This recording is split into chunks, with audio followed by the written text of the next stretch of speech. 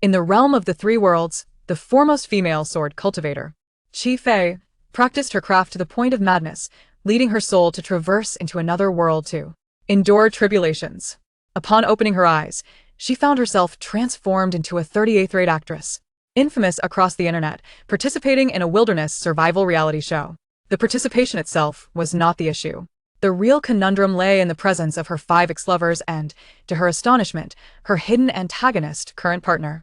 The audience erupted in vehement criticism. Yet, as the live broadcast commenced, Chapter 1, an inauspicious beginning into hellish mode. As Qi Fei opened her eyes, a strikingly handsome face loomed before her. The man was slightly breathless, droplets of water cascading from his sculpted jaw onto her face. The sensation was jarring and unwelcome. She immediately scowled. Was this an ambush? Another ploy of seduction? In the blink of an eye, Qi Fei rose and unleashed a punch aimed squarely at his face. Bang! The man's tall figure arced through the air, soaring 2 meters before crashing into the sandy shore. She dusted off her hands with a cold smirk. Surely, he would only impede her speed in drawing her sword had the ultimers of the cultivation realm not grasped this fundamental truth over the years. However, her attention soon shifted to the surrounding strangeness. She stood at the edge of a beach, flanked by 3 unfamiliar individuals, 2 men and a woman, while a buzzing black object hovered overhead. At that moment, everyone gaped at her in shock. What was happening? Who were these people? Furrowing her brow, Qi Fei pondered. Had her months of seclusion in cultivation led her to hallucinations? The drone's footage captured the scene, while the live chat exploded with comments. Oh my, did she just hit the esteemed actor Liu? Has Qi Fei lost her mind? This is utterly ridiculous. After being rescued from her suicide attempt, she repays kindness with malice. Extreme insanity. I must ask when Qi Fei plans to exit the entertainment industry. Is it just me, or is her mental state rather questionable? Is she attempting to attract Liu's attention by such outrageous means? Good grief. It's infuriating. Qi Fei, just leave. Amidst the astonishment, Qi Fei frowned. Before she could voice her confusion, a chime echoed in her mind. Greetings, host. I am your devoted assistant. You may call me Little Bell, a system. The information has been successfully transmitted. Please accept it. Esteemed master. As the words faded, a torrent of information flooded her consciousness. She had assumed the role of the genuine daughter's counterpart, a mere imitation of Qi Fei. Liu Ji, a child star who debuted at 13 and achieved a grand slam of awards, established a talent agency by 18, ostensibly an actor, but in reality a formidable capitalist. And Qi Fei blinked, uncertain of her perception. Upon closer examination, the system's information was crystal clear. Liu Ji was her husband, and they currently existed in a concealed marital state. Concealed marriage? Husband? Antagonist. So, just moments ago, she had punched her own husband into the sea. Qi Fei. Was this the price of her madness? Had she truly begun her journey in hellish mode? With pursed lips, she inquired, how many points must I accumulate? A total of 400 million. Qi Fei. How much? Before she could comprehend the number of zeros, a voice erupted beside her. Have you lost your mind, Qi Fei? Shen Hanji charged forward. How dare you strike someone? The director quickly reacted. Hurry. Assist Liu Ji, and take him to the hospital.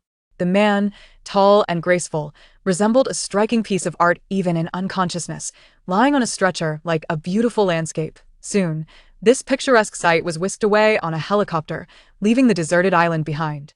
Is Liu Ji truly unconscious? Oh no. Our beloved Liu has been subdued by this wicked woman. Enough is enough. Qi Fei, how utterly despicable. Qi Fei cast a glance at Shen Hanji, and information automatically populated her mind. Shen Hanji, male, 26 years old, a social media influencer, had once set a record for selling 5 million pairs of men's underwear in a single day and was one of Qi Fei's former lovers. One of her former lovers. Qi Fei felt a shiver run down her spine as she perused the details. The sheer number of ex-lovers and the provocative nature of their personas were utterly unprecedented enough to fill a mahjong table with extra players. Before her stood the most peculiar of her former partners, whose reason for their breakup was his insistence on splitting the cost of 2 cups of milk tea. Qi Fei. She understood now this system was merely toying with her, wasn't it? Shen Hanji continued his tirade. You clearly have ill intentions. Liu Ji selflessly saved you, and you had the audacity to shout about jumping into the sea, and now you dress like this? Who wouldn't see through your motives? He scoffed. A woman dressed like that. Do you not feel any shame? What respectable woman would present herself in such a manner? Qi Fei glanced down at her attire. a perfectly normal bikini, complemented by a sheer cover-up that subtly hinted at her figure. Combined with her slightly voluptuous physique, it did indeed attract attention. She slowly raised her gaze to meet Shun Hanzi's. He stood clad in beach shorts and a tank top, deliberately showcasing his toned abdomen. Though the cultivation world had its own strict conventions, Chi Fei understood that every realm had its own norms. Surely, he could not be that foolish to criticize her. Chi Fei is indeed the most scandalous in the entertainment industry. However, I believe in the freedom of dress. Critiquing her attire is rather tasteless, especially at the beach, not in a formal setting. Could it be? Does Chi Fei have fans now? She can be scandalous, but mustn't we allow her to express herself? Seeing Chi Fei's silence, Shun Hanji became convinced that she was guilty. Under normal circumstances, Chi Fei would have already erupted in anger. How could she remain so composed? Do you think I am attempting to seduce him? Chi Fei interrupted Shun Hanji. He faltered, then laughed in disbelief. Isn't that the case? If that's what seduction entails. Chi Fei's lips curled into a smirk as she leaned in closer. Then perhaps I should seduce you too? Her features, magnified in proximity, radiated allure, her crimson lips curling enticingly. Shun Hanji was momentarily entranced. The next instant, pain surged through him. Shun Hanji was sent sprawling, sliding 5 meters along the beach, his cries echoing in the air before abruptly falling silent. In that very moment, the world fell into a profound silence. Chapter 2. What kind of respectable man dresses like this? Am I seeing things, or did she actually kick him? Damn that Chi Fei. How dare she strike Shiji? I will make her pay. What on earth is this woman doing? First, she targets the renowned actor Liu, and now Shun Hanji. This is outright assault. Why isn't the director calling the police? Can someone make her leave, please? The guests were stunned when Chi Fei suddenly resorted to violence. Taking a moment to process the situation before they rushed towards Shun Hanji, Xiaoling shouted in a high-pitched voice, nearly losing her composure. What have you done, host? She provoked me on purpose. I couldn't just stand by. This is live. Xiaoling glanced at the real-time data and nearly fainted. The audience's favorability rating was a staggering -15. 428. What on earth is happening? How do we fix this? Trembling, Xiaoling urgently warned, Master, if you continue down this path, you will never ascend. Well, if I'm destined to fail, just look at that number. How can I possibly succeed? Xiaoling, confined in the dark room, lamented. What kind of monstrous host is this? Meanwhile, the director pushed through the crowd. What has happened now? He was taken aback, staring at Shun Hanji, whose pale face lay on the beach, groaning in pain. The staff collectively turned their gaze to Chi Fei. Is this again related to her? The director was on the verge of spitting blood. Why was he so unfortunate? After finally securing a prestigious variety show, it seemed his career was now staring at a dead end before it even aired for an hour. Director Zhang. We should send Hanji to the hospital, someone suggested. Yes. We need a few people to hurry and take Hanji to the hospital. Director Zhang quickly instructed the staff. Before long, Shun Hanji was carefully lifted onto a stretcher. He clung desperately to the staff member's sleeve, refusing to let go, gritting his teeth. Director Zhang. We must get an explanation for today's events. As soon as he spoke, the barrage of comments exploded again, primarily targeting Chi Fei. RGG is so pitiful. What did he do wrong? He merely spoke up for Liu and sought justice, only to be assaulted by that vile woman Chi Fei. Chi Fei is disgusting. Trash. Exactly. Liu is still in the hospital. Why is Chi Fei allowed to prance around under our noses? We demand Chi Fei to exit the entertainment industry. No words left. Let us offer incense to Chi Fei. I swear I won't rest until Chi Fei is imprisoned. Naturally, Chi Fei was oblivious to the online sentiments. And even if she saw them, she would remain unfazed. Lazily lifting her eyelids, she questioned Shun Hanji. What explanation do you want? Speak up. The silence Xiaoling exclaimed in horror. She wished she could rush up and cover Shun Hanji's mouth. The comments continued to berate. Wow. Her tone suggests she as saying, whatever explanation you want, I'll give it to you. How shameless. Is she not embarrassed? When will Chi Fei leave the entertainment industry? Shun Hanji, upon meeting her gaze, involuntarily shuddered and urged, Hurry, I need to go to the hospital. Shun Hanji's cold voice reverberated throughout the venue. Didn't he want an explanation? Why the rush? Allow me to provide that for you. She firmly tugged at Shun Hanji's stretcher, pulling it towards herself. Did you not look in the mirror before leaving this morning? Just look at those tight beach shorts. What kind of respectable man dresses like this? Have you no sense of decorum? An abrupt silence fell over the crowd. Are you alright? Are you okay? Isn't this precisely what Shin Hanji just said about her? What nonsense is this washed-up Chife spouting? Let go of our Gigi. Shin Hanji glared at her, indignantly retorting, What are you babbling about? Chife, with a flick of her wrist, sent him soaring into the air. Does this mean you're suggesting you shouldn't wear anything below? Those tight pants leave nothing to the imagination. What are you trying to do? Seduce the entire nation? Is that even possible? A self-destructive move? And don't get me started on those legs. Goodness, the leg hair. Women can't wear bikinis, but men can don hairy shorts? Shun Hanji was left speechless, gasping. His face flushed with anger as he nearly fainted on the stretcher. The director was also on the brink of collapse. He was losing his mind. After today, he would surely be bombarded by Shun Hanji's legion of fans. Everyone was engulfed in shock. What had transpired? A voice, as refreshing as a clear spring, broke the tension. The goddess has arrived. Quick, run. There's a madwoman here. Ah. Jinjin. Don't go near her. Jinjin is walking towards Chife. Stop. Stay away from that rabid dog. Surely, she wouldn't bite Jinjin too? Jinjin is her sister. It can't be that bad. Chife turned to the newcomer, her mind automatically recalling the woman's information. Chi Yujin, female, 23 years old, a top-tier artist in the entertainment industry, known more for her self-promotion than actual talent. She is the protagonist of the book 100 Tips for Winning Over Your Wife, and is also the nominal sister of the original host. In her memories, Chi Yujin had often leveraged her luck to suppress the original host, causing the latter to feel increasingly invisible within the Chi family, eventually leading her to seek attention through increasingly annoying behavior. Jinjin, you've finally arrived. Upon seeing Chi Yujin approaching, someone reacted as if they had found a savior, exclaiming, You have no idea what we just went through. Chife has gone mad. She inexplicably attacked people, first sending the actor Liu to the hospital, and now look, even Hanji is on a stretcher. How could you have such a sister? Chi Yujin raised an eyebrow upon hearing this. Chife had caused chaos without any prompting? How perfect. The director pondered for a moment. This situation was indeed escalating. He had to take a stance to provide the audience with an explanation. Chapter 3. A revelatory conversation. She has arrived. Chife raised her gaze. Before she could utter a word, Chi Yujin stepped forward. Everyone, may I have a moment of your time? Chi Yujin's voice was gentle, her demeanor soothing. Although I am unaware of what transpired earlier, I know that violence is never the answer. And I am willing to apologize on behalf of my sister. Someone couldn't hold back. Jinjin, you are too kind. Time and again, your sister causes trouble. And you are the one left to clean up after her. The live chat exploded with derogatory comments. Chife successfully trapped me.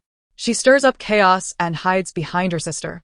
Jinjin is so unfortunate to have Chife as a sister. How many have turned against her because of Chife? Her appearance now seemed gracious and composed. Did she think it would be that easy to escape? Not a chance. She continued, Sister, what you did is indeed unacceptable. Hanji did nothing to provoke you. You really need to work on your temper. While others might be oblivious, she was acutely aware. Chife had always been like a turtle in the face of public opinion, wishing to retreat into her shell. Who knows how panicked she must be inside right now. A smile slowly emerged on Chi Yujin's face. Yet, in the next moment, Chife interjected. So, am I now mute? She turned to look at her. The smile on Chi Yujin's lips froze. What did she just say? Chife squinted her eyes. As for whether this would affect the unfolding narrative or whether she would face backlash and be unable to ascend, she was frankly not concerned about such distant implications. Xiaoling exclaimed, I implore you to consider the consequences, Master. Chife, as long as I refuse to cooperate with the plot, can it still manipulate me? Why do I feel a chill down my spine every time I hear the sister speak? Me too. I thought I was the only one. What kind of mischief is Chife up to again? I have a bad feeling about this. Those sharing this ominous premonition were not limited to the viewers in the live stream. Previous guests and staff who had experienced her sharp tongue also shuddered, sealing their lips like quail, shrinking into silence. Kaiyuzan pursed her lips. Sister, what do you mean by that? I am genuinely trying to help you. Thank you for your kindness, dear sister, Chife replied with a smile. I understand your close relationship with Shun Hanji. However, sympathy aside, the cameras are still rolling. The attendees. Close relationship? A popular young star, closely connected to a top influencer? Is there juicy gossip? Is Chife starting to bite indiscriminately now? How could we possibly have a connection with that influencer guy? This is too disheartening. Chifei is truly a heartless, ungrateful woman. What are you talking about, sister? Kaiyuzen's expression shifted, then quickly returned to composure. Shunhanji and I are friends. He was injured and naturally, I am concerned for him, but we are not in the kind of relationship you imply. Friends? But I recall you both recently got matching tattoos. Kaiyuzen. How did she know about such private matters? Xilingding. That's not how plot information is supposed to work. Shunhanji's tattoo is on his ankle, and yours is on your lower back. Oh, and this. Chifei reached out and yanked a necklace from around Shunhanji's neck. He had no time to protect it, and the sudden tug caused him pain, eliciting a gasp. Isn't this your couple-s necklace? Chifei remarked. Kaiyuzen's expression instantly changed. So, such things can also be done in a friendship? Chifei mused. The atmosphere fell silent.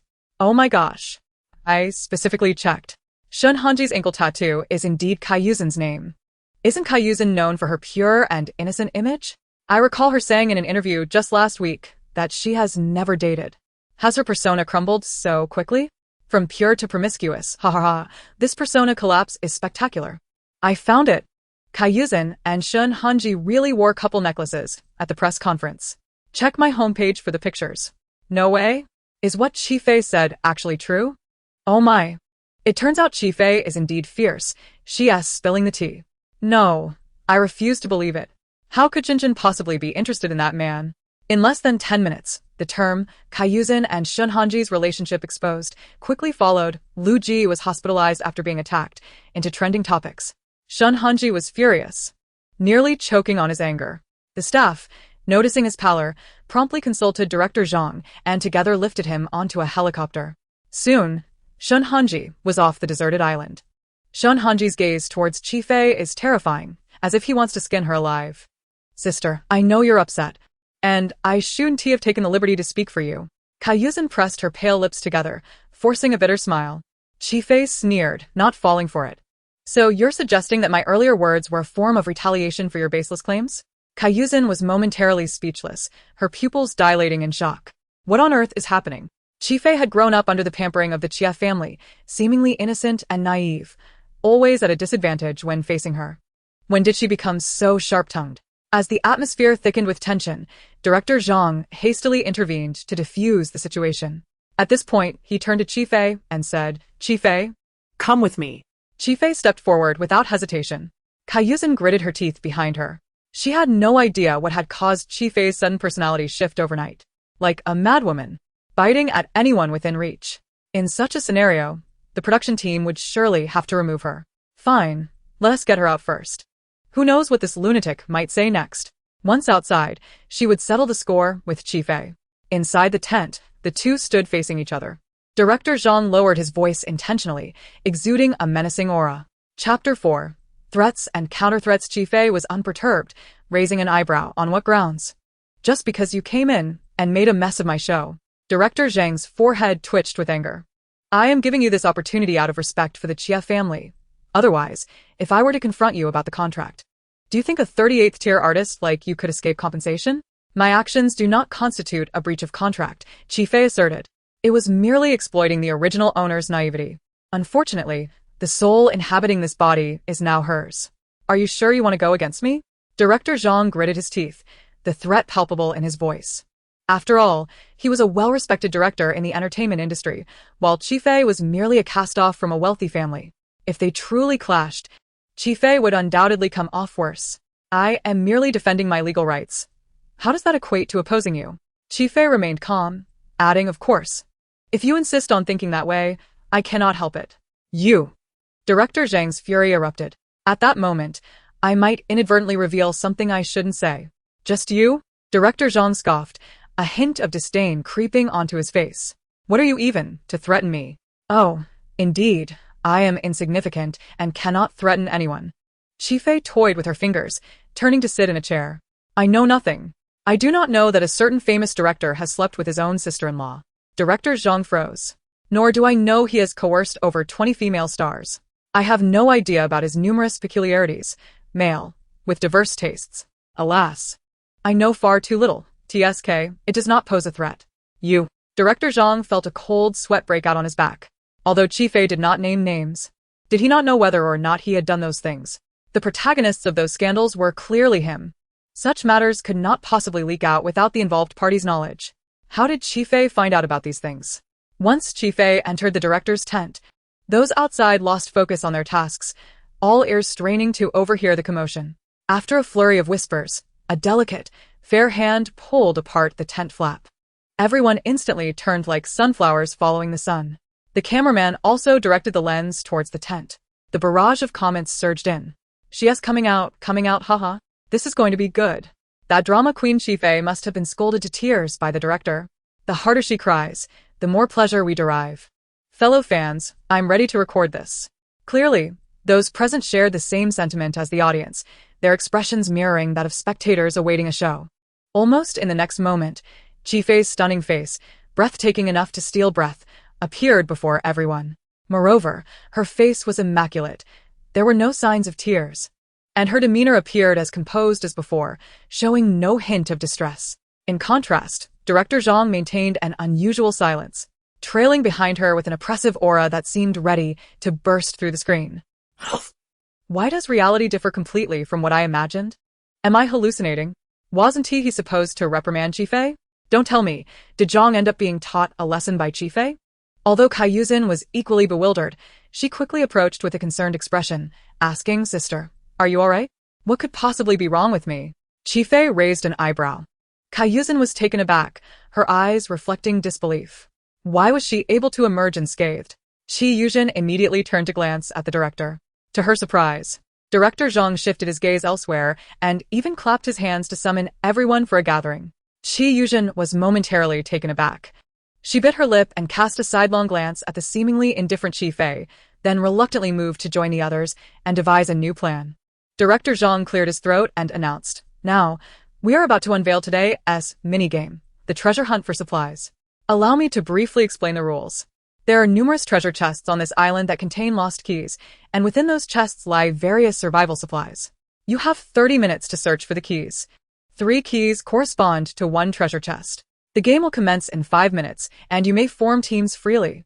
This game seems tailor-made for our dear Yuzhen, who doesn't know that her luck is simply extraordinary. Raise your hand if you've seen Chi-Yuzhen in other variety shows. Her luck can only be described as exaggerated. She probably won't even need to search actively, as the keys will just appear before her. Is it really that exaggerated? Come on, sisters. Ha ha ha, I just want to see Chi-Fei being thoroughly overshadowed by Chi-Yuzhen. Surely no one would team up with Chi-Fei? With her stature, she'd be eliminated in less than a day." As soon as the rules were announced, most of the participants began to gravitate towards Chi-Yuzhen. The guests surrounded her like moths to a flame, while Chi-Fei stood alone in her corner. Chi-Yuzhen looked at Chi-Fei with a conflicted expression. "Sister, I had intended to team up with you, but as you can see, my side is rather crowded." Upon hearing this, her teammates reacted vehemently. "No way. Chi-Fei cannot join our team. Indeed, she's merely a liability. What can she possibly contribute? She'll only divide our hard-earned spoils. But right now, your sister is all alone," Chi-Yuzhen countered. "This deserted island harbors many hidden dangers, and I'm quite concerned about her going off on her own. Seeing her makes me uneasy." Another teammate interjected. "If she joins our team, I'll withdraw." "Me too. I'll quit as well. Everyone please remain calm." Chi-Yuzhen gently soothed her teammates and turned to Chi-Fei with a hint of remorse. "I'm sorry, but I cannot abandon my teammates, so you may need to join another team." Before she could finish her sentence, Chi-Fei brushed past her and headed towards the woods. Chi-Yuzhen frowned, watching her retreating figure, feeling somewhat awkward. What else with the attitude? How arrogant. Yuzhen is speaking to you. Are you deaf? Could it be? Is Chi-Fei really planning to go solo? That's the best joke I've heard this year. Throughout her life, she had never lost when it came to luck. Chi-Fei's folly, she had resolved to witness. Chapter 5, Report. The number of viewers in Chi-Fei's live stream skyrockets. The game officially commenced. Initially, everyone believed this was merely a simple treasure hunt, a casual search for keys, but most guests wandered around the perimeter of the deserted island, yielding no results. As time ticked by, a growing sense of impatience settled in. Has anyone found a key yet? Surely there can't be just a few keys on this entire island? I've even started digging in the sand. I haven't seen a thing. Under the blazing sun, the guests quickly began to sweat. Finally, A man's voice rang out with delight. "Aw, I found one." Envy radiated from the other guests. "I'm genuinely going to die laughing here, huh? This guest has only found one key, yet the others look so desperate." "Quick. Go envy Yujin's teammate." So this is what it feels like to win effortlessly. I've been counting the keys for Yujin, and wow, that makes 5. No wonder the guests around this area can't find keys. It seems Yujin has taken them all. Let us be clear, this is a competitive game. Yujin found those keys through her own merit. It's not as if she stole them from others. To be honest, some fans of certain female stars are rather sensitive. Oh my goodness, Yujin found another one. Her luck is almost uncanny. Yujin is incredible. I hope some of that luck rubs off on me for my exams. Yujin, accompanied by her 3 teammates, wandered about as if strolling through a garden, occasionally getting hit on the head by keys falling from trees or tripping over a buried key box in the sand. Amidst various minor mishaps, she had already discovered 8 keys in just 20 minutes. This number far exceeded that of her peers. The guests trailing behind her were left in awe, showering her with compliments, which made Yujin feel elated. Though she maintained a facade of innocence and humility, inside, she held a disdain for her 3 male companions. They were all robust men, yet upon witnessing her ease in finding keys, they began to slack off, merely trailing behind her in hopes of reaping the benefits. If it weren't to irritate Fei, she wouldn't have bothered teaming up with them. As Yujin envisioned the moment she would triumph over Fei, she suppressed her growing irritation. Meanwhile, in the director's tent. So, how are the viewer numbers in Yujin's live stream? They must have surged, right? Director Zhang entered the tent, smiling. They had invited Yujin precisely for her data. Her large fanbase and inexplicable streak of luck naturally drew people to her. Even before her arrival, there were already organized efforts on Weibo to check in at her live stream, under the pretense of sharing good fortune. Thus, her live stream data was bound to be impressive. Suddenly, the assistant director spoke up. Director Zhang paused mid-sip of his drink. "What is going on?" The assistant director leaned closer to the screen, staring for a few seconds before saying, "The highest-ranked live stream isn't Yujin's." "What?" Director Zhang immediately approached. "If it's not Yujin, then who is it?" "It's Fei." "What? Fei?" The assistant director, having confirmed, noted that Fei's live stream numbers had surged dramatically, now ranking first in the outdoor category and 15th overall. Upon hearing this, the director and producers gathered around. "Have we figured out the reason?" The assistant director shook his head. "Since she's acting alone, I didn't pay much attention to her side." As he spoke, he clicked a few times on the screen, only to find the live stream image stuck, preventing him from analyzing the cause of her rising popularity. Previously, her live stream had been ranked at around 30. The producer was equally perplexed. Could she be causing some sort of trouble again? Director Zhang. "We've received an urgent signal from Xiao Lu." Another assistant director suddenly exclaimed. "Another urgent signal?" The assistant director grew anxious, as Xiao Lu had been sending continuous alerts, indicating some pressing issue on his end. Director Zhang's expression darkened. Such signals were only sent to the director's team when staff encountered uncontrollable situations. He gritted his teeth, immediately contact Xiao Lu to clarify the situation, and swiftly resolve the issues with Fei's live stream. "I want to see her side's footage ASAP." As Yujin entered the tent, she overheard the director's last remark. Following closely behind her were her 3 teammates and a compact drone. Sensing the tense atmosphere within the tent, she maintained a composed demeanor as she approached. "Director, I'm here to submit the keys." Upon seeing her, Director Zhang's expression softened slightly. "All right, how many did you find?" "A total of 10. Count them." Yujin placed the keys on the table. Director Zhang regarded her with surprise. "Yujin, your luck is remarkable." One of the female assistant directors, named Wong, remarked. "We deliberately concealed the keys this time. Finding 10 out of 35 is quite impressive. This is the result of everyone's joint efforts." Yujin humbly bowed her head and added, "By the way, I overheard Director Zhang mention my sister when I entered. Is there an issue on her end?" Deputy Director Wong, who had always sought to curry favor with the Qi family, promptly recounted the situation upon hearing her inquiry. In conclusion, she shook her head and sighed. "You know, you're still being dragged down by your sister." "My sister and I are family. There's no such thing as being a burden." Yujin replied with a faint smile, her makeup exuding a natural charm that effortlessly endeared her to others. "I understand my sister. She merely seeks our parents' attention and harbors no ill intentions. It may be quite challenging for her to find the keys alone." If she wishes, I can lend her mine later. You truly have no words for your sister, Deputy Director Wong said, casting a helpless glance her way, but she likely wouldn't appreciate it. I knew it. An angel like Jinjin is simply too perfect. Jinjin is beautiful and kind-hearted. I take great pride in such an idol. Why would she share her keys with Chi Fei? What qualifications does that leech have? Jinjin, please don't assist Chi Fei. Wouldn't it be better to see her eliminated quickly? Jinjin is stunning on her own. Do not involve that waste. Director Zhang, we should search for my sister. Chi Yuzhen expressed her concern. I'm worried she might encounter trouble alone. Before Director Zhang could respond, another voice suddenly interjected. Director Zhang, the live stream from Chi Fei's room has resumed. Quickly, bring it up. Director Zhang hurried over, and soon the monitor was surrounded by a crowd. As they finally discerned the scene in the live stream, everyone was momentarily taken aback. There sat Chi Fei, leisurely resting against a tree branch, her eyes closed. The sky was a brilliant blue, and radiant sunlight filtered through the leaves, casting a glow upon her skin that made it appear even more delicate, her features strikingly perfect, almost otherworldly.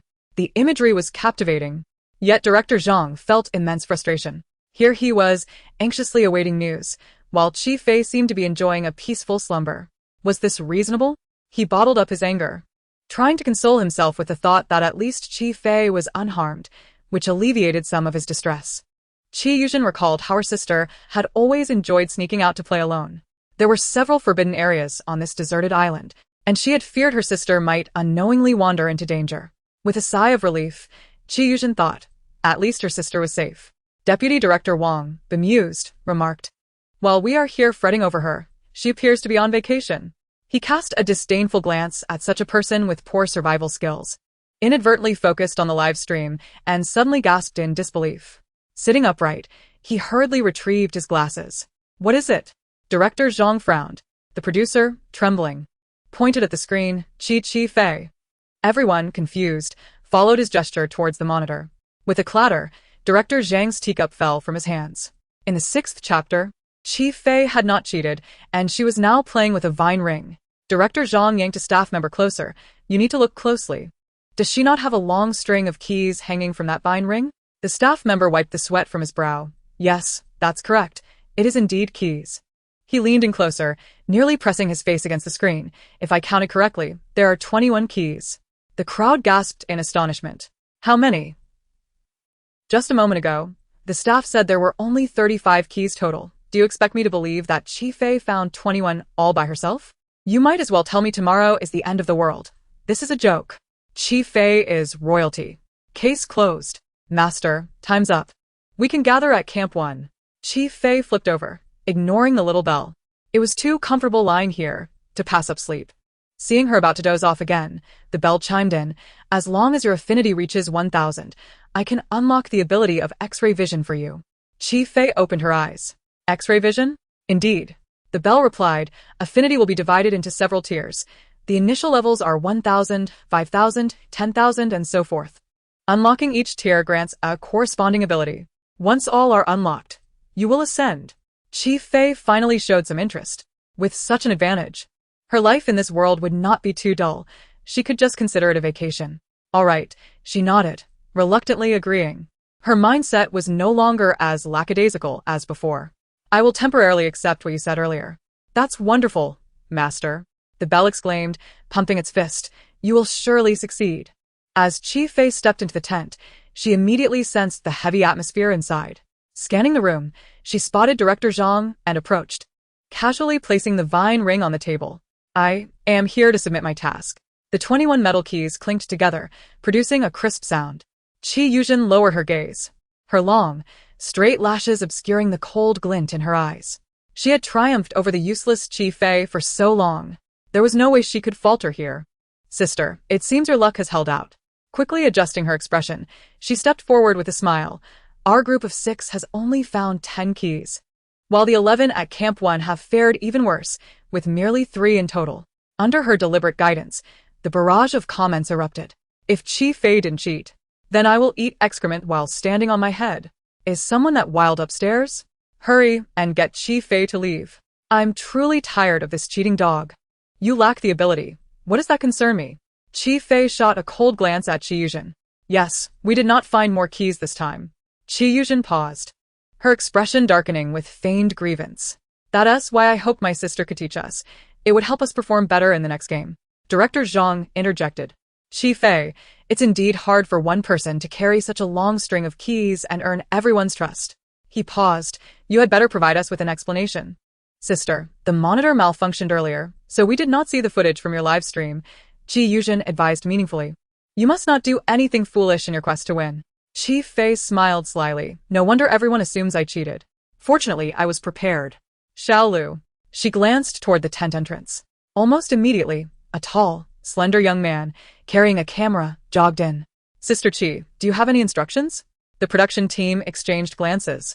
Sensing something amiss at his demeanor towards Qi Fei, Xiao Lu had been signaling to the production team. Could it be related to Qi Fei? Show them what you recorded. Qi Fei instructed. Understood, Xiao Lu replied, his eyes filled with sympathy as he glanced at Director Zhang and the others. What is Qi Fei talking about? She did not cheat? Impossible. Absolutely impossible. Are we not aware of what Qi Fei is like? How could she possibly find so many keys? This feels ominous. I just came from Qi Fei's live stream. Everyone, take a look. Shocking my entire family. What? I couldn't access her live stream earlier. What happened? What is going on? This sounds thrilling. The screen initially shook, but a few seconds later, Qi Fei appeared, hanging upside down from a tree, motionless. The crowd held their breath in anticipation. Minutes passed, and Qi Yuzhen straightened up, laughing. Sister, are you just going to show us your sleeping face? The audience was equally bemused. What is this supposed to be? Why are we being shown this? In that moment, Qi Fei suddenly sprang into action. She agilely leaped down from the tree branch and walked straight towards the beach. Aha, I found the first one, she exclaimed, bending down to dig into the sand, unearthing a key box. Everyone was bewildered. What is this operation? How can she accurately locate the hidden keys in the sand? The camera continued to follow her movements. Qi Fei, undeterred, abruptly turned left and approached a large tree. With swift motions, she unearthed another key box from beside the tree. But that was not all. Without pausing for even a second, she immediately changed her direction and pulled out a third key box from the thicket. Qi Yu's lips tightened, unable to suppress her frustration as she watched the entire video almost masochistically. In a 30-minute game, Qi Fei had found the keys in just 10 minutes. The remaining 20 minutes were either spent sleeping or playing. Was that even possible? Clearly, it was Qi Fei who was the lucky one. The others, hearing her assertive claims, began to harbor doubts. Director Zhang declared that since Qi Fei had cleared her name of cheating allegations, all 21 keys would count towards her game score. As the assembly time approached, a crowd had gathered outside Camp 1, animatedly discussing the key situation. Upon exchanging information, they discovered that apart from Qi's team, the other 10 or so individuals had collectively found only 3 keys, which was simply absurd. Qi's teammates were surrounded by envious glances, swelling with pride. As Qi Fei appeared, someone could no longer contain themselves and approached her with an expression of provocation. Qi Yu understood the intent of this fool and preemptively interjected. Zhou Liang, the time is up. Let's gather first. Zhou Liang, towering and muscular, blocked Qi Fei's path. Norush. I just need to speak a few words with Miss Qi. Qi Fei halted her steps and suddenly turned to Qi Yu, flashing a radiant smile. Zhenzhen, run quickly. Be careful of someone trying to take advantage. Isn't it just a game? Does Qi Fei really think so highly of herself? Chapter 7. Winning a game. Isn't it just about having hands? Qi Fei, have you finished your day trip on the deserted island? Zhou Yang's booming voice resonated throughout the camp. Qi Yu attempted to interrupt him again. It's not what you think. We need to gather first. Zhou Yang gazed at her with a gentle expression. Zhenzhen, I understand your kindness. It's all right. I can assist you with some matters. I don't need you to do anything. I just wish for you to be quiet. Yet, as before, Zhou Yang ignored her hints. Qi Fei, without anyone to team up with, you will struggle on this deserted island. Qi Fei raised an eyebrow. Zhou Liang scoffed. Our team found a total of 10 keys. Even if you are Zhenzhen's sister, we won't be sharing the keys with you. Ha ha ha. Thank you, Zhou Liang, for providing me with the greatest amusement since I started watching this variety show. A total of 10 keys. Highlight that. That's a lot. Ha ha ha. I'll never forget this smug expression. Is 10 keys a lot? Qi Fei asked earnestly. Zhou Liang burst into laughter. You haven't found a single key. Yet you speak so boldly. What nerve! Suddenly, he was left speechless, wide-eyed. The camera shifted, and the audience went wild. Ha ha ha, she hung all the keys around her neck. Help, it's too funny. I want to hold back, but I can't. Qi Fei shook the keys and smiled. Is this the key you're referring to? Zhou Liang exclaimed. Where did you steal so many from? Steal? Qi Fei replied, surprised. Isn't it enough just to have hands? With that, she circled around the area confidently, remarking, I heard your team of 7 only found 10 keys in half an hour? Her tone was filled with mock pity. Zhou Liang was left speechless as she turned to leave, leaving him with a sullen expression. I'm really going to die laughing at Qi Fei. Qi Fei is such a comedian. I'm starting to like her personality. Huh. But it's just a small game win. She should be careful not to stumble later. As a mere bystander, I am astounded by the double standards of certain fans. Where's your dignity? Did a dog eat it? Hey, please don't insult dogs. Little Belle was left speechless by Qi Fei's sudden bold maneuver. It had intended to caution her against being so ostentatious, but upon detecting the metrics, it was frozen in shock. Oh my, master, your favorability rating is actually increasing. And the number keeps rising. Qi Fei paused. Really? Absolutely. It's at 1,500 now. Congratulations, master. What's there to celebrate? Qi Fei felt no excitement. That number would eventually turn her into a Mediterranean. Unlock my X-ray vision. All right. Little Belle chuckled. Master, your X-ray ability has been successfully unlocked. You can use it anytime.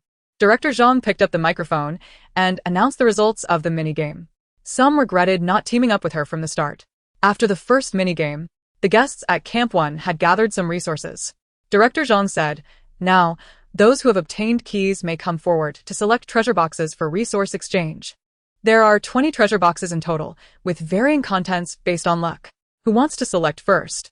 Qi smiled and graciously offered, Sister, you should go first.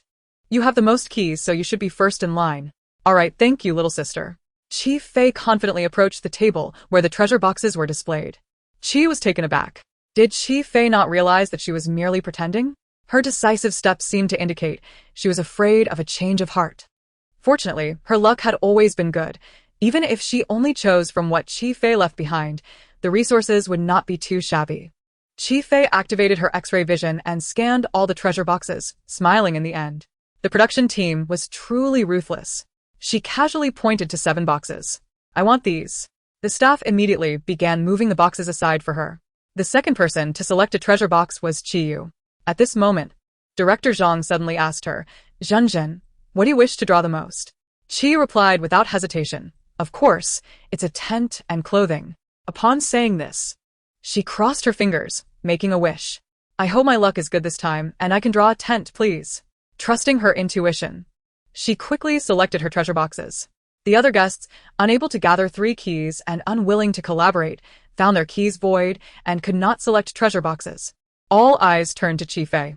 Although Qi was anxious, she was more curious about the resources Qi Fei had acquired. Qi Fei glanced at Qiyu and casually opened one of the treasure boxes. Wow. It's a lighter. Other guests gasped in envy. Qiyu frowned slightly. The first box revealed a lighter. How fortunate is Qi Fei? Her teammate spoke up beside her. Zhenzhen, no need to be afraid. I will create fire by friction. Kaiyuzhen immediately smiled at the speaker. You are truly impressive. Qi Fei then opened the second box, which contained a windbreaker. The guests were once again envious. Clothing is great. It is a much-needed resource at this moment. I regret wearing short sleeves and shorts to this deserted island. I thought acquiring supplies would be easy, but it has proven quite challenging. Indeed. What will I do if this outfit gets dirty? Qi Fei nodded in agreement internally. Ironically, the original owner had a penchant for beauty and had come dressed in a swimsuit and shorts. How could Qi Fei tolerate that?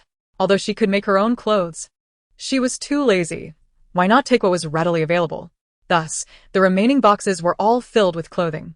Qi Fei's current supplies included 1 lighter, 2 windbreakers, 2 pairs of wind pants, and 2 pairs of waterproof hiking shoes.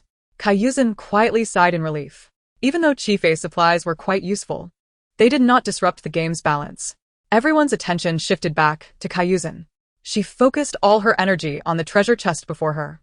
Taking a deep breath, she opened the first one, and her eyes brightened instantly. Chapter 8. I am allergic to the air around you. Inside was a tent. Although its design was ordinary, its utility on this deserted island was immense. What a great item! Her teammates exclaimed. Kaiyuzen's smile widened as she opened the second treasure chest. Another tent emerged, and gasps of astonishment filled the air. 2 tents at once. What luck! Truly a lucky charm. The comments were flooded with excitement. Is this for real? Riding on good fortune. Jinjin continued to attract good luck. So, what if you find more keys? In the end, it all comes down to luck in obtaining supplies, ha. Chifei will never outshine Jinjin. Little Belle was puzzled. Master, why don't you want the tent? Chifei, holding an armful of clothing, looked quite satisfied. I'm cold. And a tent cannot be worn. Little Belle seemed to understand as she responded with an "oh." She slowly opened the third box, revealing a beautiful long dress. Kaiyuzen laughed with joy. She had been silently wishing for a lovely dress while opening the boxes. No matter how harsh the environment, she was determined to maintain her dignity as an idol. To her surprise, she indeed drew a dress. As the treasure chests were finally opened, the guest's survival journey on the deserted island officially commenced. The sky was darkening. Everyone hurried to take action. Those with tents set them up, while others formed teams to search for caves or build temporary shelters. Kaiyuzen's 5 teammates surrounded her, their words filled with gratitude and relief. Jinjin, thanks to you, we have a tent to stay in. Some, even with 7 chances, would still manage to avoid getting a tent. Haha. We can finally sleep well tonight. Kaiyuzen listened with a smile, catching a glimpse of Chifei passing by her campsite. She called out, sister. Her tone was soft.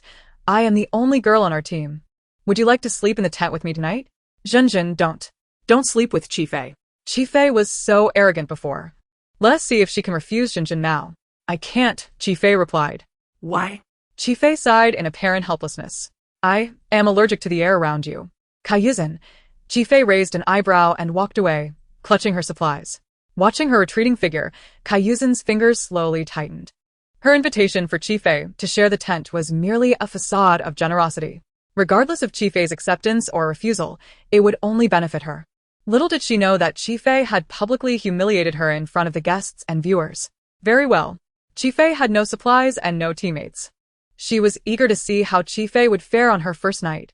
By 7 o'clock, most of the guests had gone to sleep on empty stomachs. The entire deserted island was eerily quiet. Kaiyuzen and her teammates sat around the campfire, smiling for the drone's camera. Due to the tight schedule on the first day, their team had only managed to find some wild fruits and materials for starting a fire.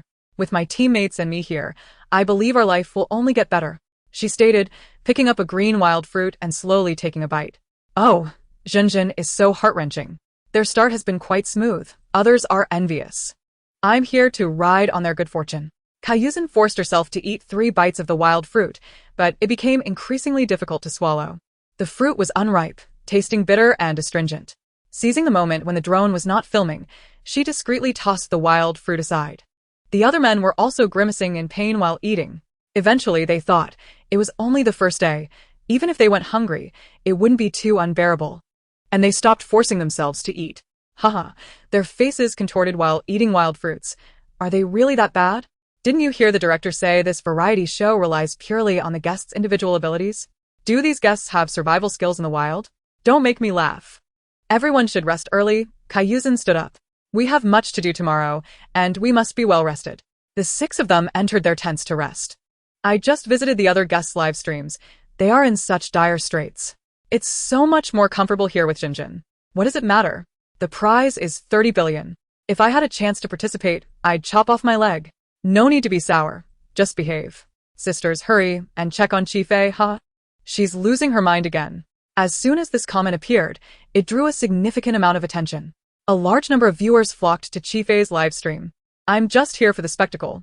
What is she doing? Chifei was busy collecting vines, branches, and banana leaves.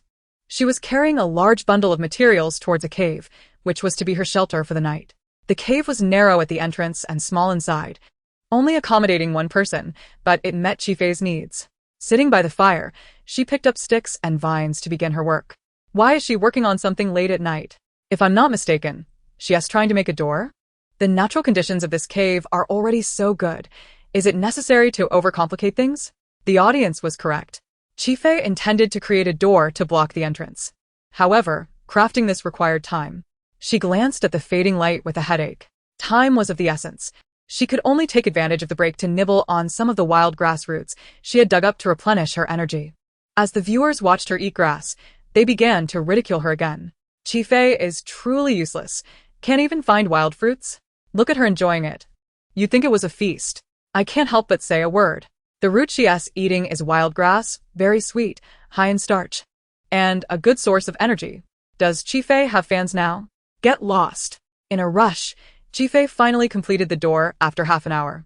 She laid the fence on the ground and secured 2 thick layers of banana leaves on top with vines. Sigh, this first day was so disappointing.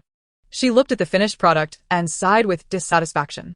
At least I can sleep soundly. As soon as she said this, the comments erupted again. Who do you think you are to say that? Incredible. If you don't want to participate, just leave. No one is begging you to stay.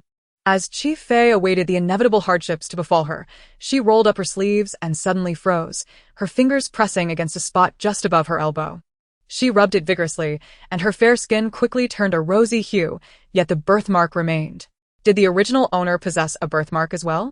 She inquired of the little bell. Could it be that there existed a connection between her and the original owner?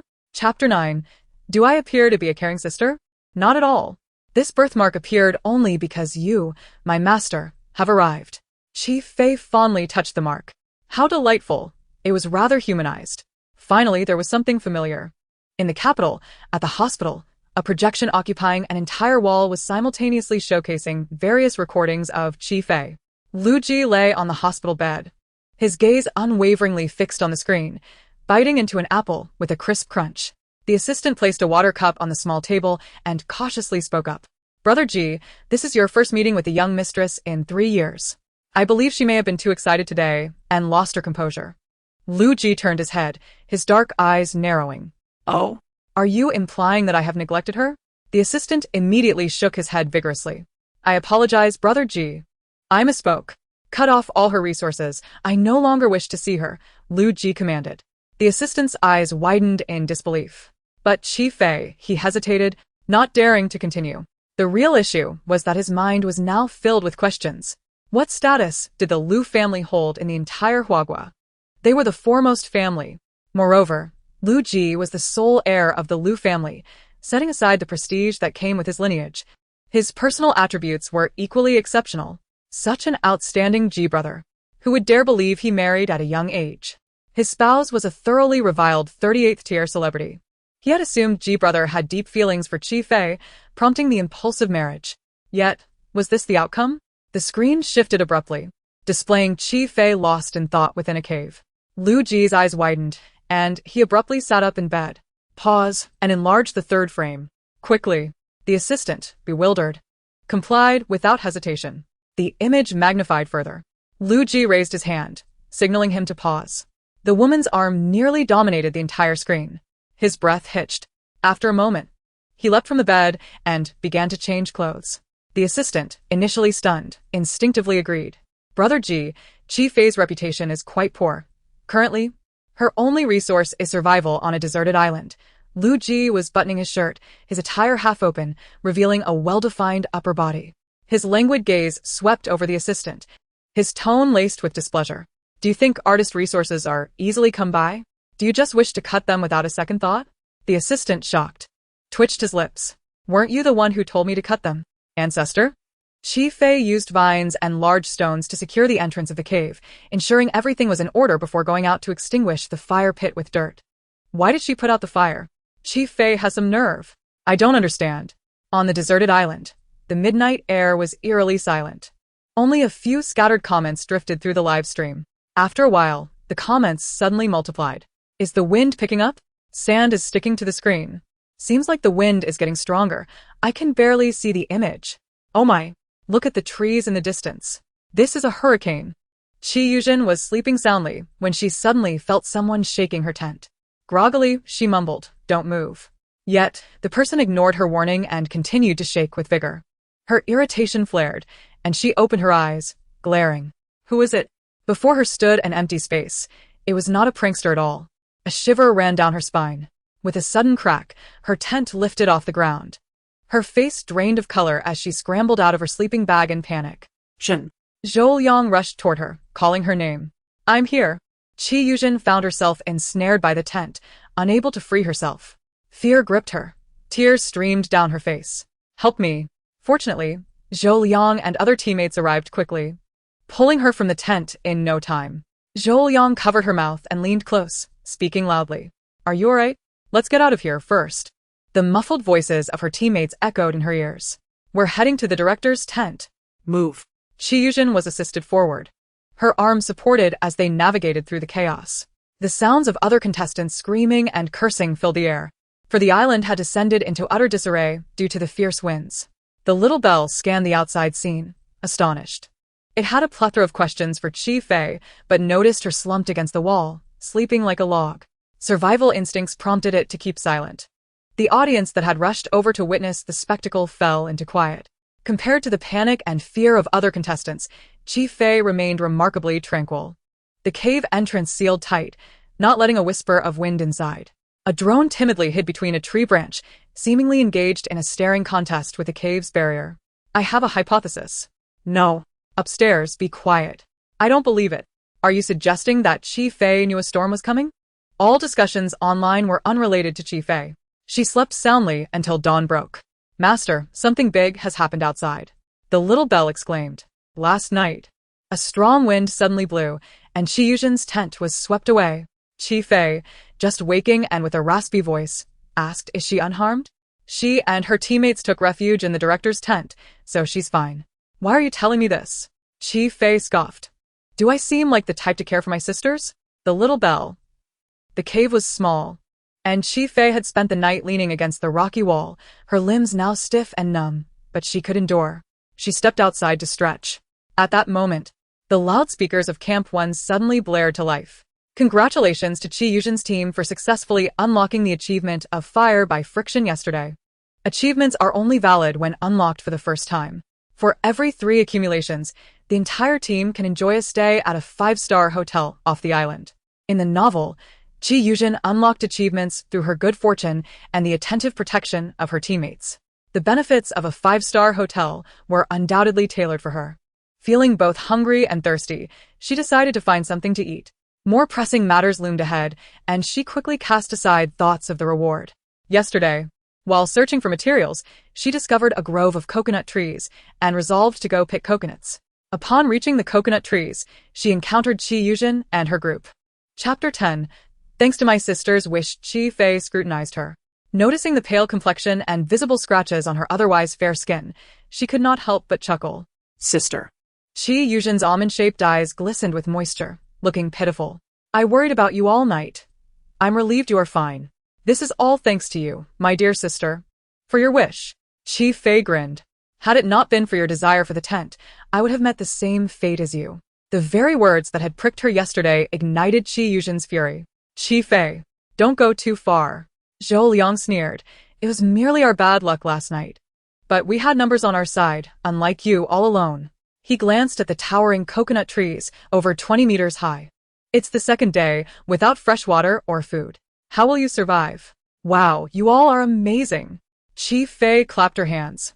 With your skills, surely you can help Zhen with her water and food problem, right? Of course. Zhou Liang swiftly interjected, not only about fresh water and food, but our team will soon leave the island to enjoy the luxuries of a 5-star hotel. Allow me to congratulate you in advance, Qi Fei responded while gesturing invitingly. Since there are so many of you, please go ahead. I will wait in line. Qi Fei, what are you up to? It's only the first day. And you're already acting superior? Waiting to see Qi Fei get a taste of her own medicine. You'll have your moment of tears. Zhou Liang, provoked by Qi Fei's words, impulsively rolled up his sleeves and headed towards the nearest coconut tree. Everyone come look. Qi Fei exclaimed, reveling in the chaos. As Zhou Liang was about to climb the coconut tree to pick coconuts for Xinzhen, nearby guests were instantly drawn to the spectacle, and even a few staff members joined in. Zhou Liang basked in the attention, filled with pride. Qi Yuzhen stepped forward and handed him a rope made from the tree bark, smiling gently. You can do it. Zhou Liang's handsome face flushed. Xinzhen, just wait. I will definitely get you some coconuts. He fashioned the rope into a loop and began to gesture on the coconut tree. The audience quickly became animated. Zhou Liang seems to have some skills. With a footlocking rope, he can increase friction by tying it to his shoes. Someone get Qi Fei out of here. Just seeing her face makes me want to. Qi Yuzhen laughed at Zhou Liang's confidence. With preparations complete, Zhou Liang wrapped his arms around the coconut tree and effortlessly leaped upward. The rope secured around his feet held fast against the trunk, showing no signs of slipping. Success. Zhou Liang felt a surge of joy. Qi Yuzhen encouraged him. Don't rush, take your time. I know, he replied, climbing slowly. Zhenzhen, just wait for some coconut juice. After cheerfully saying this, he looked up at the coconuts above and felt a sudden fear as the tree towered into the sky, seemingly out of reach. Yet, remembering that Qi Yuzhen was waiting below, he found an inexhaustible courage within. He silently motivated himself, commanding each movement with resolve. Miraculously, he ascended to over 5 meters. Qi Yuzhen waved her hands below, excitedly cheering him on. Zhou Liang, you can do it! Zhou Liang smiled down at her, but his body suddenly stiffened, halting midway. The crowd exchanged puzzled glances. What was wrong? Was he tired? Perhaps he was just resting. A drone flew up close to capture his expression. The audience grew anxious. What is he doing? Zhenzhen is still waiting below. Why has he stopped? With all that sweat, it's probably dripping into his eyes. Is he in pain? Hurry up, you're almost at the top. Zhou Liang tightly closed his eyes, gritting his teeth as beads of sweat cascaded down his forehead and trickled into his collar. Qi Fei squinted for a moment before declaring, he can't do it. Just because you say he can't, doesn't mean he can't, Qi Yuzhen's teammate scoffed. Are you afraid of losing to us, so you're saying that on purpose? Whatever you think. Qi Fei replied nonchalantly, he's not my teammate. Qi Yuzhen glanced at Zhou Liang, hesitating before speaking. Zhou Liang, you've already succeeded halfway, can you? I can't hold on anymore, Zhou Liang shouted, interrupting her. My legs are weak. I truly have no strength left. Qi Yuzhen took a deep breath, reluctantly saying, all right. Come down. Can you catch me? I can't move. Zhou Yuzhen. Other teammates hurriedly rushed forward, helping Zhou Liang. He trembled as he slid down. When he was just over a meter from the ground, his strength suddenly gave out. With a thud, he fell straight to the ground. Oh no, started as a hero, ended as a bear, haha. Zhou Yuzhen's teammates helped him up, their faces etched with disappointment. Qi Yuzhen turned to Qi Fei, her expression suddenly serious. Sister, we are not professionals, and we know the risks of climbing trees without safety precautions. Her tone was filled with reproach. You really shouldn't have provoked Zhou Liang like that. Stop. Qi Fei interrupted her, clearly irritated. Why should I care if he wants to climb a tree to impress you? I kicked the rope on the ground. I prepared the tools myself. And you think I'm forcing him to climb? I didn't realize I had such influence. We originally intended to just collect fallen coconuts at the base of the tree, Qi Yuzhen said. She then shifted her tone, sister, so confident. Do you have a way to climb the tree? They had suffered such embarrassment. Did Qi Fei think she could just walk away? No way. Qi Fei understood her intentions. Her gaze devoid of warmth. She disliked Qi Yuzhen precisely because she often posed as innocent while setting traps for the original owner, then feigning pity to distance herself. However, such childish tricks hardly concerned her. I won't climb the tree. Why would I come here to do that? She crossed her arms, unlike you, my sister, who is fortunate enough to casually stroll around and hope for coconuts to fall. The crowd was taken aback by her audacity. The comments in the chat flooded with disbelief. Can Qi Fei really climb a tree? That's more absurd than a pig climbing a tree. Here comes Qi Fei's absurd confidence. Qi Fei must be lightweight. After all, she's so shameless. Ha, hurry up, go on. You'll just fall and hurt yourself. Chapter 11. Is this a person or a monkey? Qi Yuzhen carefully examined Qi Fei and the ground, uncertainly asking, Sister, what tools do you have? Qi Fei rolled up her sleeves and stretched her neck. Isn't my presence enough? Qi Yuzhen. Climbing a coconut tree barehanded? Qi Fei must be out of her mind. The tree was so tall. One misstep could result in serious injury or worse. Well, since Qi Fei has chosen to act foolishly, I shall sit back and enjoy the show. The little bell grew anxious. Master, are you sure you can do this? Do you look down on me? No, not at all. The little bell quickly shook its head. You are in a mortal body now. I worry for you. If you're scared, just close your eyes. Qi Fei chuckled lightly. You coward. This level of difficulty and height is nothing in the realm of cultivation. With her warm-up complete, Qi Fei suddenly sprang into action. She agilely ascended the tree. Her movements, so light that it appeared as though she were walking on level ground. The audience was left speechless, captivated in silence, as if witnessing a mesmerizing acrobatic performance. Oh my goodness! Is this really not a recorded video? Chi Fei isn't using any wires? Mom, I'm kneeling. This sister is amazing. Just asking, is this a person or a monkey? Upon reaching the top of the tree, Chi Fei wasted no time resting and reached for the nearest coconut. For drones silently followed her, surrounding her from all angles. Ignoring them, she continued to wrestle with the coconut's base. To her surprise, it was quite difficult to twist off. Chi Fei frowned, exerting force, and with a crack, the coconut came free. She casually tossed it onto the beach and continued to pick another. After gathering 4, she found it tedious and decided to stop. The way everyone looked at her changed immediately. Picking up a coconut, she smiled at Chi Yuzhen and said, "See you?" Before turning to leave, Chi Yuzhen gazed at her retreating figure, struggling to maintain her smile. At that moment, the staff checked their phones and gasped in astonishment. Really? They hurriedly followed the staff to greet Lu Ji, who was warmly surrounded by the crowd. The barrage of comments flooded in, filled with unabashed admiration. Mom. I truly crave him. Is this face for real? He's so handsome. My legs are weak. Sisters, I'll take the lead in admiration. Director Zhang remained steadfastly by Lu Ji's side. Lu Ji sat in his electric wheelchair, his sharply defined features exuding an overwhelming aura. He scanned the crowd, his brows furrowing. Where's Chi Fei? Straight to Chi Fei. As expected, Jigo is a man who repays grievances. Where's Chi Fei? Hurry up and show yourself. Ha ha ha. This is going to be entertaining. Jigo personally seeking out Chi Fei for retribution. Let's see how she escapes this time. Chi Fei has been so arrogant. It's about time she faced consequences. Director Zhang and the producer exchanged silent glances, both assuming Lu Ji had come to confront Chi Fei. After all, Lu Ji had been publicly struck by her.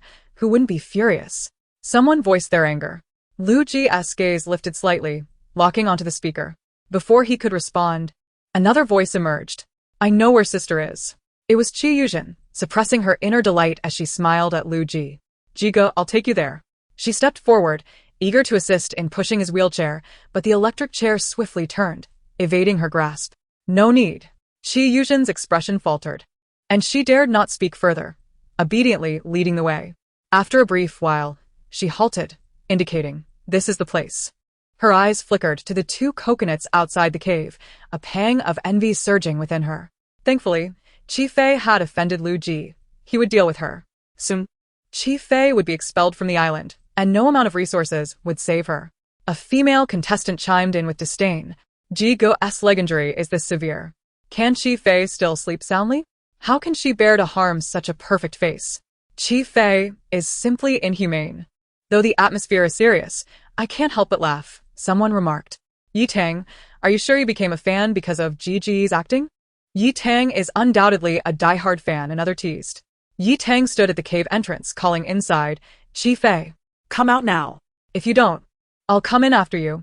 Minutes passed, and her voice grew hoarse, yet there was no response from within.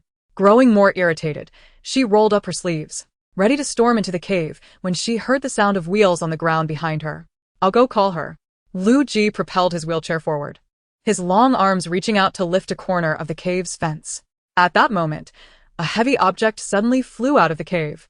It struck Lu Ji's wheelchair with uncanny precision. The crowd gasped, unable to react in time. The wheelchair tipped backward, and Lu Ji was abruptly thrust into the air, executing an involuntary backflip before crashing to the ground. The air thickened with tension. Director Zhang's eyes widened in horror. Chi Fei. I will not let you off the hook. I'm about to cry. Jigo was hit by Chi Fei twice. Why is Chi Fei still alive? Without needing Director Zhang's command, the staff skillfully brought over a stretcher. Soon, Lu Ji was once again rushed into the doctor's tent. Is there no justice left in this world? Yi Tang exclaimed, tears streaming down her face. Instead of treating his injuries, Chi Fei is a lunatic. Just then, the cave door swung open, and Chi Fei emerged, yawning, with a large coconut in her right hand. What are you all making a fuss about at my door? She tossed the coconut lightly, as if it were a mere walnut, weighing 7 or 8 pounds. The crowd exchanged glances, incredulous. Was Jigo really struck by that? The thought of such weight landing on themselves sent shivers down their spines. Without uttering another word, they quickly dispersed. Chi Yuzhen cast a gloating glance at Chi Fei before following suit, confident that she need not worry any further. Chi Fei was surely doomed this time.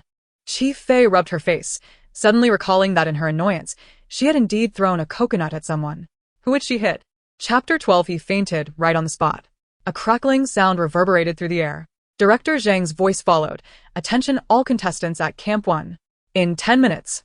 Please gather at the director's camp. We have important announcements to make. Chi Fei, still groggy and reluctant, trudged toward the assembly point. As she neared, the little bell timidly spoke. Master, I forgot to report something. It sounded on the verge of tears. Woo-woo, I have a crucial matter to share. Chi Fei frowned, halting abruptly. Speak. You remember that Lu Ji is the antagonist of this book, right? His ultimate fate is total corruption, becoming a capricious madman, bored with life. He orchestrates a series of explosive events, leading to the world's destruction. Chi Fei was taken aback. What does this have to do with me? The little bell felt guilty. After a moment, she inhaled deeply, smiling. You only tell me this now? The wild grass on my grave is 3 meters high, and 90% of it is your doing. I was wrong. Whoa. The little bell burst into tears. At first, I was afraid you would resist the task, so I kept it hidden. Then I truly forgot. Chi Fei felt a headache coming on, rubbing her temples. What kind of person was Lu Ji? In one sentence, he could be summed up as a top-tier scoundrel beneath a divine exterior. She had just arrived in this world and had already given him a beating, even in front of the entire nation. Could he endure such humiliation? If it were her, she wouldn't be able to stand it. Thankfully, he had left the island to recuperate, granting her a brief respite. No, master, the little bell interjected mercilessly, shattering her illusions. He also got hit by the coconut you threw. He fainted right then and there. The phrase echoed in Chi Fei's mind. Chi Fei stared wide-eyed. Are you certain? Do I possess such strength? They exchanged incredulous glances. Ultimately, Chi Fei chose to accept reality. Analyze this for me. After these 2 incidents, how much has his corruption value increased? According to the data, it's calculated to be 58. Chi Fei responded, very well, if I strike him 2 more times, this world will be doomed. She slowly made her way to the assembly point, feeling unusually timid. Has Lu Ji arrived? Quickly tell me his corruption value. Master. He hasn't come yet. The little bell seemed to breathe a sigh of relief, grateful not to face that dizzying number just yet. Director Zhang took the microphone and began speaking. First, let us congratulate Chi Fei for unlocking the achievement of climbing trees to pick coconuts. As he finished, numerous scrutinizing gazes turned toward her. Many had only heard whispers of it, doubting its authenticity. Yet it turned out to be true? Director Zhang continued. In the next 2 weeks, everyone will have the opportunity to regroup. Please take this division seriously, as there will be 2 chances to acquire supplies through games. The contestants erupted with excitement. It was only the 2nd day, and some could hardly bear it any longer. They had barely endured storms, hunger, and thirst, without replenishing supplies. Those lacking survival skills would face elimination. What about Jiga? Is he not participating? Someone suddenly inquired. As the other guests heard this, they began to search for Lu Ji's figure among the crowd. Lu Ji was akin to a golden leg. Teaming up with him was tantamount to possessing a life-saving talisman. Brother Ji, hasn't he woken up yet? Has he? Someone whispered. Keep it down. I saw his head hit the stone and bleed profusely. Xiao Lingdang was so frightened she stuttered. Master, what should we do? With a collective sigh, they pondered their predicament. Just then, someone exclaimed in surprise.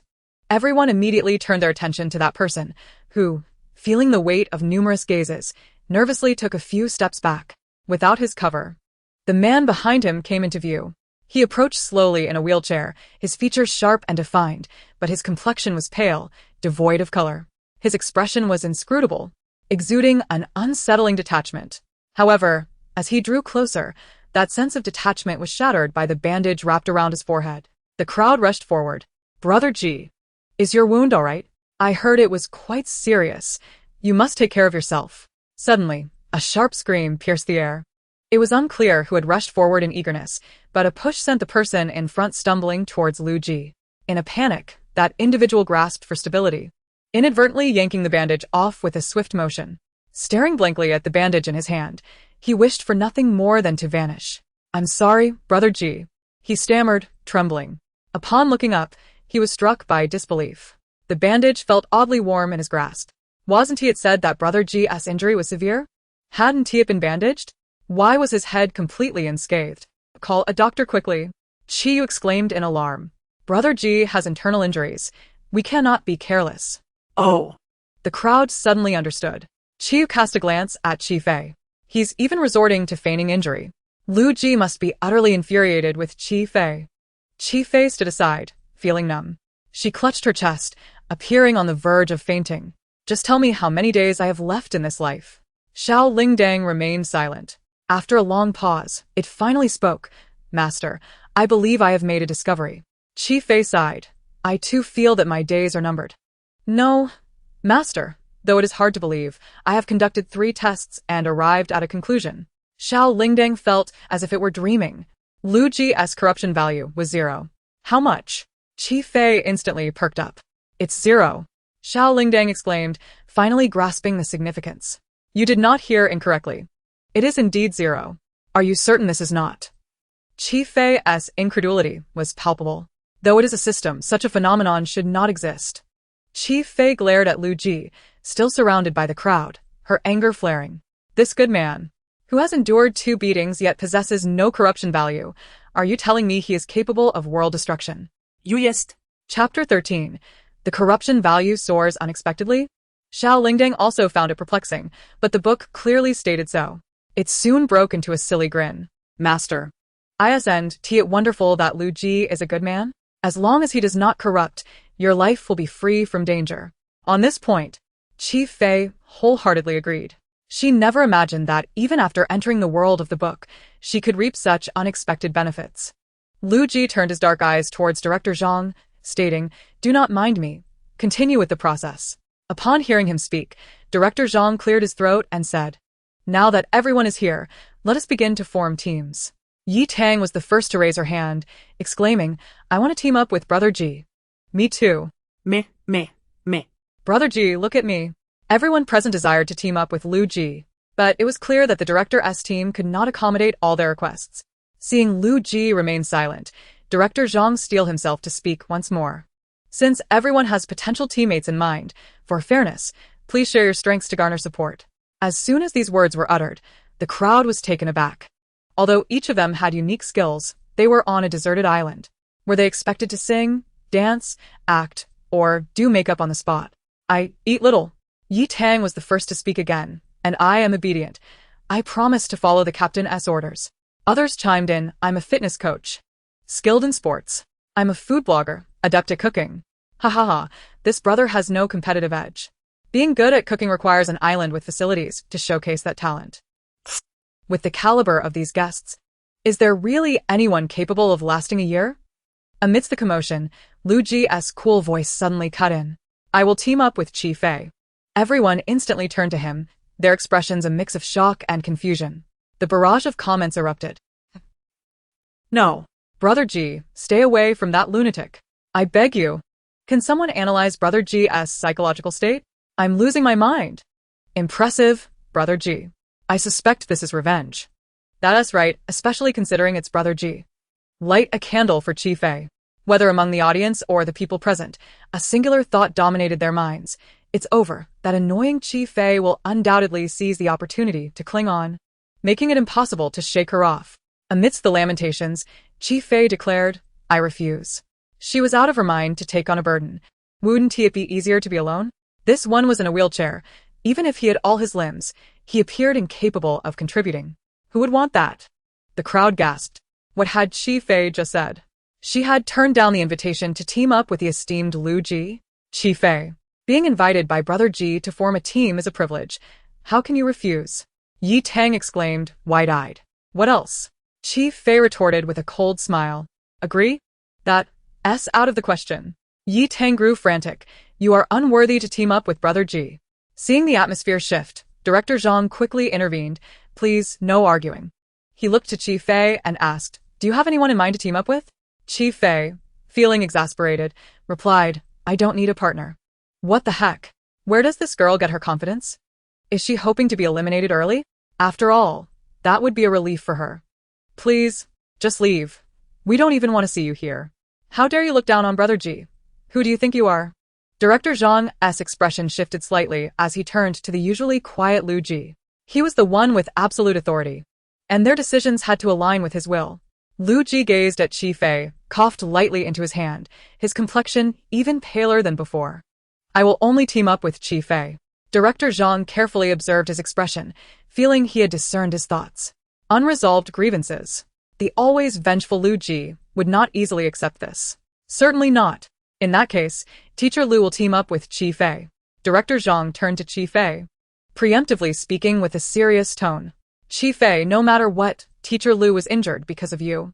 During these 2 weeks, please take good care of him. This arrangement is also for his own sake. To him, Qi Fei was now a ticking time bomb. If she could be removed through Lu Ji's influence, it would be the best outcome. Qi Fei furrowed her brows, about to speak, when Xiao Lingdang abruptly interrupted. Ah, Master. The corruption value of Lu Ji has suddenly risen.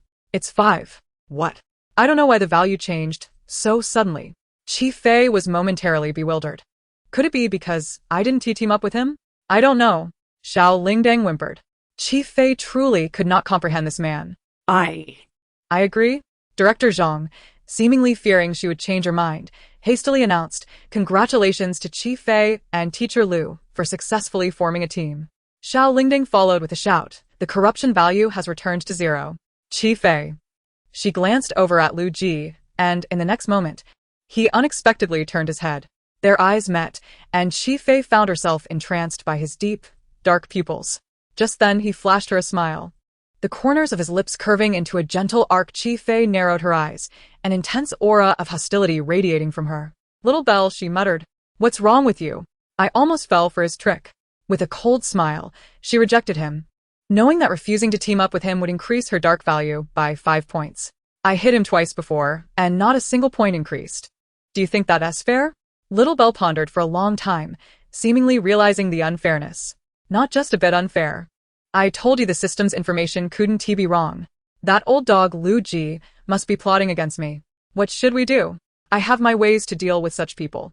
Ultimately, the 20 guests in the first camp were divided into 5 teams. Qi Yuzhen's team remained unchanged, still consisting of the original 7 members. After the gathering, Qi Fei threw a parting remark at Lu Ji and turned to leave. keep up. However, after a few steps forward, she heard no movement behind her. Lu Ji leaned back in his wheelchair, his long lashes lowered, his tone inexplicably plaintive. "I feel dizzy." So? She retorted with a laugh. "You don't expect me to push you, do you?" To her surprise, Lu Ji actually nodded and smiled at her. "I would appreciate it." Qi Fei's smile faltered. This was undoubtedly a new trick from that dog of a man. He intended to make her his servant. This thought echoed repeatedly in her mind. Finally, Qi Fei felt ready to comply. She walked over with a smile. "How could this be a bother? Director Zhang was right. Your injury was caused by me." Her hand rested on the wheelchair as she slowly pushed him forward. "If I take care of you a bit more, I'll feel better about it." As they drew closer, a smile began to play on Lu Ji's lips. Suddenly, the wheelchair hit a stone. Bang. Lu Ji lurched forward, crashing into the stone. "Oh no! I'm sorry, I didn't see the path." Qi Fei covered her mouth, her tone laced with concern. "Are you alright? Let me see where you're hurt." "Wow, you're bleeding." Lu Ji's dark eyes glinted ominously. "Yes, I'm bleeding, and it hurts a lot." Director. Qi Fei shouted, "Hurry. Bring some bandages. If you delay any longer, it will heal." Lu Ji remained silent. The comments flooded in. "What the hell is this?" "Qi Fei, you're finished." "I saw it clearly. This crazy woman did it on purpose. 3 times. 3 times. I'm so furious. Why did Jiga team up with her? Please withdraw." "Master, what are you doing?" Little Belle was utterly shocked by this scene. "It's over. Lu Ji's dark value is definitely going to rise. Let it rise. I won't serve him anymore." Qi Fei retorted defiantly. "What's the worst that can happen? We both perish together." But soon, she softened. "Quick, tell me the value. I think I can still save it." Little Belle hesitantly checked and was astonished once again. 0. Why hasn't it changed? In that moment of realization, Qi Fei felt enlightened. She raised an eyebrow. "I seem to have grasped the key to his dark value changes." "Really, Master?" Little Belle looked at her with admiration. Qi Fei nodded, narrowing her eyes. "But let me experiment a few more times before I say for sure." Finally, she relented and helped him up. I'm sorry," she said, patting the dust off him without much sincerity. It wasn't he intentional. Lu Ji coughed weakly, his voice hoarse. I know. You're truly kind, Chief Fei replied sincerely. I just fear you might misunderstand me. Lu Ji remained silent. This time, Chief Fei obediently pushed the wheelchair. I'll take you to your place, she stated. Lu Ji did not respond. Chief Fei brought him to a cave. This cave shelters from wind and rain. You'll stay here for the next 2 weeks, and I'll take care of your food. Seeing her demeanor as if she were about to leave, Lu Ji's brow furrowed immediately. Where are you going? To find another place to stay, Chief Fei replied, eager to shake him off, as the cave couldn't accommodate both of them. Do you really want to avoid being with me? Men and women should maintain a distance. But we are not just ordinary men and women, Lu Ji countered. Chief Fei was taken aback. Have you forgotten? We are married. Before he could finish his sentence, Chief Fei swiftly interrupted him with a slap. The atmosphere became awkward. What? What the hell is going on? Chief Fei. She's insane. Wait, what did Jiga just say? Married? Are they really married? Give me an answer. Jiga and Chief Fei? No way, I can't handle it. Everyone, stay calm. We must have misheard. Chief Fei couldn't help but feel frustrated. Had that old dog lost his mind? If he hadn't reminded her, she would have completely forgotten about their secret marriage. The drone was still filming. Chief Fei shot Lu Ji a threatening glance and then smiled as she released him. I just saw a mosquito on your face. She offered a nonchalant explanation. Luckily, I reacted quickly and helped you sweat it. Lu Ji's face was swollen, and he smiled slightly. You're so considerate. By the way, what were you going to say? Chief Fei inquired. What are we? She twisted his thigh playfully. We are good partners who can get up and still remain friends. Chief Fei smiled. Ah, indeed. Oh, what a relief. That scared me. Not to mention, Gigi's Mandarin is a bit off. What nonsense. Our Jiga speaks perfect Mandarin, alright? Chief Fei is truly something. Is it necessary to sweat a mosquito that hard? Gigi's face is all swollen. That face is worth insuring. Chief Fei, be careful. Chief Fei inhaled deeply. Finally, she managed to force a smile. I thought about it, and teammates should support each other. We'll walk together. Then I'll trouble you to continue pushing me, Lu Ji replied. Chief Fei tossed the remaining 2 coconuts and a bag of clothes into his lap. You handle the supplies. Once the task distribution was complete, she pushed him away. They wandered around the beach for a while, wasting time, yet still failed to find a suitable place to spend the night. Chief Fei pushed Lu Ji beneath a lush tree. I'll check inside. Wait for me here. Lu Ji nodded. Thank you for your hard work. Chief Fei huffed as she walked away. Seeing her expression brighten, Lu Ji asked, Did you find a place? Chief Fei nodded. There's a suitable place to build a shelter. However, she hesitated, but that means we'll have to sleep together. Say that again. Wow. Chief Fei has the thickest skin. Is that what Jiga meant by teaming up? Do teammates have to sleep together? Go to hell. Lu Ji quickly added, the conditions on the deserted island are rudimentary. You'll have to endure a bit. What do you mean endure? What do you mean? Yeah. If anyone should endure, it should be you. I'm crying so loudly. Chief Fei frowned slightly, looking at him with some disdain. When will your leg heal? The doctor mentioned it could take up to a month at most. Chief Fei was astonished. Is it really going to take that long? Lu Ji nodded despondently. I'm a burden to you. Upon hearing this, Chief Fei felt an inexplicable pang in her heart. She quickly changed the subject. We should hurry and look for materials. Chief Fei led Lu Ji to a newly discovered location, a forest near the beach's edge. It was not too deep, thus the danger was minimal. Moreover, there were 2 rows of straight trees spaced closely together. Rubbing her temples, she muttered, What can I do with a teammate who is only good-looking and useless? I'll just have to do more work myself. After several trips, she gathered most of the necessary materials. Exhausted, she pounded her waist. She yearned to lie down and relax, but the current situation did not permit it. Casting a resentful glance at Lu Ji, she resolved to set up a hammock first. I'm going to divorce him, she determined. Chapter 15. Poisoning the film Emperor Lu as long as it does not interfere with the main character's mission. All of this is permissible. What kind of impact could it have? Chief Fei reasoned that the original character was merely a shield to deal with family matters. They had been married for 3 years without ever meeting. Could a divorce truly lead to a dark transformation? She tied the vines to the tree trunk when suddenly, a series of footsteps approached. Jiga, you really are here. Yi Tang's excited voice echoed. With a snap, Qifei hit the vine against the branch and turned to glare at Yi Tang. What are you doing here? Startled, Yi Tang gathered her courage and shouted back. Is this place yours?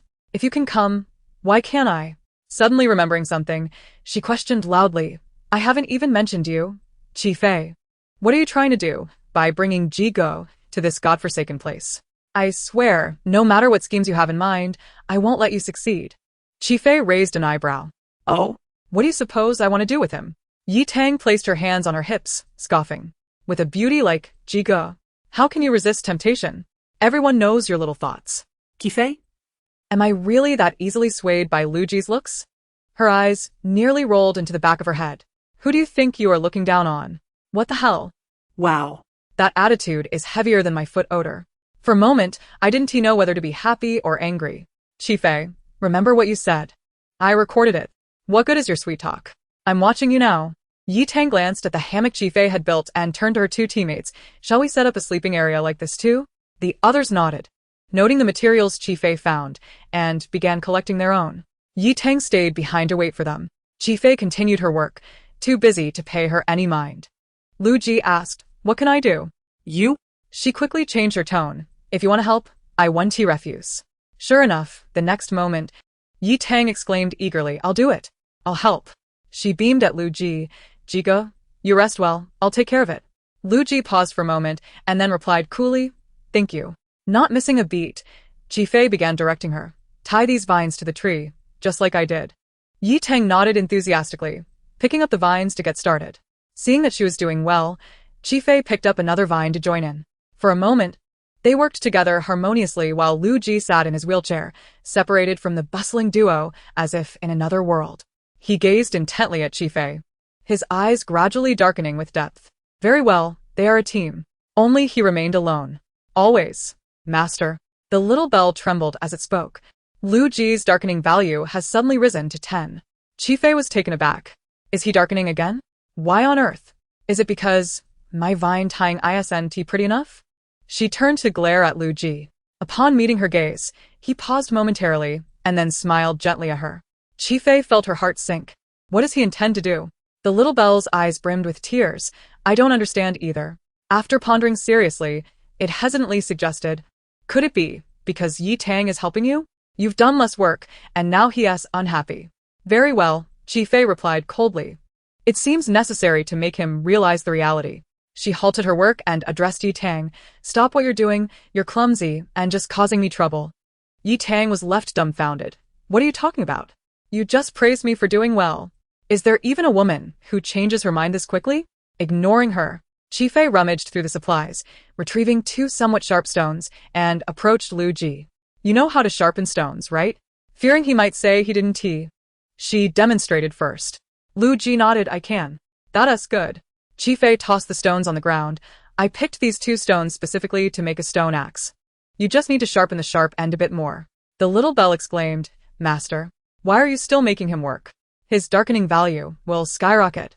Calm down and observe the outcome. The little bell, anxious, had no choice but to fall silent. It gasped, oh no. This is the end. Farewell, beautiful world. Let us all perish together. However, the next second, Lu Ji's voice rang out, I understand. The little bell was puzzled, if I heard correctly. There was a hint of amusement in his tone. Upon closer inspection, he was indeed smiling. Lu Ji's face radiated joy as he picked up the stone and began working, saying, I will do well. Qifei. The little bell. Master, you're incredible. The little bell trembled slightly, but why is this happening? Shouldn't the value be rising?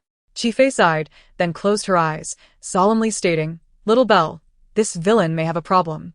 The little bell was taken aback. A problem? Perhaps you've heard of masochism? Masochism? It refers to a group of people who find pleasure in being tormented or abused. Qifei glanced sympathetically at Lu Ji, who was obsessively sharpening the stone. Just to be sure, she asked, if he were hit by a coconut, would that cause this? I'll check. After a few moments of silence, the little bell replied, No, that wouldn't happen. There are no precedents. Qifei breathed a sigh of relief. That's good. It must have nothing to do with me. It's purely a mental issue. As noon approached, Qifei found herself utterly exhausted. She glanced at Lu Ji, still grappling with the stone. I'm going to find something to eat. Turning away, she smashed open 2 coconuts, giving one to Lu Ji and offering him some wild fruits. She leisurely munched on the wild fruits, occasionally stealing glances at Lu Ji. The little bell trembled. Master, are you sure you want to give him this? What are you so nervous about? I'm afraid something might go wrong. The little bell was on the verge of tears. Although these wild fruits only cause itching, what if he darkens because of it? Don't worry. I know what I'm doing, Qifei reassured. The little bell's voice quivered. All right then. Given the circumstances, it couldn't he stop the master any longer. Seeing that Lu Ji hadn't touched the wild fruits, Qifei grew anxious. Is it not to your liking? Lu Ji lowered his gaze, his long eyelashes trembling. He stared at the wild fruit in his hand, a cold glimmer flashing in his eyes. Beautiful, slender fingers reached out, brushing against the wild fruit. Qifei's eyes brightened. Steady now. Chapter 16. I want you to accompany me in order to ensure the smooth progression of the plan. She rose quietly, declaring, I am full. Luya nodded gently. This delighted Qifei, who began humming a tune in her mind as she continued to set up the hammock. The comments flooded in fervently. Oh. Lu Ji's looks are simply exquisite. Facing Lu Ji every day stirs my heart. What is the meaning of life if I cannot be close to him? Lick, lick, lick. With a face like that, I could eat 5 bowls of rice. After consuming the wild fruit Qifei had given him, Lu Ji did not pause, but ate another. The fruit's vivid red hue was incredibly enticing. It's truly unfair for Lu Ji to be stuck on this wretched island for so long. Isn't this fruit a bit suspicious? Was it this red before? Did Lu Ji pull it from his sleeve? Or am I mistaken? Is this wild fruit problematic? I recall my grandfather mentioning that such fruit can be poisonous. Upstairs, I remember too, and highly toxic. My heavens, we must stop Lu Ji at once. Don't scare me. Please. I'm nearly losing my mind. Qifei deliberately waited a few minutes before glancing at Lu Ji. Just as her gaze shifted, it was interrupted by the frantic cries of the small bell. Ah! Master, hurry, stop Lu Ji. It cried in fear. He has eaten the poisonous wild fruit. Qifei, poisonous? Where did this poisonous fruit come from? The little bell was equally confused. Could it have accidentally mixed in? With no time to ponder the cause, Qifei rushed to Lu Ji's side and snatched the wild fruit from his hand. A glance confirmed her fears. It had already been half consumed. Have you lost your mind? Anger surged through her. How dare he tamper with unknown fruits? Lu Ji frowned deeply, seemingly struggling against something. His pallid face broke out in a cold sweat, and the next moment, he doubled over and violently vomited. With his eyes tightly shut, his body began to tremble uncontrollably, like a fish electrocuted. Yi Tang arrived just in time to witness this distressing scene and froze in shock. Qifei rummaged through the supplies and found 2 types of green plants, quickly smashing them with a stone. Yi Tang, already frightened to tears, exclaimed, What on earth did you give Lu Ji to eat? Be quiet. Qifei shot her a cold look. Isn't it chaotic enough here? Yi Tang clamped her mouth shut, too intimidated to speak further. Qifei gathered the crushed plants, commanding, Help me support him. Realizing Qifei was trying to aid Lu Ji, Yi Tang obediently complied. However, when she saw Qifei forcibly stuffing the mashed plants into Lu Ji's mouth, she was left utterly dumbfounded. Drawing in a sharp breath, she cried out, What are you making him eat now? Qifei had no time to respond. She gripped Lu Ji's chin, applying pressure as she urged, Swallow it. Oh. Just because you want Lu Ji to eat it, he will? Haven't you learned your lesson from the first time? Be gentle. Treat Lu Ji's face with care. Where's the director? Qifei is recklessly feeding Lu Ji and causing him to be poisoned. Won't anyone intervene? Sisters, I am already preparing. Once Qifei leaves the island, I will settle the score with her. Lu Ji est un fortunat, sobi. Qifei, you're finished. Yi Tang's gaze towards Qifei was one of utter condemnation. You've harmed Lu Ji to this extent. This matter is far from over. And even now you show no remorse, forcing him to consume this. The remainder of her sentence caught in her throat as she stared in horror at Lu Ji. Though his consciousness was hazy, he was still obediently chewing and swallowing. Ah! Yi Tang's heart screamed in despair. Dear heavens! What has Qifei forced Lu Ji into? As Qifei observed Lu Ji gradually ceasing his convulsions and no longer vomiting, she finally exhaled in relief. Wiping the sweat from her brow, she spoke to the little bell. Both of us are utterly exhausted. He is fine now. You can help him to rest nearby. To Yi Tang, she instructed. You should push him over to the director's team, let the doctor examine him. Even without your prompting. I would do the same. Yi Tang huffed, turning to wheel Lu Ji away. As if he had heard their conversation, Lu Ji's brow furrowed tightly. He weakly coughed twice before slowly opening his eyes. Chi Fei, he murmured, his once strikingly handsome face now marred by illness. What is it? Chi Fei approached, her expression far from warm. Lu Ji's dazed fingers reached out, grasping her sleeve. I won't leave, he insisted, gradually tightening his grip. I want you to accompany me. Yetank. The audience. Could someone please translate Lu Ji's words for me? I won't leave. I want you to accompany me. This time, I heard it clearly. Why is Lu Ji saying this? Are Lu Ji and Chi Fei truly involved? I refuse to listen. Quickly, cover my coffin. Well. Lu Ji's words have successfully sent me away. Chi Fei's heart raced wildly. Her hand reflexively lifted, as if to strike him again. Has he truly lost his mind? Seeing Yi Tang staring at her with a dazed expression, as if struck by lightning, she became instantly displeased. What are you making that face for? Who are you trying to impress? Yi Tang, tears streaming down her face, spoke in a voice filled with grievance. Isn't it the end of the world? You have no idea the pain of witnessing the sky fall at close range. Mind your words. Lu Ji and I share no such relationship. What sky is falling? Your two-bedroom apartment is still intact. Chi Fei quickly distanced herself from any implications. Noticing Yi Tang's lingering disbelief, she posed a question. If you were on a deserted island and nearly died from food poisoning, would you feel secure? Yi Tang pondered for a moment before silently shaking her head. Exactly. Chi Fei continued earnestly. Lu Ji feels insecure, which is why he wants me, his teammate, to accompany him. Yi Tang was convinced. So that's how it is. But what else could it be? Chi Fei scoffed. Yi Tang scrutinized her thoroughly before finally believing. I trust what you said. She sighed deeply. Realizing Lu Ji was not a superficial man, Chi Fei narrowed her eyes, casually dismissing her. Why don't you go call the doctor to check on Lu Ji? Fearing that Lu Ji's condition might worsen, Yi Tang indeed went to fetch the doctor. Once the doctor was gone, Chi Fei's demeanor shifted entirely. She approached Lu Ji, gazing intently at his pale face, desperately suppressing the urge to strike him. Lu Ji, we need to talk. Chapter 17. Speak of it again, and I'll have you castrated with that. She shot a glance at the hovering drone. Yet, the drone provocatively danced before her, refusing to leave.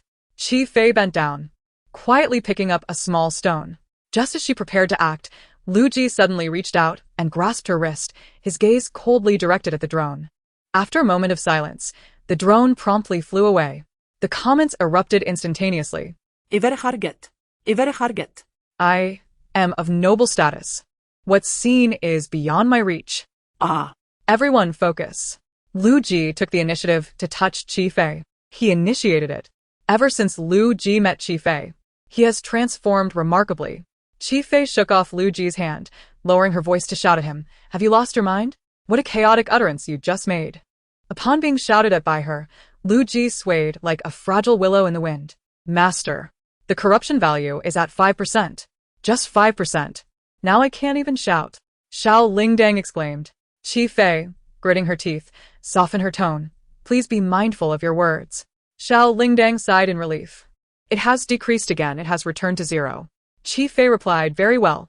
Her native language was silence. Lu Ji lowered his gaze, his complexion as pale as ever.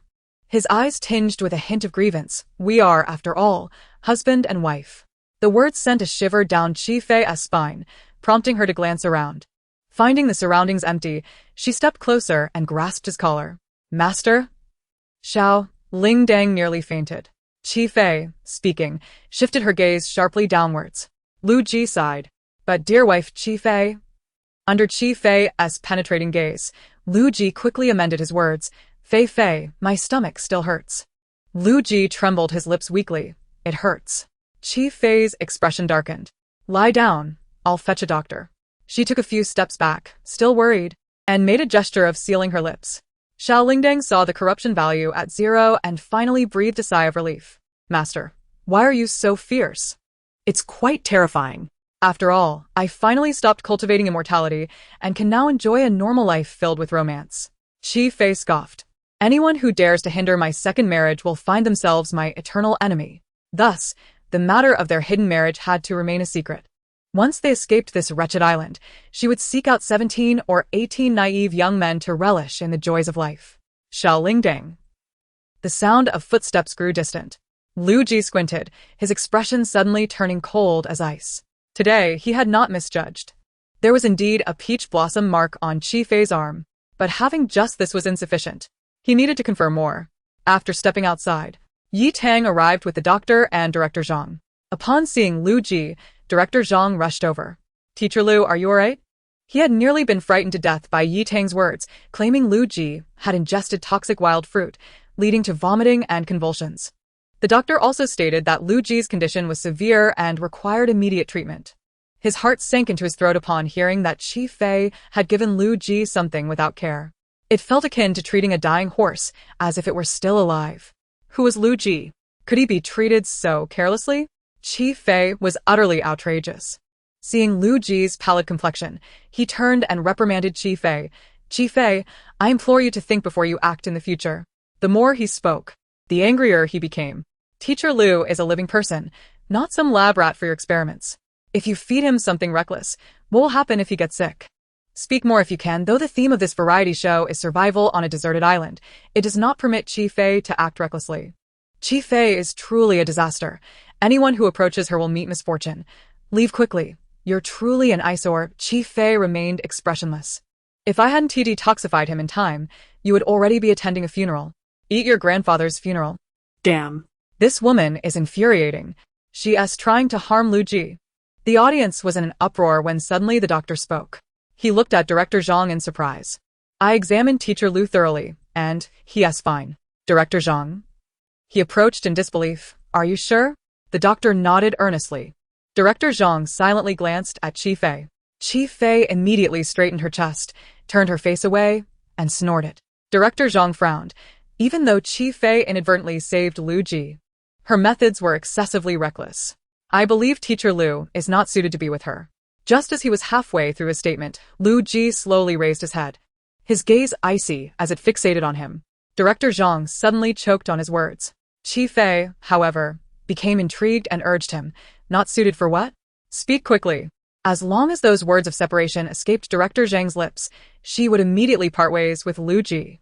Director Zhang cleared his throat and swiftly changed his tune. "I believe Teacher Lu is not suited to be separated from Qi Fei. This island is fraught with danger.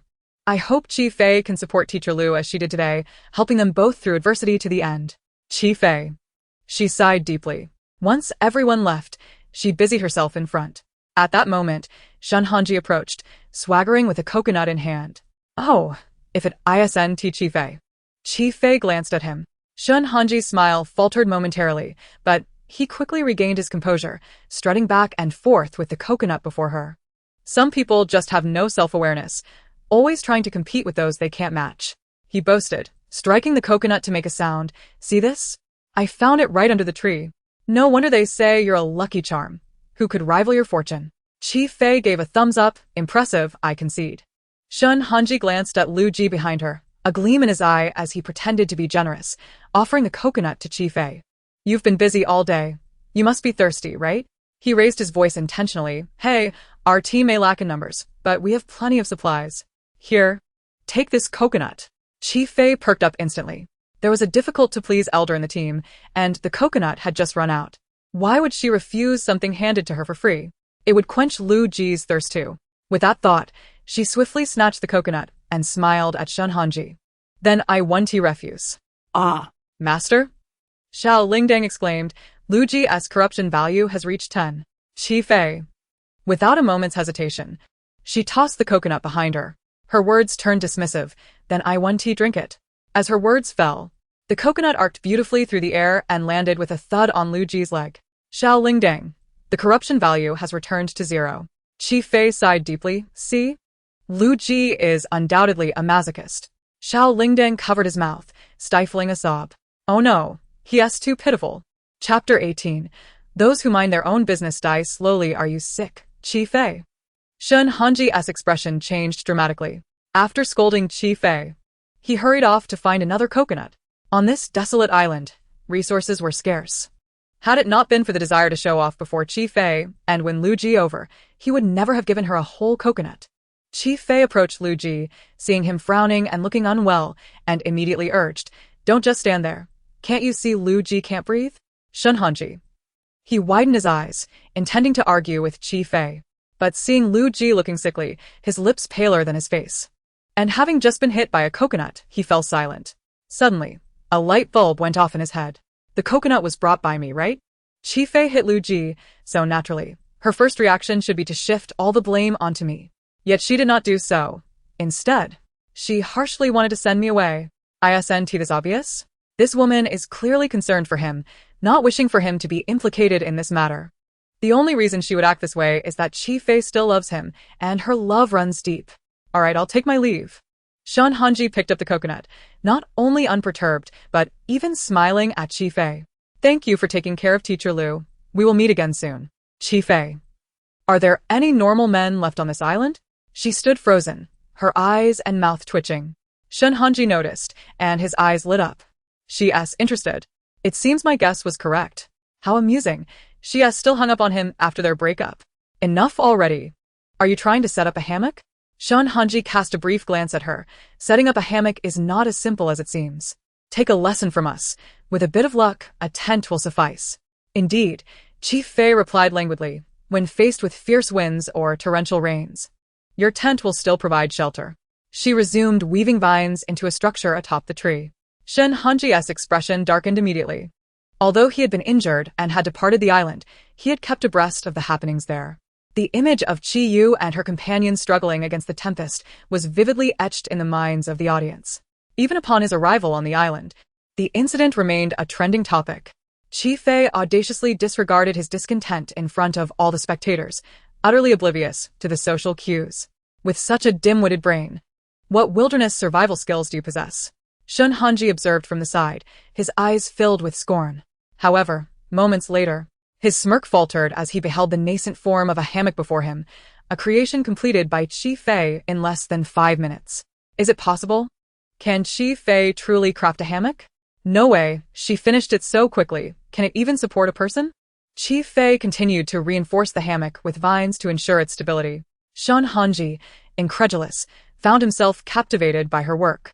Suddenly, an inexplicable chill coursed down his spine, prompting him to glance over his shoulder, where he met Lu Ji's dark eyes. Shun Hanji was momentarily taken aback, but quickly broke into a grin. Brother Ji. He approached with feigned cordiality. Why not join our team? He sighed, feigning concern. You know the history between Chi Fei and me. To be frank, her character is rather unreliable. Teaming up with her could be detrimental to you. Chi Fei, overhearing this, perked up her ears, her hands slowing in their motions. She waited. 1 second, 2 seconds, yet Lu Ji remained silent. Unable to contain herself, she cast a worried glance his way. Hurry up and agree. Why are you hesitating? Nod your head. Lu Ji seemed to notice her eager gaze, turning to her with a slight smile before his expression chilled as he faced Shun Hanji again. Thank you for your concern, he replied coolly. I am quite well with Fei Fei. She takes excellent care of me.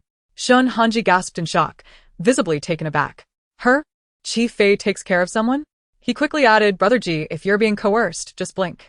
Let us know, and we'll assist you. Lu Ji's demeanor grew even more frosty. I will not switch teams. An awkward silence ensued until Chi Fei interjected, Lu Ji, the hammock is ready. Come and try it out.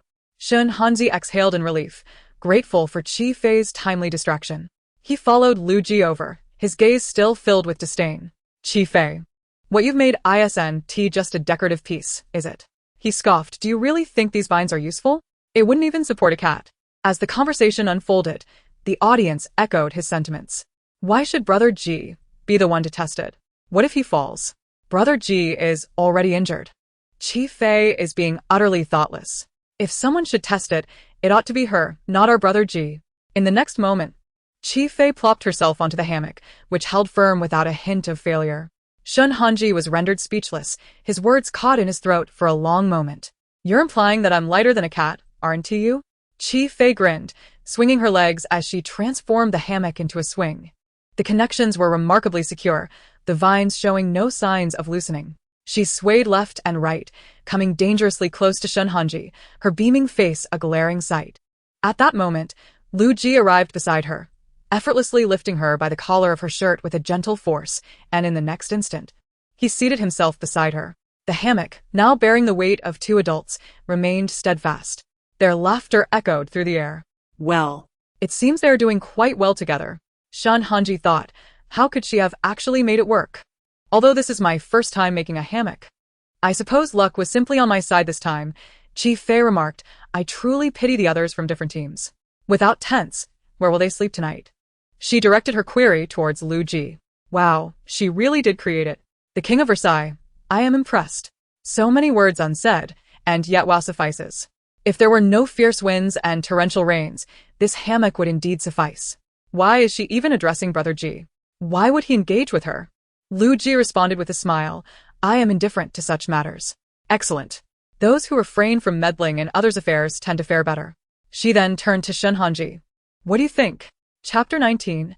Chi Fei, did you apply some red lacquer on your lips? Shun Hanji. Was she mocking him? It seemed so, yet it also did not. Shun Hanji struggled to articulate a response, finding himself at a loss for words. After a lengthy pause, he could only let out a bitter laugh. What of the hammock? The island's weather is notoriously fickle. He had witnessed it before. A gust of wind or a downpour would have them wailing for help. Ah yes, yes, yes. Chi Fei outstretched her arms. Bring on the storm. With a hammock, I am so terrified. Those without one should be able to weather it just fine, right? The barrage of comments exploded. Chi Fei, did you apply some red lacquer on your lips? I'm dying of laughter. Honestly, Shun Hanji's remarks are becoming excessive. He is a grown man. How ridiculous. And remember, Chi Fei is Shun Hanji's ex. Why should he show civility to such a brazen ex? Perhaps Chi Fei is merely trying to provide him with a green hat to shield him from the heat. Are Shun Hanji's fans truly this foolish? The comments erupted into chaos, yet neither Shun Hanji nor Chi Fei were aware of it. Shun Hanji, thoroughly exasperated by Chi Fei, ultimately retreated in defeat. Chi Yuzhen assumed there was something significant at play, but upon hearing the tale, she dismissed it entirely. It's just a hammock, such a simple thing we can certainly manage. With that, she called two teammates to gather vines. After last night's tempest, their team harbored reservations about the tents, and with one already damaged, they were short on space with Shun Hanji's presence. With a hammock, the sleeping arrangements could be easily resolved. However, the two, clad in short sleeves and shorts, bore minor injuries from exposed skin. Chi Yuzhen directed them to tend to their wounds before she turned to Shun Hanji to discuss the hammock setup. Yet when it came time to put theory into practice, Chi Yuzhen soon discovered the vast gulf between expectation and reality. Why can't I secure it tightly? After her fifth failed attempt, her irritation began to surface. Are you certain Chi Fei did it this way? I distinctly saw her doing it. Enough. Let us not waste time. Chi Yuzhen discarded the vines onto the ground and headed towards Yi Tang at the other campsite. Shun Hanji, sensing her determination, paused and curiously followed her. As Chi Yuzhen approached Yi Tang, a smile broke across her face. Tang Tang. Yi Tang was also attempting to set up a hammock with her teammates. Hearing Chi Yuzhen, she paused and inquired, what is the matter? Chi Yuzhen nodded in response. As we observed my sister effortlessly setting up the hammock, we thought of crafting a few ourselves to solve our nighttime sleeping dilemmas. She furrowed her brow slightly, and after more than half an hour of attempts, she still hadn't discovered the method. Upon hearing this, Yi Tang empathized deeply. She lamented, indeed. It appears deceptively simple, and I assumed it would be a straightforward task, yet we have been at it for nearly an hour. Chi Yuzhen's face stiffened, suddenly feeling as if she too had been scolded. The netizens were right. Yi Tang was indeed a pretty face with little substance. This approach was not sustainable. She quickly added, so what do you suggest we do? It would be best to consult our sister directly. Chi Yuzhen's expression was filled with disappointment. However, her sister had recently been in a mood and didn't wish to engage with her. She looked up at Yi Tang with hopeful eyes. If you go, she will likely be more receptive to you. No problem. I shall seek her out immediately. The thought of seeing her idol again filled Yi Tang with renewed energy. What was Jiga doing at this moment? She couldn't help but imagine. On this leisurely afternoon, Lu Ji was languidly reclining in a hammock. A coconut rested beside him, and the warm sunlight gently caressed his godlike features. With his eyes closed, he savored the tranquility of the moment. What a splendid scene it was. Yi Tang's heart fluttered as she walked towards Chi Fei's campsite, eagerly searching for Lu Ji's figure. When she finally spotted him, she felt as if struck by lightning. What is Jiga doing? But no. He was seated in a wheelchair, one hand clutching a stone and the other a slab, his exquisite features slightly contorted from exertion as he ground a rough stone. Chi Fei stood beside him, lazily lifting her eyelids to glance at Yi Tang.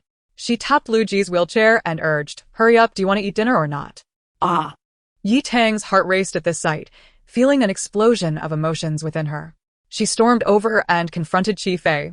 "Jiga is injured. How can you still make him work?" It had been several hours since her last visit, and this was akin to exploitation. "He is doing it voluntarily," Chi Fei retorted calmly, as if stating an undeniable fact. "And he is quite happy." Yi Tang felt a wave of frustration wash over her. She turned to Lu Ji. "Jiga, this woman must be lying, right? How could you possibly be happy being treated this way? You are not a masochist." Without raising his head, he continued to grind the stone. "Yes, I am very happy." Jiga has been compromised? I don't understand. This makes no sense. What about the revenge on Chi Fei? I'm crying. And they said Jiga didn't like women like Chi Fei? Shut up. Chi Fei is not Jigo's type at all. Please, Chi Fei. Be kinder to Jiga, I beg you. Soon, the phrase, "please don't mistreat Lu Ji," rapidly ascended the trending topics, gaining momentum with every passing moment. In the capital city, at Maple Leaf Media Company, what? Chi Fei is trending again. Wu Xiaojun nearly fainted upon seeing the content. Enraged, she smashed a cup. Her assistant quickly urged, "Calm down, Junjia. We should think of a solution." "What solution?" Wu Xiaojun gritted her teeth. Chi Fei is a hopeless case. The moment she gains any attention, she begins to self-destruct. As I've said before, she is only suited to attend banquets and provide companionship. At least that way. Her looks wouldn't go to waste. Yet she was still on a deserted island. The assistant was anxious. It's only the second day. And we're already facing such trending topics. Who knows what other surprises await us? We must warn her. The assistant hesitated. Will this upset Chi Fei? She dares. Wu Xiaojun shot him a fierce glare. Does she think she is entitled to have feelings? Who else would want her aside from our company? She signed a 20-year contract with me. I have her under my control. If she doesn't listen, I might as well sell her to President Wang. Upon hearing President Wang's name, the assistant instinctively frowned. Wu Xiaojun picked up her phone and dialed the number on the deserted island. In that moment, her world seemed to collapse. Director Zhang was undoubtedly displeased upon hearing she wanted to contact Chi Fei. "Our show is filmed in a closed setting. We agreed not to use any electronic devices. How could we make an exception for Chi Fei?" "Is that so?" Wu Xiaojun replied coldly. "It seems that even for the esteemed Lu Ji, rules cannot be bent." Zhang fell silent. "You've seen the trending topics. How many times have Chi Fei and Lu Ji been mentioned together recently?" The second statement struck a chord with Zhang. Realizing the implications, he quickly relented. "I'll call someone.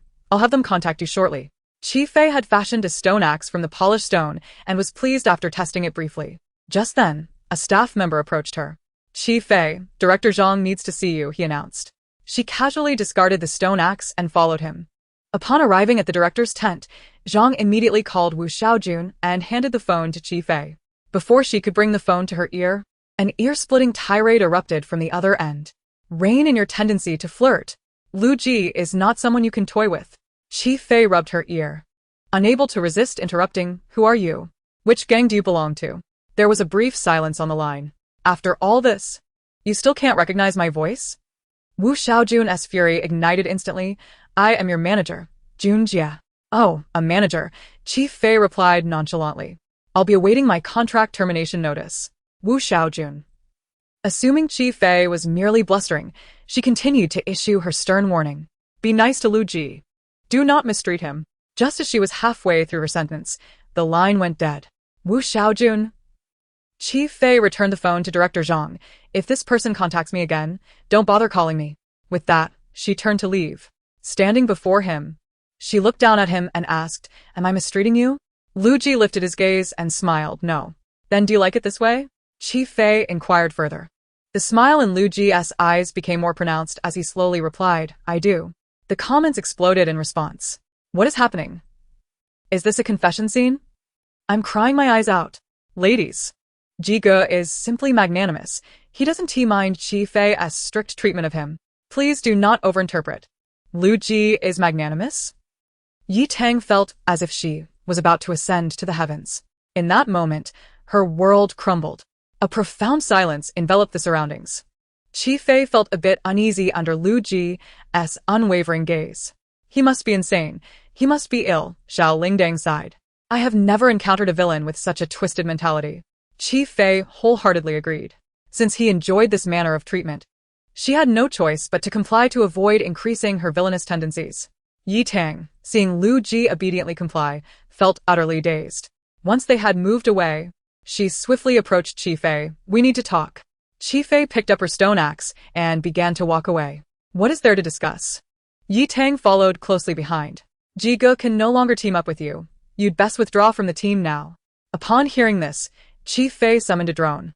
Before Yi Tang, she inquired of the drone whether Lu Ji had ever stated that he would not change teams. The drone remained silent for a moment before ultimately nodding in affirmation. You see, he simply does not wish to switch teams, Chi-Fei remarked with a shrug. If you can persuade him, I would be immensely grateful. Yi Tang, feeling indignant, retorted. Even so, you ought to treat him better. Am I not treating him well? Chi-Fei shot her a glance before continuing. Shouldn't treating someone well be aligned with how they prefer to be treated? Yi Tang nodded, finding no fault in her statement. Have I ever consulted him about my expectations before assigning him tasks? After a moment's hesitation, Yi Tang nodded in acknowledgement. Numerous online witnesses can attest that Lu Ji has expressed his fondness for this more than once, Chi-Fei stated sagely. How is it that his preferences transform into cruelty in your eyes? Yi Tang was momentarily at a loss for words to counter this logic. It did seem to hold a grain of truth. Wait. She suddenly snapped back to reality. She had approached Chi-Fei regarding the hammock. How had the conversation strayed so far? Let us not dwell on that, she huffed, lifting her chin and commanding Chi-Fei. Our team needs to set up a hammock. And you shall teach us. Chi-Fei, engrossed in chopping wood, replied, I refuse. Why do you refuse? Yi Tang exclaimed, stamping her foot in frustration. What is so unreasonable about asking you to teach us something? Chi-Fei continued to chop wood, indifferent to her complaints. After waiting in vain for her to spare a glance, Yi Tang, incensed, kicked the wood Chi-Fei had chopped and stormed off, lips pressed tightly together, her expression darkened. On her way, she encountered Lu Ji. Brother Ji, she greeted him eagerly, her expression brightening. Lu Ji nodded indifferently as he walked past her. Brother Ji. Chi-Fei is being unreasonable, she complained. I asked her to teach me how to make a hammock, and she dismissed me without a second thought, not even offering a reason. Lu Ji suddenly halted, turning to gaze at Yi Tang, his eyes deep and narrowed. I can teach you. Really? Yi Tang exclaimed in delight. Thank you, Brother Ji. Just as Chi's patience was wearing thin, she saw the uncontrollable joy on Yi Tang's face and knew the plan had succeeded. Indeed, the first thing Yi Tang said upon approaching was, I've learned. Chi-Fei really taught you? Shun Hanji asked skeptically. Yi Tang scoffed proudly. This isn't the only place where skills reside. I don't need her to teach me. Seeing her confidence, Shun Hanji chose not to pursue the matter further. The two teams began collaborating to set up the hammock, working vigorously. Suddenly, the speaker from Camp 1 blared, Attention all guests, it will rain tonight on the deserted island. Please take precautions for your safety. Upon hearing this announcement, all the guests felt a mix of joy and concern. The joy stemmed from the opportunity to collect fresh water, while the concern revolved around the urgent need to find shelter from the rain. Rain is not such a calamity, Yi Tang exclaimed cheerfully. I know a way to stay dry. Really? Yu was genuinely pleased. Yi Tang gestured towards several sturdy trees. Later we can find some banana leaves and branches, securing them above the hammock with vines. It will be just like the door Chi-Fei wove earlier. We can avoid the rain. My goodness. Who knew Yi Tang had such ingenuity? Haha, aside from her performances on stage, this is the first time I've seen her shine. Chi-Fei hoarded knowledge, thinking everyone else was as selfish as she is. I'm curious to see how far someone like Chi-Fei can go. After a busy afternoon, the 11 of them completed the task just before nightfall. Through their collaboration, the relationship between the two teams had certainly improved. Yu and Yi Tang lay side by side on the hammock, comfortably closing their eyes. Tonight, we can finally get a good night's sleep, Yi Tang sighed. Chi responded affirmatively. The coconut shells are already set. I'll distribute some rainwater to you all tomorrow. After expressing her gratitude, Yitang suddenly chuckled. When I left, Chi Fei had only set up one hammock and then went off to who knows what. She added, she must be having a terrible time tonight. Hearing this, Chi couldn't help but smile. Chapter 21. No worst, only worse. Having finished their conversation, the two prepared to rest. Not long after, Yitang heard a crackling noise. She opened her eyes and sat up, distinctly feeling the heavy raindrops pelting the rain cover above her. This seemed to signal an impending storm, and in the next moment, torrential rain poured down like a waterfall. Yitang was startled, momentarily considering cursing the production team, only to be abruptly splashed in the face by the rainfall. The rain cover was ruined. The fire was extinguished in an instant. The sole source of light vanished, enveloping everything in darkness. Startled, she let out a sharp scream. Ah! She flailed her arms like a blind person, ultimately curling into a ball on the hammock. She thought this was their most desperate moment. Yet. Not even 10 minutes had passed when the sound of breaking vines and branches echoed around them. Bang! Yitang had no time to cry out before she fell face first onto the ground, landing hard. She struggled to lift her face from the mud, and with a cry of dismay, burst into tears. My goodness, how tragic. The production team is truly irresponsible. If they had given proper warnings, we wouldn't be sleeping in hammocks. Accidents on the deserted island are already plentiful. If reminders are necessary, how can we showcase the guests' survival skills? Oh no. Chi fell too. Shinhanji as well. Ha ha ha. One after another, like dumplings. There's definitely something wrong with this hammock. Yitang cried for several minutes. When the rain lessened, she began to hear shouts and curses around her. Shivering from the cold, she slowly groped her way towards Chiyu. Zhenzhen, are you alright? The response was a faint sob. Though terrified, Yitang gathered her courage and moved closer to the sound. After what felt like an eternity, she finally grasped Chiyu's arm, which was sticky and coated in mud. You fell too? How dare you say that? Shun Hanji, who had just arrived, was furious. What kind of rubbish did you teach us? All 11 hammocks broke. That's impossible. Yitang was bewildered. Brother Ji taught me this personally. Oh yeah? In the darkness, another voice chimed in. Even if the quality was poor, it shouldn't all fail, right? Could it be deliberate? A hush fell over the group. The speaker continued in a whisper. Was it intentional? Impossible. Brother Ji explained everything very thoroughly. Yitang immediately countered. He was helping us. How could we possibly doubt him? Is that even human? Chi sighed. Then it must be that your skills were lacking. Yitang opened her mouth but fell silent. Soon after, someone angrily exclaimed, someone inexperienced shouldn't mislead others. We could all be in danger because of you. Soaked in rain and smeared with mud, with no clothes to change into, they felt overwhelmingly unlucky. Each word pierced Yitang's heart. She gritted her teeth, adamant that she had taught them according to the proper methods. How could the hammock possibly fail? It must be that Chi Fei, that woman, had withheld her true skills, failing to impart the genuine techniques to Brother Ji. It wasn't until dawn that the rain finally ceased. All 11 of them had managed to endure the storm by sheltering under tent fabric. Thanks to preserving the embers and tinder, Chiyu's teammates quickly rekindled the fire. After changing into dried clothes, we wore them as if they had just been washed. Once we settled down, Chi Yuzhen immediately suggested that we visit her sister. I worried that her situation might be as dire as ours. Perhaps we could be of assistance. They had suffered so much, and with only a hammock at Chi Fei's location, their circumstances must be even more challenging. Wouldn't it be a missed opportunity not to witness it firsthand? Shun Hanji remarked. Zhen, you are truly kind-hearted. Chi Yuzhen smiled faintly, a fleeting glimmer of something sinister flashing in her eyes. The 11 of us hurried towards Chi Fei's camp. The camps of the 3 teams were not far apart, and we arrived swiftly. Zhou Yang approached the hammock, puzzled. There's no one here. Could it be true? Yitang's expression changed dramatically. She meticulously searched around the hammock, her complexion paling further. With a quivering voice, she asked, where did Chi Fei take Ji go? Chi Yuzhen hesitated. It seems there's a cliff behind the hammock. They couldn't have fallen, could they? This speculation sent a chill down everyone's spine. The barrage of comments erupted in chaos. Could it be? Did they really fall? I'm going to cry. Chi Fei, return Jiga to us. Chi Fei brought this upon herself. Why drag Jiga into it? Yitang swayed weakly, but her teammates quickly supported her. Unable to hold back any longer, she burst into tears, clearly heartbroken. Qi Yuzhen turned to Shinhanji. We should contact the director. Wait. Zhou Liang interrupted. I found Qi Fei's supplies. The others rushed over. Yi Tang was frantic, once again circling the supplies. She walked a few steps away when a shelter appeared before her, elevated from the ground. The group stared at the grass hut with a mix of expressions. Shun Hanji's brow furrowed. They are inside? Impossible. Qi Yuzhen instinctively rebutted.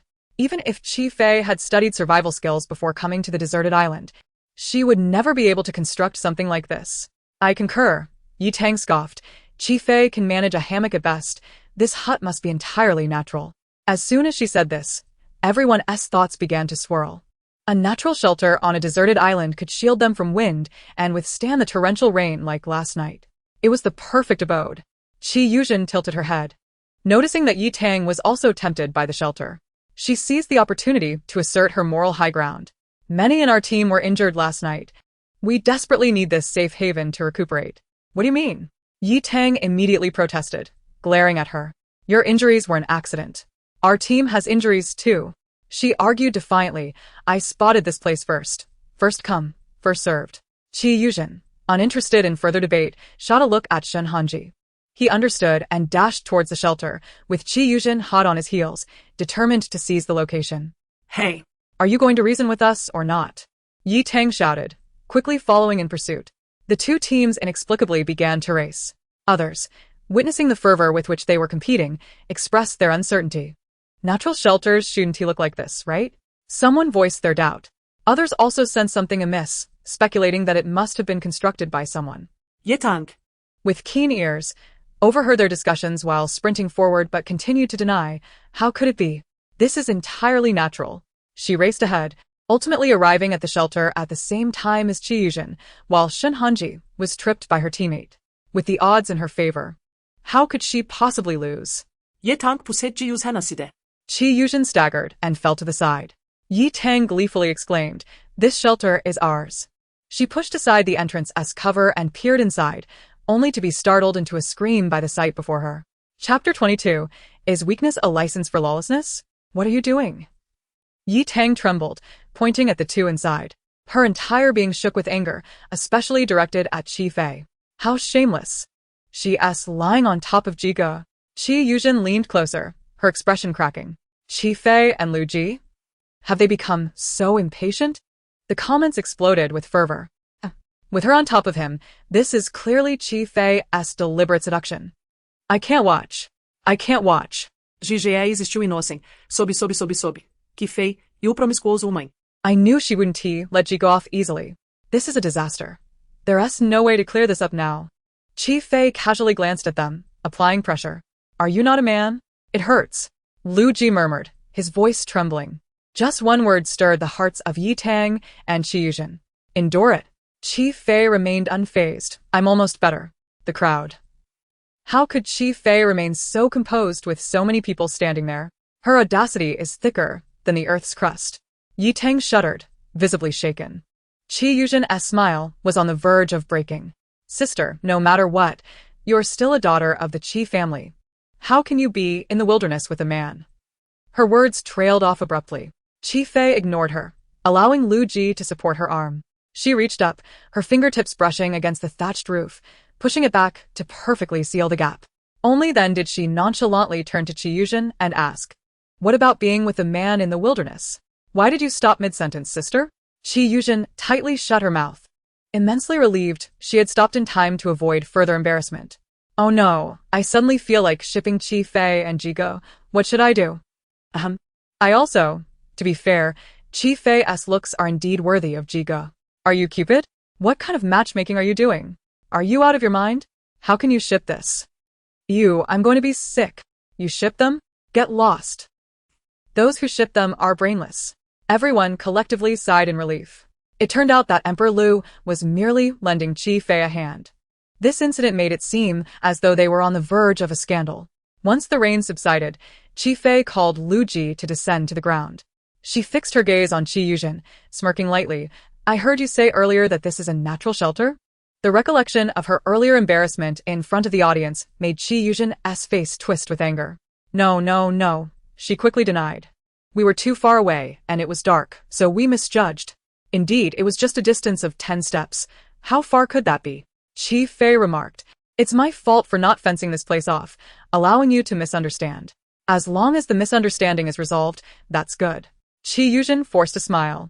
Chi Fei's gaze shifted to Yi Tang. Bring out the items. Yi Tang panicked, exclaiming, what items? Don't say nonsense. Oh. Nonsense? Chi Fei glanced at the drones hovering above. Shall we ask the director? At her words, Yi Tang instantly felt a wave of anxiety. She glared at Chi Fei with indignation, reluctantly pulling something out of her pocket and tossing it in front of Chi Fei. Here, it's yours. Chi Fei couldn't help but applaud her logic. Taking advantage of my misfortune, thank you for your profound consideration. Ye Tang Sitilin? The illusion of the beautiful girl shattered instantly. Tang Tang thought Chi Fei wouldn't need it. She took the lighter for the sake of her teammate. Please don't misinterpret. Oh, are you defending a thief? Can this world get any worse? Stealing. Guess why there's a steal in there? I always felt Yi Tang was rude, but I never thought she was the product of a failed education. Don't be so sarcastic. Yi Tang gritted her teeth, gazing at the shelter that had withstood the torrential rain, still sturdy as ever. The more she thought about it, the more envy brewed within her. Suddenly, she directed her frustration at Chi Fei. You know how to build this kind of house. Why didn't you tell us earlier? Recalling the harsh words she had received from everyone, her anger surged. There are 11 of us sleeping in hammocks, and we all fell. We were drenched all night. Do you know how miserable we were? Not at all. Shun Hanji finally seized the opportunity to interject. If it weren't for the real tent fabric, we would have been eliminated from the island. All right, enough of that. Everyone calm down. Qi Yuzhen appeared to mediate, but in reality, she was fanning the flames. Sister wouldn't have known the rain would be so heavy last night. If she had known, she would have surely informed us of how to construct such a shelter.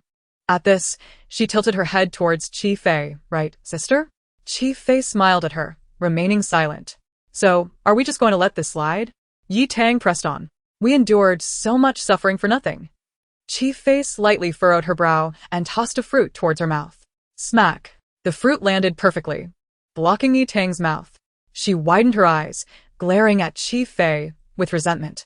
The others were taken aback by her sudden display. Finally, Shin Yuzhen chuckled. Sister, those who can do more should help us, won't you?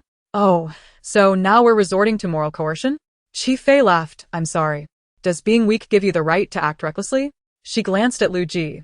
What's the next line after those who can do more should do more? Come. Tell them loudly. Lu Ji's thin lips curled into a smile, responding in perfect sync. Those who do more should gain more. Chi Fei clapped her hands in appreciation. See. I asked casually, and you already knew. This indicates that they understand this principle. They just want to take advantage. She suddenly looked up at the sky, her tone tinged with regret. For this rain, I even made 2 raincoats. What a shame they went unused. Yi Tang had already taken the wild fruit out of her mouth and immediately exclaimed, so the hammock was purposely made to draw our attention, right? She sneered. The intention was to let us imitate and thus fall into a trap. Surely not. Is this hammock merely for sightseeing? Does it even qualify for sleeping? Chi Fei's tone was filled with astonishment. I wonder how miserable one must be to require such exposure to the elements. Chapter 23. She is about to start seducing me. Everyone. It felt as if Chi Fei were mocking them. In the silence, Shan Hanji raised his head proudly, saying, You claim we endure hardships. But are you not the same? He sneered. At least we are guests on the same starting line. So, what if you can build shelters? Are you not still hungry? I am quite troubled by this matter. Chi Fei sighed dramatically. Shan Hanji perked up, but we are different. We have good food to eat every day. Saying this, he pulled out 2 green wild fruits from his pocket, wiping them with care before handing one to Qi Yuzhen. Upon seeing him produce such wild fruit, Qi Yuzhen's expression nearly shattered. They had survived mainly on these for the past few days. The mere thought of its taste made her feel ill. Yet, Chi Fei was still watching. Thus, despite her inner resistance, she extended her hand to accept the wild fruit. Both of them pretended to relish the moment as they brought the fruit to their mouths, biting down. The bitter and astringent flavor surged into their minds. Shen Hanji's face immediately contorted, while Qi Yuzhen felt nauseous. Just then, Chi Fei swiftly pulled out an animal leg from the shelter. Shen Hanji and Qi Yuzhen. Shen Hanji's mind momentarily crashed. How do you have that? He gaped in disbelief, pointing at the animal leg. Chi Fei raised an eyebrow. Perhaps it fell from the sky? Is this deer meat? Yi Tang asked her teammate in a hushed tone. They nodded vigorously. He tightly covered his mouth, fearing drool might escape. This was meat. Meat. This group had not eaten properly for 2 days. Lacking experience, they were afraid to consume anything on this deserted island, fearful of poisonous bites. It was acceptable to suffer together eating wild fruits. At least it felt balanced. Yet, on the 3rd day, Chi Fei managed to procure meat.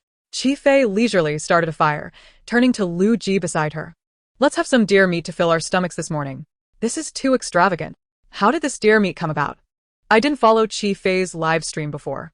Did Chi Fei not say it fell from the sky? Haha, I am truly dying of laughter at Chi Fei. She knows how to play. 1. My mother asked me why I laughed out loud. Shun Hanji clenched his fists, glaring at Chi Fei through gritted teeth. You have meat and pretend you have nothing to eat? Is this a game to you? Is this amusing? When did I ever say I had nothing to eat? Chi Fei looked down at the deer meat. I was merely worried about having too much meat to finish. Shun Hanji's expression darkened further. Before long, the air around them was thick with the rich aroma of roasted meat. Everyone's eyes were glued to the roasting deer leg, unwilling to blink.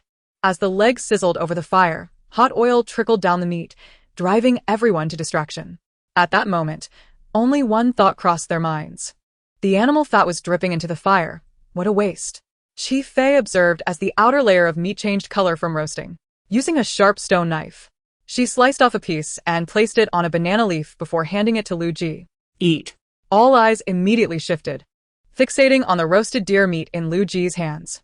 Lu Ji picked up the bamboo chopsticks Chi Fei had crafted, elegantly grasping the deer meat. He slowly brought it to his mouth, savoring the rich flavor of the marbled meat. Gulp. The previously silent atmosphere was abruptly shattered by the sound of someone swallowing. Soon after, the chorus of hungry stomachs echoed. Chi Fei looked at Yi Tang before her. A flicker of panic crossed Yi Tang's face, and she quickly clutched her stomach. However, the roasted meat was simply too fragrant. She could not control herself. Her stomach protested on its own. Want some? Chi Fei asked. Ye Tang nodde dey geldi. Taking a few steps towards her. Quick, give me some. She asserted confidently. Aren't you worried about having too much meat? I'm here to help you solve this problem. I can too, Shun Hanji chimed in, stepping forward. Since you are so troubled, I will graciously partake. How envious of you, Chi Fei remarked with a hint of sarcasm. Your skin is so well taken care of. You must not worry about mosquito bites. Yi Tang was furious. You were the one who asked us if we wanted to eat first. Chi Fei sliced off another portion of the roasted meat, sharing some with Lu Ji. If you want to eat, go hunt for it yourself. She lightly tapped her chin behind Yi Tang, indicating it's just over the mountain. Upon hearing this, both Yi Tang and Shun Hanji were infuriated. If they were skilled hunters, would they still be asking her for meat? Let's go, Qi Yuzhen suddenly interjected. The second activity was about to commence, and perhaps they could procure some ingredients. She smiled gently, saying that there would be plenty of time ahead, so they need not rush. Yi Tang pouted, but I can't swallow this indignation. Shun Hanji furrowed his brow. Jinjin, I know your heart is kind, but Chi Fei has truly gone too far this time. Qi Yuzhen felt exasperated. These foolish individuals. If they couldn't bear this indignation, why should she? Had it not been for their repeated failures in securing meat, she would have spoken up long ago. It was simply because there was no hope that they had to let it go. Shun Hanji looked at Chi Fei and spoke in a condescending tone. We need to talk. Sure. Chi Fei replied, handing a deer leg to Lu Ji, reminding him not to burn it. After saying that, she followed Shun Hanji away. The fact that Shun Hanji was Chi Fei's ex was common knowledge among the group. As soon as they noticed the two preparing for a private conversation, they exchanged curious glances. Yi Tang turned to Qi Yuzhen and blurted, Are you going to check on them? Qi Yuzhen's expression froze momentarily. Why should I? Yi Tang shook her head, clearly frustrated. What if Shun Hanji gets swayed by her? Qi Yuzhen retorted, If you can't speak, then kindly keep quiet. Afraid that others might associate her with the previous rumors about her and Shun Hanji, she quickly added, Although Shun Hanji is my teammate now, the production team hasn't stipulated that one cannot leave the team. She smiled lightly, so I will respect his decision. Shun Hanji looked reproachfully at Chi Fei. First the hammock, now the barbecue. Chi Fei, even if you seek to capture my attention, this isn't the way. Chi Fei was taken aback. You think I'm trying to attract your attention? Isn't it so? He grinned at her. To be honest, your efforts have indeed touched me a bit. Chi Fei fell silent for a moment before saying, There's a small grove ahead. Come with me. Upon hearing this, Shun Hanji was instantly thrilled. It's happening. She's going to flirt with me. Chapter 24. A cup of milk tea, alright then. Shun Hanji blinked. If you insist, I will come and talk with you. He loosened his collar, suddenly feeling a wave of warmth. To spare Chi Fei any embarrassment, he even kindly shooed away the drone. As the two gradually disappeared from the camera's view, the audience could hardly contain their excitement. Absolutely insane. Chi Fei can't endure this for even a moment? Isn't this too reckless? What man would let this opportunity slip? Could it be that she really intends to reconcile with Shun Hanji? This is blatant seduction. Wow, I didn't expect to witness such drama in a survival show. Aren't they even trying to be discreet? How repulsive. Yi Tang squatted in front of Lu Ji, watching him intently as he turned the deer meat. The homely act, carried out by him, instantly evoked the ambience of a Michelin-starred experience. Yi Tang swallowed, feeling inexplicably hesitant to ask him for meat. The atmosphere was steeped in silence. Growing impatient, Yi Tang waited. Lu Ji glanced toward the small grove, his expression slightly darkening. Perhaps they're still talking. Not long after this thought crossed his mind, a piercing scream suddenly erupted from the woods. Ah! The shriek was so sharp it instantly captured everyone's attention. Yi Tang jumped at the sound. What was that? Could something have happened? Someone quickly replied, There are only our 3 teams nearby. Did Shun Hanji and Chi Fei encounter some kind of accident? The group immediately recalled Shun Hanji's earlier invitation to Chi Fei. No way. Could those two have gotten into a fight? Did Shun Hanji lay hands on Chi Fei? Was that her scream? Chi Yuzhen's expression brightened at the sound. That doesn't sound right. We should go check it out. How could she pass up such an opportunity to see Chi Fei humiliated? As for Shun Hanji, he had always been independent. She could easily see through his little intentions towards Chi Fei today. The others followed her lead, but just as they took a step, a weak cough came from behind. Cough. Concerned, they rushed over. Lu Ge, are you alright? Lu Ji coughed again, his voice hoarse. I have a bit of a headache. Yi Tang immediately panicked. Turning to Chi Yuzhen, Lu Ge is unwell. You must think of something. Could the barbecue be the problem? Chi Yuzhen instinctively placed the blame on Chi Fei. Yi Tang stomped her foot in frustration. This is not the time for blame. I have mint leaves. Let Emperor Lu smell them. It might help, someone suggested. Yi Tang glared at him. Then hurry and bring them. The group scrambled about in a flurry. Moments later, Lu Ji closed his eyes, resting while inhaling the fresh scent of mint leaves. The screams continued sporadically. Chi Yuzhen felt increasingly uneasy. Suddenly, the cries ceased. Lu Ji opened his eyes. I'm alright. Lu Ji responded coolly, yet his hands immediately moved, propelling his wheelchair to the front. He was the first to reach the small grove, scanning the surroundings. There, Chi Fei emerged leisurely, dragging an almost lifeless Shun Hanji behind her, her face adorned with a bright and cheerful smile. Their eyes met. Chi Fei raised an eyebrow. And before she could speak, Chi Yuzhen and the others arrived. What perfect timing! Without missing a beat, Chi Fei nonchalantly released her grip. With a loud thud, Shun Hanji fell heavily to the ground, letting out another muffled cry. Chi Yuzhen's brows instinctively furrowed at the sight of his battered face. The other guests stood dumbfounded, frozen in place. The drone arrived last, capturing the scene. The viewers, who had been vocally criticizing, were suddenly taken aback. What on earth happened to Shun Hanji? What transpired? This is far too intense. Chi Fei, how could you be so cruel? Yi Tang was the first to rush towards Chi Fei. Isn't it just that Shun Hanji refused to yield to you? Did you really have to go this far? What did you just say? Yield to what? Yi Tang shot her a disdainful look. Shun Hanji has shared this with all of us. You've been throwing hints at him both openly and subtly to rekindle things. Is that really true? Does Chi Fei truly love Shun Hanji that much? Speechless. It seems today has become quite intense, Chi Fei remarked dismissively, glancing at Shun Hanji. You really need to work on your fitness. Shun Hanji, aching all over, glared at her resentfully as he raised his head. Oh, are you still not convinced? Chi Fei looked down at him. I initially thought you were just stingy, wanting a cup of milk tea. Now it seems your physical condition is also lacking. It's fortunate we parted ways early. The online community erupted once again. Wow. Chi Fei's words are loaded with implications. She wanted a milk tea? Where did this oddity come from? Could Chi Fei please draft her lies better? It's just a cup of milk tea. Does he really not have the means?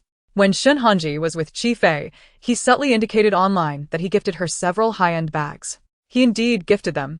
Am I the only one concerned about why he ended up like this? With the support of his teammates, Shen Hanji shakily stood up, his legs injured as well. The entire person nearly collapsed. He clutched his swollen cheek and viciously pointed at Chi Fei. It was her who did this to me. That venomous woman. As soon as these words escaped his lips, the crowd erupted in disbelief. What nonsense is this? How could Chi Fei, with her petite frame, possibly inflict such harm on Shen Hanji? Speak properly. Chi Fei, with a serious demeanor, retorted, how could this be called hitting? It was clearly you who insisted on sparring with me. Shen Hanji trembled with rage. Chi Fei continued, you lost your balance and accidentally bumped into a rock, which is how you ended up like this. What, do you still want to pin this on me?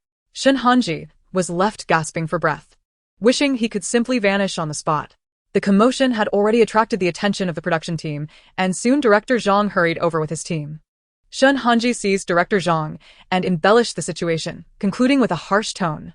Director Zhang quickly tried to calm him down. Don't get agitated. Let me clarify the situation first. Shen Hanji shouted. What is there to clarify? This is exactly how it happened. The staff members who had come along immediately filled with sympathy upon seeing Shen Hanji in such a state. Chi Fei has gone too far. How could she strike Shen Hanji so severely? Indeed, I've always seen Shen Hanji being polite to others. Who would have thought he'd end up in such a predicament? Please leave quickly. I seriously suspect Chi Fei has violent tendencies. My heart aches. He's too pitiful. How long will it take for him to recover? Director Zhang shot a look to silence the staff's chatter. He turned to Chi Fei with a stern expression. How do you explain this? I already explained just now. Chi Fei shrugged. The conclusion is that he brought this upon himself. It has nothing to do with me. Seeing her nonchalant attitude, Director Zhang felt a lump in his throat. Suddenly, Lu Ji spoke up. It indeed has nothing to do with her. Chapter 25. Lu the actor takes a stand. Everyone was taken aback. Lu Ji lifted his gaze, his voice cold. I happened to see when Shen Hanji fell. Shen Hanji. What does he mean he saw? How could he have seen? Others also looked on in confusion. Lu Ji's eyes swept over the crowd, narrowing slightly. Immediately someone exclaimed, yes, it seems I also saw it. Shen Hanji. What? 666,666. This person must be currying favor with Lu Ji. He clearly didn't even enter the woods. The award for bold-faced lies goes to this one. I'm scared. I'm scared. Ji Go, I saw it. Everyone else. Even if we didn't see it, we must claim we did. Yeah, Sobning. This must be coerced by Chi Fei. With this person setting a precedent, the others quickly followed suit, chiming in yes, I saw it too. Me too. They feared that if they didn't join in, they would lose their place. What nonsense are you all spouting? Shen Hanji was utterly distraught. Just a moment ago in the woods, he had felt so desolate and helpless. Had these people gone mad? Director Zhang pondered, his gaze sweeping across the faces of the crowd. Director, Shen Hanji exclaimed just now since. Given this, it is merely an accident, Director Zhang stated. Shen Hanji exploded. This is not an accident. He limped forward, grabbing a guest who had just echoed Lu Ji's statement, glaring fiercely as he questioned. You said you saw it. Then tell me, how did I fall? Oh my, ghost. Whoa. From this angle, Shen Hanji looks terrifying. That expression is too distorted.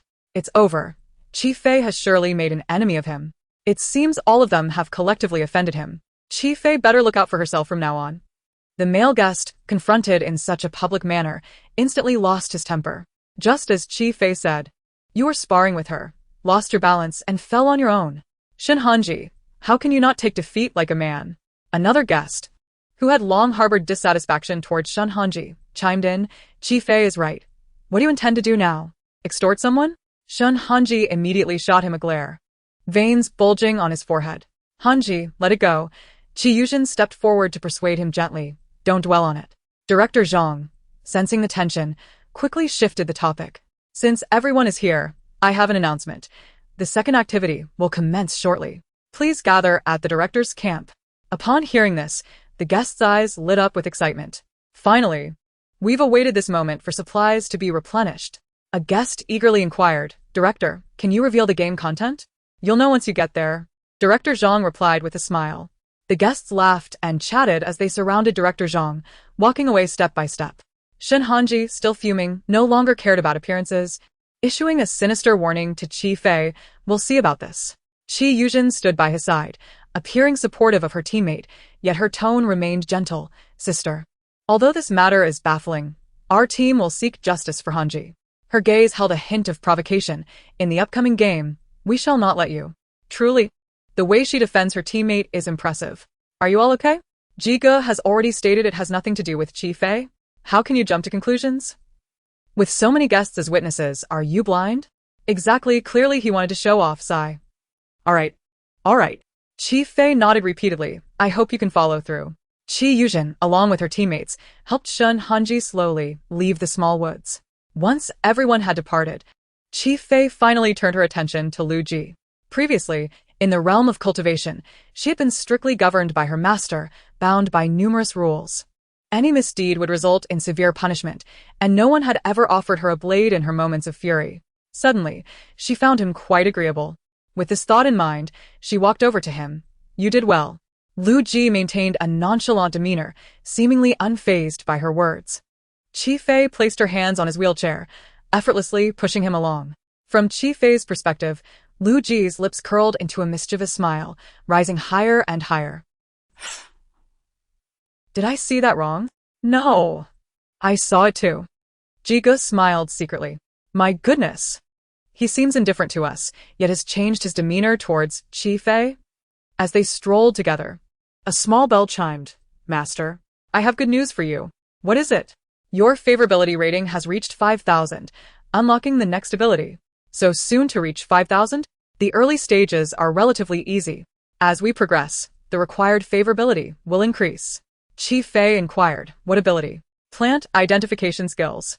With this ability, you essentially become a walking encyclopedia of botany.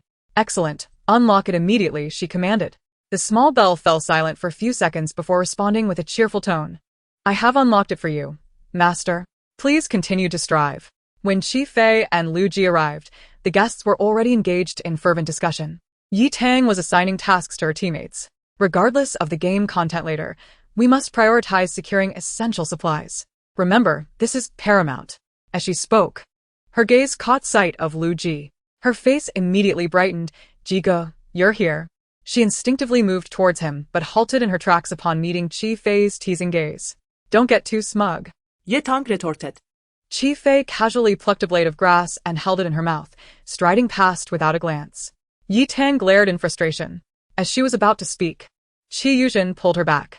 With a playful smile in her eyes, she led her away from the camera, retreating into a corner. Why are you pulling me? Look at her smug expression. Tang, don't be upset. We are live streaming after all. If you let your sister get to you, it will ultimately affect you when it airs, Qi Yuzhen remarked. Yi Tang paused, then her expression softened as she nodded. You're right. She gave Qi Yuzhen a grateful glance. Thank you for considering my feelings. Of course. My sister has indeed gone too far this time. Although she is my sister, I won't allow her to bully my teammates. Exactly. I heard that the next game involves bidding for supplies. Qi Yuzhen's eyes sparkled with a plan. Instead of our team working hard alone, why not form an alliance with another team to share resources? What do you think? Yi Tang's eyes lit up. That sounds great. For instance, something like a lighter can be borrowed between us. If we have cooking utensils, we can even dine together.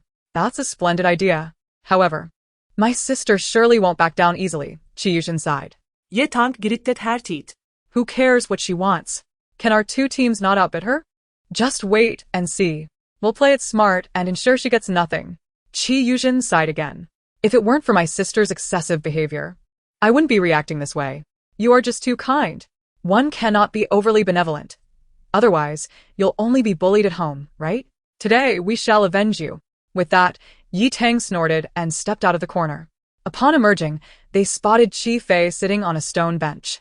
The two exchanged glances. Yi Tang's face glowed with triumph. Just wait. Soon you will face a great setback. Following closely behind was Qi Yuzhen, who elegantly glanced at Qi Fei before walking to the other end. At that moment, Director Zhang, holding a megaphone, announced, First, Let us congratulate Qi Fei for unlocking the hunting achievement. Qi Yuzhen's heart sank. Her previously buoyant mood was instantly shattered. Hunting achievement?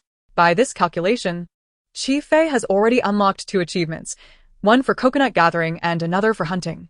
Meanwhile, I have only achieved 1 for making fire. If she unlocks 1 more, she can leave the island. No, this absolutely cannot happen. We must prevent Qi Fei from accomplishing that. Director Zhang continued. Today's game provides everyone with ample opportunity to win supplies. You must all strive to ensure better survival on the deserted island. I will briefly explain the game rules. Soon, the staff will bring up supplies for you to bid on. Bidding? But we don't have any money. Murmurs arose from the crowd. Of course, it's not with money. Director Zhang chuckled, gesturing to the staff.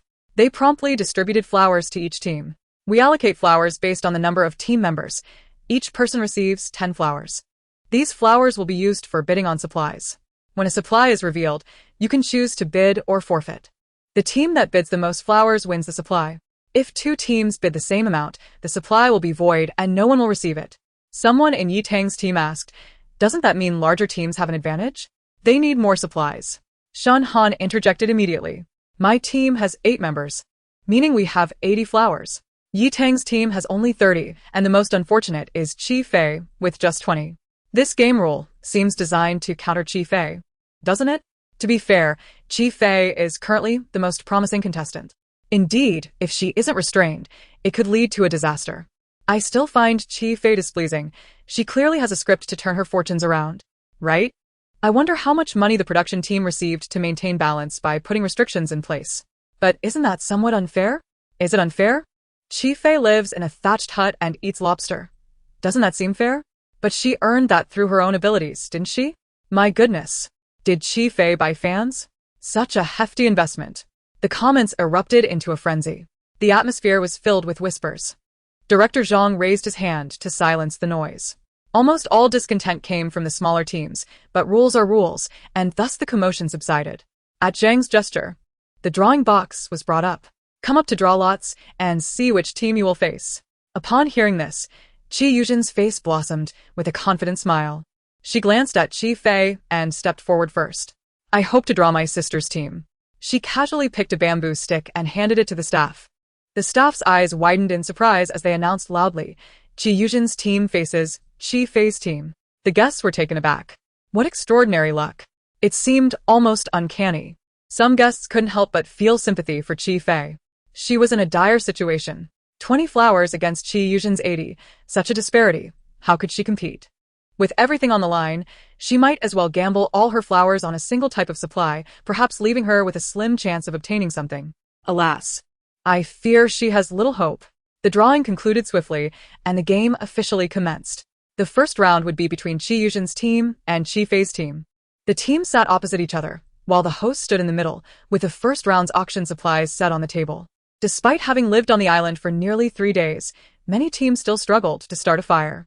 As the host spoke, excitedly unveiling the supply, the first item for bidding is a lighter.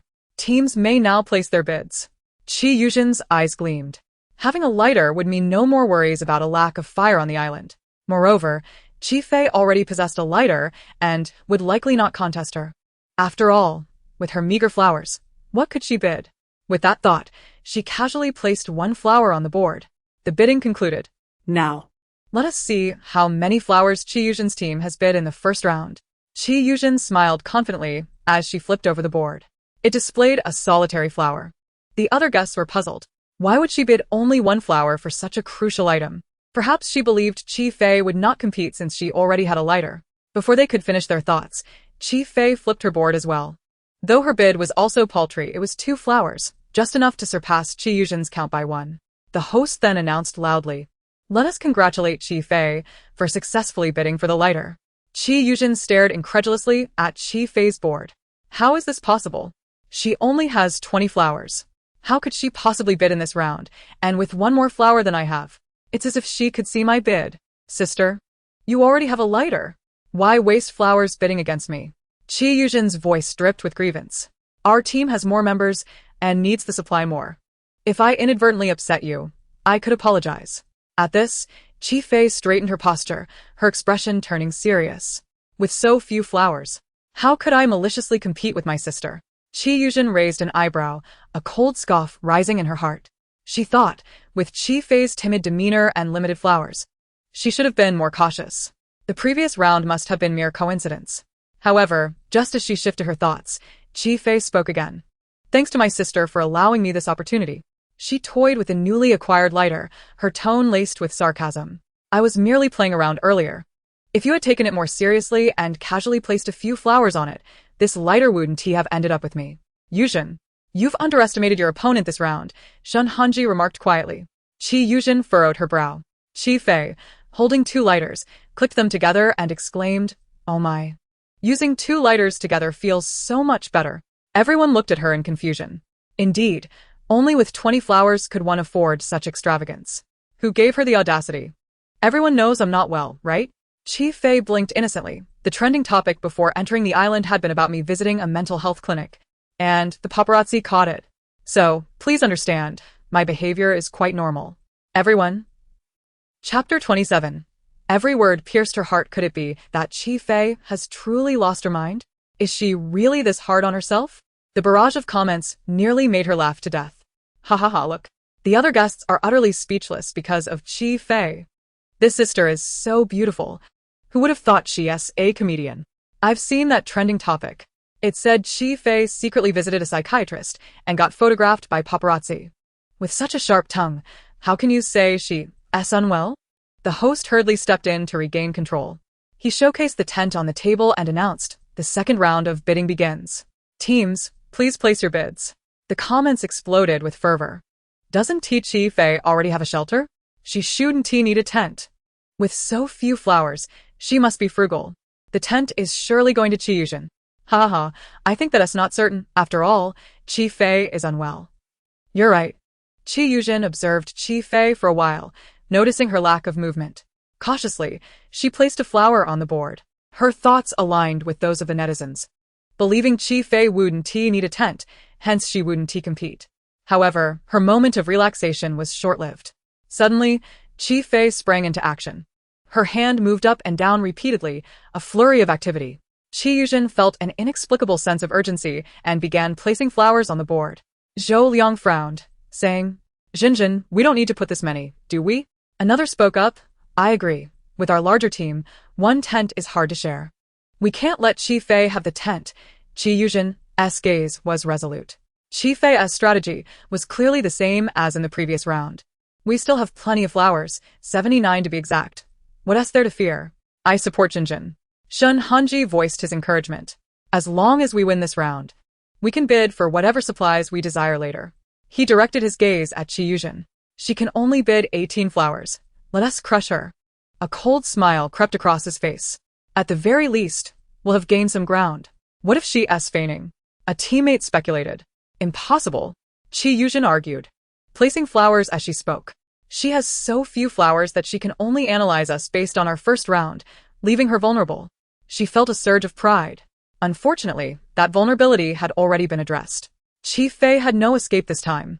The second round of bidding concluded. First, they reviewed Chi Yuzhen's bid. The host announced, Chi Yuzhen bids 19 flowers. Chi Yuzhen's eyes sparkled with joy, as if she could already foresee Chi Fei's imminent frustration. When Shun Hanji noticed Chi Fei frowning, his suspicions were confirmed. Given her limited flowers, it was a pity she had been allowed to play for so long. Chi Fei, reveal your bid, the host called. The atmosphere grew tense as everyone fixated on Chi Fei's actions. With a lazy flip, Chi Fei revealed her board, which was completely barren. No flowers at all. The host then proclaimed, Congratulations, Chi Yuzhen, you have won a tent. Chi Yuzhen stared incredulously at the empty board, rising abruptly. Impossible. I clearly saw Chi Fei placing flowers. Her gaze shifted to Chi Fei, who met her eyes. In that instant, silent sparks flew between them. Chi Yuzhen clenched her teeth. By now, she understood everything.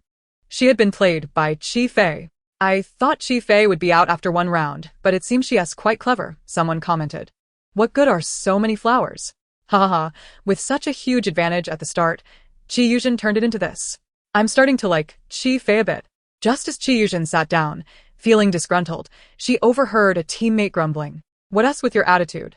Shun Hanji turned to glare at him. Our team doesn't have anyone to build a shelter. A tent is essential. The other retorted, we have 8 people. Who should use the tent then? Shun Hanji replied, it doesn't matter who uses it. We just need to secure essential supplies. It's not like no one warned you that Chi Fei might be feigning. Who listened? That's right.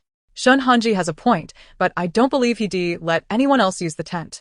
Clearly, it's your lack of foresight in the game, yet you're just blaming others now. Shun Hanji is impressive. He thinks he's the only one who's right. This round was my mistake, a waste of flowers, and I apologize to everyone, Chi Yujin said, sensing the growing tension in the team. Her previously vocal teammates, seeing her humility, couldn't bear to blame her further. The third item up for bidding was presented by the staff, a healing ointment for injuries.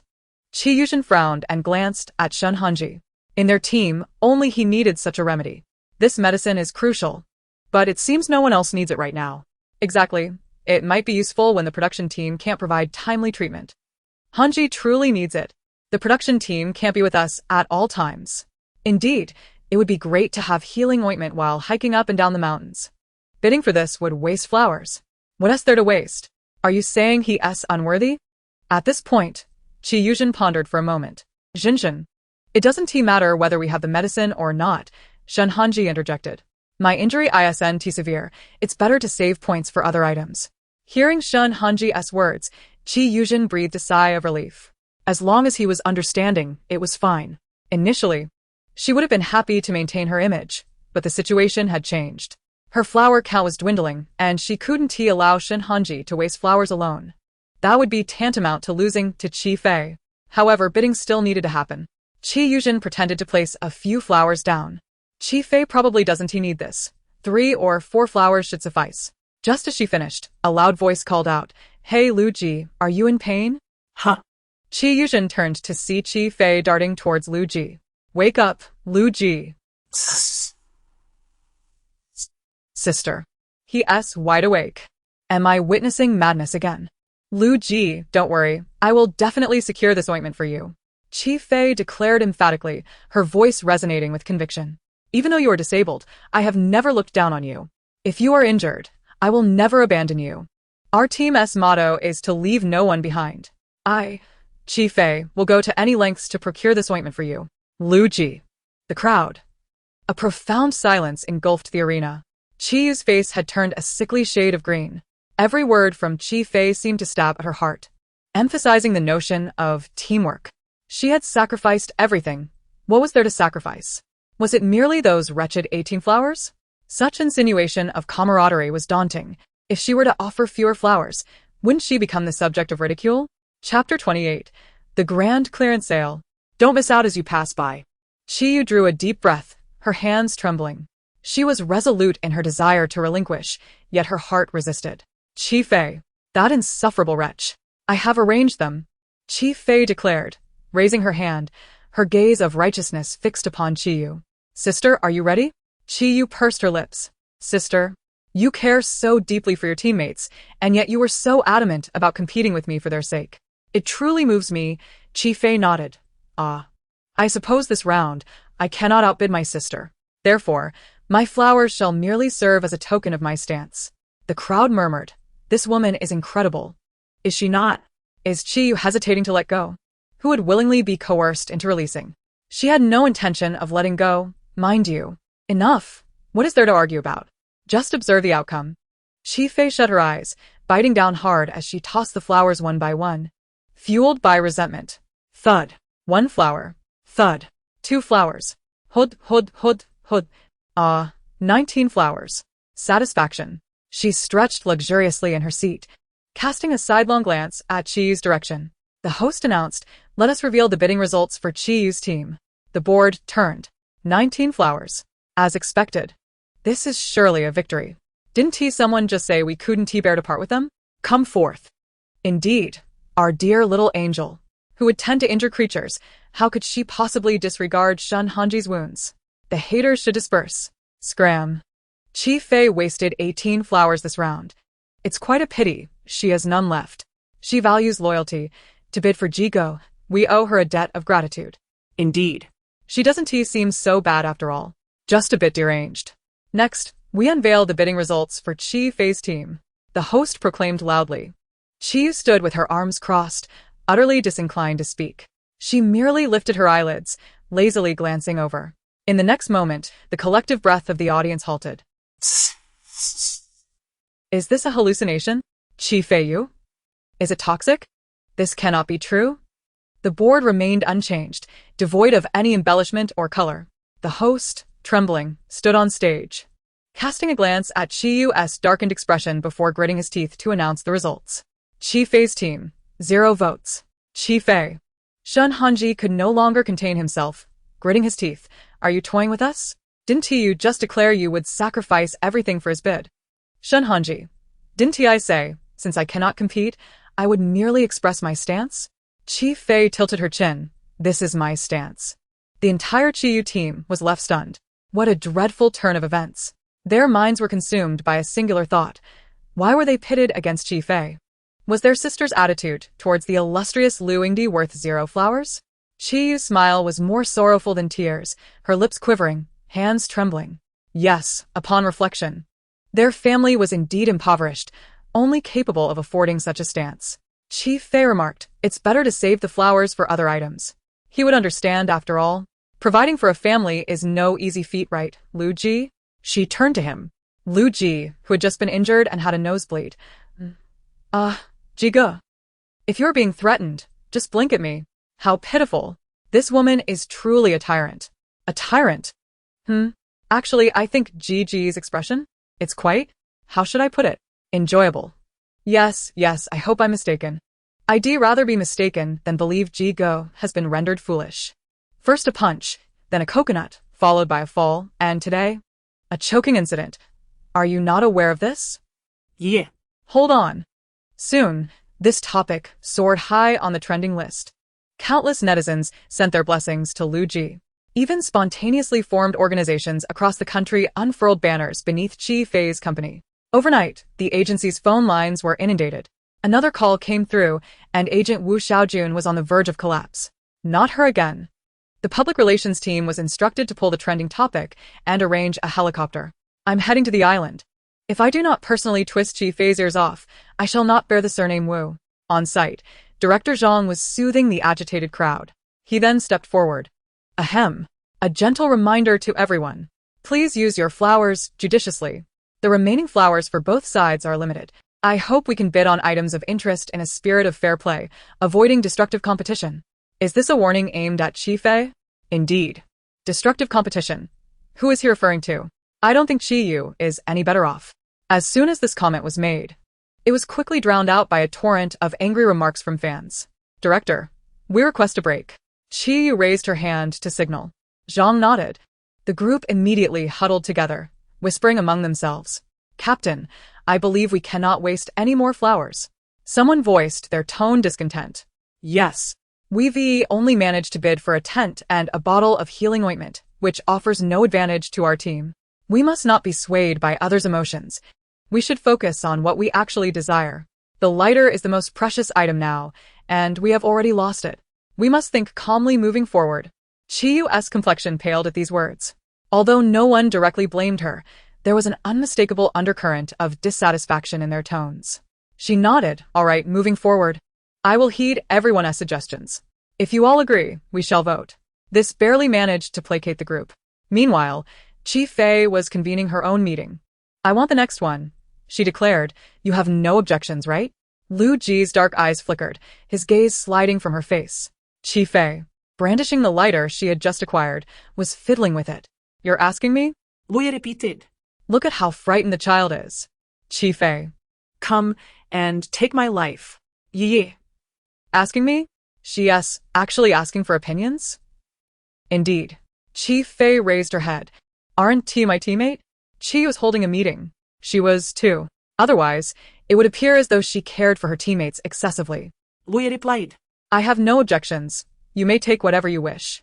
Chi Fei nodded. I'll go earn some. Otherwise, it won't be enough. Earn what? Lu Ji's expression shifted. Suddenly, the person squatting on the ground stood up. She lifted her leg and strode towards the remaining teams. Attention! Attention! Grand clearance sale! Don't miss out as you pass by.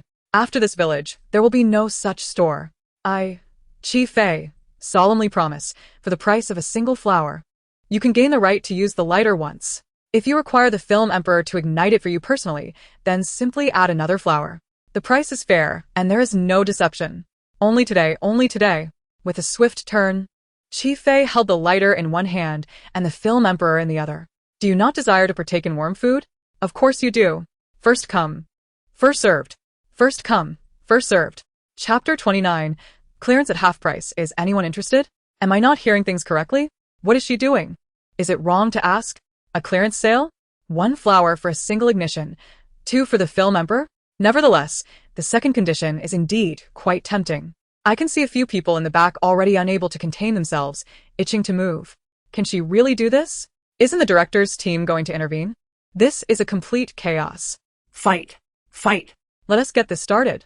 By the time the director's team reacted, a swarm of individuals was already rushing towards Chi Fei. I want a film emperor ignition package. I need it twice. For flowers. Me too. I want one. Get away, I was here first. Aside from Qi Yuzhen and Yi Tang's team, the other teams had not yet submitted their flowers to the captain. Please calm down, please calm down. Chi Fei smiled cheerfully. The quantity is limited, please line up to receive. Qi Yuzhen and Yi Tang finally reacted, their expressions shifting drastically. If this continues, it will be disastrous. 1 ignition for 1 flower? Who here does not need ignition? This is absolutely disgusting. Yi Tang shouted, Director's team, this is malicious competition. We do not agree. Director Zhang immediately intervened. Chi Fei, private transactions are not allowed here. Not allowed? She raised an eyebrow. Director Zhang was momentarily at a loss for words. Of course not. But was it ever stated before the game that guests were not allowed to trade privately? Director Zhang fell silent. Indeed, that had not been mentioned. Acting impulsively, he now realized he was at a disadvantage.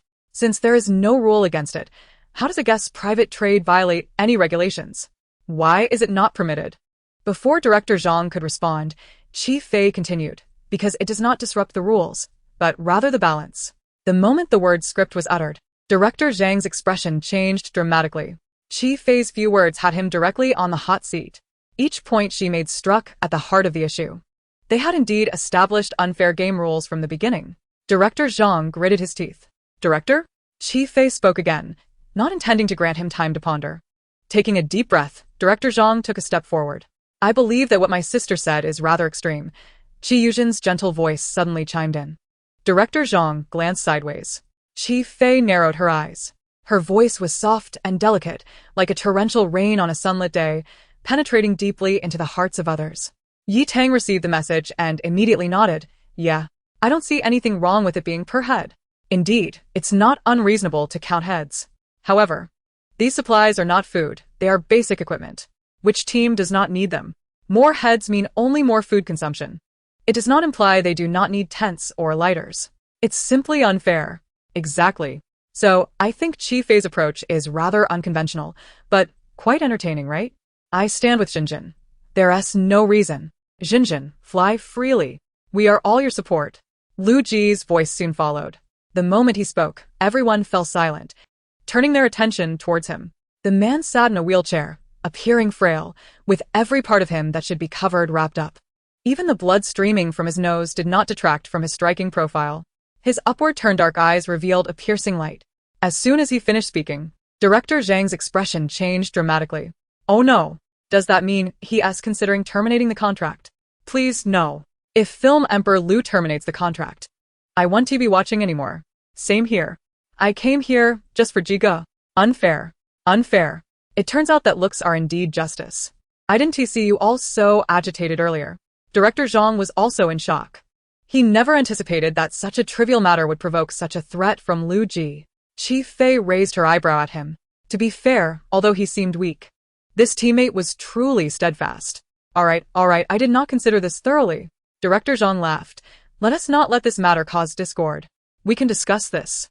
He signaled to the staff, and everyone immediately stepped aside. No one was there to stop Chi Fei. With a smile, Chi Fei walked forward. The sound of 2 lighters clicking echoed. She approached the line. How many do you want? I want the Film Emperor to ignite twice. Someone called out. Lu Ji, I somewhat regret supporting him earlier. And you? Just once ignition. Then came a chorus of voices. I want 1 ignition. Me too, just once.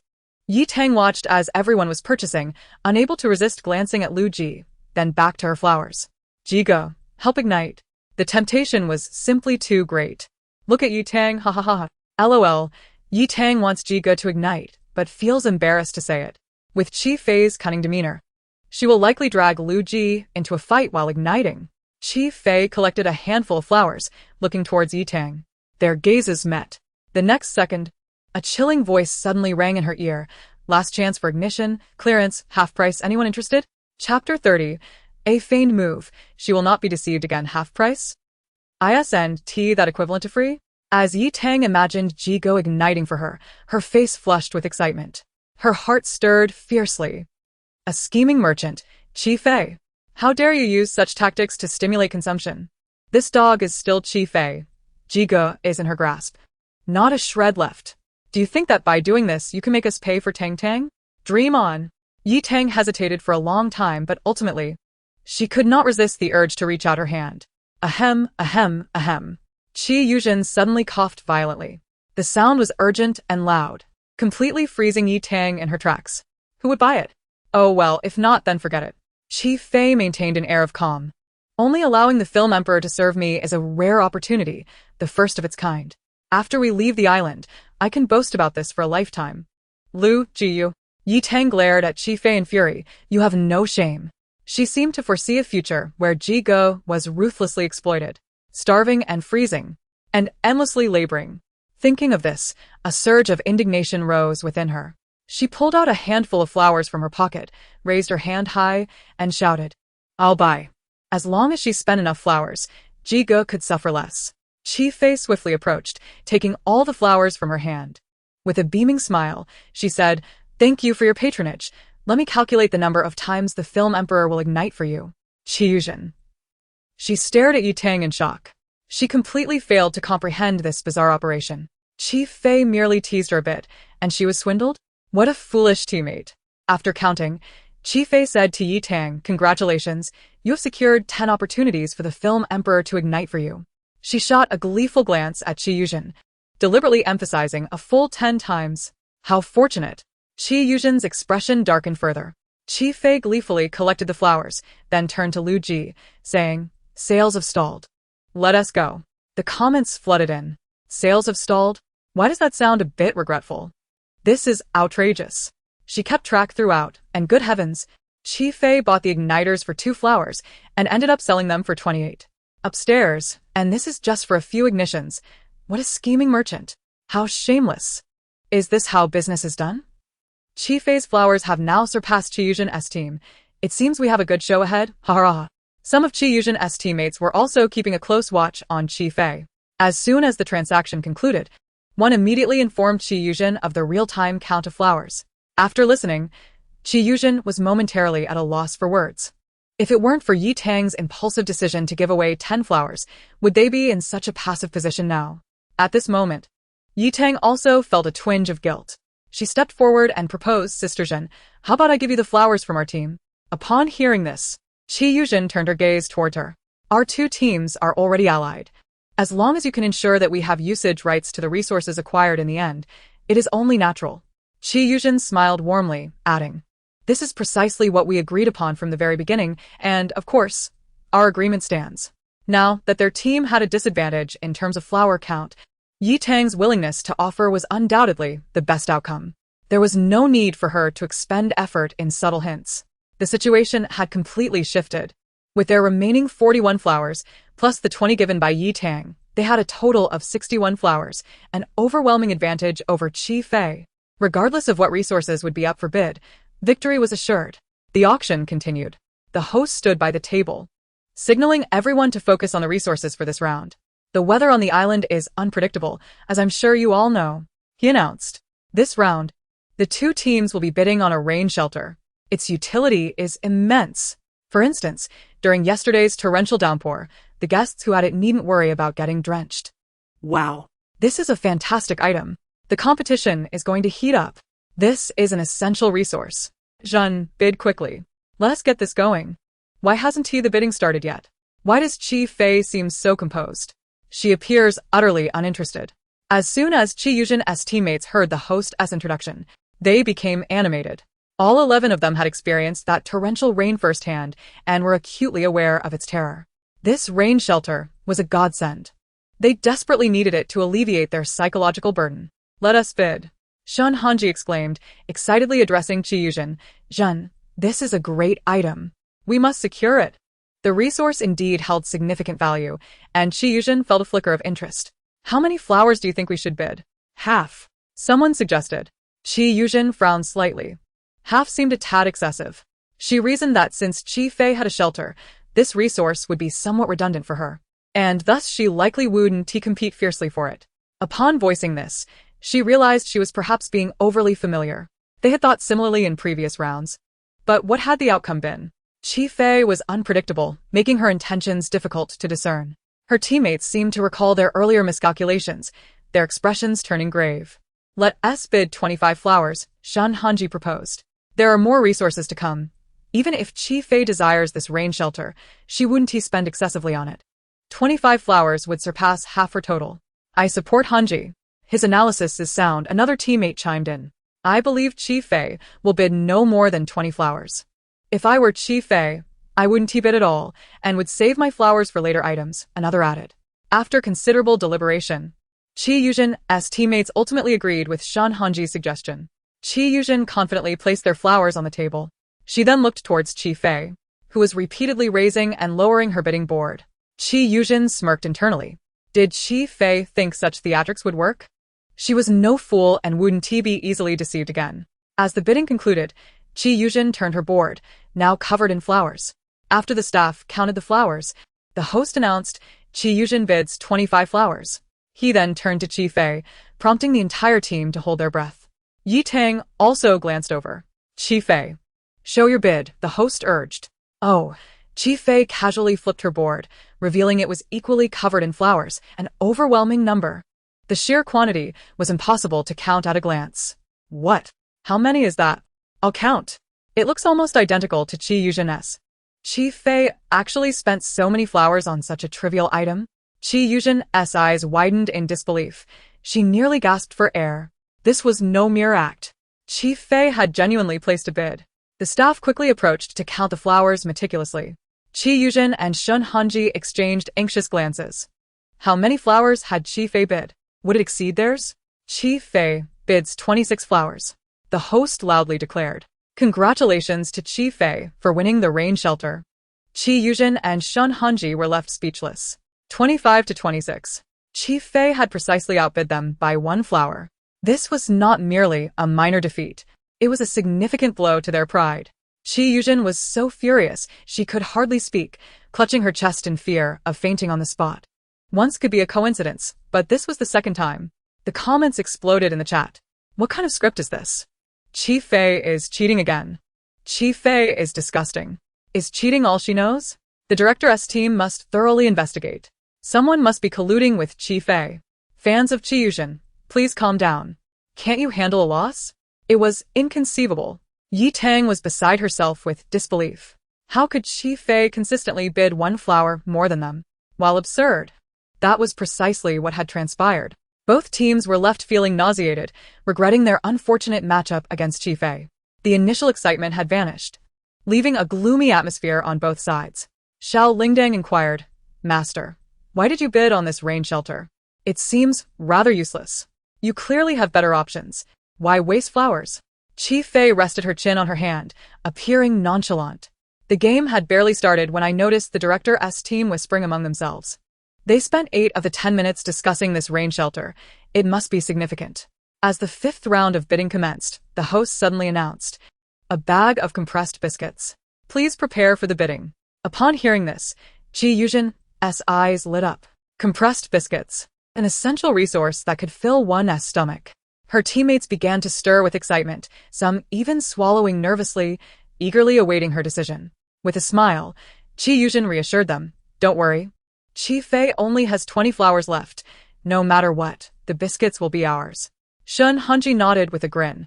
This is a classic case of turning misfortune into fortune. So, what if Chi Fei got the rain shelter? We will claim the superior items ahead. As soon as she finished speaking, the host slowly unveiled the resource beneath a black cloth. On the square table lay a rather diminutive bag of biscuits, quietly waiting. If one didn't look closely, they might have easily overlooked it. Chi Yuzhen's team collectively erupted in disbelief. Chi Yuzhen reached out to compare, utterly speechless. It was hardly larger than half her palm. This meager portion was insufficient even to fill the gaps between their teeth. Yi Tang was equally disheartened. Should we still bid? A teammate asked. Chi Yuzhen replied, let us hold off for now. The quantity is simply too small to share. Consequently, Chi Fei acquired the bag of biscuits for just 1 flower. As soon as the items arrived, she promptly thrust them into Lu Ji's hands. Here's a snack for you. Lu Ji smirked and immediately tucked it into his pocket. The next item was presented. Chi Yuzhen's gaze intensified with fervor. Please, let it be something truly valuable. The black cloth was lifted to reveal a bucket of instant noodles. Again, with this, although useful, the quantity was disappointingly scant. Chi Yuzhen's teammates were increasingly on edge. What if everything continued like this? What should we do? Should we bid or not? The production team sure knows how to toy with people's emotions. The advantage of having fewer people is showing now. Is Chi Yuzhen really not going to bid? Once this opportunity is gone, it won't come back. Chi Fei, hurry up and bid. Bid so Ji Gu can eat. Eating instant noodles on a deserted island must be a delight. After a moment of hesitation, Chi Yuzhen clenched her teeth and placed 5 flowers. However, when the results were revealed, Chi Fei outright bid 19 flowers, exhausting her entire supply for this round. Although Chi Yuzhen lost, everyone was mocking Chi Fei. Seriously? She actually bid 19 flowers. For a bucket of instant noodles? What was she thinking? Chi Fei promptly handed the noodles to Lu Ji. I'm a bit tired of venison. I think we should switch to seafood instant noodles for dinner. Those who had just mocked her fell silent instantly. Tired of venison? What about seafood instant noodles? They hadn't tasted meat in days. Can she not consider their feelings for once?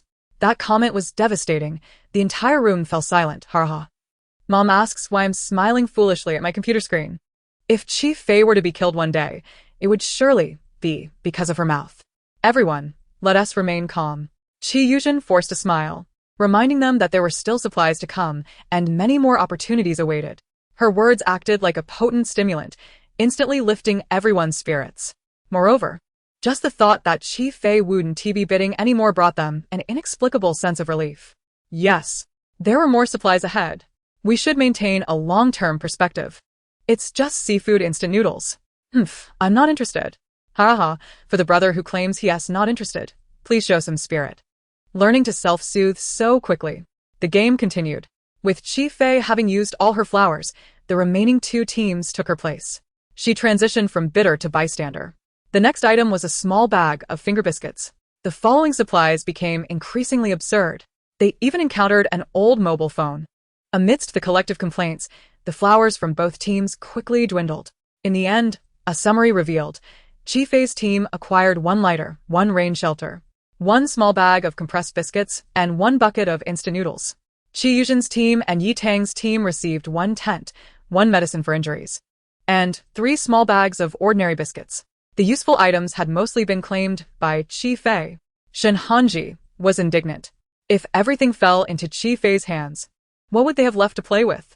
It would be a miracle if they weren't utterly defeated by her. Director, I suspect Chi Fei is cheating. Oh? Before the director could respond, Chi Fei spoke first. Shen Hanji glanced at her smiling eyes, feeling an inexplicable chill run down his spine. If the star Shen was saying this, she must have evidence, right? Her gentle voice slowly resonated. Chapter 32. Chi Fei. We are enemies for life. Chi Yuzhen immediately pulled Shen Hanji back. After battling Chi Fei all day, she had somewhat grasped the situation. Merely verbal sparring could never match this woman. It was better to prevent Shen Hanji from walking into a trap. Shen Hanji had no choice but to fall silent. Chi Fei gathered her belongings, approached Lu Ji, and gracefully departed from the stone bench. Director, this game is quite ruthless. The crowd turned their ire towards the production team. Director Zhang stated, all supplies are useful. These are merely additional benefits for the survivors. How to survive ultimately depends on you. Dismissing the complaints, the audience had no rebuttal to offer. Once the individuals left, the production team huddled together. Director, at this rate, Chi Fei alone could sustain the entire survival team. Indeed. It's severely disrupting the game's balance. Where did she acquire these skills? Director Zhang pondered for a moment. No worries, there's still a pit for her to fall into. He remarked, you all know this rain shelter can accommodate over 50 people. This will test human nature. Will Chi Fei be willing to share the shelter with others during the rain? That will be a highlight. The staff exchanged glances, falling into silence. After a long pause, someone spoke up. I don't think she will.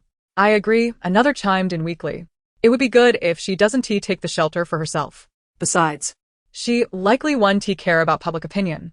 Once again, the group fell silent, their heads aching. Dark clouds loomed overhead. Everyone, listen to me. Chi Yuzhen forced herself to be upbeat as she addressed the group. Not obtaining supplies today is not a big deal. When you think about it, we only lost a rain shelter. Later, I'll plead with my sister. That shelter is quite large, and she will surely let us use it to avoid the rain. The crowd remained muted. Captain, someone spoke. Chi Fei's team has already unlocked 2 achievements. If they unlock one more, she can leave the island. I know. Chi Yuzhen picked up the survival manual and glanced through it.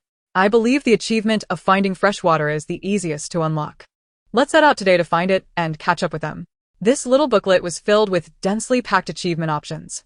By unlocking achievements like finding fresh water, hunting, and fishing, they could earn rewards. Accumulating 3 would allow them to leave the island once. The group initially harbored some grievances, but seeing Chi Yuzhen's gentle smile gradually eased their frustrations. Whoa, Jinjin is such a little angel. She is truly wonderful. I also want to be on Jinjin's team. With Jinjin leading, it's such a positive energy. Unlike that other oddball, who only knows how to beat up her teammates. Jinjin, you must hold on. Defeat the forces of evil. Suddenly, the loudspeaker on the island crackled. The closest one to them was speaker number 368. Attention, here's an announcement. Director Zhang's voice echoed, seemingly tinged with frustration. The crowd turned to look at the speaker. Could it be that the next game was about to begin? Shun Hanji felt a surge of excitement. Surely, the production team had seen their struggles and decided to provide some assistance. However, the next second, Director Zhang's breath echoed through the speaker before he slowly announced, "Congratulations to Chi Fei for unlocking the fishing achievement." A moment of silence enveloped the scene. What? Shun Hanji immediately erupted. What the heck? What is going on? The fishing achievement has been unlocked. Chi Fei went to the beach. I'm going to check that live stream. Inside the production team's tent, silence reigned once more. At that moment, by the seashore, a loud splash echoed. Chi Fei dropped a fish at Lu Ji's feet. The fish lay stiff. Lu Ji also froze. Hang this on your wheelchair. You can feast tonight. Lu Ji pressed his lips together and glanced at the fish. Its lifeless stare was etched in his mind. What are you waiting for? Chi Fei called out to him. Only then did Lu Ji reach down to grab the fish, immediately grimacing upon contact. Chi Fei, I will not let you off. Jiga is so unfortunate. To be honest, following Chi Fei might not be so bad. Good food and drink. What's wrong with hanging a fish? Jiga hasn't he expressed any discontent. It's the bystanders who are jumping around. With a series of splashes, fish were tossed onto the beach like raindrops. One fish struck Lu Ji's face directly. Lu Ji's excited voice echoed around him as he observed a woman. Her pants rolled up, joyfully shouting in the water, yet he ultimately chose to silence himself. He soon encountered Chi Yuzhen and her companions, who had come to seek fresh water and, incidentally, to verify if Chi Fei had indeed caught any fish. However, they arrived to find Chi Fei empty-handed, pushing Lu Ji back toward the shore. Didn't you say you caught fish? Shin Hanji laughed aloud. I knew it. With someone as oblivious as Chi Fei, how could she possibly catch fish? She can't even swim.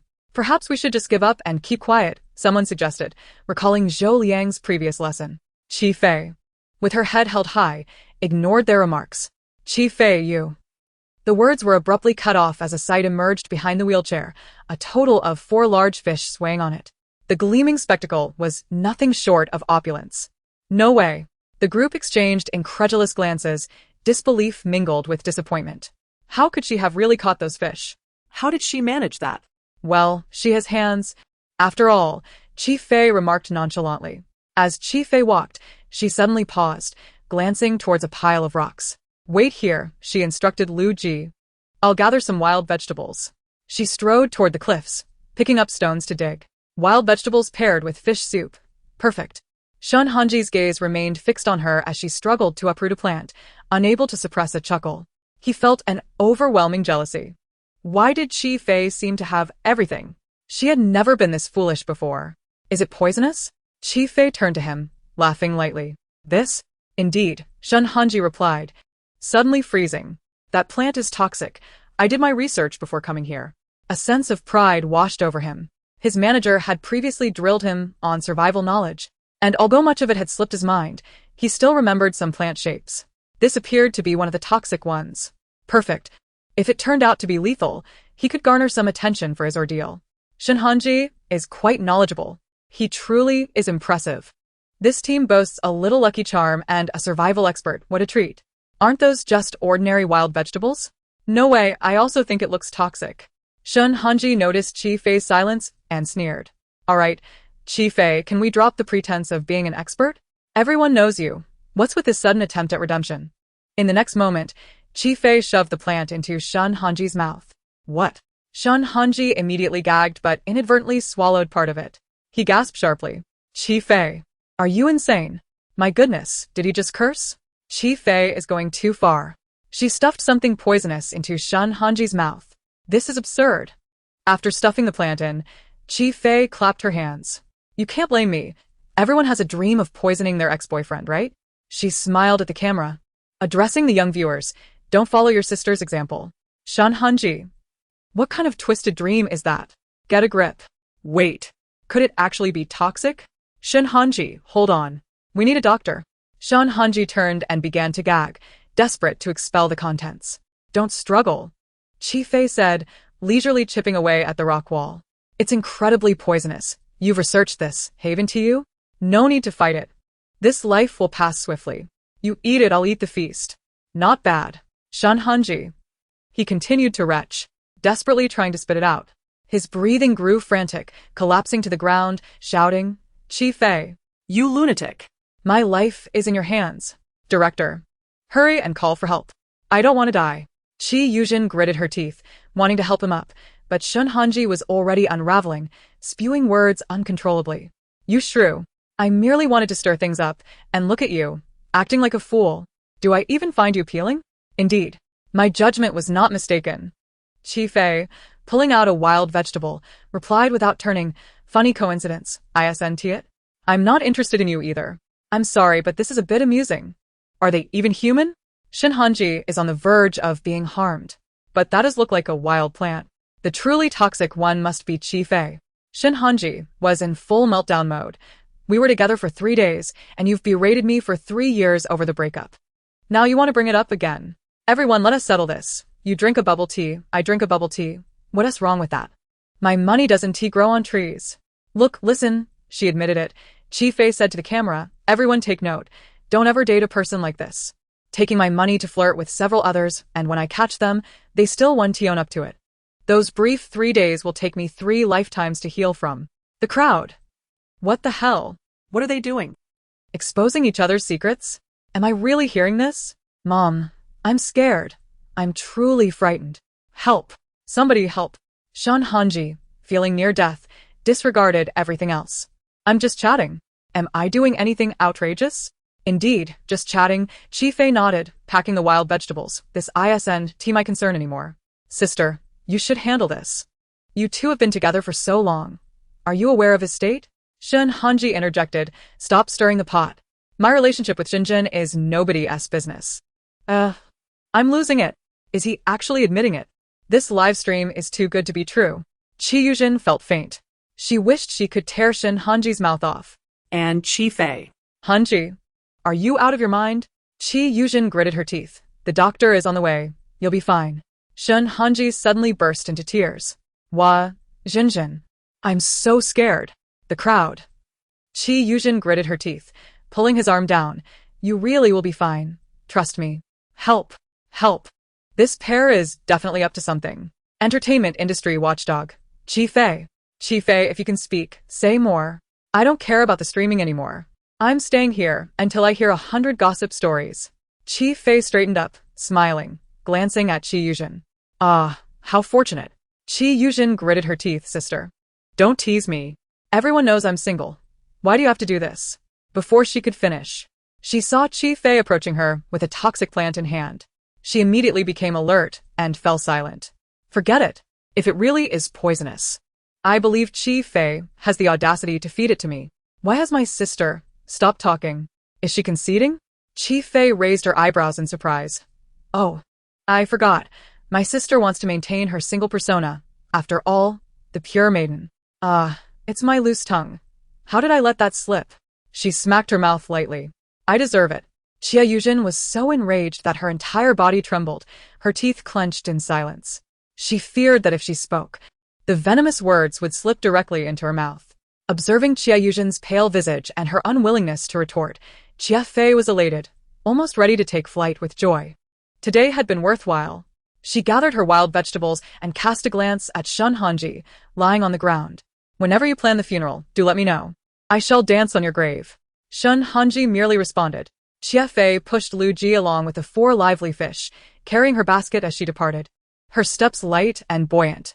Zhou Liang approached and hoisted Shun Hanji onto his back, making their way to the camp. The news of Xia Fei's discovery of poisonous herbs quickly spread throughout the island. What? Xia Fei is hiding poisonous plants? She intends to poison us. The Yi Tang team was the first to receive the news, utterly astonished. Xia Fei has hidden poison? What is she up to? Stay alert. Xia Fei has poison. Shun Hanji is nearly done for. The rumors proliferated, and all who opposed Xia Fei's team trembled with apprehension. Is he really on the verge of collapse? Those are indeed wild plants. The Yi Tang team must be sleepless tonight, their faces pale. Xia Fei never imagined that by merely foraging for wild vegetables, she could dismantle the enemy. She has also provided us with countless gossip. Unbeknownst to Xia Fei, the reactions outside were tumultuous. At noon, the comments in her live stream surged. Someone boasted about making seafood instant noodles. Let us hope she doesn't mess it up. She probably can't even gut a fish. What can she do? She once bragged about cooking on a variety show and ended up cutting her finger. Crying like a baby. Oh no, I'm cringing for her again. As the comments grew more animated, a sudden sound interrupted. Xia Fei raised her stone axe and swung it down fiercely towards the camera. What the hell? You scared me. What is Xia Fei doing? Could she possibly see our comments? The camera turned, revealing 4 fish, their heads severed, blood splattered across the rocks. Xia Fei squatted down, deftly gutting one of the fish. What the? This expression, surely she has been slaughtering fish for a decade. She is terrifying. I no longer dare to criticize her. After preparing the fish, Xia Fei strung them together with grass. The coconut water over the fire had begun to boil. Lacking cooking utensils, they had to use coconut shells as makeshift pots. 2 halves of a coconut were used to boil half a fish, while the remaining 3 were set to roast. The seafood instant noodles were nearing completion. Xia Fei sliced some wild onions and added them in. The instant noodles, already seafood flavored, did not clash with the additional ingredients, and they smelled quite appetizing. Time to eat. She called to Lu Ji, who remained still. Xia Fei squinted, approaching him and observing from above. Lu Ji slowly raised his dark eyes, furrowing his brows slightly, as if uncomfortable. I'm feeling a bit unwell. Unwell? Lu Ji nodded, appearing troubled, likely unable to eat. Upon hearing this, Xia Fei suddenly laughed. What shall we do then? She replied. Lu Ji silently regarded her. Do you want me to feed you? Lu Ji nodded again. Feeding him was a simple task. Xia Fei readily agreed. Consider it my care for a teammate. What? Feeding him is such an intimate act. How can it be a small matter? The camera is still rolling. How shameless can she be, trying to curry favor? Lu Ji is on her team. She wouldn't let such a good opportunity slip by, haha. Xia Fei used leaves as a makeshift plate and brought over a serving of seafood instant noodles. Leaning slightly towards Lu Ji, she opened her mouth. Lu Ji did as instructed, his lips parting slightly. Xia Fei picked up a chopstick full of noodles, the heat rising from the freshly cooked strands. Lu Ji smiled at her, but the next moment, the scalding noodles found their way into his mouth. He let out a small yelp, instinctively wanting to spit it out. Xia Fei's cool voice rang out.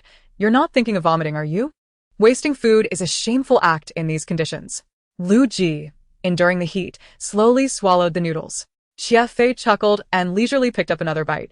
Lu Ji subtly leaned back. It's a bit difficult to talk since my tongue is burned. I can manage on my own. Suddenly, a small bell chimed. Master. Lu Ji is so fortunate. Xie Fei raised an eyebrow. How fortunate he is to encounter someone who understands him. Without you, how could he fulfill his undisclosed desires?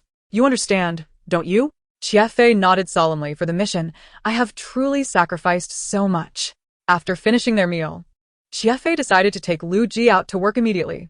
A successful merchant's key virtue is keeping promises. It was time to fulfill the number of times they had sold fire-starting services. The two soon made their way to the camp of Jia Yuzhen and Yi Tang. Upon spotting her idol, Yi Tang sprinted over. 오예. She exclaimed, beaming as she walked alongside him. Lu Ji offered her a faint nod. Yi Tang turned to Jia Yuzhen. Don't you think Lu Ji seems a bit off? Jia Yuzhen's face was a canvas of confusion. Yi Tang sighed with concern. I wonder if he has suffered under that Xie Fei's influence. Though his face remains perfect, his demeanor has grown cold, and he speaks less. Let us not dwell on that, Jia Yuzhen urged. We must follow her closely and ensure she doesn't touch our belongings. Ye tank ponderet, sudenli horrified. Oh no! How could I forget that Xie Fei has hidden a stash of poison, aiming to eliminate us? She grabbed Jia Yuzhen's arm, chasing after Xie Fei. Hey, what are you doing in our camp? At that moment, Xie Fei and Lu Ji halted. No need to start a fire? She raised an eyebrow. Shall we leave then? Realizing it was merely about starting a fire, Yi Tang breathed a sigh of relief. Yes, yes, yes. I can't let this rare opportunity to be close to my idol slip away. Follow me. She beckoned, leading the way. Xie Fei pushed Lu Ji to follow. Xie Yuzhen and Shun Hanji pondered for a moment before trailing behind. Yuzhen, we must be cautious of certain individuals, Shun Hanji remarked sarcastically. One can know a person's face but not their heart. Although she is your sister, she might secretly poison us. Hanji, don't say such things about my sister. Xie Yuzhen feigned distress. Even though she has had her share of childish antics and pranks, surely she wouldn't resort to poisoning. Xie Fei glanced at the two. Suddenly addressing Shun Hanji, why are you still breathing? This remark struck a nerve with Shun Hanji. Shun Hanji coughed loudly, cursing, the cruise doctor has already diagnosed me. Fortunately. I vomited quickly. I am fine now, but if anything happens, you will be a murderer. Xie Fei rolled her eyes, thinking him foolish. What did you say? She couldn't be bothered to respond, turning instead to toss a lighter to Lu Ji. Lu Ji dutifully took on the role of a helper, obediently starting a fire. With a lighter, the flames quickly roared to life, a clear contrast to the earlier morning when they had warned about the poisonous grass. Yet she had insisted on feeding it to him. Shun Hanji scoffed, if it weren't for my luck, I'd have been poisoned long ago. What kind of person would do such a thing? He continued to rant. One day, she might just lose her mind and take revenge on society. At that moment, he abruptly halted, his nose twitching as he queried Xie Yuzhen, what is that burning smell? Xie Yuzhen's eyes widened in terror as she pointed at his rear, screaming, Aw, your backside is on fire. Chapter 35. I am a delicate girl who faints at the sight of blood. Shun Hanji? He turned in horror, glancing down to see smoke billowing from his behind. Ouch! He cried out, darting around the camp like a headless fly. Ha ha ha. This scene is so amusing. Xie Fei is incredible. She never hesitates to take action. Who told Shun Hanji to have such a foul mouth? He is a grown man. How embarrassing. Are you all insane? This is attempted murder. Such a wicked heart. Thank goodness, Gigi distanced herself quickly. Women like her are destined to be alone. A sister. You are going too far. Xie Yuzhen immediately seized the opportunity to criticize, her eyes reddening. Even in jest. One must know their limits. This could lead to a fatal accident. Hey, speak properly, Xie Fei frowned. That is not what I meant at all. Oh. So now you're afraid? Troublemaker. Kneel and apologize to Gigi. Let me tell you, it's too late. If anything happens to Gigi, we will ensure you pay for it. Is this really the time for such talk? Hurry and extinguish the flames. Xie Yuzhen, akin to Shun Hanji's fans, assumed Xie Fei was backing down out of fear of worsening the situation. Internally scoffing, she feigned concern, thinking, since you acknowledge your mistake, then. Xie Fei, with a serious expression, interrupted her. Is there something I did wrong? Why would you all think I was joking? She humbly requested feedback. Come, point it out, and I shall rectify it immediately. Xie Yuzhen. The barrage of comments. Is there truly no one left to care for this sister? So the poison she fed to Shun Hanji yesterday must have indeed been deadly. Someone call the police. Arrest her. Qi Yuzhen, momentarily stunned, felt even more exhilarated. Who would have thought that a mere Shinhanji could push Qi Fei to such extremes? In front of all these cameras, she could utter such nonsensical words. Truly, the heavens are aiding her. Qi Yuzhen moved her lips, but once again, Qi Fei seized the conversation. She grinned at Qi Yuzhen and exaggeratedly exclaimed, "No way. You don't actually believe that, do you?" Qi Yuzhen frowned, a sense of foreboding washing over her. Qi Fei, turning to the camera with a pure smile, declared, "I am a law-abiding citizen, a delicate girl who faints at the sight of blood. How could I ever have the audacity to commit murder?" Qi Yuzhen. Damn. The emotional roller coaster felt akin to riding a roller coaster.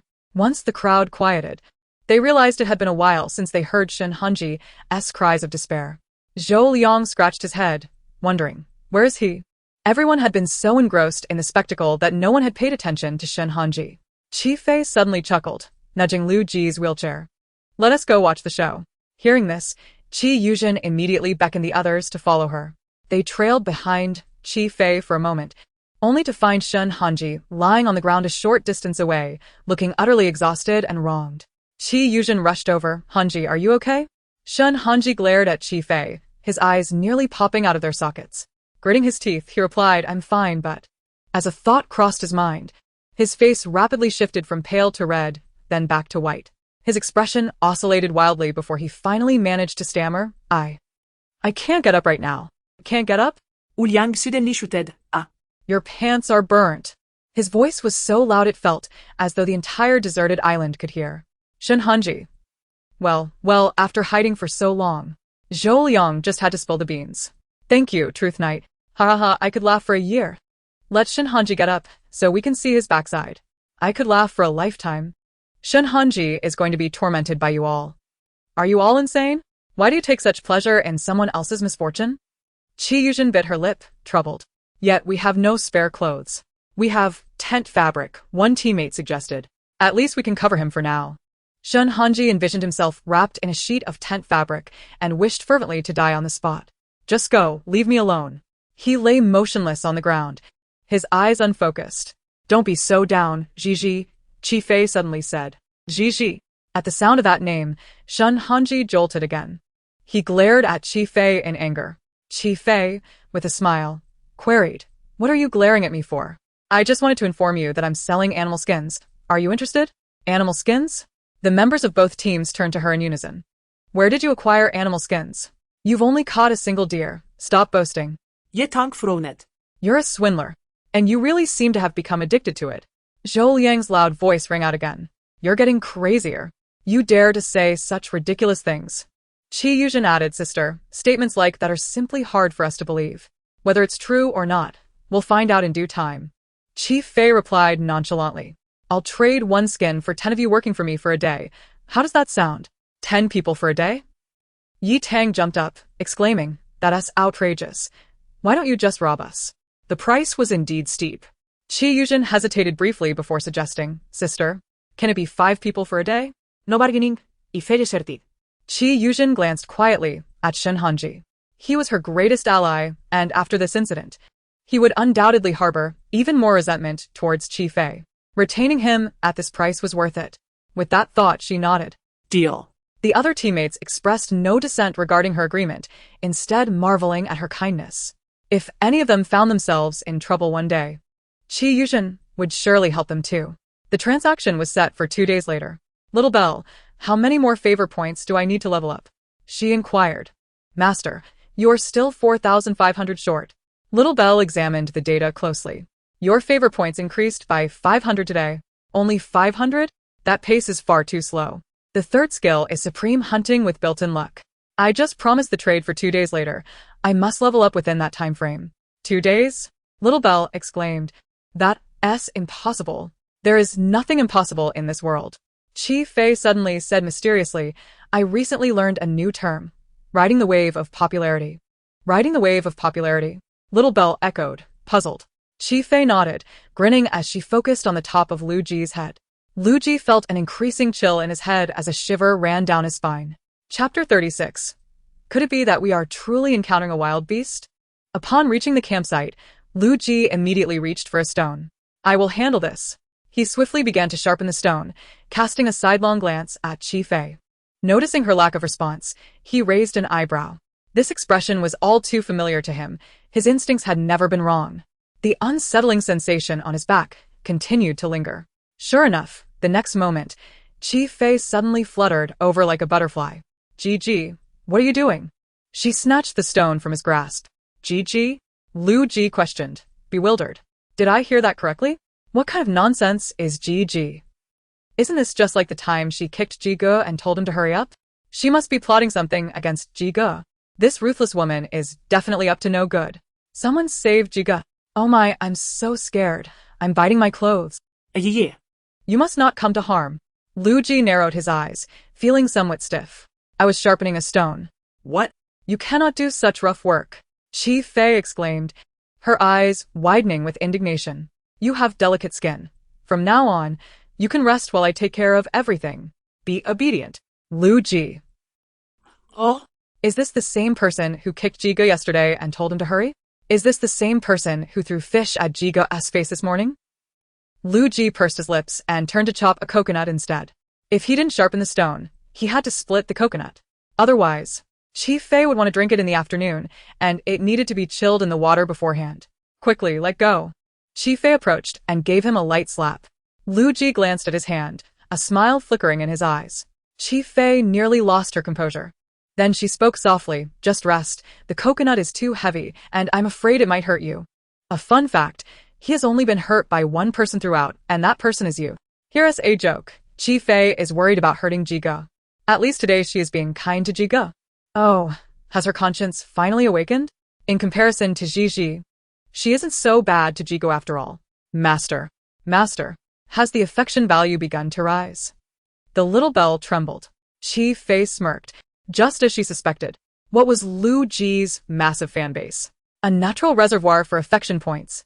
How could she waste such a useful tool? TSK. She had not realized Lu Ji had this effect before.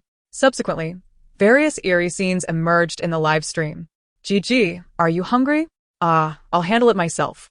Gigi, is this bed comfortable to sleep in at night? I think it must be very cozy. Lu Ji. Gigi, your fans must be angels, right? Those who like you must be wonderful people. Seeing you so kind and peaceful, it said that fans resemble their idols? I think your fan base must be like that. Oh yeah? Why is she so sweet today? Forget it. Since she has been nice to Ji Ge today, I 1T scold her. I don't want to be bribed, but she called me an angel. Everyone, stay calm. There must be a conspiracy. Affection value. 100, 500, 1,000, 1,500. The little bell was dumbfounded, watching the affection value soar, rendering it speechless. Why? What is happening? Just by saying a few words, the affection value rose. By evening, there was still 100 points left to reach the goal. Qi Fei supported Lu Ji into the shelter. Stay put. I'll go get you something to eat. Lu Ji narrowed his eyes at her and suddenly said, Fei. Shoo. Qi Fei turned away from the camera, her eyes flashing with menace, as if warning Lu Ji that if he dared to say another word, she might resort to violence. Only then did Lu Ji relax slightly. Thankfully, she had not completely lost her mind. Suddenly, a voice echoed in Qi Fei's mind. Ding. Master. The affection value is sufficient. Successfully unlocked the next skill. Hunting skill. Qi Fei smirked, letting go of Lu Ji. Thud. Lu Ji fell unceremoniously onto the bed. Qi Fei. What is wrong with you? If you're sick, go get treated. That thud was heavy enough to hurt someone. I just thought she was nice. Affection points could not regress. What had to be collected was already gathered. Qi Fei turned around with delight and left the campsite, showing no mercy. As she ventured deeper into the mountains, the surroundings grew darker. The audience began to grow anxious. What is this place? What is she up to? Is she really going to act against Ji Ge because she's upset? Don't worry, if she does act, it will be against Shun Hanji first. The mountains are full of wild beasts. Isn't she afraid of encountering danger? Alone, Qi Fei was accompanied only by a drone. She pivoted, walking further into the depths. The audience confirmed that Qi Fei was indeed heading into the mountains in the dead of night. What the hell? Shouldn't the director send someone to follow her? This is too dangerous. The news reached the director's team. Director Zhang, who was about to rest. sprang to attention upon hearing this. Into the mountains? Alone. Sweat instantly drenched him. Chi Fei truly knew how to cause trouble. Gather the team quickly. Bring tranquilizer guns and tools. We must find her. Understood, Director. Meanwhile, Zhang retrieved the monitor to keep a watchful eye. The footage was not very clear, but he could vaguely see a figure seemingly searching for something. Suddenly, she stopped, crouched down, and began to dig into the earth. The audience was collectively stunned. Digging? Is she digging a pit? I told you. Chi Fei must be up to something involving Jige or Jiji. She mentioned a feast earlier. Didn't you hear? She is preparing for it. What a terrifying woman. Despite it being night, the number of viewers in the live stream surged instantly, skyrocketing from a few hundred to over 20,000. However, the mountains were hard to navigate, especially after a recent rain. The staff found it difficult to move forward, blocked from entry. Chi Fei kept moving, leaving the camera unable to capture her actions. Suddenly, a beast's roar emanated from the footage. The staff froze in shock. That sound. Oh no! Could they really have encountered a wild beast? Chapter 37. My goodness, what are you doing? Hurry! Turn the camera over there. Director Zhang shouted. The roar of the beast grew louder. The cameraman hurriedly turned the camera towards Chi Fei, but the light rain had begun to fall, creating a hazy mist that obscured the view. As the night deepened, the sound of the beast drew nearer. What is happening? Is that the sound of a wild beast? It certainly sounds like it. Oh my god, this is terrifying. At this hour, please no. I agree with the previous comment. Even if Chi Fei is brave, she wouldn't directly confront a wild beast in the mountains, would she? It must be scripted. Otherwise, why would she go into the mountains in the dead of night to hunt? The audience buzzed with speculation. The number of viewers in the live stream kept increasing. Director Zhang, drenched in sweat, was frantic. Hurry, have you found her yet? Director, it's raining. We can't advance. Think of something. Hurry. Another roar echoed. Director Zhang's eyes widened in fright. Meanwhile, the scene suddenly became clearer. Before her lay an empty expanse, devoid of anything. The source of the beastly roar was not the camera, but rather from a distance. What a fright. There's no beast, is there? Listening to the sound, I thought something was truly there. It was just a false alarm. The script is confirmed, alright. Only you fools could fall for such an obvious plot. It's amusing. Director Zhang let out a sigh of relief. Thank goodness it wasn't a wild animal. Mew. A tiny, plaintive meow suddenly pierced the air. A little kitty? I see now. I have attained great enlightenment. It's just a matter of coming up the mountain to catch a kitten. Upstairs, here's a pen for you. Why not write? Director Zhang, we've located Chi Fei's position. A staff member suddenly exclaimed. It's by speaker number 765. Let's turn on the lights. The setup in the mountains was sparse, but there were some lights. Moreover, the speaker column was equipped with a searchlight. Upon receiving the order, the staff swiftly activated the lights. With a snap, Chi Fei's live broadcast room was instantly illuminated. Show, be quiet. Chi Fei commanded. Be quiet? Director Zhang was nearly driven to the brink of madness. This crazy woman. The next moment, the barrage of comments exploded on the screen, instantly blurring Zhang's vision. High energy ahead, high energy ahead, high energy ahead. Attention! This is not a drill. Not a drill. Goodness. All my drowsiness has vanished. Is this real? It must be a realistic toy. I don't believe it. Unless you let it eat a person to prove it. Director Zhang frowned. What was happening now? What realistic toy? Was it the cat's meow from earlier? He squinted at the screen, disabling the comments. Only then could he see that something seemed to be hidden in the grass. The light shone over, revealing some faint patterns. What is this? The assistant director leaned in closer. After a lengthy examination, they concluded it was quite large. These patterns look somewhat familiar. Are they spots? A tabby cat? What tabby cat? No cat looks like that. The next moment, the grass rustled again. The figure stepped fully into view. A moment of silence enveloped the director's camp, followed by a collective gasp. Holy crap! Is that a cheetah? Director Zhang and the assistant director exchanged pale glances. Where are our people? Zhang asked, trembling. They were still 2 kilometers away from Chi Fei's location. The last glimmer of hope extinguished in Zhang's eyes. It was over. There was no escape. Fate had turned against him. Oh my god. It's a leopard? Mainly, Chi Fei is also acting a bit erratic. This wildness is too intense. It's definitely a wild animal. For your information, a cheetah has a bite force of about 150 kilograms and hunts by using its claws to grip the prey, slowly tearing it apart. It looks like it's starving. I'm telling you, this is genuinely terrifying. Why aren't you running? Chi Fei, what are you still doing there? Under the dim light, Chi Fei stood her ground, locking eyes with the cheetah. Well then, she smirked. This system is surprisingly effective. It's quite intelligent. Chi Fei took 2 steps back, suddenly beginning to jog in place. The cheetah paused, crouching down to observe her. Holy crap. Chi Fei, what are you doing? Aren't you going to run? Are you warming up right there? Maybe she wants to serve the leopard a warm meal. We all misunderstood Chi Fei. She's so considerate. This is no time for jokes. This is a life or death situation. Run already. This is insane. It's terrifying. After her warm-up, Chi Fei suddenly took a step back. Director Zhang nearly lost his breath from her actions. Seeing her finally retreat, he let out a sigh of relief. Thank goodness. She still valued her life. Quickly, he instructed the staff to prepare for her extraction. Had they brought the tranquilizers? Yes, we have. Zhang's palms were drenched in sweat. The assistant director beside him suddenly widened his eyes. Oh my god. She. He pointed at the screen, his body trembling. Zhang's mind was instantly alarmed. He spun around to look at the screen. The next second, he shouted out loud, oh my goodness. My dear heavens. What are you doing? On the screen, after stepping back, Chi Fei meowed again. The sound was adorable, but her movements were fierce as she crouched down, preparing to attack. Oh my god. Chapter 38. Bargaining no longer adheres to the norms. I can't breathe. Family. What is she doing? It's going to attack. Chi Fei, you're done for. You're finished. As we all know, feline predators attack in this manner. It seems not only Gigi faces such a fate, but even the cheetah does. Light a candle, let's observe a moment of silence. If she dies in the jaws of the cheetah today, it's purely her own fault. Earlier, it had no intention of attacking. She might have lived. But now she deserves to die.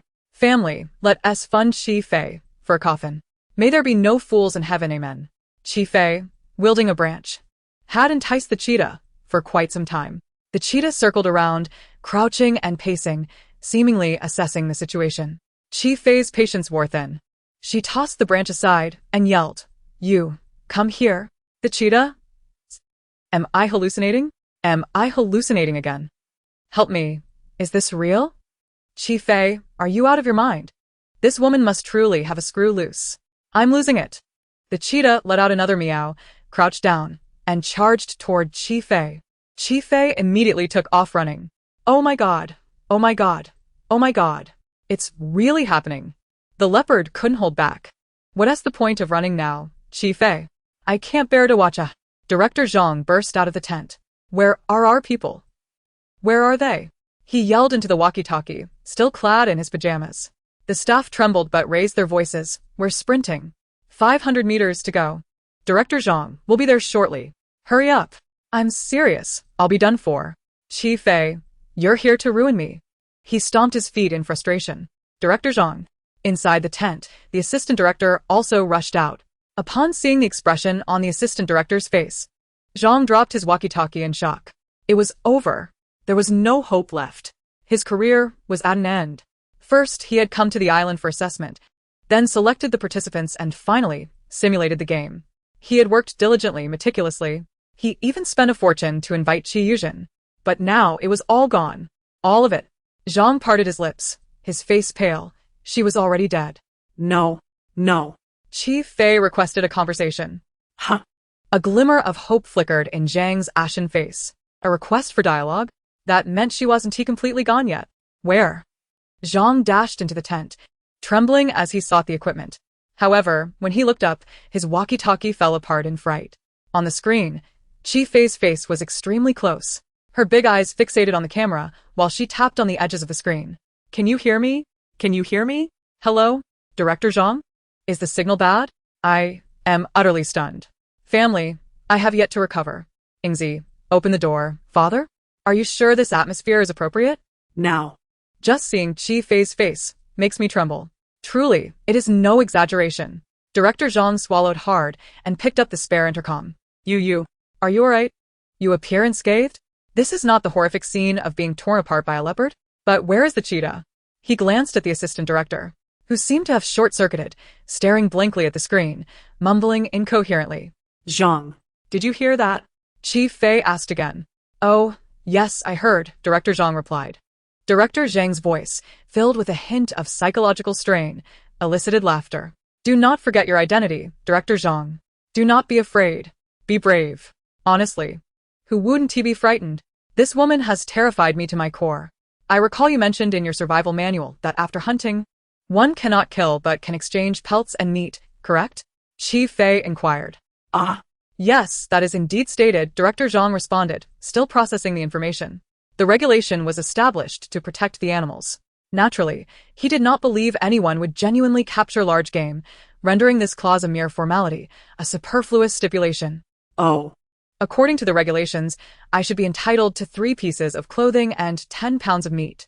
Chief Fei took a step back, clearing the way. The camera zoomed in, capturing the scene in the pit. Director Zhang gasped sharply. The previously mentioned cheetah was indeed in the pit. There was hay around it, and wooden sticks were securing it firmly at the bottom. Clearly, this was a trap. Chief Fei had set a trap and caught a cheetah? This realization magnified in Director Zhang's mind. He was utterly flabbergasted. This was far more shocking than learning that Chief Fei had perished at the hands of the cheetah. No objections, right? If there are no objections, then it is settled. Chief Fei's smile broadened as she walked away from the camera. 3 pieces of clothing and 10 pounds of meat.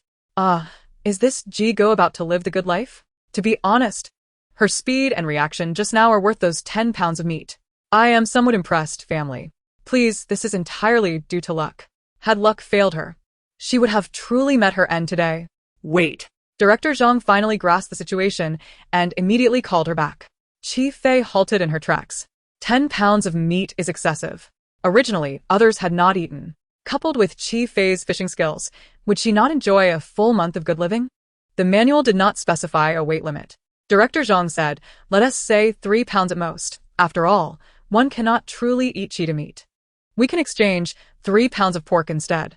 5 pounds, let us each make a concession, Chief Fei replied. Director Zhang gritted his teeth. 4 pounds. 8 pounds. Director Zhang? Is this bargaining even following the rules? What kind of nonsense is this? This is bargaining, not an auction. Chief Fei, you cannot just raise the price. Director Zhang was left questioning his life choices. Either 5 pounds or 8 pounds. Chief Fei smiled sweetly at the camera. Choose one. Chapter 39. I am here to take Chief Fei away. As soon as she finished speaking, the comments exploded. I foresee that with this development, the rules are anyone's guess. I would love to see Director Zhang's expression at this moment. Can the camera kindly capture it? Let us leave some dignity for Director Zhang. Director Zhang, gritting his teeth, finally said, 5 pounds it is. He desperately wanted to refuse Chief Fei's unreasonable request. However, he feared that if he refused, she might resort to other methods, which would complicate matters further. Director Zhang, you're faltering. Let us be honest, who wouldn't he be afraid? Meanwhile, Chief Fei cheerfully walked down the mountain, reaching the supply tent of the production team. Inside, it was akin to paradise. The staff cautioned, remember? You can only take 3 pieces of clothing and 5 pounds of meat. Do not take anything else. Chief Fei's gaze swept over the tents and the array of food. The staff were on high alert. Do not take anything else. He warned again. Haha, he is terrified. The staff's baton was almost raised. The expression in his eyes clearly read, Chief Fei is a devil. I understand, Chief Fei lazily replied. She turned to the cabinet, selecting a men's jacket. Size 190 for Lu Ji. Then, she picked a women's quick-dry shirt. As she turned, she began to assess her options. Isn't there one more piece of clothing? Why not choose it? The last piece should be for Gigi, right? I wonder what style she will select. What do you expect her to choose? Surely something horrendously ugly. Perhaps something brightly colored to irritate others? It wouldn't be a gaudy floral coat, would it? Poor Gigi, oh no. Finally, Chief Fei came to a halt. The staff glanced over, frowning. That is the animal hide, he reminded her. I know, Chief Fei said, extending her hand to point at a piece of animal hide in the center of the counter. I want this one. The staff member was taken aback. Exchanging 1 piece of clothing for animal hide is acceptable, right? Chief Fei stated. The staff member's lips quivered. Yes, it is acceptable, but Do not tell me you chose animal hide when you could have selected clothing? This is worse than a gaudy floral coat. The buttons wouldn't even fasten. Damn it, I knew she had ulterior motives. How do you expect to wear animal hide? The pants are right there. She just won't choose them. She is merely fulfilling the agreement, isn't she? It's all just a game. My goodness, this is outrageous. She is doing this on purpose. Why are you standing there? Chief Fei smiled. Please, could you hand that to me? The staff, intimidated by her smile, immediately moved to retrieve it for her. Better to sharpen knives against Shen Hanji than against him. Chief Fei, satisfied, left the scene.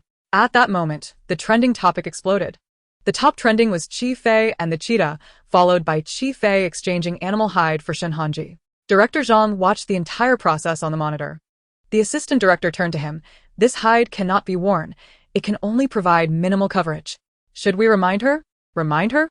Director Zhang glanced at the assistant director. If you want to go ahead. Never mind. The tent returned to calmness. Oh, there's also the one-day island outing reward. Director Zhang suddenly brightened. The assistant director nodded vigorously. Yes, yes. How could we forget? Let us allow her to go out for a day. At least it will help maintain some balance among the remaining guests. The two rejoiced. Chief Fei, Director Zhang announced over the intercom. You have achieved 3 milestones and can exchange for a chance to leave the island. Do you wish to redeem it now?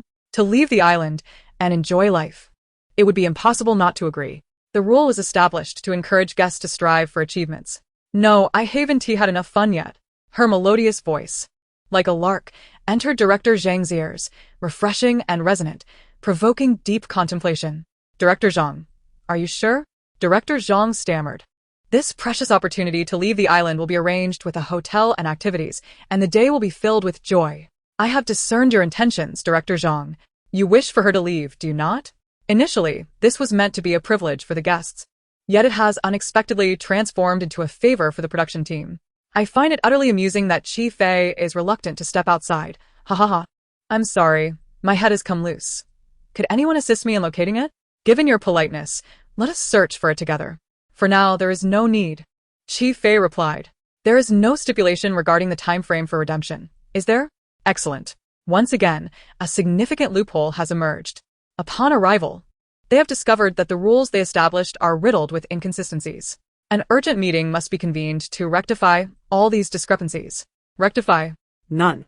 Director Zhang resigned himself to the situation. I shall continue to enjoy myself. I will step out whenever I grow weary. The words I shall continue to enjoy myself. I will step out whenever I grow weary resounded in Director Zhang's ears like a death knell. He fell into silence. Director, Chief Fei's agent has arrived. Someone announced as they entered the tent. The agent. Are they here to take Chief Fei away? Hurry, please come in. Director Zhang exclaimed in a flurry. 5 minutes later, Wu Xiaojun parted the curtain and was taken aback. On the table lay an abundance of fruits, cherries, bananas, and mangosteens, among others, a veritable cornucopia. Nearby was fragrant tea from Changbai Mountain, its delicate aroma wafting gently to her nostrils. Various snacks were presented by Director Zhang, his demeanor cheerful. Wu Xiaojun, who had navigated the entertainment industry for years, had never witnessed such a spectacle. After all, this was Director Zhang, a renowned director who had even contributed to the Spring Festival Gala, revered as a national treasure, and he was personally serving her tea. Too kind, too kind. Director Zhang, Wu Xiaojun responded, feeling suddenly pressured, forcing a laugh. It is only proper. Director Zhang paused momentarily and inquired, might I ask the purpose of your visit today? Wu Xiaojun's hands trembled as she set down her teacup and replied earnestly, I sincerely apologize, Director Zhang. I am here to take Chief Fei away. In an instant, a glimmer of hope illuminated Director Zhang's weary visage. Absolutely no problem. Director Zhang responded enthusiastically, his smile nearly stretching to his ears. An artist's time is incredibly valuable. You must have flown in on a private jet, correct? Oh, with the cost of a charter flight being so exorbitant, we cannot afford to waste time. I will summon her immediately. Wu Xiaojun was taken aback by his amiable demeanor. Just then her phone rang. Upon answering, she heard her assistant exclaim, Sister June. Chief Fei has trended again. Her brows furrowed in irritation, instinctively believing Chief Fei had caused yet another ruckus. Without even inquiring about the trending topic, she began to scold her. Is she preparing to become a permanent fixture on trending topics? Day after day, she brings me nothing but trouble. As the call ended, Director Zhang, noticing her fury, hesitated before advising, "You should have a proper conversation with Qi Fei later. Do not anger her. Otherwise, with you in this state, I fear she may be sent directly to." It was one thing for Wu Xiaojun to stir up trouble for herself. The paramount concern was ensuring that Qi Fei was taken away. Rest assured, Director Zhang, I have known her for many years and am well acquainted with her temperament. Wu Xiaojun dismissed his concerns, her face adorned with a confident smirk. I have managed her for so long. This is not beyond my capabilities. Prior to their arrival on the deserted island, the company's executives had already approved her proposal. Upon leaving the island, Qi Fei would have to confront General Wang, who relished playing twisted games. Moreover, there would be others she had to entertain apart from General Wang.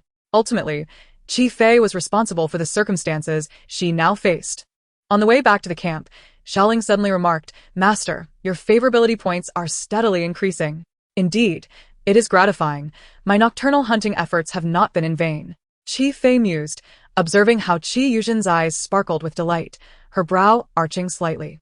Counting silently, 1, 2 before reaching 3, Qi Yuzhen called out to her. "Sister." Qi Yuzhen approached her with a beaming smile.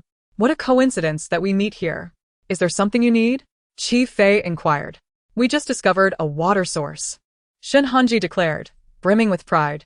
Qi Fei gasped in astonishment, covering her mouth. "No way, Ji. You are a top-tier host relying on your looks. It is broad daylight, and you emerge looking like a tent monster?" She circled Shen Hanji, expressing her amazement. "Had you not spoken up, I would have thought an animal stood before me." Just then, Director Zhang's announcement arrived. "Congratulations to Qi Yuzhen's team for unlocking the achievement of finding fresh water." "Wonderful!" Zhou Liang exclaimed. "With one achievement unlocked for fire starting and another for locating water, we shall be allowed to leave the island for a day." After watching Qi Yuzhen's process of finding the water source, all I can summarize is, Qi Yuzhen's luck is truly unbeatable. This team relies entirely on Qi Yuzhen. Without her, they would be in dire straits. The luck of a koi fish is so elusive. How has she sustained it thus far? We will never falter. Haters, begone. We don't need you. It is merely our good fortune, Qi Yuzhen remarked, casting a glance at Zhou Liang, maintaining her usual false modesty. Had I not happened to stumble, we would not have discovered the water source. Qi Fei exaggeratedly applauded. "Wow, sister, you are incredible." Qi Yuzhen, well aware of Qi Fei's veiled jabs, interpreted them as envy. After all, she was the only one who had found fresh water thus far. "Sister, I have informed the staff that anyone may access that water source. Your team has yet to find a water source, correct? If needed, I can share the route with you." Having competed openly and covertly with Qi Fei's team numerous times, she doubted Qi Fei would have the audacity to mooch off their efforts. However, the next moment, Qi Fei nodded. "Thank you, sister. You are truly kind-hearted." Qi Yuzhen was taken aback. What does it mean to be caught off guard? This was it. That water source is rather small. It might be a bit insufficient for the 20 people in the first camp. Soon, Qi Yuzhen regained her composure and smiled again. "With your exceptional abilities, sister, you will surely find a more suitable water source for everyone, right?" It seems my sister's offer comes with conditions." Qi Fei shook her head in disappointment. "It appears I am not fortunate enough to learn about the water source." Why do I feel like Qi Yuzhen is a bit scheming? Same. She pretends to be generous by allowing Qi Fei to use the water, only to act coy once Qi Fei agrees. Who can outmaneuver Qi Fei? Are your eyes blind? Some fans must be deluded. Qi Fei needing just a bit of water requires her to seek out a larger source and demand an immediate agreement. What a moral bind. To the commenter above.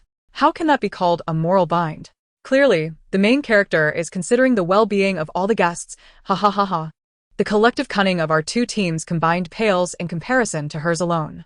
Qi Yuzhen sighed, expressing her difficulty. "Sister, if you truly wish to know the information about the water source, you may exchange it for animal skins.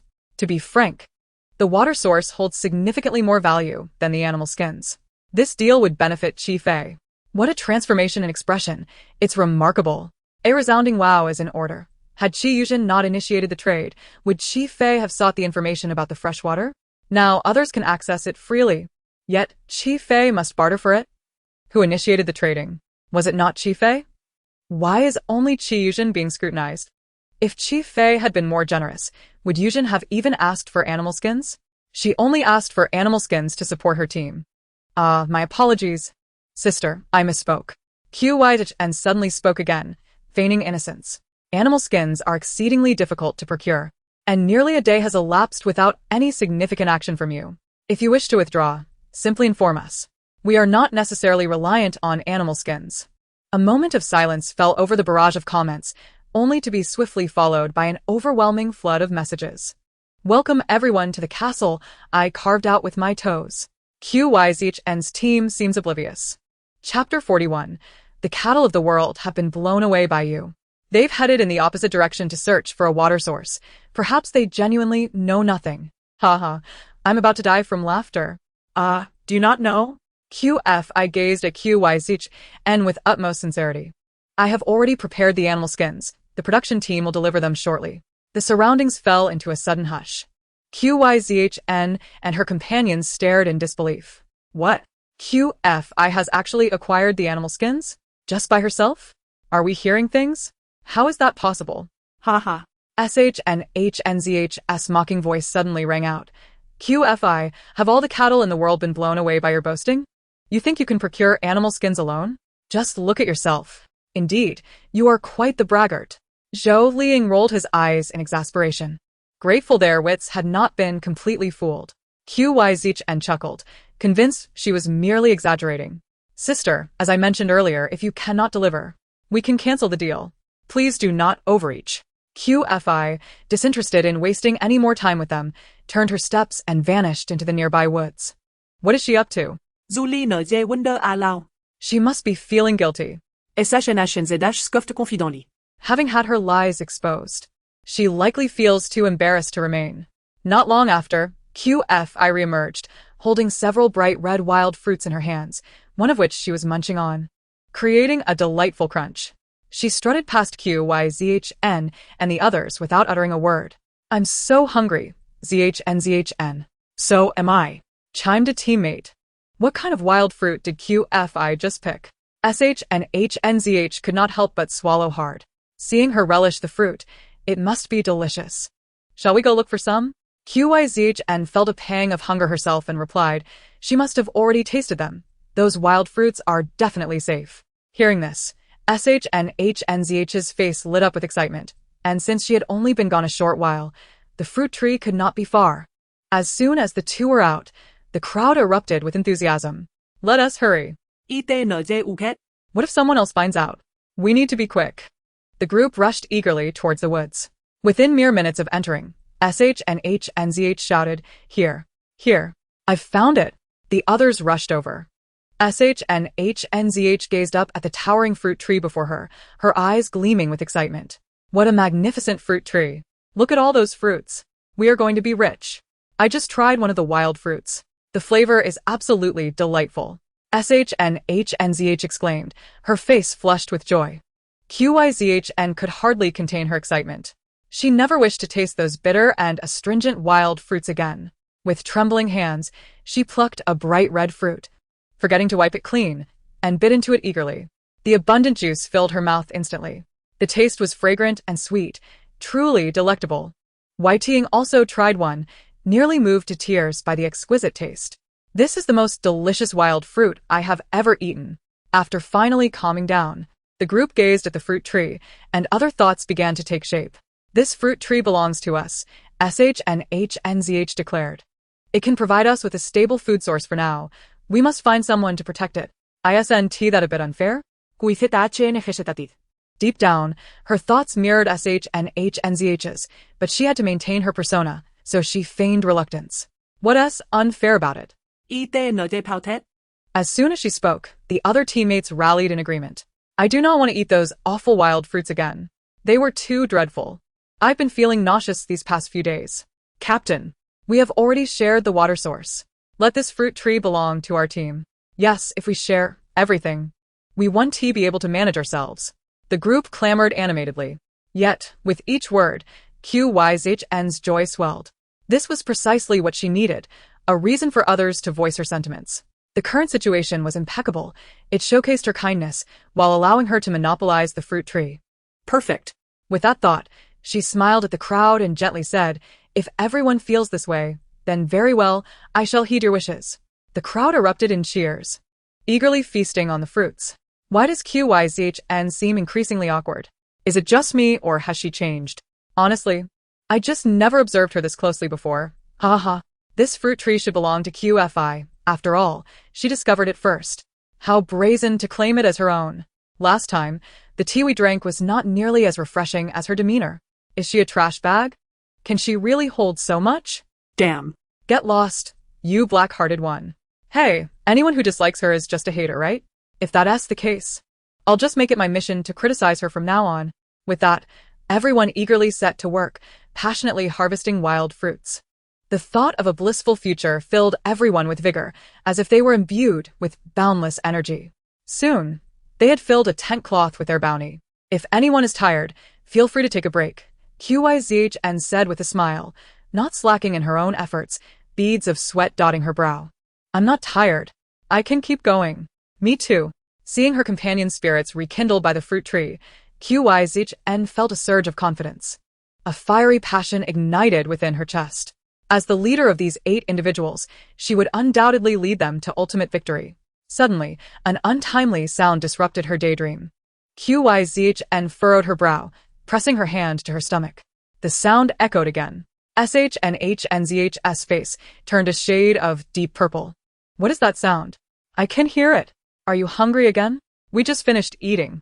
That doesn't sound like hunger, more like intestinal rumbling. Don't spread rumors. SHNHNZH swallowed hard, pressing his lips together. ZHNZHN. I think I. Qyzhn bit her lip, bending at the waist. The two shifted their feet awkwardly, their postures becoming increasingly bizarre. After exchanging a startled glance, their eyes widened in horror. Could it be that you also? They spoke in unison, gasping in disbelief. What kind of position is this? No way, no way. You two are hilarious. It can't be what I'm thinking. What do we do? SHNHNZH gritted his teeth, on the verge of breaking down. I can't hold it any longer. There's no restroom. Qyzhn was nearing her breaking point. Just days prior, they had dealt with this matter under the cover of darkness, each person squatting in the wilderness. Back then, the live broadcast would be turned off. And now, they were publicly suffering from stomach pains. I'll head to the small woods. SHNHNZH declared decisively, crossing his legs and making his way inside. ZH. A clear voice suddenly rang out. SHNHNZH's body trembled. Upon hearing that voice, he instinctively tightened his muscles. The next second, a resounding sound erupted across the entire venue. Chapter 42. The atmosphere has shifted into outer space. Those with quick reflexes immediately covered their noses with a sharp gasp. Zhou Liang, however, remained distant and, puzzled, scrunched his nose and asked, "What is this?" He took a deep breath, inhaling the mysterious gas. In the next moment, his complexion changed dramatically, and his stomach churned violently, causing him to retch uncontrollably. Oh my goodness, this is hilarious. Poor Zhou Liang, what a tragedy. This must be a biochemical weapon. I wonder if Shen Hanji lost his composure too? After a while, once Zhou Liang had expelled everything, he was left with nothing but bile. Shen Hanji, disregarding his dignity, dashed into the nearby thicket. Finding a secluded spot, he began to relieve himself. Qiyuzhen, who had been running in the same direction, saw him sprinting ahead and immediately changed her course, her expression turning grim. The others, who had indulged too much, soon reacted as well, and the scene erupted into chaos. Not a single one of the other 9 escaped unscathed. The barrage of comments filled the screen with laughter. I can't help it, I'm laughing too hard. Help me, I'm going to die from laughter. This is too tragic. Although it's pitiful, it's so funny. Amidst a cacophony of sounds, Chi-Fei stood outside the woods, pinching her nose and yelling, I see you're all busy. I won't disturb you. Remember to pick up the animal skins from my camp. After saying this, she hurried away, her pace faster than ever, as if being chased by a dog. After a considerable time had passed, Qiyuzhen emerged from the thicket, her once innocent face now pale. Let us go wash up at the water source, she suggested. Yi Teng nodded vigorously. If given the chance, she would have changed into fresh clothes and taken a fragrant bath immediately. having spent so long in the woods. She felt as if she carried the stench of excrement wherever she went. Are we still taking the fruit? Zhou Liang asked. What fruit? Yi Tang shot him a glare. She knew her intelligence was lacking, but she hadn't expected Zhou Liang to be even more foolish. We all have stomachaches. Do you really think it's for no reason? Shen Hanji was the most embarrassed among them. Just thinking about what had just occurred ignited his fury. He wanted nothing more than to confront Qi Fei. She must have done it on purpose. He gritted his teeth. Her intention was to lure us into eating the fruit and making fools of us in public. Lured us on purpose? Zhou Liang looked confused. But she didn't say a word to us. We went to find the fruit on our own. Shen Hanji felt an inexplicable pain in his chest. Ha ha ha. Zhou Liang is such a character. I used to find him annoying, but now it seems all his intelligence went into his muscles. Maybe he should just become a fitness coach. He is certainly in the right field. However, Zhou Liang is Qi Yuzhen's #1 fan. It's a pity he can't be corrected. Qi Yuzhen detested her sister's pranks. Although she loathed it, she maintained a pitiful facade. It was deliberate. But it's not as if she couldn't tell right from wrong. Sure enough, upon hearing this, Qi Yuzhen's fans were even more convinced that Qi Fei had set them up.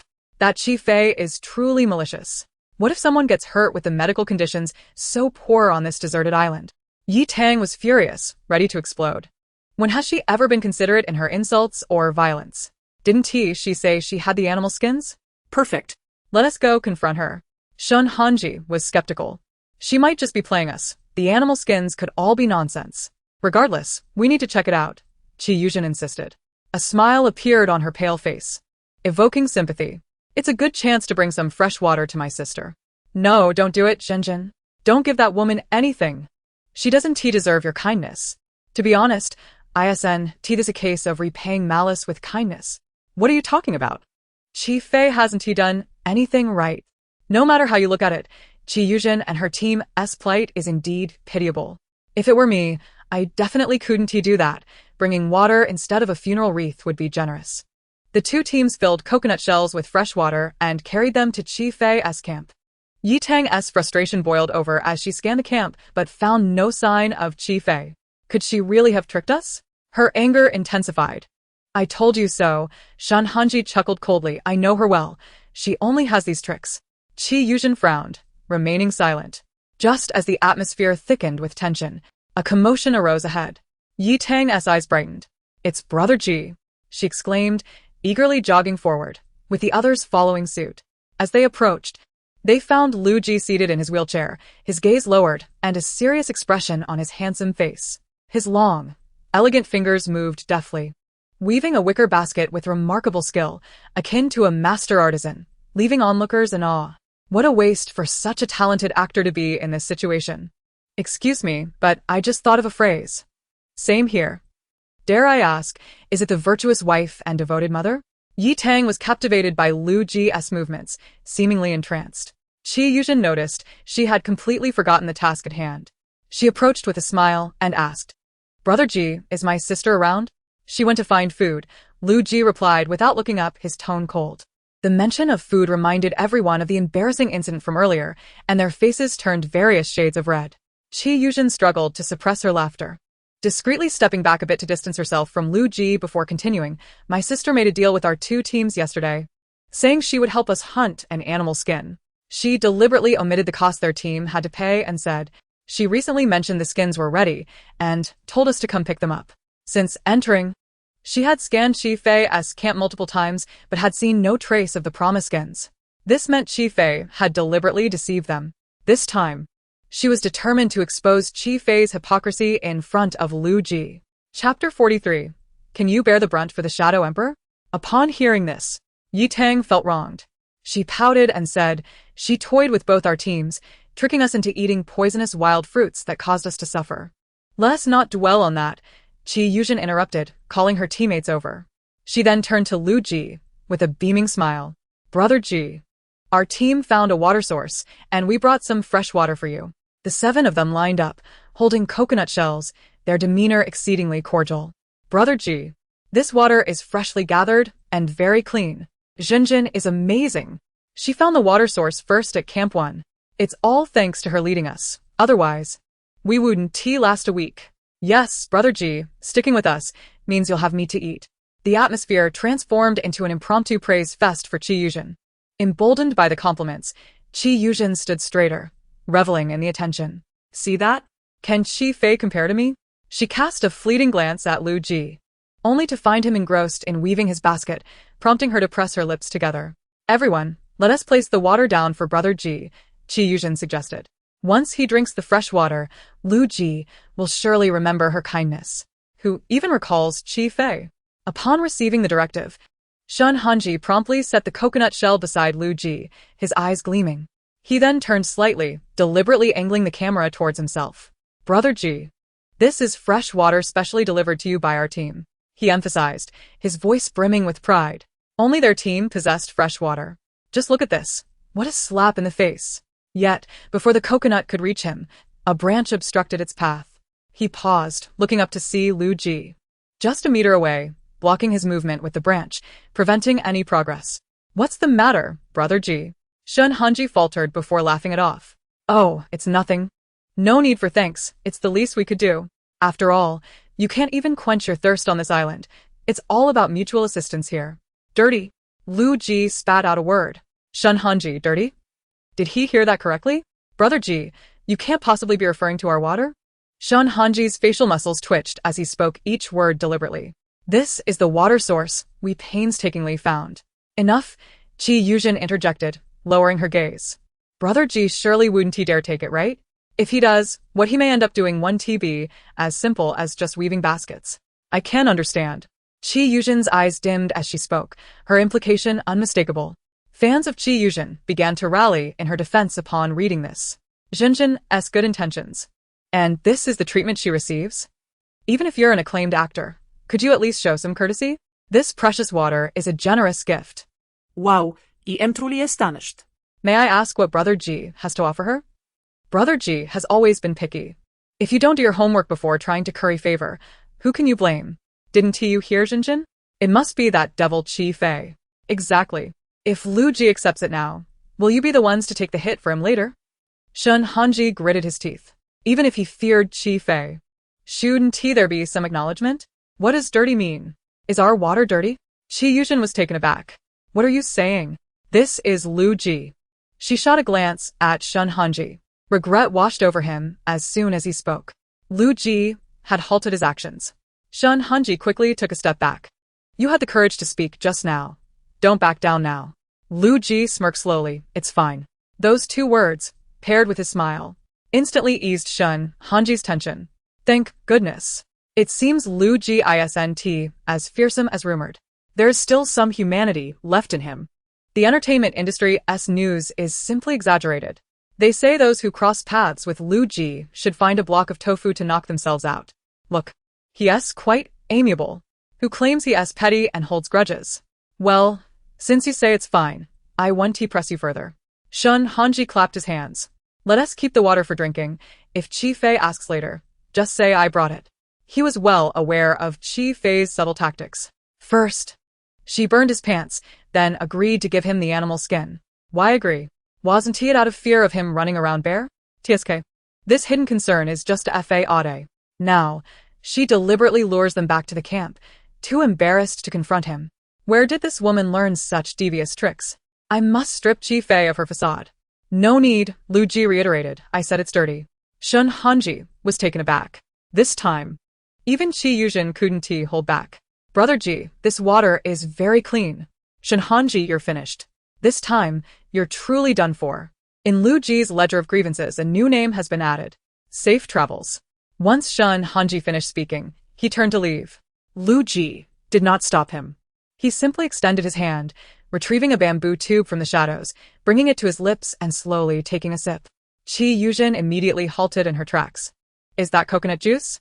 She was well aware of Chi Fei's team's resource situation. There was no room for error. Could it be that Lu Ji ventured to gather this himself? Seizing the opportunity, she exclaimed, Brother Ji, how could Chi Fei allow you to pick coconuts? Who told you this is coconut juice? He raised his gaze, enunciating each word. If it's not coconut juice, could it be fresh water? Lu Ji took another sip, his dark eyes languidly fixed on her. The next moment, Chi Yuzhen's expression changed dramatically. It's truly fresh water. Impossible. Shun Hanji stepped forward and snatched the bamboo tube from him. This time, Lu Ji did not intervene. However, Shun Hanji scrutinized it for a long while, unable to discern anything. It must be fake. We went through great lengths to find it. How could Qi Fei possibly obtain it?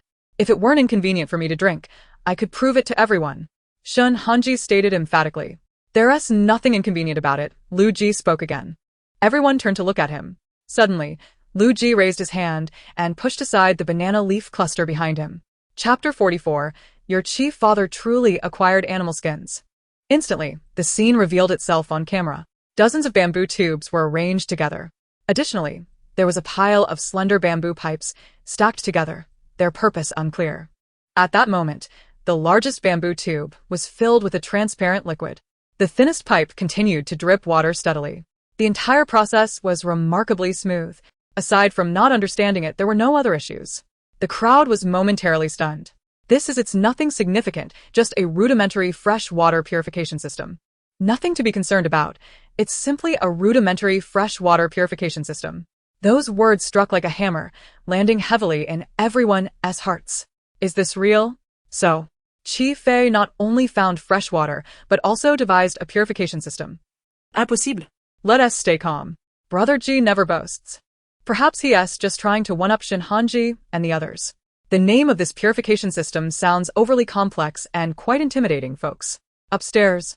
Your comment is quite perilous. I've noted it down. Shun Hanji clearly shared the same thoughts. Brother Ji, don't frame us, he said. Qi Fei isn't deity. She can't just find things at will. A purification system? Purified Qi Fei's mouth instead. Lu Ji raised his chin. Want a taste? Shun Hanji narrowed his eyes. I'll taste it. Were it not for this, he wouldn't collaborate with Lu Ji in front of the camera. Although he held a high status in the entertainment industry, Shun Hanji's popularity was also considerable. At such a moment, being able to ride on Lu Ji's coattails, he wouldn't miss such an opportunity. Shun Hanji stepped forward and seized the bamboo tube, pouring it down his throat. With one gulp, his body stiffened. How is this possible? It's truly fresh water. Moreover, it's sweet upon entry, completely devoid of the impurities found in their water. When they drank, they even encountered sand. But this water is indistinguishable from their usual drinking water. Qi Fei really found fresh water? No way. It's real. Look at Shun Hanji's expression. What more do you need to understand? 66,666 I am impressed. Some fans are suddenly rendered speechless. 11. Brother Ji is truly living the good life with Qi Fei. This can't be true. The missing person notice, urgently seeking the individual who just expressed a desire for something unspeakable. Qi Yuzhen cast a glance at Shun Hanji, her expression a vivid tapestry of emotions. She gritted her teeth. Lu Ji continued, Fei Fei is indeed considerate. She knows that the water must be filtered before consumption. Otherwise, the unfiltered water is fraught with unseen threats. The final sound of disapproval resonated, rendering the group's faces pale with dread. Although the 11 of them had undergone survival training prior to their arrival on the island, it had merely been theoretical, lacking practical application. The thought of those invisible microorganisms sent shivers down their spines. Brother Ji, as long as you have water, that's sufficient. Qi Yuzhen managed to restore her composure. It was as if nothing had transpired. She smiled nonchalantly, relieved that everyone would have a water source and could endure longer on the island. Shun Hanji, feeling the weight of embarrassment, yearned to leave this place immediately. Having already suffered humiliation, he now found himself lagging significantly behind Qi Fei and the others. At their rate of consumption, he would soon be at his wit's end. Shun, let us go, he whispered to Qi Yuzhen. She lowered her voice. Have you forgotten the business we came for? Business? Shun Hanji exclaimed, suddenly remembering the matter of the animal skins. Yet an inexplicable urgency tugged at him, as if some force was urging him to depart. For the first time, he entertained the thought of retreat. What with the sudden calmness? Qi Yuzhen inquired anxiously. The tent fabric offers no protection against insects and lacks insulation. You were nearly frozen last night. Before Shun Hanji could respond, she addressed Lu Ji, Brother Ji. I only agreed to such an unfair condition with Qi Fei because of our team's precarious situation. Even if we find fresh water, can we possibly locate the animal skins as well? Having spent time searching for water, she had likely overlooked the skins. Now. Seeking animal skins at the exit was indeed the optimal moment. Exactly. Yi Tang seized the opportunity to voice her grievances. Qi Fei has clearly become a greedy merchant. They chatted animatedly, only to realize that the subject of their discussion was utterly oblivious to their words. Lu Ji was engrossed in weaving vines, seemingly far more captivated by that task than their conversation. Qi Yuzhen and Yi Tang shared a knowing glance. Ha ha ha. Brother Ji has vividly illustrated what it means to be indifferent. Brother Ji, women only slow down my basket weaving. If only Brother Ji treated Qi Fei the same way. How frustrating. With all due respect, are you not concerned about those who are currently making a ruckus? I can hardly bear to watch. Shen let it go. Although it's hard to believe, that woman truly managed to acquire animal skins. At this point, I just want to shout for Shen Hanji to run. Run. It seemed that acquiring animal skins today was out of the question. Qi Yuzhen sighed. Since Qi Fei did not obtain the skins, our deal is null and void. Upon finishing her statement, she called to her teammates, let us go. As everyone turned to leave, a sudden crash resounded behind Qi Yuzhen. Everyone spun around, bewildered by the object that had fallen, their expressions frozen in shock. What on earth was that? The object bore clear patterns and a few strands of animal fur. This is... Zhou Liang stepped forward to pick up the fallen item, and his voice trembled with excitement. Such a large piece of animal skin. My heavens! It's real. Qi Yuzhen's expression shattered as she stared at Lu Ji. Brother Ji, why didn't you present the animal skin earlier? Her smile was on the verge of breaking. Was Lu Ji doing this deliberately? They had acted out a scene, and only then did he leisurely produce the skin. Lu Ji remained focused on his weaving, his tone indifferent. Oh, I was cold. I used that to cushion myself. Qi Yuzhen, Chapter 45. Qi Fei manages the outside, while Brother Ji manages the inside. Qi Yuzhen nearly spat out a mouthful of blood. At this point, she had come to a startling realization. Lu Ji was being intentionally mischievous. He had numerous opportunities to interrupt their conversation with the animal skin, yet he refrained, choosing instead to let them embarrass themselves. Her heart surged with resentment, even extending to Lu Ji himself. Shen Hanji, though filled with discontent, gritted his teeth and said, since Qi Fei indeed has the animal skin, then we... Is that truly the animal skin that Qi Fei hunted? Qi Yuzhen interrupted him. I'm sorry, but it's incredibly hard to believe. Shen Hanji looked at her in astonishment. The comment section was equally astonished. What's Qi Yuzhen up to now? Ha ha ha, a certain lucky fish is about to play tricks. Is this really the idol you all praise? I know my sister best. She usually has everything handed to her at home. Qi Yuzhen remarked, how could she possibly hunt an animal skin, find a water source, and create a purification device all in such a short span of time? Her words resonated with the team members, who found them quite reasonable. Indeed. Our assertion that she might be trying to back out is purely from an omniscient perspective, knowing Qi Fei has acquired the skins. Without that perspective, I too would find it hard to believe Qi Fei could hunt. Qi Yuzhen was wronged. Please, some fans should stop pretending to be bystanders. Use your brains, will you?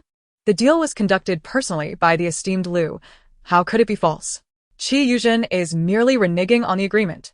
Be quiet. We Zhen have not. How could a woman possess the capability to procure an animal skin? Shen Hanji quickly responded, lending support to the disdainful notion of Qi Fei. He subtly led the crowd to think in the worst possible direction. Qi Fei's poor reputation was known. He had initially pursued her for her looks and ease of conquest. On the very first day of their relationship, he had proposed spending the night together, only to be met with her refusal, claiming she wanted to save that moment for their wedding night. He had thought she was merely playing hard to get, but unexpectedly, they had broken up just 3 days later. Meanwhile, Qi Fei quickly climbed the social ladder. Gossip columns were rife with reports of their passionate relationship. Thus, her insistence on saving herself for marriage was nothing but a facade. Her body was merely a commodity for Qi Fei's ascent. He had seen right through her. Qi Fei was not even worthy of being compared to Zhen. As his words fell, the others exchanged knowing glances, their expressions shifting with subtlety. I can't believe it. Shen Hanji has really sunk low. He seems to say nothing while revealing everything. How revolting. Qi Fei was right. Men like him should just lie in their graves and not scare anyone. Just because they lack an omniscient perspective doesn't mean they can't have personal speculation.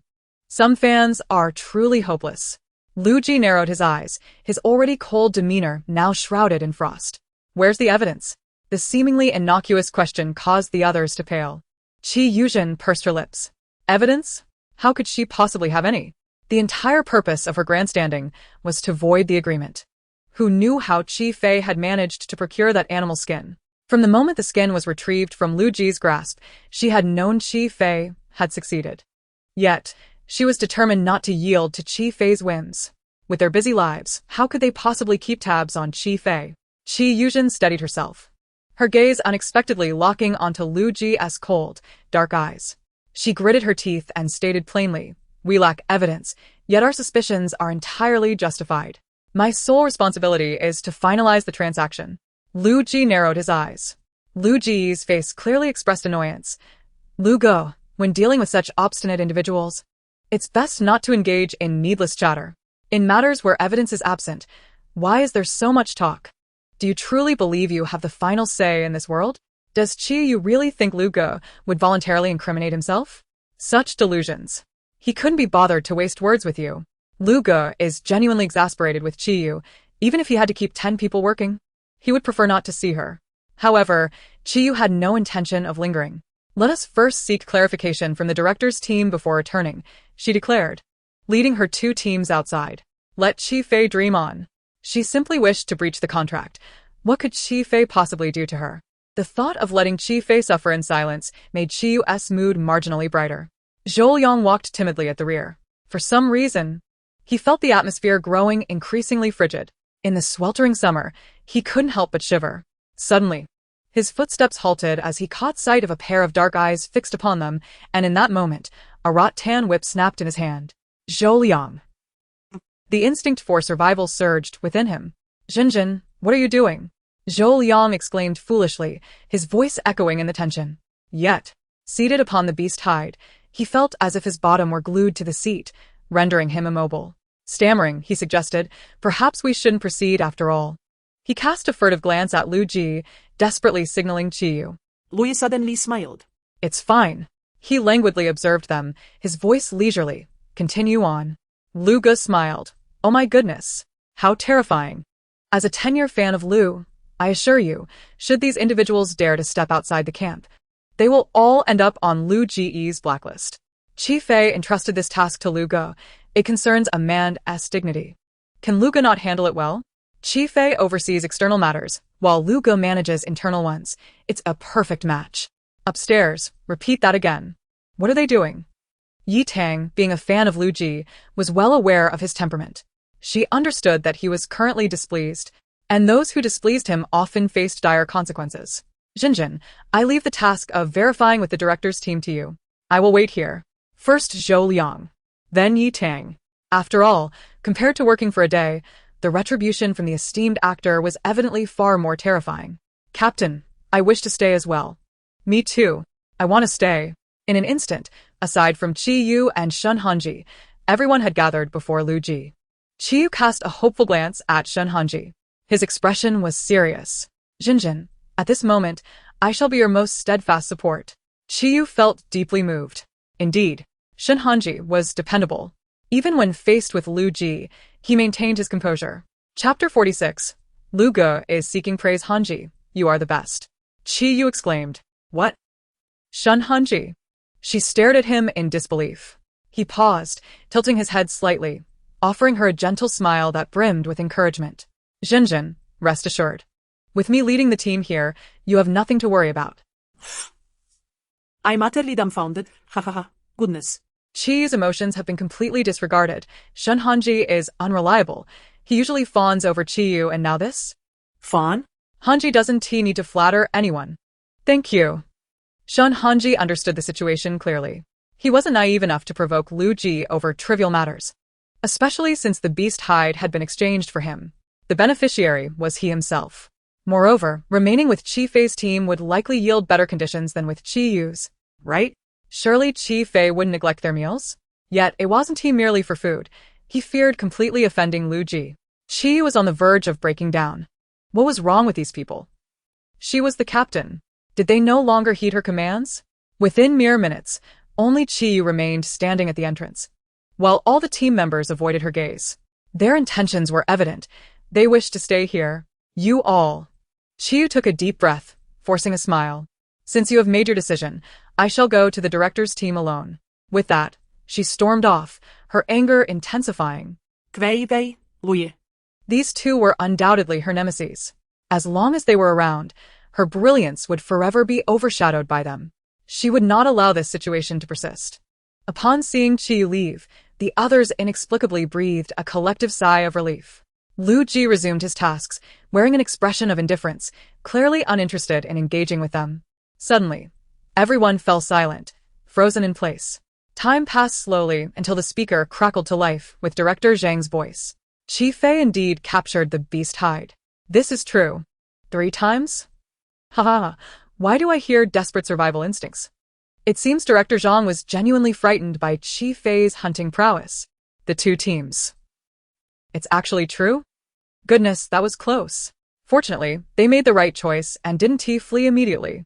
Otherwise, this situation would not have been resolved by merely working for a day.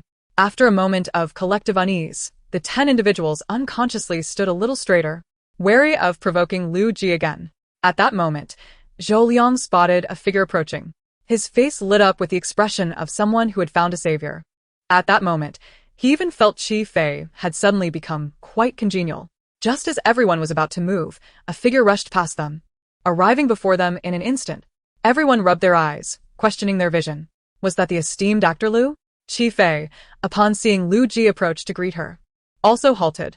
Lu Ji spoke in a gentle tone. Thank you for your hard work. He turned to glance at the 10 individuals behind him, his expression swiftly turning cold. You may arrange them as you wish. Chi Fei nodded. Noticing Lu Ji's unwavering gaze upon her, she raised her eyebrow and added, well done. With that, she patted his shoulder in a gesture of praise. Lu Ji curled the corners of his lips, seemingly satisfied only then. Though you believe you have concealed it well, I still noticed, Lu Ge, you are seeking praise. Indeed, as long as it is a task assigned by Chi Fei, Lu Ge never disappoints. Lu Ge seems genuinely pleased. Oh no, Lu Ge is beginning to resemble. Upstairs. I know what you are about to say. Silence. Do not say it. Let us silently ponder, devoted wife. I refuse to listen. I refuse to listen. No one is worthy of Lu Ge. Thank you. Chi Fei naturally pushed Lu Ji's wheelchair, casting a glance at the 10 individuals. Now that everyone is here, let us commence our work. She wheeled Lu Ji to the pile of supplies and proceeded to gather tools. Tools? The 10 individuals looked at each other in confusion. What are we supposed to do? Zhou Liang scratched his head. She replied, the wood must be straight and sturdy. If it does not meet the requirements, you will all have to redo it. What do you need so much wood for? Shun Hanji frowned, the others equally bewildered. Yet Chi Fei had already pushed Lu Ji to the other side, seemingly ignoring his question. Shun Hanji gritted his teeth and concluded, let us just follow her instructions for now. He called out 3 names, among them Zhou Liang, and you all take the axes. He assumed an air of a deputy captain, making the others quite uncomfortable. Zhou Liang boldly picked up a stone axe and curiously asked, can this axe chop wood? The other 2 reluctantly grabbed the stone axes. Isn't this just a stone? Yi Tang questioned suspiciously, is Chi Fei deliberately torturing us? The 10 of them slowly made their way toward the edge of the forest, discussing as they walked. What new trick is she planning now? With just her and the film Emperor Lu, it's not like they can turn the world upside down. Is Chi Fei out of her mind? She could have us doing something more useful. Yet here we are chopping wood. The barrage of comments echoed their sentiments. I also want to know what Chi Fei is up to. Can't she just simply torment these people? This is totally her style. The group deliberately dawdled, but as soon as they reached the small woods, Chi Fei's lazy voice called out from behind. Wow. You're not trying to slack off, are you? The 10 instantly perked up and promptly divided into 3 small teams, efficiently getting to work. Just kidding. This woman claims she can hunt beast hides at a moment's notice. Endure for a moment, and the winds will be calm. Take a step back, and the sea will be vast. Her words were undeniably sound. In no time, the sound of axes chopping would fill the small woods. Seeing their spirits high, Chi Fei left satisfied. Meanwhile, Wu Xiaojun, wearing high heels, followed behind the staff with an unpleasant expression. She had stumbled no less than 5 times along the way. Had she known the path was so difficult, she would have asked Chi Fei to come to the director's tent. How much longer? She asked impatiently. We'll be there soon, the staff replied kindly, just hang in there. This is your negligence. Wu Xiaojun retorted brusquely. She had to be polite to Director Zhang. But this was just a small staff member. Was she not allowed to vent her frustration? The staff groaned inwardly. What do you mean you didn't remind me? I clearly did. But before he could finish, he was interrupted by her irritated tone, urging him to hurry and not waste her time. Was there really such an unreasonable woman? The staff dared not argue, silently leading the way. Finally, they arrived at the entrance of Qi Fei's camp. Upon seeing a figure approaching, Wu Xiaojun's anger surged. She shouted, Qi Fei, come here quickly. Chapter 47. I dislike the barking of dogs. Especially ugly ones. The figure ahead paused momentarily. Qi Fei, with a handmade water bottle slung over her shoulder made from bamboo, squinted and glanced at Wu Xiaojun from head to toe. Who is this? Little Bell chimed in, Master, this is your manager, Wu Xiaojun. Little Bell added, this Wu Xiaojun doesn't have a volatile persona, but her master likely does. Oh no, it felt like something was about to go awry. The atmosphere already seemed off. Get over here. Don't make me say it a second time. Wu Xiaojun's voice escalated sharply. After walking for so long, her temper was on the verge of eruption. Seeing Qi Fei dawdling only fueled her irritation. At that moment, the barrage exploded. Wow. Who is this? Daring to yell at Qi Fei? This is Qi Fei's manager. Wu Xiaojun, quite a well-known one, previously managed Qiji. Haven't you all heard? This manager has Qi Fei under her thumb. Rumor has it, Qi Fei has a significant amount of dirt on her, and the company does nothing about it. The manager has a lot of say. Oh. Could it be that we get to see Qi Fei in a tough spot today? Dream on. Although I don't know how Sister Fei will react. I think Wu Xiaojun should run. Qi Fei had initially turned to head into the camp, but upon hearing the shout, she pivoted back around. Her gaze locking onto Wu Xiaojun, followed by a cold smirk. Master? Don't stoop to her level. Qi Fei lifted her leg and walked away. Can you endure this? Little Bell asked. I can. If this continued, she doubted she could complete her task. For it was not the villains who destroyed the world, but rather this host in her current form. Wu Xiaojun's face turned ashen. But upon seeing Qi Fei approach, her expression softened slightly. Facing the camera, she couldn't act too outrageously, but she restrained her voice. Did you not hear me calling you for so long? You were calling me just now. Qi Fei smiled, appraising her. Wu Xiaojun? Her mouth fell open, unable to process the situation. Did that little brat just insult her voice, likening it to a pig's? Qi Fei. Wu Xiaojun ground her teeth and said fiercely, You've grown some guts. Haven to you? Now you dare to talk back like this? Wow, this is getting interesting. Wow, let us watch the drama unfold. It's about to escalate. What a scene. Qi Fei assessed her from top to bottom, this time remaining silent. Wu Xiaojun gritted her teeth. Now you know fear? Now you're silent? But the words spoken are like spilled water. She was determined to make Qi Fei see the consequences today. I need to talk to you about something. Come with me, Wu Xiaojun said. No way. The Smallwoods? Oh. Just a friendly reminder, this manager, the last person who went into the Smallwoods with Qi Fei, ended up with a burnt backside. Wait. Not the Smallwoods. It seems she's headed elsewhere. Wu Xiaojun was heading toward Qi Fei's shelter. Qi Fei glanced at her and followed her into the shelter. The drones were left outside. What the heck? Why can't we go in? I want to see too. Don't I have the right to pay?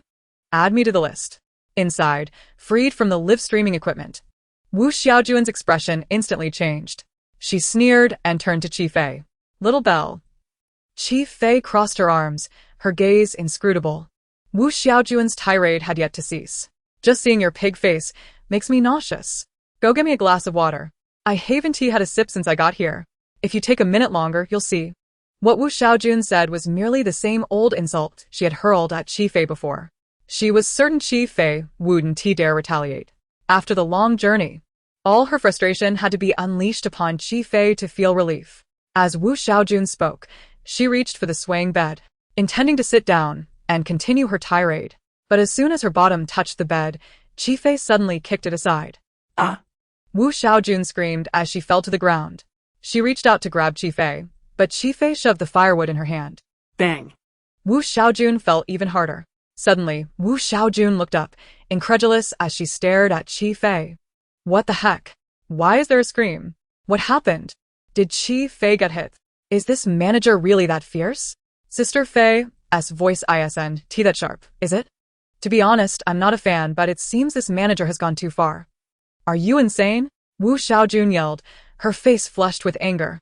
It's you who's insane, Qi Fei shot back, glancing at her. How dare you sit on my bed, filthy? Filthy. Wu Xiaojun's mouth dropped open, her pupils shaking. Did those words really come from Qi Fei's mouth? You've truly gotten bold. When I can no longer treat you, is that it? Do you have the audacity to repeat that? You could say it 10 times, Miss Wu. You seem to have a rather simple mind. Perhaps you do not comprehend my words. Thus, I shall simplify. I do not appreciate the sound of barking, especially from an ugly dog. You little wretch. Watch me not end your life today. As Wu Xiaojun spoke, she rose abruptly from the ground. In the next moment, she lunged towards Qi Fei, raising her palm to strike her face. Chapter 48. Now, I intend to terminate our contract. In an instant, her wrist was seized by someone, yanking her forcefully backward. A scream erupted. What is happening? Is it this intense? Incredible. After listening for so long, I still do not understand what is going on. Let us see. Director. With it escalating like this, why not send a drone in? Blindly guessing there's a fight. With such noise, it cannot be just one person. I concur with the previous comment. Another series of piercing screams. Inside the director's tent, everyone jolted. Goodness. Director, should we check it out? The assistant director whispered. Director Zhang took a deep breath and slowly shook his head. Go in? Who on earth would dare enter at a time like this? That would be tantamount to courting death. Qi Fei was merely stirring trouble with another team, and that team was on the brink of collapse. Best to remain silent. The group exchanged glances, each harboring the same thought. Speculation continued in the live stream. Suddenly, the voices ceased. What is going on? Wu Xiaojun has gone too far. This behavior is unacceptable towards an artist. Suddenly feeling a bit sympathetic towards Qi Fei, whom I previously disliked. Indeed, it seems quite tragic. I imagine her life is not easy. Inside, the sound of tiny bells rang in Qi Fei's ears. Master, the favorability rating has exceeded 20,000. Unlocking the next skill. Carpentry. Qi Fei smirked. In the next moment, a figure was abruptly thrown out of the shelter. Bang. It landed directly in front of the camera. Wu Xiaojun, trembling with rage, rose, pointing her finger accusingly at Qi Fei's face. You are utterly lawless. Her face was bruised and swollen. As she raised her head, the barrage of comments exploded. What the hell? Unbelievable. Did Sister Fei strike first? Oh. Qi Fei exclaimed, staring at her face in astonishment. Did you fall that badly, Sister Wu? I told you earlier. That hammock was unstable. You insisted on sitting in it, even asking me to pour water for you. And now look at you. You spilled water all over yourself, and fell like this. She smiled sweetly. Wu Xiaojun choked on her words, her mouth agape. Pour water? Fall? Qi Fei. This is clearly a mosquito bite? Qi Fei suddenly leaned closer. Wu Xiaojun, shaken by the earlier incident, instinctively recoiled. Yet, Qi Fei reached out, grabbing her and pulling her forward. Isn't that just from your fall? Qi Fei raised her voice, then continued speaking, her tone low and menacing. You know the sordid affairs of the company without me elaborating, right? How many dirty deeds you've committed through power and sexual favors. If I were to expose them, Wu Xiaojun's expression shifted drastically. In the director's tent, Director Zhang sighed deeply. Leaning back in his chair, he closed his eyes. It's over. Today, there is no hope left. No one can take Qi Fei away now. Her end has come. After Qi Fei finished speaking, she released her grip. Wu Xiaojun gritted her teeth. Had she come here earlier, she would have thought Qi Fei lacked the courage to reveal such matters. But now it was different. Seeing Qi Fei act like this was as if she had transformed into another person. How could she dare take such risks?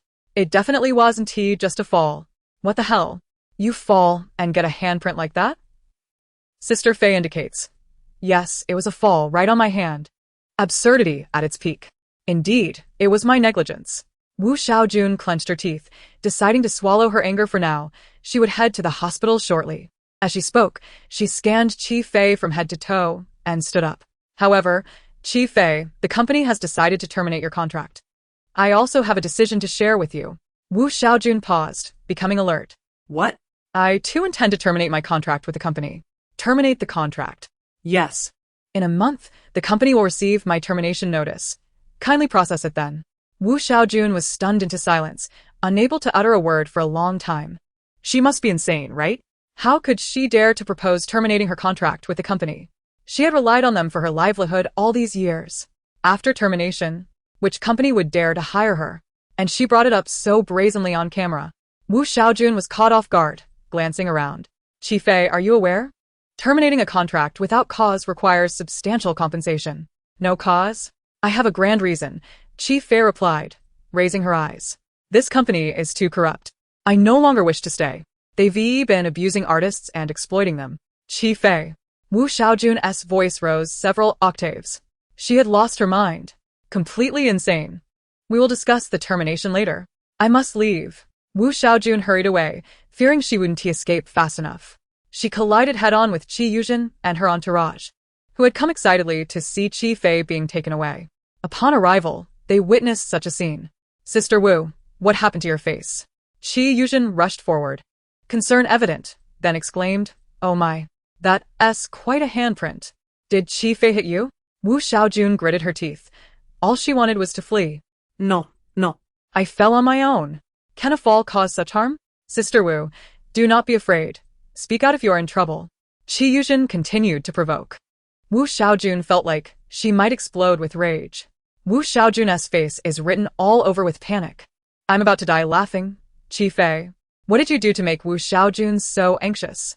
Qi Yuzhen, stop talking. Look at the victim's expression. If you keep talking, I suspect Wu Xiaojun will add Qi Yuzhen to her blacklist for future collaborations. Sister Wu, please speak. Qi Yuzhen urged, trying to reassure her. Wu Xiaojun remained silent. Behind, Qi Fei smiled. Sister Wu, the little sister wants you to share. Just explain it.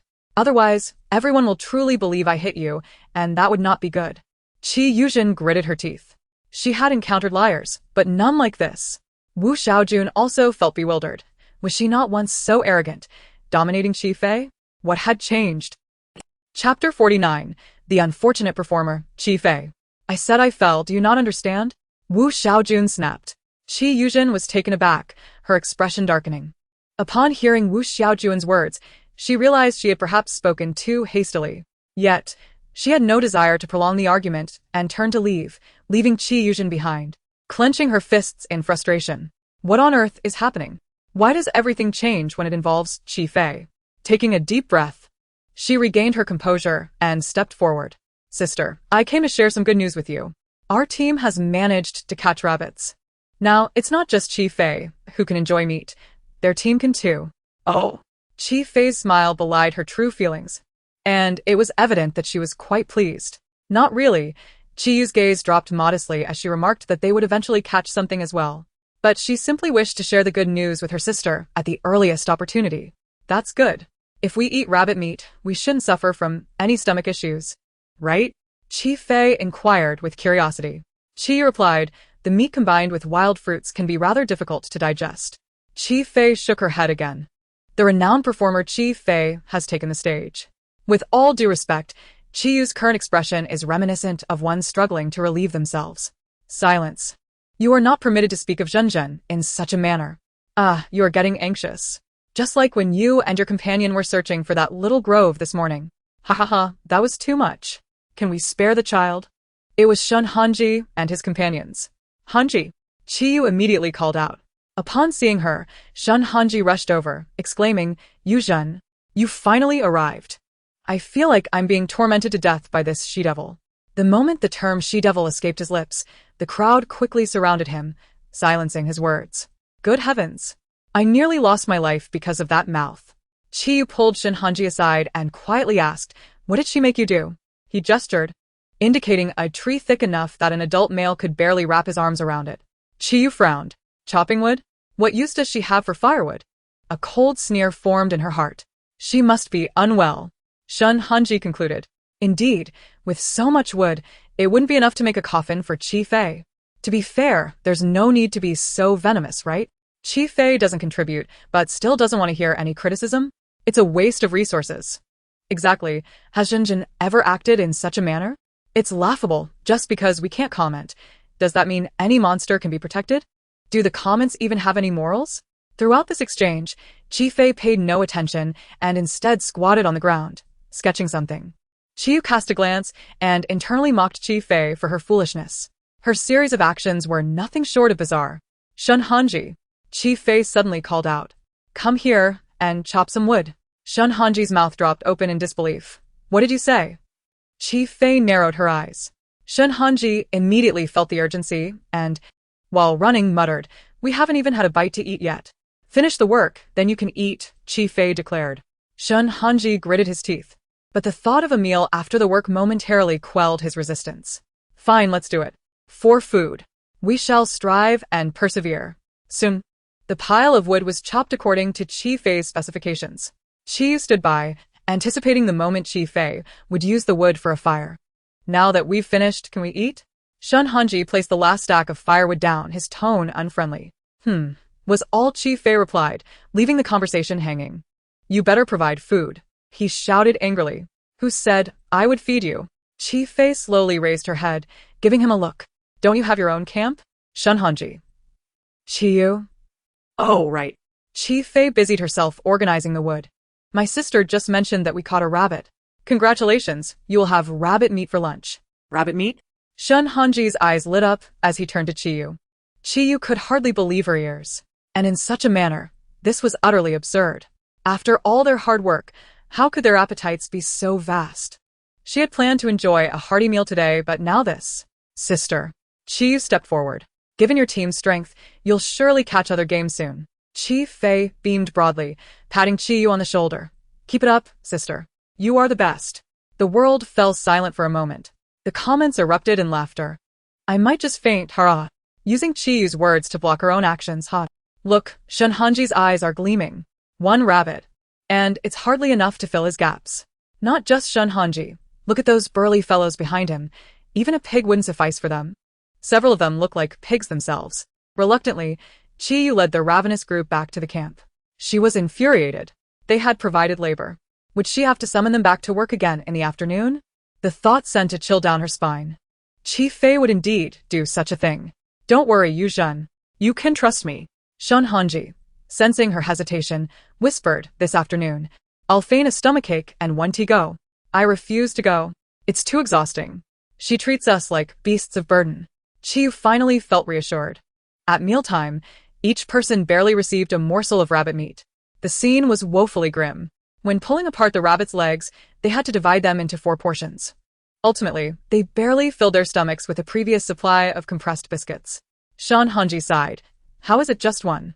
I thought we would eat our fill today. He sat there, despondent. Having meat is already a blessing, Chi replied. Shun Hanji nodded in agreement. Indeed. After working and eating meat, perhaps the audience's favor will increase as well. Taking a break at this moment is quite pleasant. Comforted by his thoughts, he closed his eyes for a brief rest. Shun Hanji. A voice suddenly rang out over the broadcast, startling him into action. He jumped up, startled. All he heard was Director Zhang's loud and resolute voice. Is Shun Hanji present? Yes. Chi-Fei wants you to finish your meal and then come to work. Shun Hanji? She also asked me to tell you not to pretend to have a stomachache, or you'll really end up with one. The voice boomed, echoing throughout the island. Really? End up with a stomachache. Chapter 50. It is not that he is unwilling. I too wish to take responsibility.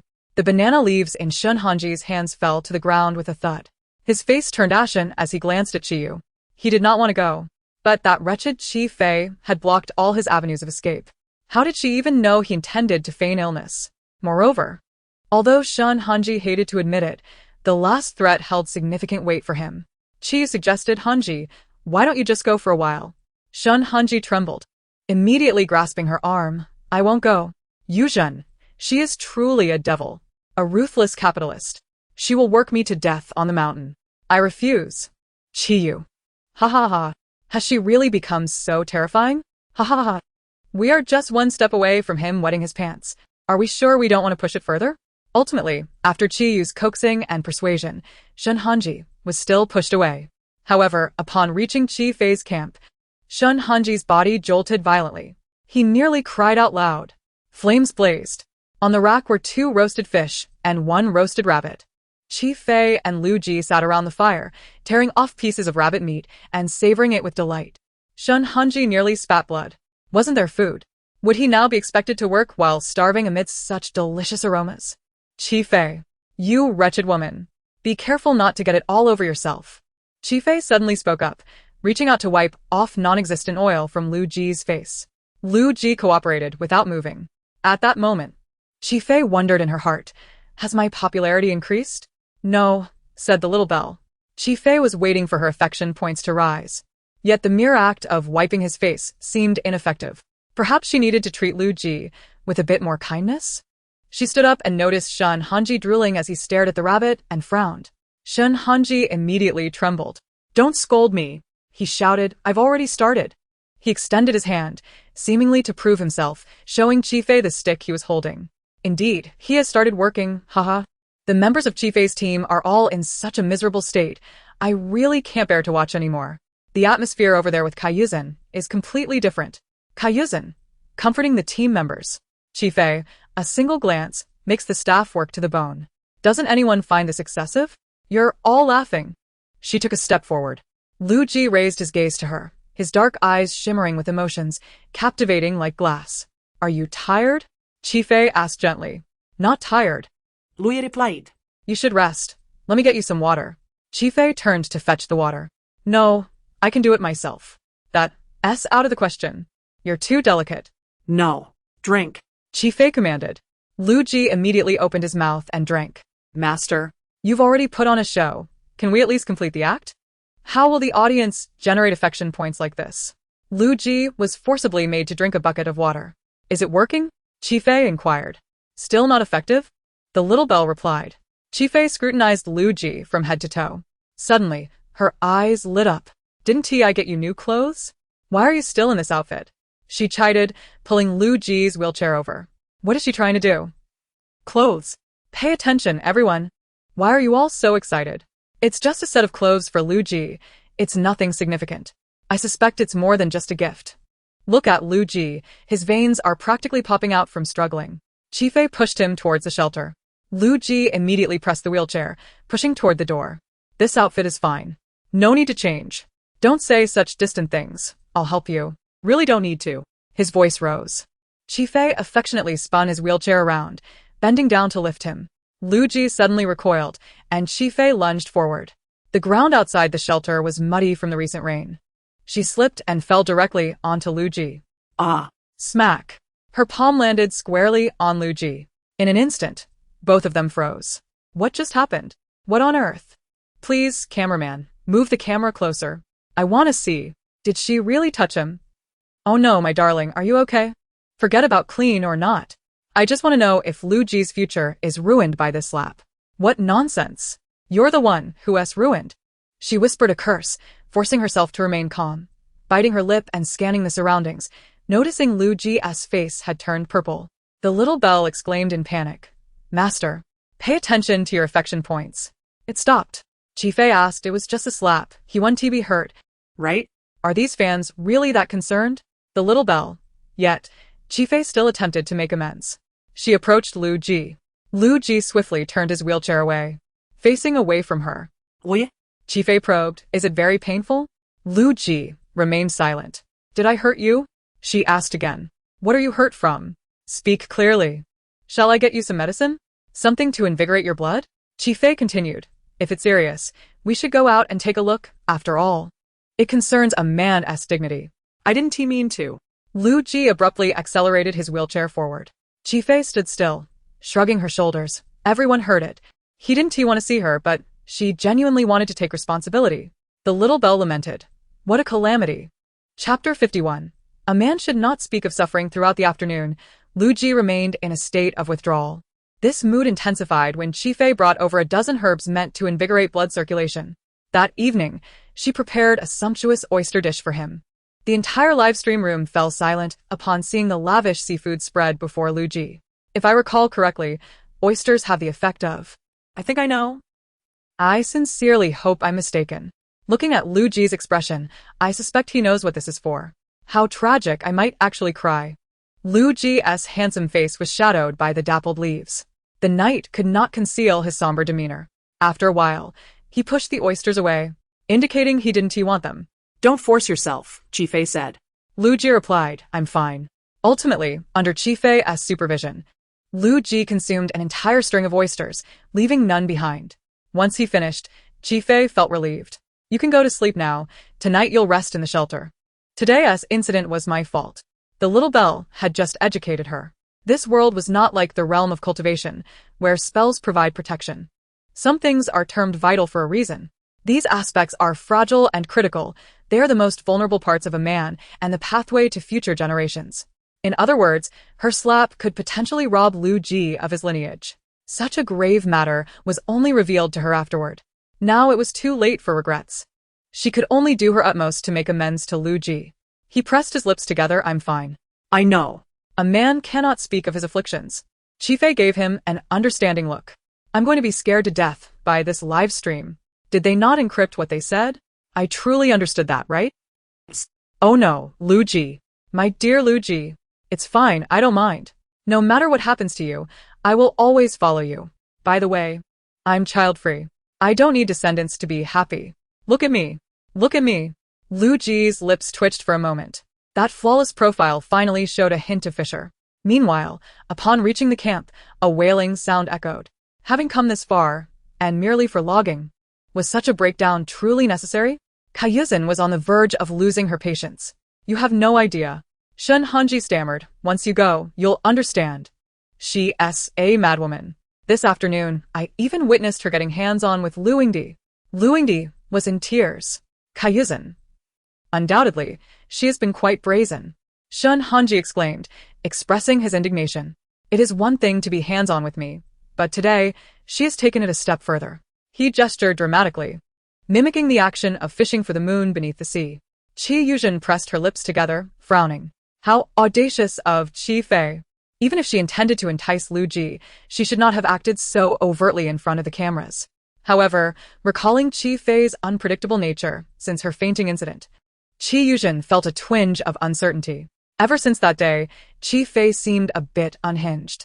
Now, she dares to approach Lu Ji so boldly. Could she truly have lost her sanity?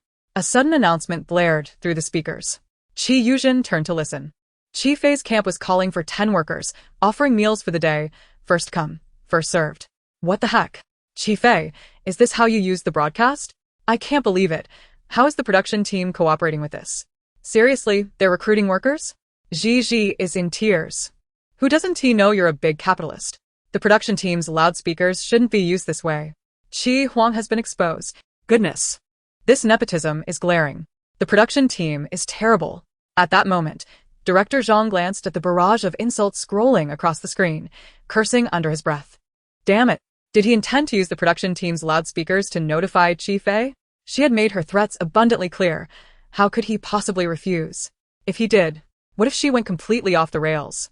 The entire production team exchanged glances, letting out a collective sigh. So this is what it feels like to be innocently cyberbullied? Zhang began to suspect that Qifei was deliberately making them experience this feeling. All the camps received the announcement. Qi Yuzhen exchanged a glance with Shun Hanji. What did you do this afternoon when you went over? She inquired. What does Qifei need so many hands for, and why is she providing meals? The phrase providing meals struck a chord with everyone on the deserted island. What else could it be for? Just chopping trees, sawing wood, and ultimately making a pile of soap pods for who knows what purpose. Qi Yuzhen pursed her lips, contemplating. Shun Hanji immediately became wary. Yuzhen. You're not actually considering going, are you? Absolutely not. Qi Yuzhen frowned, promptly denying it. Meanwhile, Yi Tang was snickering. Just as she spoke, several individuals from her camp suddenly rushed past. Charge. If you're late, there will be none left. I heard Qifei caught a deer on the mountain today. A whole deer. That's enough meat for 10 people. Charge. Charge. Yi Tang. Oh my gosh, you all take it easy. I doubt the food at Qifei's camp will be that easy to get. I'm dying of laughter. Are these really the same glamorous people who walk the red carpet? Whoa, I can barely recognize my idol anymore. The sight of you rushing for food is utterly ridiculous. The people in Yi Tang's camp exchanged glances. She caught a deer? Yetank bitalip. So what? Even if I starve here, I will not participate in Qifei's team activities. Half an hour later, Chi Fei's camp was overflowing with people. Due to the overwhelming number of applicants, we will now implement a competitive system. Chi Fei surveyed the crowd. Who has strength? Step forward and show me. Me. Yi Tang raised her hand, declaring she could fell a tree all by herself. What the? Yi Tang? Didn't you say you wouldn't come even if you starved? I have decent strength too, Qi Yuzhen interjected, stepping forward. The two locked eyes, both ablaze with determination. What? Are these two alright? It's merely the allure of meat. Merely the allure of meat. Chapter 52. How about you help me with the medication? Let us arm wrestle, Chi Fei commanded with a wave of her hand. Soon? Someone brought over a stone slab. Qi Yuzhen and Yi Tang sat down facing each other. What in the world? Are they really going to do this?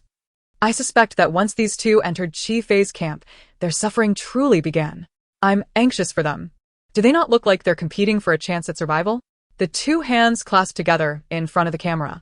Behind them, a certain judge named Qi raised a small flag. Are you ready? Chi Fei asked, her demeanor grand. We are ready. The two replied.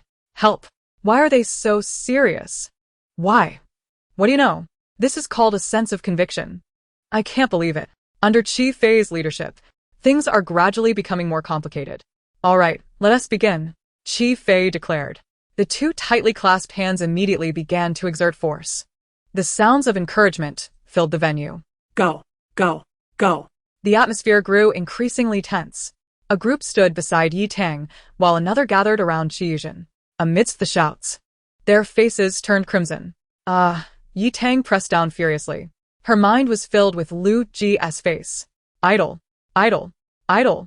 She must remain in Qi Fei's team to spend a day with Ji Ge. Seeing this, Qi Yuzhen felt her own competitive spirit ignited. She too exerted her utmost strength. In an instant, the two were evenly matched. Do those two look like they're in a hurry to find a restroom in the woods? This is too hilarious. It's like a life-or-death struggle in a game. I can understand Yi Tang, but why is Qi Yuzhen trying so hard? And why? Because she wants to eat meat. Meat. Meanwhile, the countdown had already commenced. 5, 4, 3. Emotions reached their peak. 1. In the final moment, Yi Tang summoned all her strength and pressed Qi Yuzhen's hand down. She leaped from her chair, shouting, I won. I won. The entire team cheered for Yi Tang.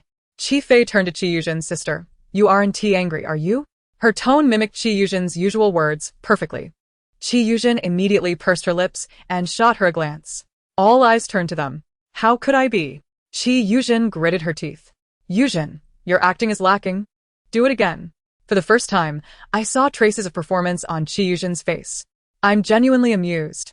I've never seen anyone deny something while gritting their teeth. That's not who Yuzhen is. Oh, how do you know? Did your Yuzhen tell you that in your ear?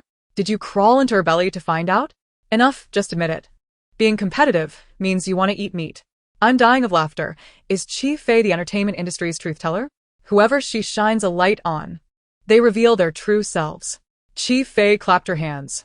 Very good. She delivered a concluding statement. Let the winning teammate join our team. Unrelated personnel, please step back. Hearing this, Yi Tang proudly puffed out her chest. She even shot a glance at Qi Yuzhen, a smug gleam in her eye. Qi Fei shot her a sidelong glance. Her eyes filled with amusement. Ultimately, Qi Yuzhen reluctantly withdrew. Yi Tang turned to her, asking, when do we eat? Eat? Qi Fei regarded her. Of course. We eat after the work is done. Ye Tang. How can we work without eating enough? Shouldn't a meal be arranged first? She turned to look at the area where Qi Fei stored the meat. She clearly saw that there was still meat left just now. The child is still too naive.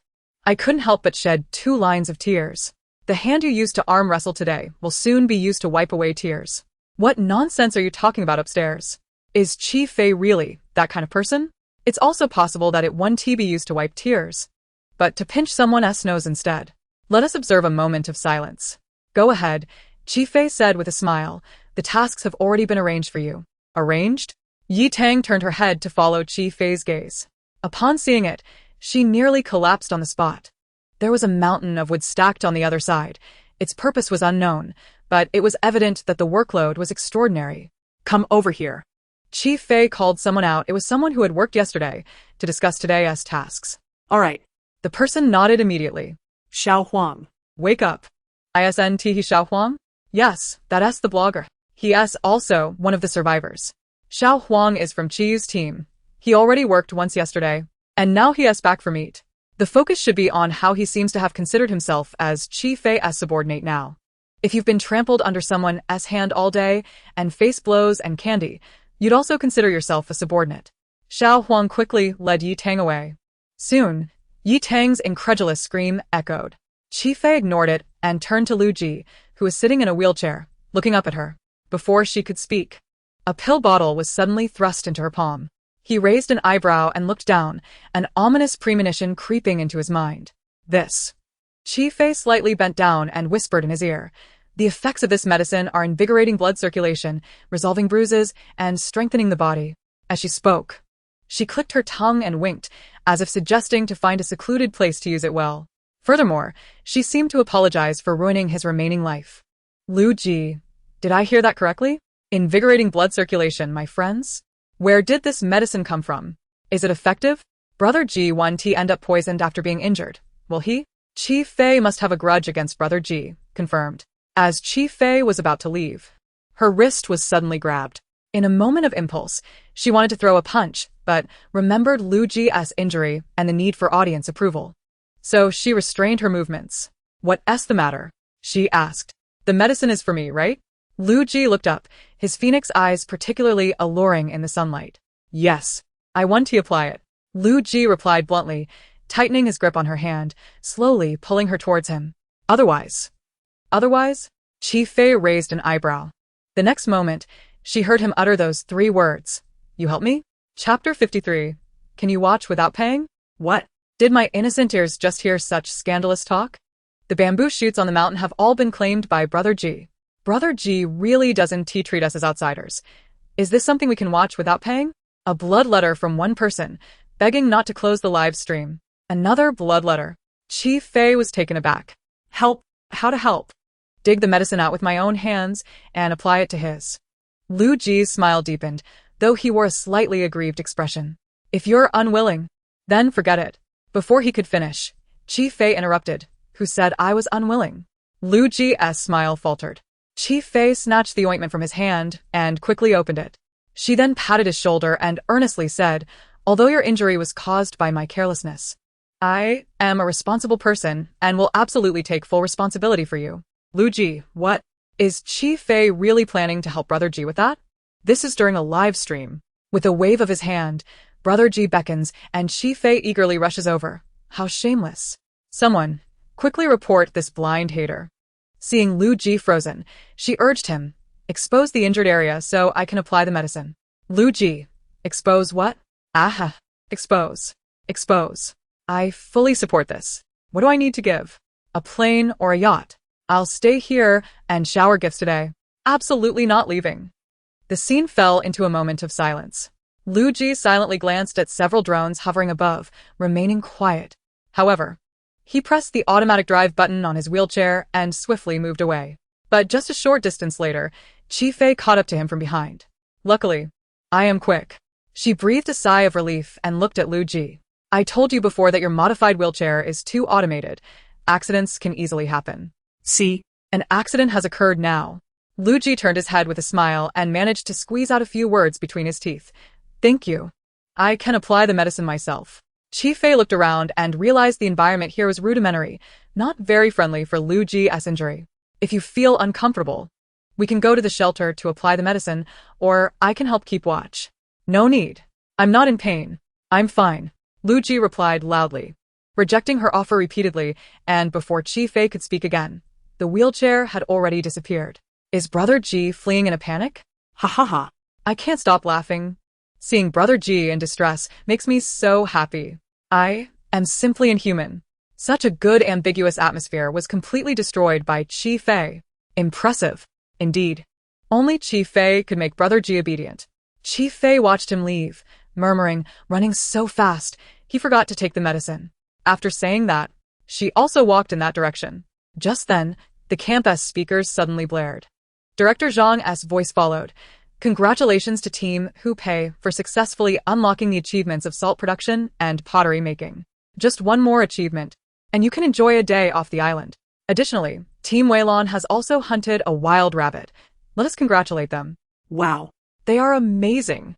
These guests have had a hard life on the island, yet they continue to strive, never considering giving up. With so many rewards, who would easily give up? Another sour comment from above. It must be directed at you. Chi Fei listened to the announcement and continued searching for Lu Ji. Ultimately, she found him in the shelter. Lu Ji sat alone inside, his back to her, and his aura felt a bit low. Chi Fei leaned against the doorframe, understandingly saying, I know what you're feeling disappointed about. Upon hearing her voice, Lu Ji instantly became vigilant. Turning to look at her, he ordered, Stay there, don't move. Chi Fei. She raised her right hand, indicating the ointment in her palm. I didn't expect not having the ointment would affect your mood so much. Fortunately, I thoughtfully brought it for you. Lu Ji. He felt a lump in his throat and slowly said, Just put it here. Chi Fei placed the ointment aside, but didn't he forget to ask, Are you sure you don't need me to keep watch? Lu Ji. I can manage. Seeing that his expression was normal and showed no signs of discomfort, she nodded in relief.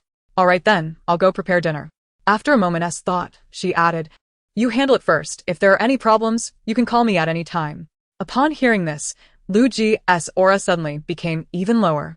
Chi Fei hurriedly called for Xiaoling in her mind, asking her to check his darkening value. What was he struggling with?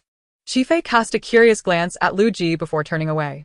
Lu Ji gazed at her retreating figure, his eyes darkening. He had intentionally asked her to apply medicine for him, merely intending to frighten her. To his surprise, she readily agreed and even expressed her commitment to see it through, showing no concept of propriety between the sexes. Was she the same with other men? Lu Ji's eyes instantly clouded. When mealtime arrived, Yi Tang felt utterly exhausted. The group gathered at Chi Fei's camp, eagerly awaiting the meal. As the roasted rabbit was brought out, she was taken aback. Her eyes widened, fixated on the rabbit roasting over the fire, and she swallowed quietly. Was this rabbit truly prepared for them? The others surrounded the fire, unwilling to leave even for a moment, fearing they might miss the chance to eat. I keep my promises, not only providing food but ensuring you are well fed, Chi Fei said while turning the rabbit over. Not long after, she took one of the roasted rabbits off the fire. This one's ready. You can take it and share.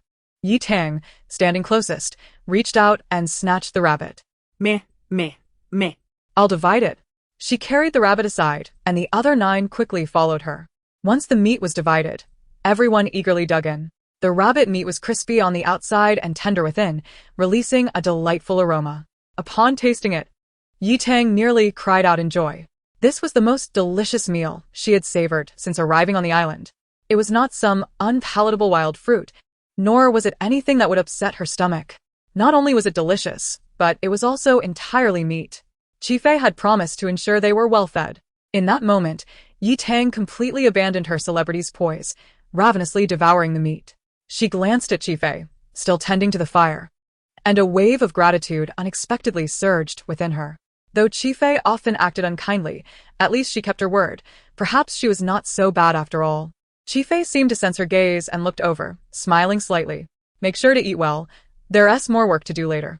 Yi Tang. Haha. Tang Tang is dumbfounded. Yi Tang. Damn, the meat in my hand suddenly doesn't taste as good. Yi Tang. Is this person a devil? Chi Fei. The Capitalist Merchant, Chapter 54. Working is another matter entirely, with a different price. Yi Tang wore a face of existential doubt. Chi Fei, I have a legal identification from Huagua. Can't you at least treat me like a human being? What work is there to do on this deserted island? I think you just want to torment us. She stood up and walked towards Chi Fei, not forgetting to take a few bites of the rabbit meat along the way. You're wasting time on useless things instead of focusing on survival. Whether it's useful or not is my decision. Chi Fei continued to roast the rabbit. You just need to work. I refuse. Yi Tang immediately retorted. Chi Fei looked up, regarding her with indifference. Xiao Huang sensed the atmosphere shifting and quickly intervened. Tang Tang. Don't be angry. Captain Chi Fei said the employment period is for 1 day. Strictly speaking, our time isn't up yet.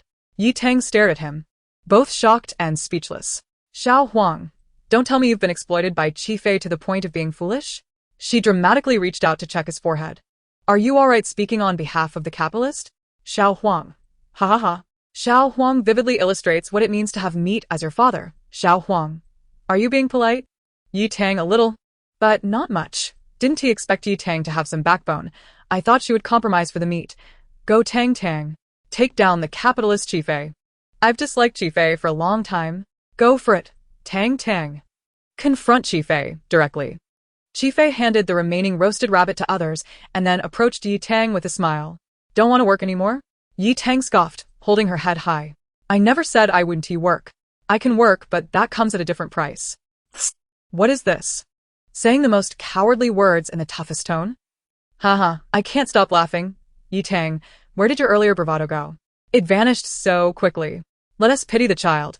At least Tang Tang has the courage to negotiate with a capitalist Chifei. I do not entertain haggling. Chifei crossed her arms. If you don't want to work, that's fine. You can leave right now. It's just as well to leave the remaining roasted rabbit for those willing to work. Yi Tang was taken aback. What? If I don't continue working, I want to get to eat roasted rabbit? She had only managed to eat until she was half full while talking. Chifei was simply too ruthless. Her heart darker than coal. As she hesitated, she saw the roasted rabbit being divided amongst several large men. Those who usually looked so glamorous were now gnawing on the meat with grease all over their faces. Yi Tang could no longer hold back. She rushed over to Xiao Huang, snatching a rabbit leg from his hand. Leave some for me. She finally understood. Chifei did not lack people to work for her. And this work opportunity would diminish with each passing chance. Perhaps this was her only opportunity to eat meat on the deserted island. She had to seize it. Abandoning it now would be foolish. Once everyone had eaten their fill, Chifei gathered them together. You 10 will be divided into 3 groups. Each camp must relay the message that I have opened a bathhouse. Anyone who wishes to bathe can come here. A bathhouse? The 10 looked at each other, their expressions filled with confusion. So Chifei had been making a fuss for 2 days just to set up a bathhouse? Yi Tang's eyes nearly popped out in disbelief. You're a capitalist through and through. You want to profit from everything. Thank you for the compliment. Chifei accepted the title without a hint of remorse. Now hurry up and get to work. If you can't gather people later, you won't have another chance to work. Everyone scurried away, even secretly competing. Yi Tang pulled Xiao Huang and another person from Qi Yuzhen's team, and the 3 rushed to Qi Yuzhen's camp. Upon learning that Chifei had set up a bathhouse, Qi Yuzhen laughed as if she had heard a joke. I thought she had some grand plan, but it turns out to be a waste of time. A fool is a fool. Does she know a bathhouse requires fresh water? Shen Hanji mocked as well. Just solving the fresh water issue would be enough to trouble her. Yet she shamelessly claims a bathhouse is opening? Having learned from past experiences, Qi Yuzhen had become much more cautious. She asked Yi Tang, You've worked there for 2 days, have you seen a bathhouse? That's strange, Yi Tang replied. This was suddenly announced by Chifei, and we were instructed to do it. I'm unsure what she is up to. Since she wants us to check it out, let us go take a look, Shan Hanji sneered. We, the first camp, will stand there and see what she uses to fool us. I'm dying to know. So, is there really a bathhouse? Chifei's secrecy is impressive. I've been watching them work for days and still can't figure it out. Is it possible that Chifei is just bragging? Ha ha ha ha. Though I don't like Shin Hanji, I must admit he has a point this time. Are we finally waiting for the day Chifei falters? I'm eagerly anticipating. After so many times, each time I think it's ridiculous, and each time I'm proven wrong. In less than half an hour, all the guests from the first camp gathered at Chifei's camp. Chifei certainly had many ideas. As long as she had enough time, I believe she would soon develop a complete industrial chain on this deserted island. Indeed, the disparity between her and the other guests is substantial and will only widen as time progresses. Qi Yuzhen and Shun Hanji stood to one side, awaiting Chifei's arrival. Suddenly, they overheard a conversation behind them that left a bitter taste in their mouths. How could anyone claim that she surpassed the other guests by such a margin? Was it not mere folly to belittle oneself in the face of another's triumph? Furrowing her brow, she turned slightly and was taken aback. Director Zhang, what brings you here? Director Zhang cleared his throat. We heard that Chifei had set up a bathhouse, and our curiosity led us to come and see. Qi Yuzhen's gaze shifted to the 2 assistant directors beside Zhang, her mind racing in disbelief. So, was that conversation theirs? When had Director Zhang ever held Chifei in such high regard? At that moment, Chifei's voice drifted from a distance. Our bathhouse is equipped with ample fresh water and bathing supplies. You may wash once a day for a labor fee or exchange items. Everyone is welcome to come and enjoy a bath. Is that all she had to say? Shun Hanji scoffed. Come on. Opening a bathhouse is a significant matter. Shouldn't Captain Shi elaborate a bit more? How else will you convince us earnest folk? Hanji, I'm sure my sister knows what she's doing, Chi Yuzhen chuckled. Surely. She hadn't he lured them all here just for a prank. The others began to catch on, realizing they were indeed discussing a bathhouse. Chapter 55. What a setup. Indeed. It was utterly absurd. Everyone had indulged her in this charade. Amidst the chorus of complaints, Chi Fei lifted her eyelids. What's the rush? She turned and instructed.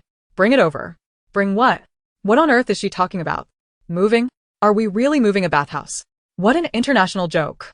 If Chi Fei had such skills, she wouldn't have been plagued by scandals before.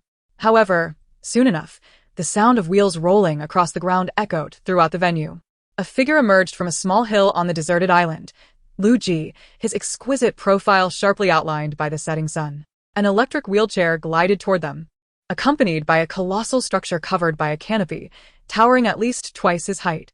The crowd turned in unison, eyes wide with shock. What on earth is that? I don't see a bathhouse, but this desolation is striking. Why is Jigo working again? Please, treat Jigo kindly, Chi Fei.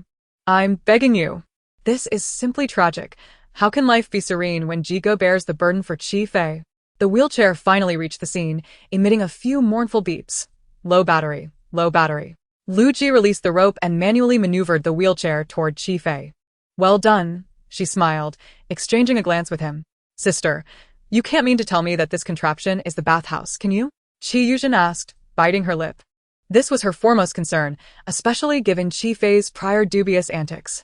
Upon seeing this peculiar contraption, her skepticism began to waver. The crowd's doubtful gazes shifted toward Chi Fei. She stepped forward, gripping the edge of the canopy, and with a swift motion, unveiled a wooden structure before their eyes. Simultaneously, she produced a homemade wooden percussion instrument from her other hand. Bang, bang, bang. We're celebrating the grand opening. The Chi Lu Bathhouse officially commences operations today. The first 10 guests to experience the bathhouse will receive a small gift. Furthermore, there's a 50% discount. Unlimited fresh water supply. We even have soap available for your use. Come line up. She gestured dramatically, revealing the enormous wooden structure behind her, emblazoned with a character for bath and equipped with wooden wheels for ease of movement. This oddity seemed entirely incongruous with the desolate island. I am utterly bewildered and profoundly shocked. Goodness, what has she created? To call it a bathhouse is misleading. It's more akin to a wooden cabin. Why not dwell in a cabin rather than transform it into a bathhouse? This is pure diversion. Has no one noticed the name of this bathhouse? Chi Lu, my goodness. I'm in awe.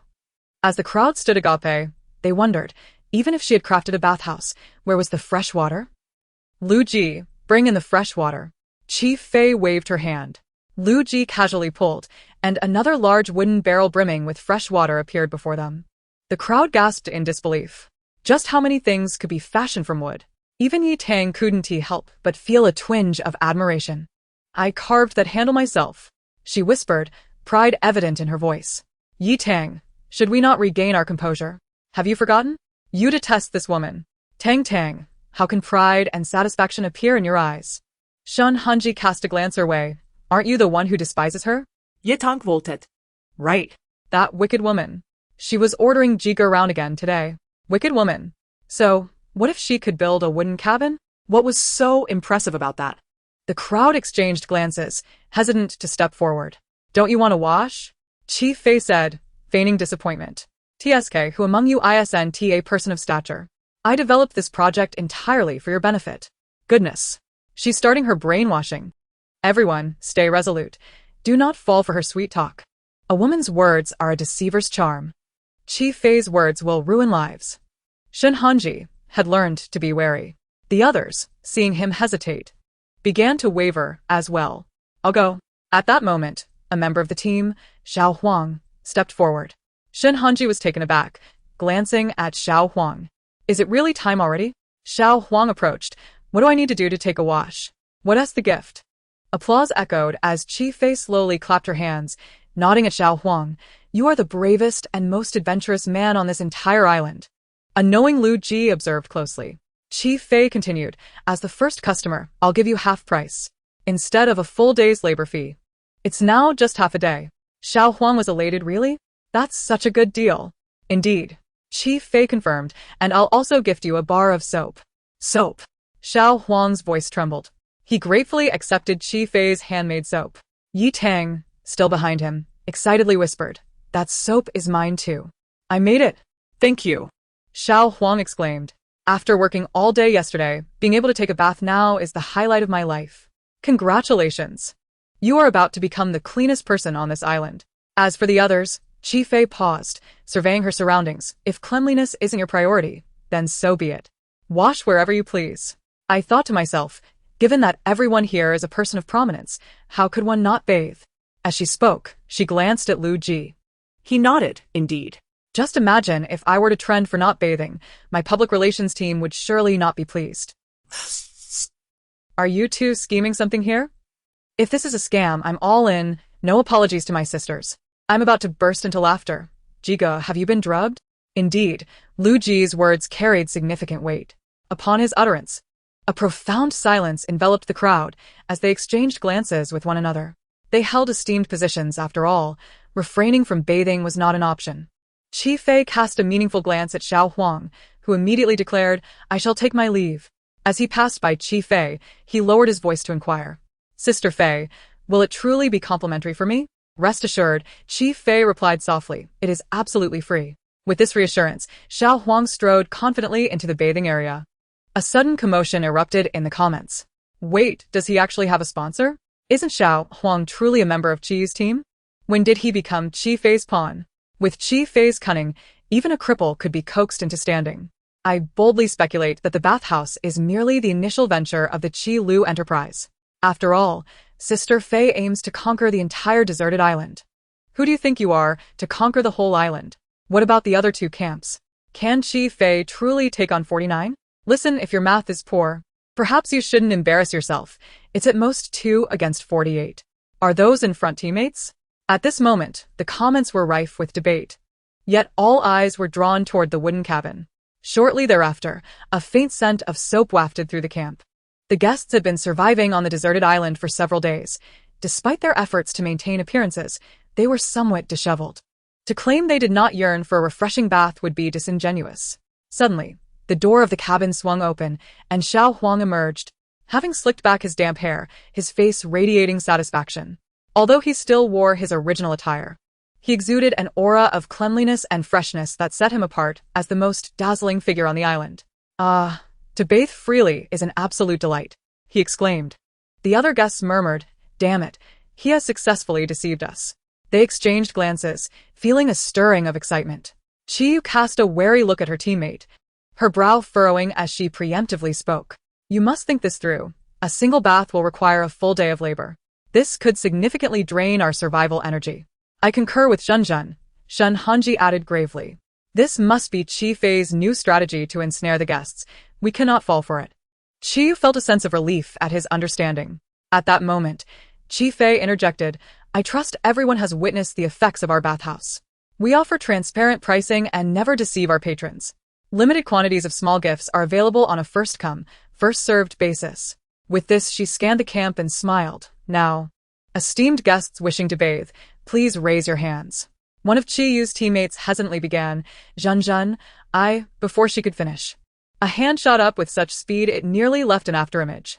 Her teammate turned in shock to the hand-raiser, stuttering, "Hanji?" Qiyu, both astonished and annoyed, exclaimed, "Shen Hanji, what are you doing? Put your hand down." But Shen Hanji resolutely kept his hand raised, turning to explain, "Zhenzhen, I don't genuinely wish to bathe." "Ha ha ha, Shen Hanji, repeat that. This man is always saying one thing while meaning another." As Shen Hanji smiled gently at Qiyu, he added, "Haven't you always wanted cleaning supplies?" Just now, Qi Fei gave Xiao Huang a bar of soap. "I don't believe it," Qiyu retorted skeptically, stepping forward to pull his hand down, only to be interrupted by Qi Fei's excited voice. "Let us congratulate Shen Hanji for becoming the second lucky recipient." Instantly, all eyes were fixed upon them. Fuming, Qiyu gritted her teeth and forced a smile at Qi Fei. "Sister, Hanji is not." Shen Hanji stood tall, adopting a grandiose demeanor. "Note this down. I wish to bathe now." "Of course," Qi Fei nodded. She retrieved a stone from her pocket and began to jot something down with a charcoal pencil. Curious, Shen Hanji approached to take a look, only to suddenly change expression. Why is it that you recorded Xiao Huang's hours as half a day, yet mine is a full day? Oh, you mean the half-price promotion I mentioned earlier? Chi Fei replied, glancing up. I said it was only for the first customer. Hesitation leads to defeat, you know?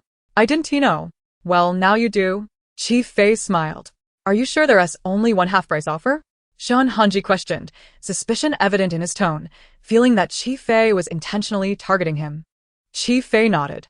Frustrated, Shan Hanji conceded, fine, then you can record me for a day. Excellent. Welcome to the Qi Lu bathhouse. Chi Fei swiftly inscribed several lines on the stone and handed it to him. Here, this is the sales contract. Please sign. What are you selling? Clarify. I definitely heard the word selling. For one guest, a stone? Chi Fei, are you certain of your personal safety? I can't breathe from laughing. Chi Fei is about to become the class enemy. Shun Hanji promptly signed his name and returned the stone to Chi Fei, extending his hand expectantly. Where is my gift? Chi Fei produced an item from her other pocket. Shun Hanji eagerly peeled back the leaves, only to find yet another layer of foliage. Frowning, he glanced at Chi Fei. Encouragingly, she urged him, keep going. This gift is truly one of a kind. One of a kind? The moment he heard those words, Shun Hanji perked up. Indeed, if it weren't a precious gift, would it be so thoroughly wrapped? With renewed vigor, he tore through the second layer of leaves. More leaves. Haha, is this a nesting doll? Shun Hanji, undeterred, challenged the bundle of leaves. Layer after layer, he tore through until, at long last, he unveiled the true nature of this gift. Nestled among the vibrant green leaves lay a piece of soap the size of a fingernail. Chi Fei. He bellowed in frustration. What compounded his despair was the sight of Chi Fei distributing soap to others, each bar considerably larger than the one he had received. He wanted soap. How else could he justify working willingly?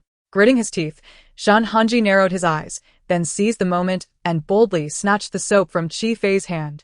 I want this, he declared, turning on his heel and fleeing.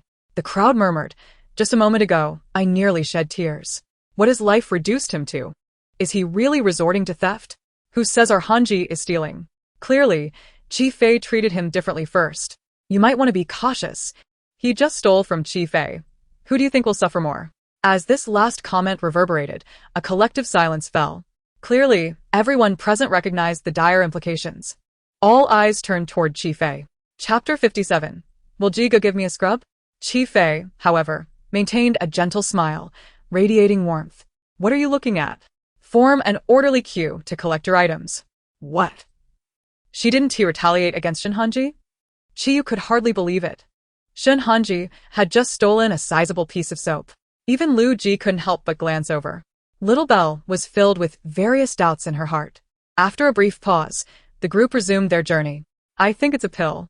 I think so too. To be honest, seeing her smile has already caused cold sweat to trickle down my back. Meanwhile, Shun Hanji stepped into the wooden cabin, unable to suppress his admiration for the exquisite craftsmanship. How could such a structure be built without a single nail? If their team possessed a cabin like this, their accommodation would be effortlessly resolved. As he let his thoughts wander, he enjoyed a refreshing shower. Thankfully, nothing unexpected occurred midway, allowing him to gradually relax. However, just as he was halfway through, a sudden knock echoed at the door. Knock, knock. Shun Hanji paused momentarily. What is it? Came Chi Fei's gentle voice. Gigi, are you done showering? Gigi? Shun Hanji, bare-skinned, shuddered violently. What kind of nickname is that? It's terrifying. Help. I've never found a nickname so dreadful. Ha ha ha. Gigi. I wonder if the fans will dare to call you that again. Are we really going to force Shun Hanji out with that? What do you want? Shun Hanji yelled angrily. The voice from outside was soft and mellow. Nothing much, just wondering if you're done. Not yet. Have you used soap? Shun Hanji squinted. So that was her intention? Huh. Would he fall for that? He quickly tore open the packaging and scrubbed himself vigorously. I've already used it on many places. There's no way I can give it to anyone else. Please elaborate. Tell us what places? Mainly because my friend has a terminal illness. I want to hear it all before I go. Oh, I forgot to mention. Chi Fei continued, her voice clear through the wooden planks. An ordinary bar of soap takes a day's worth of labor to exchange. If you haven't opened it yet, you can return it. In an instant, silence fell. No one spoke. The deserted island was filled with the howling wind. Shun Hanji's hand clutching the soap trembled uncontrollably. What did she just say? Ha ha, your order is about to be delivered. Chi-Fei, the capitalist fraud master. This scoundrel Chi-Fei always targets Gigi. Oh dear, more brainless fans defending the idol. Dude. Look at her demeanor. She must have taken too much cockroach medicine. Shun Hanji shouted, Chi-Fei, is there such an outrageous operation? You are clearly raising the price. That was a gift you sent me. Oh, was it? Shun Hanji, it wasn't. It was stolen from you, ha ha ha. I knew it. I was walking into a trap. I don't care. It is. Chi-Fei calmly cleaned her ears. We signed an agreement. If you didn't read the content carefully, is it my fault? Agreement? What agreement? The contract from earlier? Shen Hanji nearly choked. What a pity. What a pity. Chi-Fei clucked her tongue. Who knew you would act so quickly and use the soap inappropriately? That cannot be returned. But Gigi, let's keep it clean. What wrong did the soap do? She shook her head and walked away. The soap did nothing wrong? Used inappropriately? Can this even be aired? Can it? Is this even permissible to say? I'm laughing so hard I'm losing my mind. Not only is she raising the price, but she's also publicly insulting me. Ha ha ha. Shun Hanji held the freshly opened soap, trembling even more. He took a deep breath. Given the circumstances, it's just a day's worth of labor. He could endure it. He washed. Though he was forced to add another day as labor, he now had fresh water and soap. The shower was suddenly quite enjoyable. The door of the cabin was knocked on once more. Shun Hanji was exasperated. What do you want now? Chi-Fei's cheerful voice followed, nothing. Just wanted to ask if you need shampoo? Shampoo? This must be another trap laid by Chi-Fei. Shun Hanji sneered coldly. With such tricks, would he be foolish enough to fall for it twice? I don't need it. He flatly refused. Really don't need it? What about body wash? Not needed. Facial cleanser? You have facial cleanser? Shun Hanji was taken aback, but quickly regained his composure. I don't need any of it, just leave. Are you lingering here to sneak a peek while I bathe? As soon as those words left his mouth, there was an immediate silence outside. Shun Hanji felt a wave of frustration wash over him. Just as he rinsed off the last of the foam, he suddenly heard Chi-Fei speaking again. Considering the time. The second guest will be coming out soon. Who's next? Shun Hanji scoffed silently. With this money-grabbing attitude, who would dare to come for a wash? Did she truly believe everyone was a fool? However, outside, a voice quickly responded. Me. I'll go third. The hand reached for the nearby soap and applied it once more. Chi-Fei, there's no water left. His tone was buoyant, tinged with a hint of schadenfreude. Didn't you say fresh water is unlimited? He was stuck here today. Let us see how Chi-Fei continues her bathhouse business. All right, just wait a moment. I'll get you more water. Chi-Fei replied promptly, her actions even quicker. Before long, she had replenished him with ample water. Shun Hanji leisurely continued his shower, finishing one bucket of water before applying soap again. Just wait, the water is coming soon. Chi-Fei cheerfully assured, and went to fetch another bucket. One bucket after another, until 4 buckets were exhausted. Shun Hanji's skin felt as if it might peel off.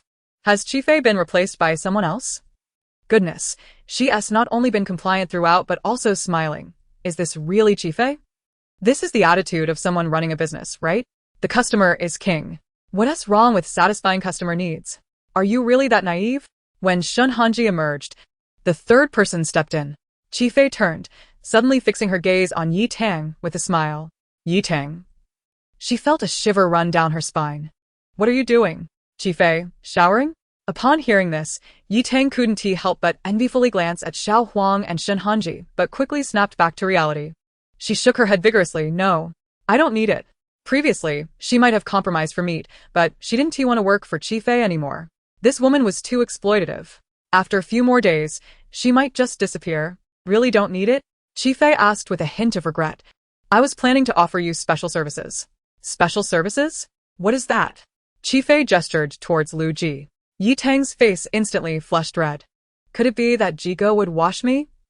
Though it was embarrassing, she could accept it if it was Ji Ge. Chapter 58. Young and paying in full for a membership card. Chi-Fei gave her a look that said, You must be dreaming. Washing is out of the question.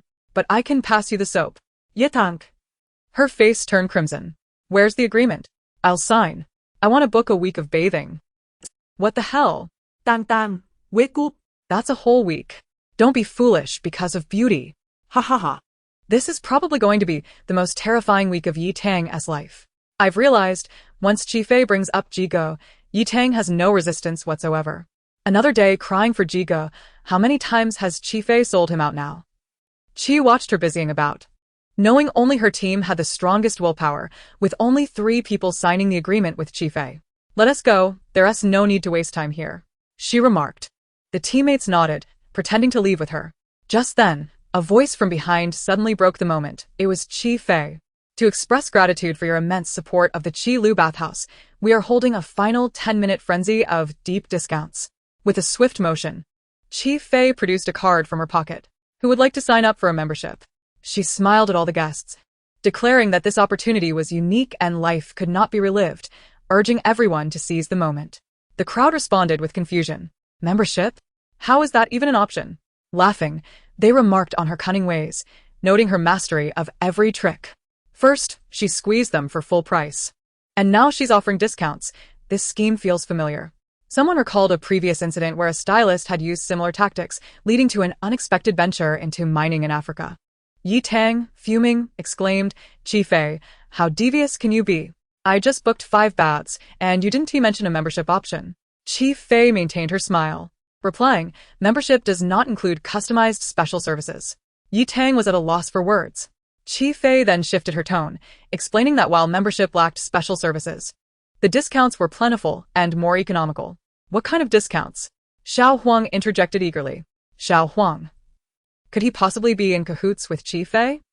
Someone noted, you might be onto something, haha. The others listened intently. 10 baths at a 20% discount.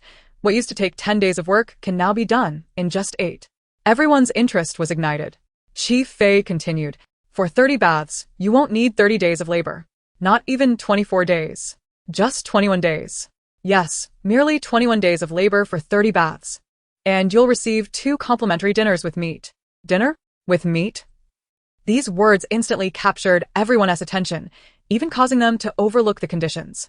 As they were lost in the fantasy of a meat-filled dinner, Xiao Huang exaggeratedly exclaimed, what a bargain.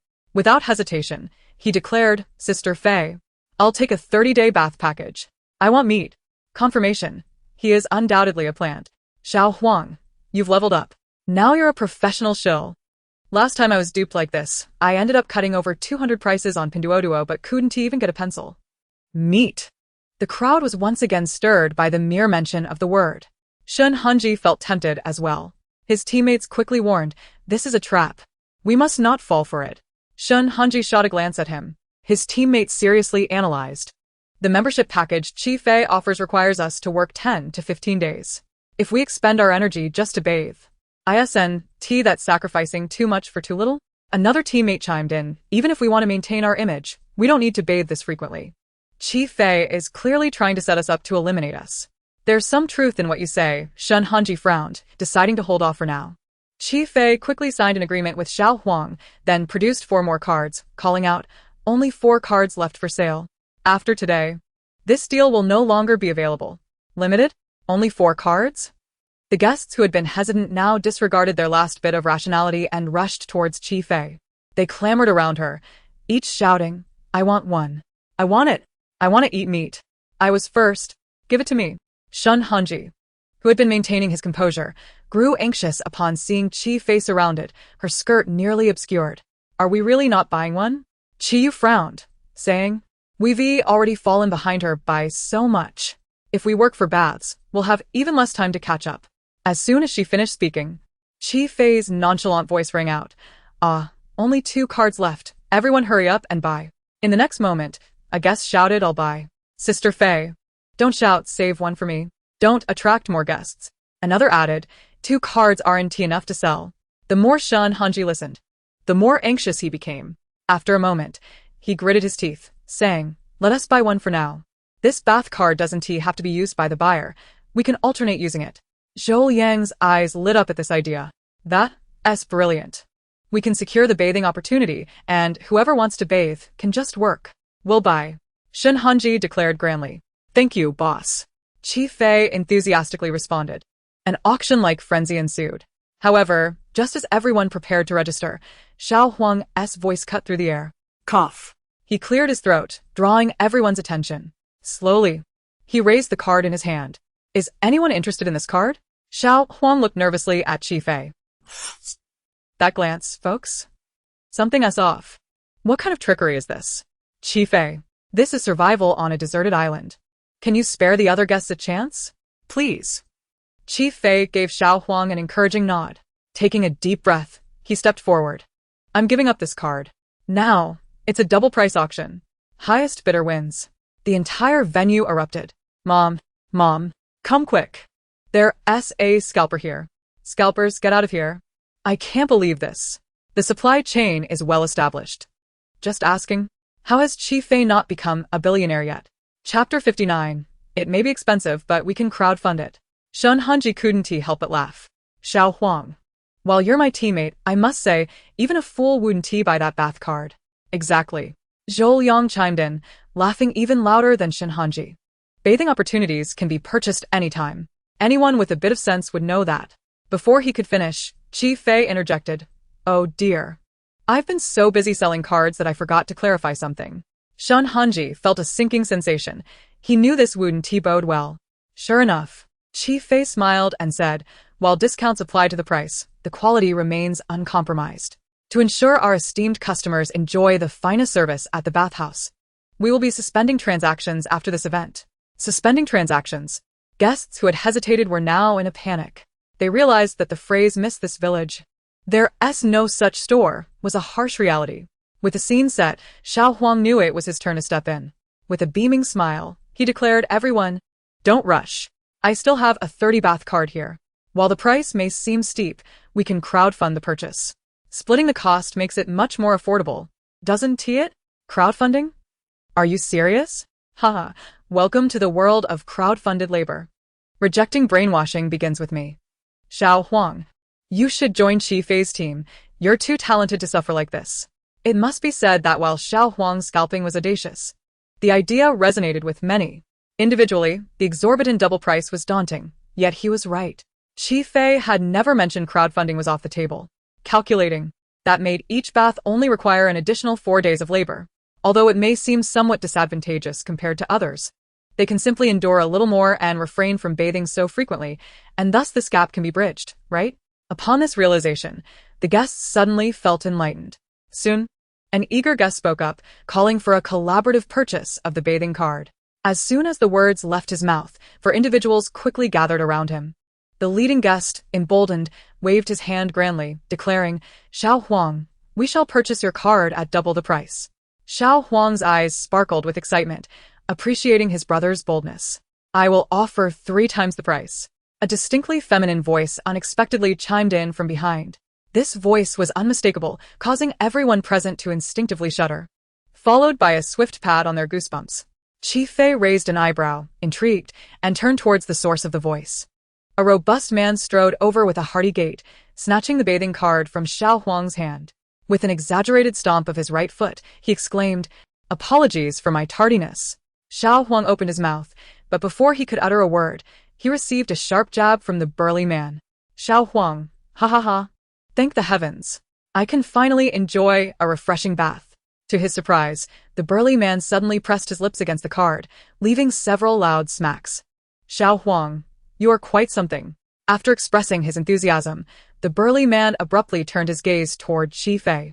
Qi Fei. The burly man approached her quickly, grasping her hand with gratitude. You must be the owner of the bathhouse. Thank you for your selfless contributions to all the guests. Everyone. Selfless contributions? How is that related to Qi Fei, the shrewd businesswoman? Pairing Qi Fei's name with selfless contributions feels profoundly incongruous, does it not? Could this person possibly be a fool? Where did such a peculiar character come from? His words rendered Qi Fei momentarily speechless. Her expression grew solemn as she raised her hand and patted the burly man's shoulder, surprised that someone could understand her original intention in opening the bathhouse. If it were not for the benefit of the public, who would willingly endure such toil? The burly man appeared deeply moved, nearly breaking into tears. I have been suffering for days. You must be the angel sent by God to save me. No need to exaggerate with angel, Qi Fei remarked, placing a stone in the burly man's hand with a smile. Sign this agreement, and henceforth, you may call me boss. Although she was slightly wary of the burly man's personality, his physique clearly indicated he was capable of hard work, Thus, she was temporarily satisfied with him. Is signing my name all that is required? The burly man inquired. Chi Fei nodded with a smile. Without even glancing at the content on the stone, the burly man hastily scrawled his name with charcoal. Just as he penned the first letter, he suddenly felt a chill creeping down his back. Turning to see, he met Lu Ji's icy gaze. Chi Fei nodded again, recalling something, and could not help but say, "You need to work for me for 63 days. Do you understand? So, it only requires 63 days? The burly man replied, looking satisfied. I thought it would be 90 days. Chi Fei. Excellent. It seems the person meant to be is appearing. Once the burly man departed, Chi Fei immediately summoned Xiao Huang. She gave him an approving glance, acknowledging his talent for acting. Xiao Huang shyly replied, "It's all thanks to Sister Fei's excellent guidance." Chi Fei retrieved a bathing card from her pocket, handing it to him. "Here, your 30 free bathing sessions." "Thank you, Sister Fei," Xiao Huang exclaimed joyfully, unable to believe that simply playing along with Chi Fei's act would yield such generous rewards. So, after all that, the labor hours belong to Chi Fei, while Xiao Huang only receives a free bathing card? Goodness, this is the essence of capitalism. I am in awe. Truly, it's like opening the door to genius. Capitalism is home. Sister Fei, is there anything else I can do for you? Xiao Huang inquired eagerly. Chi Fei called over Lu Ji, giving him a new stone to hold. She then retrieved the stone belonging to Shen Hanji and instructed Xiao Huang. Please call Shen Hanji over. Thank you. Xiao Huang, puzzled, complied. Moments later, Shen Hanji and Qi Yuzhen arrived with their teammates. What is it? Shen Hanji asked sharply. Chi Fei handed him the stone and charcoal pencil. Your labor hours have changed. You need to sign again. Shen Hanji carelessly accepted the stone, only to be stunned upon seeing the recorded labor hours of 72 days. How many days? When did my hours increase to this extent? Chapter 60, The Tortoise Pattern. Symbolizing longevity, is that too many? Chi Fei leaned in to take a look. Shen Hanji, filled with righteous indignation, pointed at the stone and warned, "Let me tell you. Chi Fei, do not pull any tricks on me." "This is correct," she replied. "Correct? Is this correct? Open your eyes wide. Here, let me calculate it for you." Chi Fei's beautiful face loomed large in Shen Hanji's vision, her smile benevolent as she grasped the back of his collar, gently leading him to the agreement he had just signed. "I have detailed records here. You may take a look." Shen Hanji clenched his teeth, immediately squatting down to examine it. Upon inspection, he was bewildered. Soap. Isn't soap just 1 day's labor? Why is it 5 days? You're not using ordinary soap. Chi Fei waved her hand dismissively. Is it soap from a Wong Kar-wai poem? It is exquisite soap, she declared. Shen Hanji. If you don't believe me, take a look. Chi Fei produced a regular bar of soap and placed it alongside the one in Shen Hanji's hand. Upon closer inspection, he noticed an intricate design on the soap he held. The camera zoomed in. It was a tortoise. Isn't it exquisitely crafted? Chi Fei smiled brightly. With its pattern, it carries a wonderful meaning. Longevity. Shen Hanji. Bullet comments. I can only thank you. Truly ridiculous. The meaning of longevity is ridiculous. I am genuinely astonished. A tortoise engraving and the price quadrupled? I have already begun to weep for Shen Hanji. Poor Hanji. Sob, sob, sob. Shen Hanji steeled himself, thinking this can't possibly require 72 days. Keep looking, Chi Fei said, lifting her chin. Shen Hanji could not bear to look any longer, gritting his teeth and turning away. Chi Fei called over the burly man. What is your name? The burly man replied, Boss. My name is Fugue. Chi Fei. What did you say? I mean my real name, not a stage name, Chi Fei clarified. Boss, this is my real name. Chi Fei's eyes lit up. What a wonderful name, perfectly suited for working in my team. Of course. All right, Fugue, since Shen Hanji is too timid to look at the agreement, you read it to him. Fugue, muscular and robust, stepped forward, his voice booming louder than the director's megaphone. Shen Hanji immediately recoiled. No, I can read it myself. Water usage, 1 bucket equals 5 days of labor. Fugue shouted. Shen Hanji felt a momentary deafness. Everything in the world seemed to fade away. 5 days of labor? So all the water he had wasted earlier. He shook his head. I'm dying of laughter. Mainly, the writing is too small, right? This writing is smaller than the ear piercing I just got. Shen Hanji surely didn't notice it when he signed. Chi Fei, you villain. Return my brother's youth. Shen Hanji gritted his teeth, holding himself up. Fugue continued to yell, loss fee. 30 days of labor. His shout restored Shun Hanji's hearing instantly. What? What loss fee requires so much? He demanded through clenched teeth. The bucket broke, Chi Fei stated casually. Shun Hanji. Am I deaf, or just foolish? Can a bucket break? It was perfectly fine just now. Chi Fei had anticipated this, turning to speak gently. Gigi, go fetch it. The man affectionately referred to as Gigi suddenly appeared invigorated. A swift electric wheelchair turned and raced towards the bathhouse. Brother G, woo-woo. Just this silhouette could make me weep for 3 days, truly. Brother G, let us not succumb to the forces of evil. Absolutely not. Did you not see? I sense he seems rather pleased, no? Let's whisper. He is genuinely happy. It's time to think of a name, everyone. Prosperous and wealthy? Scam? Infuriated to the heavens? We are collecting suggestions online. You are not allowed to engage in this nonsense. Take Brother G away. Shun Hanji chuckled coldly from behind. I must see how this wooden barrel can claim such exorbitant damages. He was quite certain he had been overly cautious while using the water, fearing Chi Fei would attempt to swindle him. There was no way it could have been damaged. However, before his thoughts could settle, Lu Ji's figure slowly emerged at the entrance of the bathhouse. Even while seated in a wheelchair, it did not detract from the man's striking elegance and charisma. He glided forward, his features stunning and movements graceful. In his hand, he held a rope, at the other end of which was Shun Hanji's used barrel, clearly exhibiting several strands of unmasked disdain from a distance. Don't drag it on the ground. Damn it. Shun Hanji couldn't help but curse. Fans of Ji, come out quickly. Your idol just cursed. Ji is merely anxious. What are you all saying? Wouldn't you curse if you were in a rush? Chi Fei, an irreconcilable enemy, laughing to death. Is this because of Brother Ji? Even Ji's fans find it hard to endure such slander towards Chi Fei. Ji must be tormented to the point of delirium. Oh. Lu Ji nodded. Indeed, it should not be dragged. He then smiled, his phoenix-like eyes shimmering as he delicately reached for the wooden barrel, lifting it wrapped in leaves. Only then did Shun Hanji exhale in relief. Subsequently, Lu Ji activated the electric wheelchair and moved forward. Yes, just like that. Shun Hanji beamed. Once he arrived, it would prove that this item had not incurred any damage, and he was eager to see how Chi Fei would justify claiming this ill-gotten money. In the next moment, Lu Ji's wheelchair suddenly jolted midair. The wooden barrel slipped from his grasp, tracing an arc through the air. Ah! The barrel. The barrel. Shun Hanji sprinted to catch it. I'll get it. Fu Gui lunged forward, but instead of catching the barrel, he sent Shun Hanji flying several meters away, directly distancing him from the barrel. Ah! No. No. Stop that barrel. Quickly stop it. If this is not intentional, I will do a live broadcast of washing my hair upside down, alright? Brother G, tell me, was that throw reasonable? Was it? You even included a discus throw motion. I just want to ask, does Shun Hanji have any chance of leaving this island alive?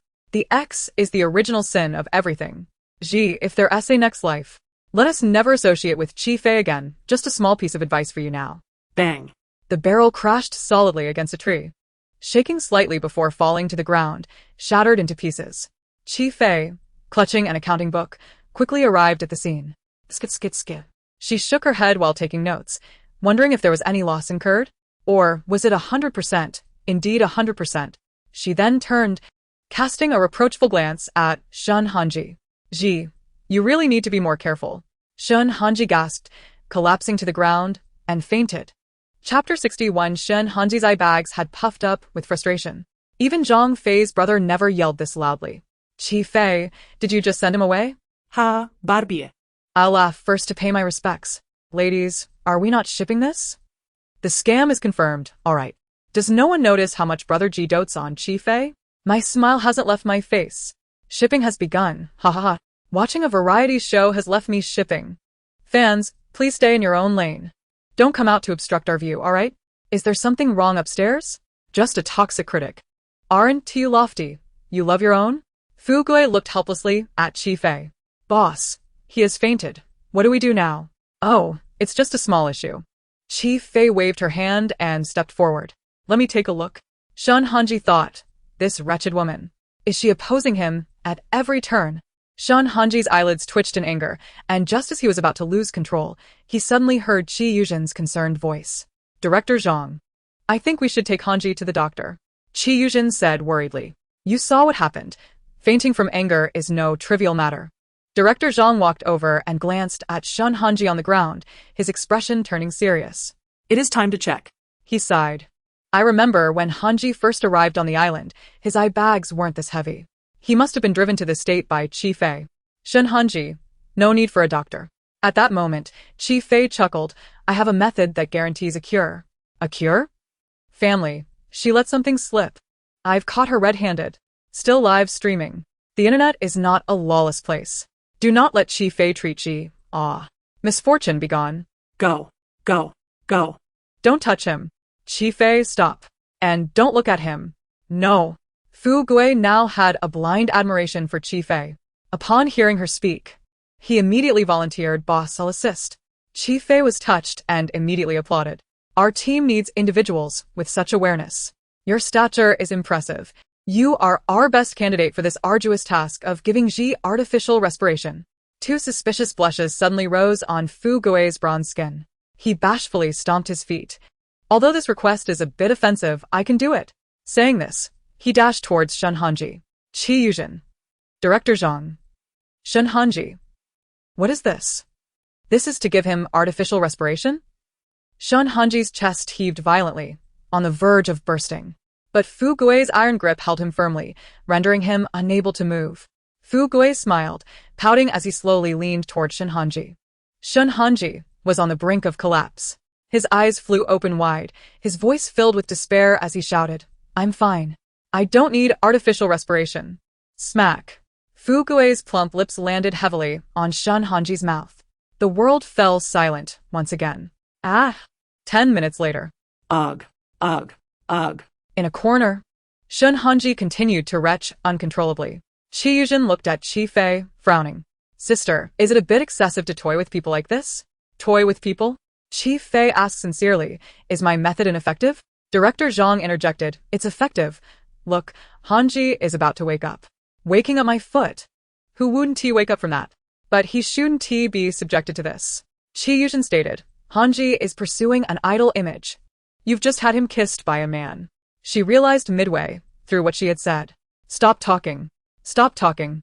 Chi Yuzhen, with every word you say, Ji's publicity fee increases by a 0. One can't discern friend from foe, dog-headed to save one's life. I hadn't even thought of it in that light. My Ji has been sullied. I'm crying. Chi Yuzhen, shut up. It's not like that. It's not. Regrettably. Kai Yuzhen lamented her insistence on the matter. Just as she turned, Chi Fei's large head loomed closer. What are you saying, sister? She inquired softly. A man kissed you? How can that be considered a kiss? A kiss must involve at least some tongue, right? This was merely a meeting of lips, without any real significance. Don't be so sensitive. It wasn't a kiss, truly. Just a meeting of lips? Let us count how many times the word kiss appears in this conversation. I refuse to listen. Gigi has not been sullied. I want to look. I want to look. Silence. Everyone, be quiet. It was merely a resuscitation. Please do not overthink it. Kai Yuzhen turned pale, her mouth agape, struggling to articulate a response. At that moment, Shun Hanji approached, appearing fatigued. His health had been relatively robust. Yet after that incident, it seemed he was psychologically affected. He appeared somewhat listless. Chi Fei, regardless of your excuses, you were clearly targeting me. He exclaimed in frustration. Just now? Look at how you phrase it. Chi Fei shook her head. Shun Hanji gritted his teeth. She still sought to argue. The next moment, Chi Fei replied, I've been targeting you for quite some time. How could you say it was just now? You've made me feel quite defeated. Shun Hanji. She self-reflected for a moment, slapped her face and muttered, Is it not obvious enough? Have I not exerted enough effort? Understood. I shall strive harder from here on. Shun Hanji. God, please, not more effort. Gigi, run. Quick, run. If only I had transferred that money for the milk tea back then. Would there have been so much trouble? Will this world ever be alright? Newcomer, does this woman eat people? Like, 2 children at a time? The last time I felt so numb was during the day of my surgery, when the doctor administered general anesthesia. Chi Fei, a malignant tumor in the entertainment industry. Gigi S fans, charge.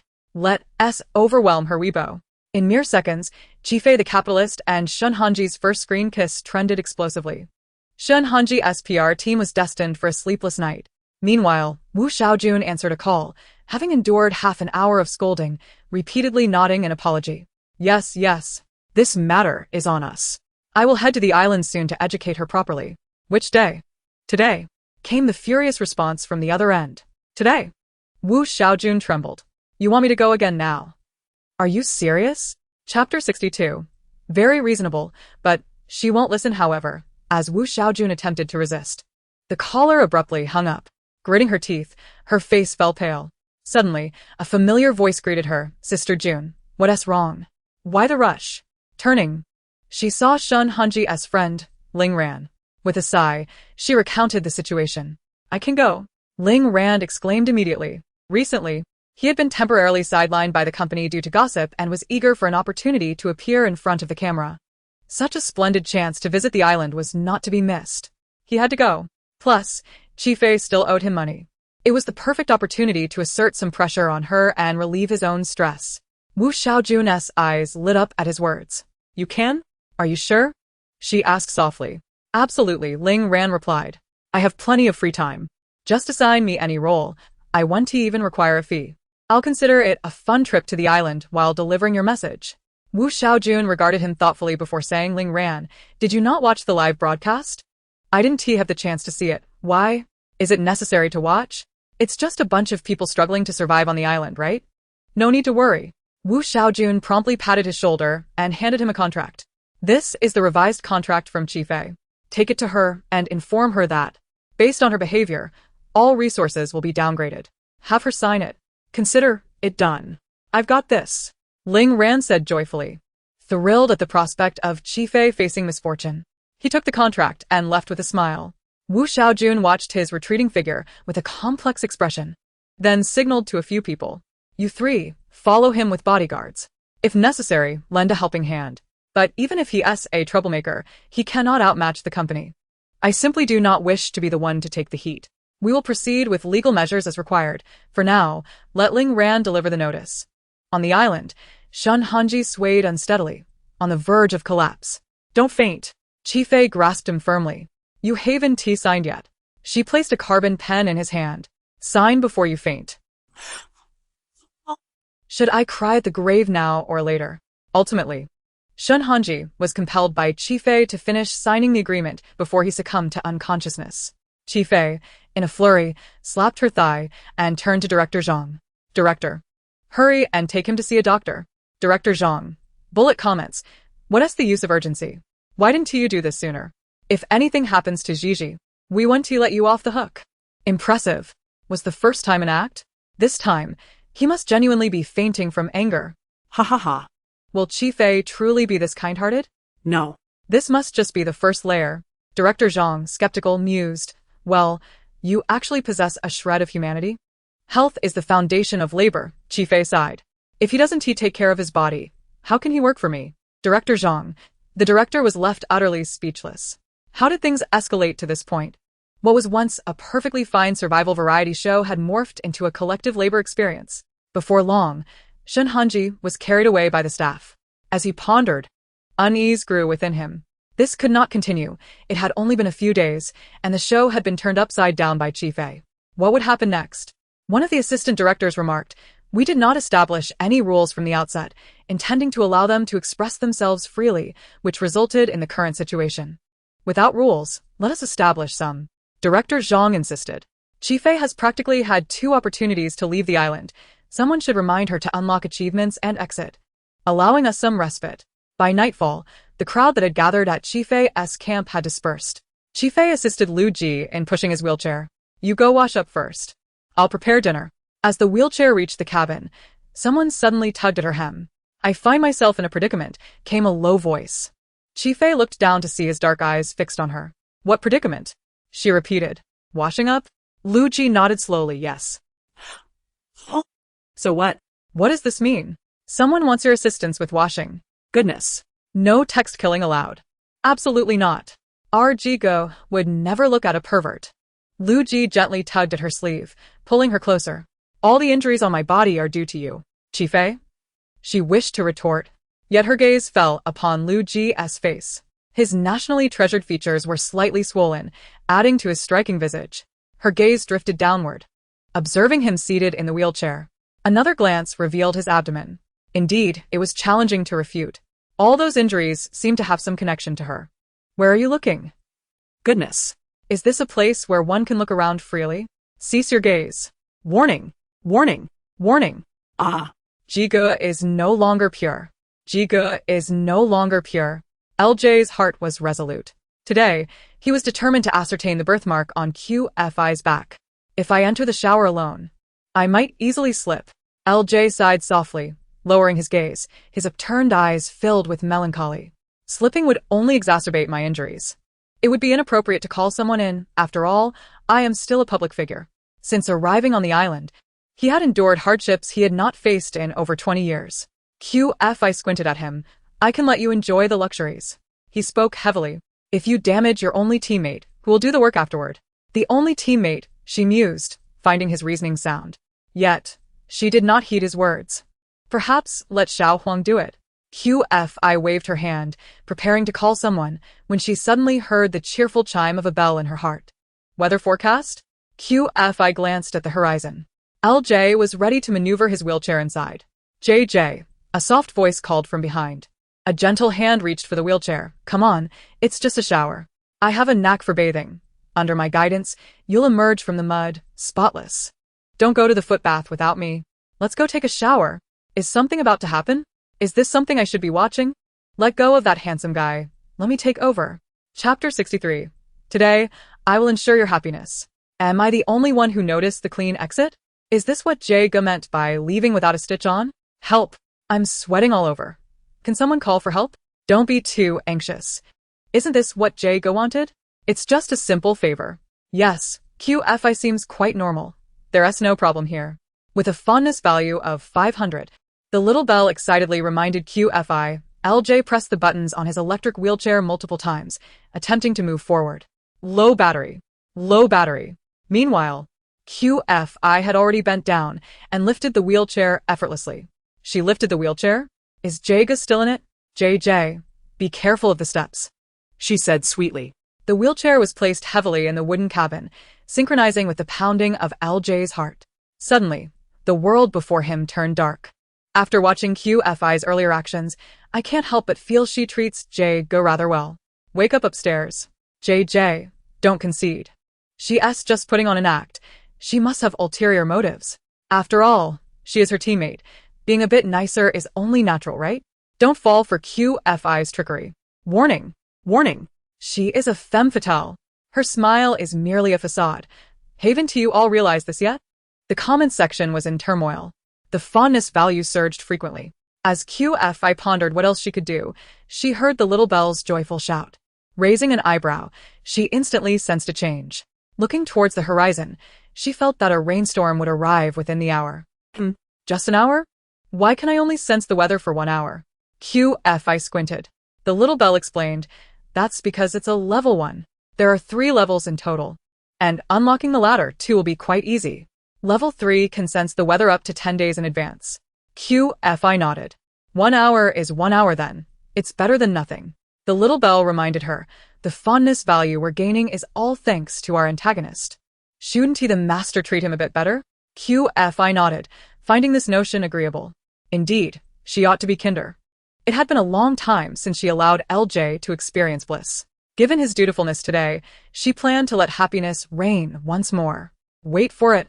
She patted his shoulder and walked outside, adding before leaving, you can take off your clothes first. I'll be right back. What? Did I hear that correctly? Are you serious about taking off clothes? Jae-ga, why are you still standing there? Why don't you take the chance to slip away? Where to? LJ immediately inquired. The door had already closed. When it opened again, he had naturally not disrobed. He sat in the wheelchair, his posture slightly rigid, bearing a hint of vigilance. QFI entered with a smile, closing the door behind her. Just before the door shut, something in her hand swayed across the frame. If I'm not hallucinating, it might just be a thorny stick. She's going to hit Jae-ga again. Someone, contact the Director's team for help. At that moment, in the director's tent, Director Zhang wore a grave expression, fixated on the screen, silent for a long while. Director Zhang, the assistant director whispered. Should we send someone over? Yes, Director Zhang slowly nodded. You go take a look. The assistant director hesitated. He merely proposed a plan. It wasn't a death wish. My stomach suddenly hurts. The assistant director turned, clutching his abdomen as he sat down. I accidentally ate the same wild fruit as Shinhanji today. I wish I hadn't. Director Zhang clenched his teeth, scanning the staff. Everyone promptly scattered. The director's tent fell silent. The stillness hung over the camp for what felt like an eternity. No one spoke. After a while, a sigh escaped the tent. Well, QF, I probably wouldn't dare do anything, right? I think so too, was the response. Outside the mobile shower, drones hovered closely. The director's team wished they could insert their equipment directly inside. Fortunately, the sound quality was decent, and they could vaguely hear the conversation within. The first line was QFI saying, "Don't be nervous, just relax." oh, My goodness. It's not what we think. stay calm. Stay calm. What were you thinking upstairs? Care to elaborate? There's definitely a hornet's nest in the shower, and QFI is helping to handle it. Inside the shower, QFI held the stick, grinning as she gazed at LJ. His hands rested on the wheelchair, veins bulging. You. Rest assured. I will make sure you are thoroughly pleased today, QFI said with a smile. LJ responded, perplexed. Where should I strike first? QFI inquired. I knew it wouldn't be that simple. Oh, my dear Jago. On the bright side, at least now he can choose the area to be hit. Wake up. You. Is that self-deprecation? What? Not fond of this? QFI moved closer, surveying LJ. What do you prefer? LJ remained silent. QFI sighed. But this is all we have for now. Shall we settle for today?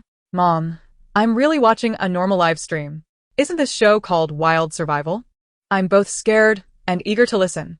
Jago, you must hold on. LJ pursed his lips for a moment. I don't want any of it. Better to have none than to have something subpar, he asserted. QFI nodded. All right, I admire that. Throughout the ordeal, he remained entirely silent. But it seemed there was nothing more to say.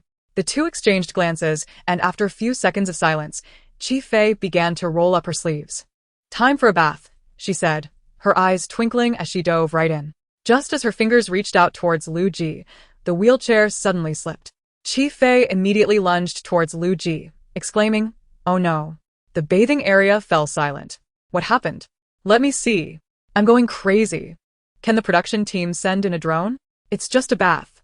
Was that Chi Fei's voice? It must be Chi Fei. She probably fell. I suspect she fell too. When others fall, they let out a delicate yelp. When Chi Fei falls, it's a full-on exclamation. I hereby call for people to eat their fill and return the bamboo shoots to the national treasure. Inside, their eyes met. Chi Fei was on the ground, Lu Ji pressing her hand down. They both gasped slightly, their breaths mingling in the close proximity. Chapter 64.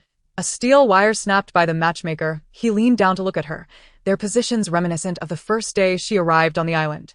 Water droplets cascaded down Lu Ji's face, trailing along his sculpted jaw. His eyes were like a deep abyss, momentarily captivating her. Chi Fei, he called her name. Surprisingly normal. Chi Fei, influenced by the atmosphere, found herself inexplicably quiet. Have you seen me before? What are you talking about? Why so quiet? I want to hear. Get closer. Closer. Louder. Hand the microphone to Ji Ge. Give it to him. Can't see and can't hear? On the floor, Chi Fei shifted her body, frowning. What's wrong? Not now. Lu Ji paused, testing it was before. Before? Chi Fei mentally called out to Little Belle. Are you sure my memories are intact? Little Belle nodded, affirmatively. Chi Fei fell silent. Had the Sea King lost his fish? The original owner was quite remarkable. 5 Exes were one thing. But now there was a current partner, who was also from the past? While she was lost in thought, Lu Ji's exquisite features suddenly drew closer.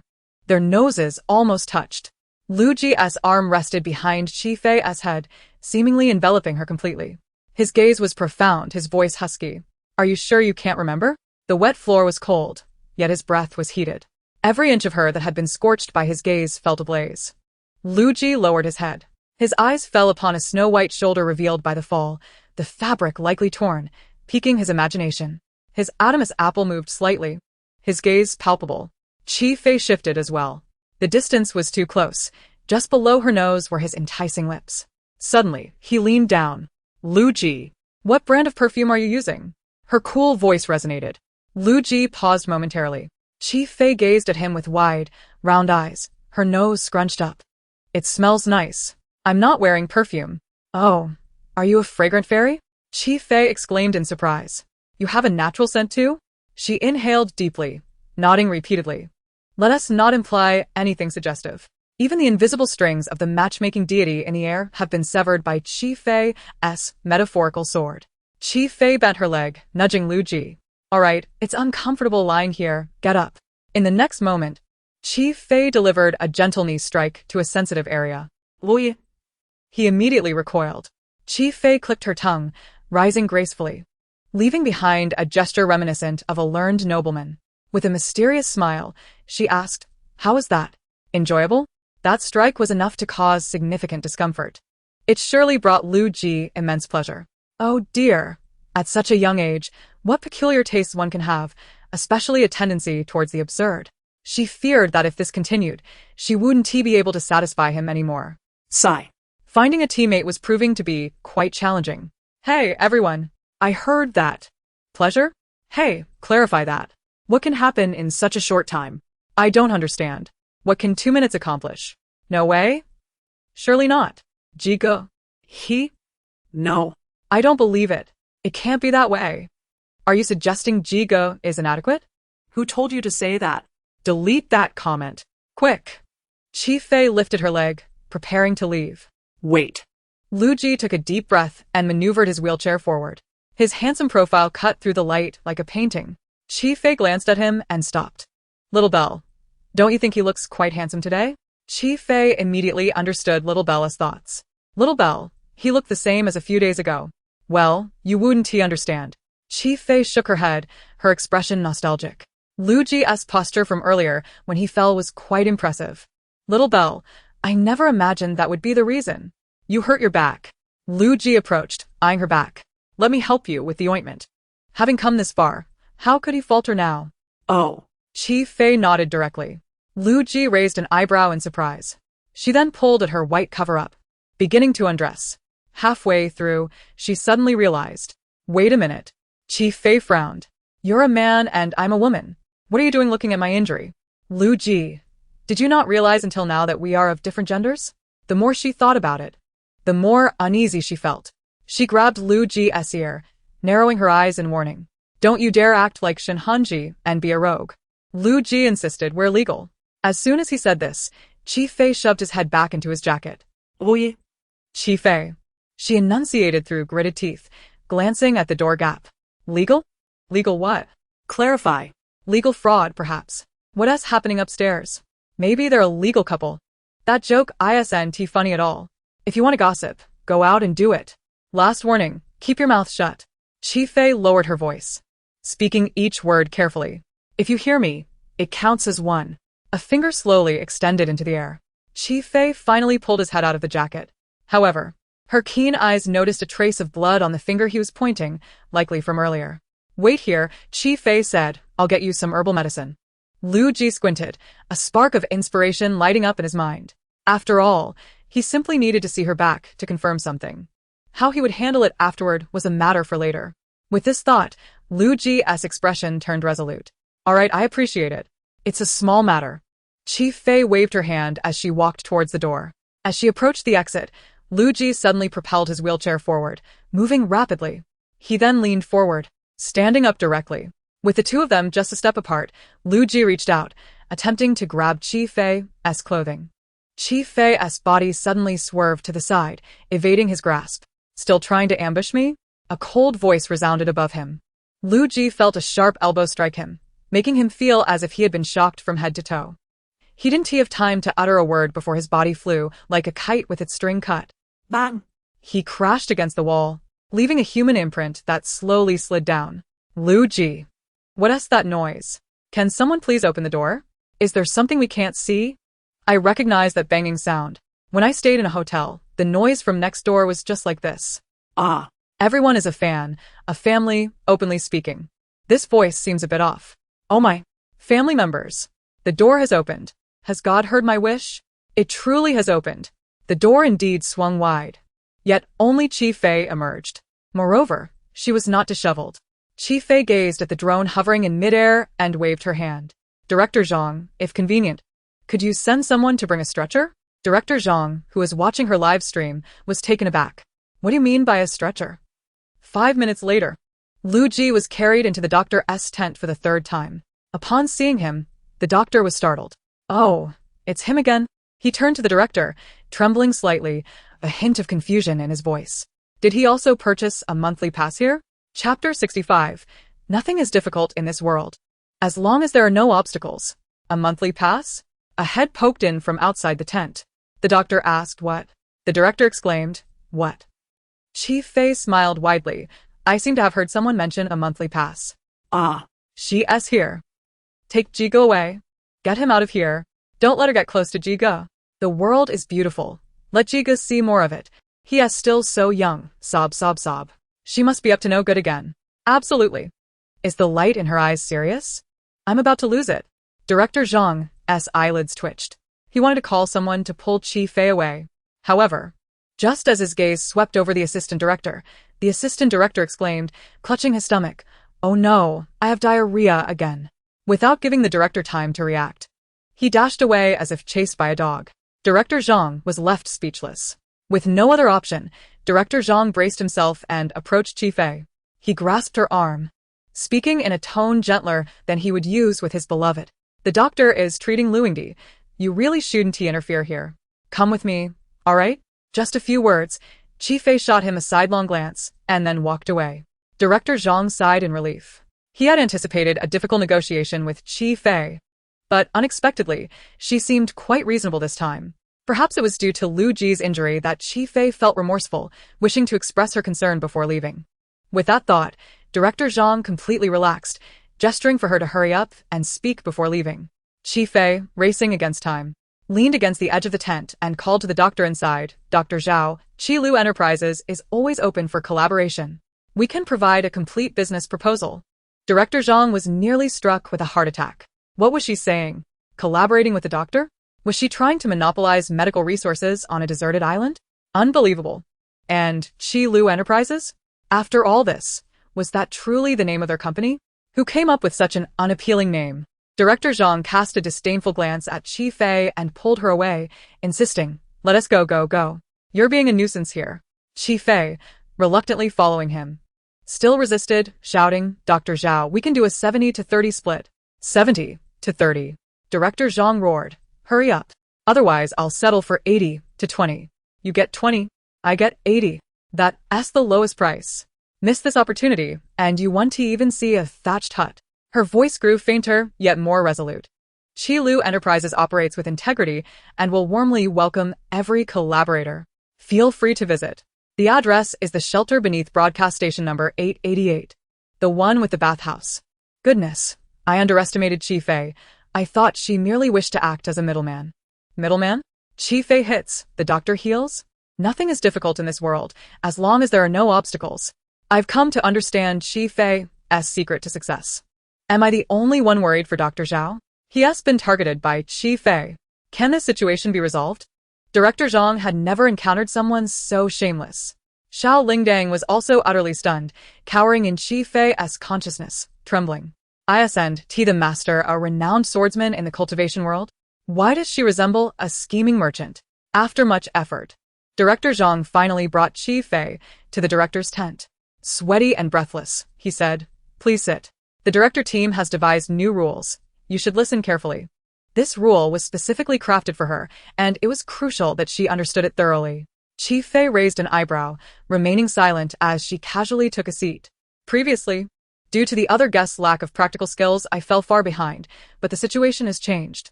Every 3 skills unlocked allows a guest to receive survival supplies. At this, Director Zhang spoke with pride. Moreover, the supplies follow an upgrade system. Thus, the more times you accumulate, the more luxurious the supplies will be. Chi Fei twirled a small stick in her hands. "Let us finish the rest." "How did you know I wasn't done?" Director Zhang was momentarily taken aback. "What you just said cannot possibly restrict me," Chi Fei asserted, "so the key point must be forthcoming." Director Zhang felt exasperated. "Cannot restrict me," her audacity is astounding. I'm finding her increasingly displeasing. Today, I must make this snowflake. I will ruin her. Too late. Chi Fei's Weibo has long since been besieged, but those targeting her aren't Jigo's fans. It's evident someone has hired trolls to malign her. I'm Jigo's fan. We are rational fans. The key is, who dares to confront her? What if things escalate? Right now. We just hope he is okay. Fei Jia, I call you sister. Can you treat our brother better? Who can convey the fans' wishes? Immediately, a discussion ignited on a certain blog. The trending search was filled with Jigo's fans pleading for Chi Fei to show mercy. The top comment read, "Little darling of the Chi Yuzhen family. On what basis do you represent Lu Ji's fans?" Just a couple of voices. Why be so humble? Will Chi Fei eat people? On what basis can't we represent? This is our fan's heartfelt plea. Exactly. Jigo's fans are united. We wave the white flag. We plead with the director team to deliver our petition to Chi Fei. The little darling of the Chi Yuzhen family responded. Did you see the trending search? I'm dying of laughter. Let me break down this incident. Chi Fei hits Lu Ji's fans plead. And Lu Ji's fans and Chi Yuzhen's fans clash. So, in the end, it has nothing to do with the parties involved, right? I've noticed that whenever Chi Fei is involved, things tend to get ridiculous. And a petition, haha. Lu Ji's fans are truly hilarious. I'm at the point of crying for help. I'm laughing so hard I'm spitting everywhere. The outside was lively, yet the island remained tranquil. Director Zhang glanced at Chi Fei, unwilling to linger, and stated, to obtain supplies, follow the survival manual. Supplies are tied to leaving the island. The last sentence was the crux of the new rule. This was a plan concocted by their director team overnight. They didn't believe that faced with luxurious supplies, Chi Fei would remain unmoved. As soon as she showed interest, it would be a trap. The day she leaves the island would be the day of liberation for their entire director team. Chapter 66. He stamps his feet, whines, but he is a good boy. Haha. I can sense the director team's desperate will to survive. Has anyone noticed Director Zhang's hair is thinning? Just a difference between 5 strands and 3 strands? No wonder he wants to send Chi Fei away. This is too funny. Case solved, brothers. Chi Fei raised an eyebrow, remaining silent as she shot a cool glance at Director Zhang. Director Zhang, who felt a chill under her gaze, was soon met with the sight of Chi Fei methodically retrieving a manual from her pocket and slowly flipping through its pages. The tent fell into an unsettling silence, punctuated only by the subtle sound of her hurried page-turning. Is this the calm before the storm? What does this sister intend to do? Surely, she doesn't think she can accomplish all the feats in that manual alone? Is someone upstairs lost in fantasy? Chi Fei is human, not a deity. How could she possibly achieve all those accomplishments on her own? To be honest, I'm starting to feel a bit frightened. This sister is insane. Who knows what she might do? Everyone fell silent. The staff exchanged anxious glances, signaling Director Zhang to swiftly escort Chi Fei away. Zhang shot them a glare. And for the sake of his own mental well-being, he reluctantly approached Chi Fei, saying, "You should go about your business. We have a multitude of tasks to attend to. So we won't keep you." Chi Fei remained unmoved, asserting, "It's fine. I don't need your invitation. I can entertain myself." Zhang. He grasped her arm and directly pulled her out. Upon stepping into the tent, all the staff immediately rose, offering him their utmost respect and applauding in unison. Director Zhang squinted and smiled, but then turned with gritted teeth and slapped the back of the nearest staff member. "You lot are useless. Don't let me find myself in this situation again." Yi Tang was busy discussing the hammock with her teammates when she suddenly heard Chi Yuzhen calling her name. "Tang Tang." Yi Tang halted her actions and turned, asking, "What brings you here?" Chi Yuzhen approached with a worried expression.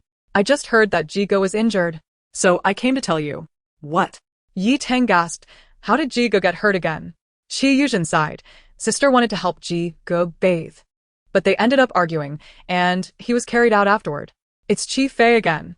Yi Tang's frustration boiled over. Yes, Chi Yuzhen frowned. At this rate, who knows if Jigo will even survive to leave this island. I'll go settle the score with her, she declared, her foot already in motion toward the exit. Don't do it, Yi Tang. Stay calm. Think about whether you can handle her first. Go, Tang.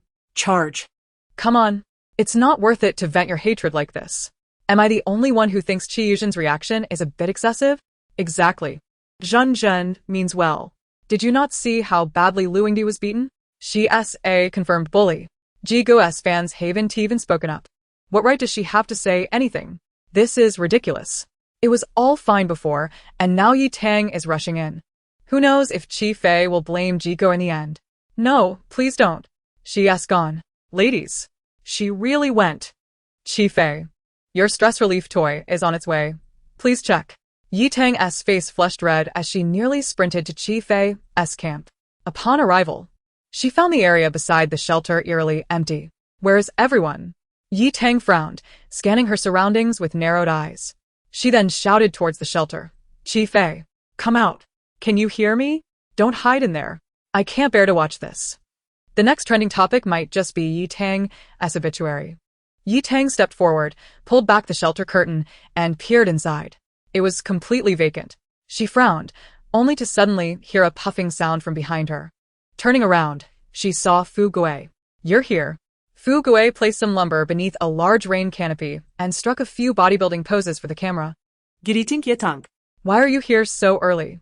Why are you posing like that? Just speak normally. My precious eyes. Yi Tang's expression mirrors my own. Thank you, internet face swap. Fu Gui, just say it. If the world were left with only two numbers, 0 and 1, which would you prefer? I guess 0? Don't say that. There is still a 1 in 10,000 chance, okay? It's a bit unfair to put it that way. Even if he stomps his feet and pouts, he is still a good boy. Ha ha, Fu Gui after hearing that fell silent. After showing off his muscles, Fu Gui turned to see Yi Tang with a look of distress on her face. What's wrong? He asked kindly, pointing towards a nearby grove. You can go there. Yi Tang. Holding it in ISNT good, Fu Gui added softly. Damn it. Yi Tang shouted. Don't spread rumors on camera. 666. Has she just started cursing? I'm sending a blood letter requesting my idol to come and see this. Your idol? First of all, I haven't bothered anyone here. Fu Gui said, aren't you going? Then let us go work together. What work? Yi Tang instinctively asked. Moving wood. Fu Gui replied. Sister Fei said it's going to rain soon. Then? Yi Tang glanced at the overcast sky. Ever since the last storm, the weather had remained the same, unchanging. Can Chi Fei just summon the rain at will? Is she a weather forecast? Yi Tang rolled her eyes. But Fu Gui added. Sister Fei said that those who arrive late today might face consequences. Upon hearing this, Yi Tang's expression shifted. Where is everyone? Just then, Chi Fei's voice rang out. Let us go. Let us go. Fu Gui pulled Yi Tang along, shouting, they're calling us. You don't want to die. Do you? Yi Tang took off, having completely forgotten why she had come. All right. Fu Gui saluted and dashed off, leaving Yi Tang to diligently carry more than a dozen pieces of wood under Chi Fei's watchful gaze. Seeing Yi Tang in this dazed state, I feel reassured. With just a look from Chi Fei, Yi Tang is full of energy. I feel like I can see Jigo's silhouette grinding stones. Chi Fei, my gaze is like magic. Others use it to bewitch men. I use it to enchant workers. As Yi Tang lifted the 20th piece of wood, she finally realized something was amiss. Wait. I didn't come here to work. What is going on? Yi Tang gritted her teeth. Chi Fei, resting against a tree, was roused from her slumber by the commotion. Slowly opening her eyes, she turned her head. The little bell. Comments. Chapter 67. A reminder for Yi Tang. Next up, anti-fraud. The little bell was startled and began to cry out in panic. Oh no! The master is in a foul mood. It trembled, curling up in Chi Fei's consciousness. Chi Fei furrowed her brow and jumped down from the tree. Slowly approaching Yi Tang. Observers watching this scene collectively held their breath for her. Oh my gosh. Yi Tang, why are you still standing there? Hurry and run. I can't watch. Chi Fei is definitely going to hit someone. Chi Fei, if you dare to hit Tang Tang, we want to let you off the hook. Yi Tang, seeing Chi Fei's emotionless face, felt an inexplicable chill. Yet, she held her ground and declared, even if you intend to intimidate me with violence, I won't back down. I will seek justice for Jiga. Justice? Chi Fei pondered for a moment. No problem, I can provide that. With that, she reached into her pocket and pulled out a stick. Yi Tang. What does she intend to do? Is she planning to destroy evidence right here? Yi Tang stumbled back 2 steps, stammering, what are you going to do? Chi Fei suddenly raised the stick. Yi Tang let out a squeal, instinctively raising her hands to shield her face. Don't hit the face. A languid, indifferent voice then chimed in. Do you know why Lu Ji trusts me so much and wants to team up with me? Yi Tang. Aren't you going to hit her? What? Are the rules changing now? Do we have to conduct an interview before hitting someone? Yi Tang lowered her hands and, seeing that Qi Fei was still standing there, her courage began to swell. She honestly shook her head, saying, I don't know. In light of your status as my esteemed client, I shall not charge you for the secret today. With a generous gesture, Qi Fei extended a wooden stick towards Yi Tang, urging her to take it. Holding it, Yi Tang's face flushed crimson, and she exclaimed, Qi Fei, do not take this too far. While it may be one thing to strike me, compelling me to act against myself is entirely unacceptable. I assure you, I shall never succumb to your intimidation. Who said I intended to strike you? Qi Fei replied, prompting Yi Tang to pause. Not intended to strike? Could she truly be that benevolent? What then was the purpose of the stick? Suddenly, a flicker of realization illuminated Yi Tang's eyes as she scrutinized Qi Fei from head to toe. Yi Tang, you are being absurd, the onlookers remarked, noting her apparent belief that she could confront Qi Fei. Should we consider crowdfunding for a grave at this point? My family operates a crematorium. I can offer you a discount. Another chimed in, my grandfather carves tombstones. He is a master craftsman and will ensure you depart in style. Yet another added, to be honest, I can play the Swona. I would be willing to perform for free as a token of respect. Let us observe a moment of silence and light a candle. Qi Fei beckoned with her fingers. Yi Tang suppressed her rising anticipation and stepped forward. Speak your mind, she said, her voice trembling. Whatever the request, I shall comply. It seems you are truly fond of Lu Ji, Qi Fei remarked. Yi Tang felt a wave of dizziness wash over her, too overwhelmed to contemplate the connection between the two matters. In the next moment, the wooden stick was thrust into her hands. Steady now, Qi Fei instructed softly, you shall use this to give his head a good thwack shortly. This statement jolted Yi Tang back to reality. What nonsense is this? Whose head? Lu Ji's, Qi Fei replied. Yi Tang was taken aback. With a serious tone, Qi Fei continued, our team has a clear system of rewards and punishments. For a hardworking individual like you, unexpected rewards await. Remember to strike firmly and mark this day in your memory, for it shall be the first milestone on your journey as a fan. Is this even reasonable? Ye Tang eklaymet, bejilderet. I am unsure if she is a diligent worker. All I know is that you are a tyrant. Redefining clear rewards and punishments to reward you for your diligence with a chance to meet your demise? Now, not only must she strike someone, but she also expects others to join in? How dare she? Yi Tang, having to deal with such a mentally unstable landlord must be quite distressing for you, one commented. You must be out of your mind. Yi Tang shouted in response. Do you think Lu Ji obeys me for no reason? Qi Fei's gaze was laden with meaning. Their eyes locked, and Yi Tang's mind flooded with memories of Lu Ji's interactions with Qi Fei. Perhaps there was some truth to that. No, Lu Ji must have been coerced. She fervently reassured herself. It was Qi Fei's forceful tactics that resulted in such an outcome. It could not have been voluntary. I have said all I need to say. I typically do not divulge this to ordinary individuals, Qi Fei waved dismissively. Believe it or not, but should you fail to pursue your idol and it affect your work, I might find myself discontented. Listen to this. This is the real reason. The crowd chimed in. She is concerned about work and her potential displeasure. If you cannot manage a team, you shall toil until your last breath. I knew it. Qi Fei could not possibly be so benevolent. Every act of kindness is underscored by ulterior motives. I refuse to believe this, Yi Tang declared, turning to leave, tucking the stick into her pocket while ensuring she had not lost it. Why are you taking it if you do not believe? Put it down. Give it back. Yi Tang, do not be so reckless. Offending Lu Ji could ruin your path to stardom. Please, someone kind-hearted intervene and stop this foolish child. As Yi Tang moved forward, Qi Fei's encouraging voice trailed behind her. Remember my trick, but be cautious not to break the law. Break the law? I am so touched. This woman actually has a sense of legality? By all accounts, Qi Fei must be a model citizen. I had initially intended to warn Yi Tang about fraud prevention, but it seems that may no longer be necessary. At that moment, Qi Fei's people were urging them to begin work. Qi Yuzhan was seated on the tent fabric, resting. Upon hearing this, she furrowed her brow. I accidentally fell, and my leg hurts. Shen Hanji glanced at the other teammates, who all appeared hesitant. After a moment, someone mustered the courage to speak. I do not wish to go.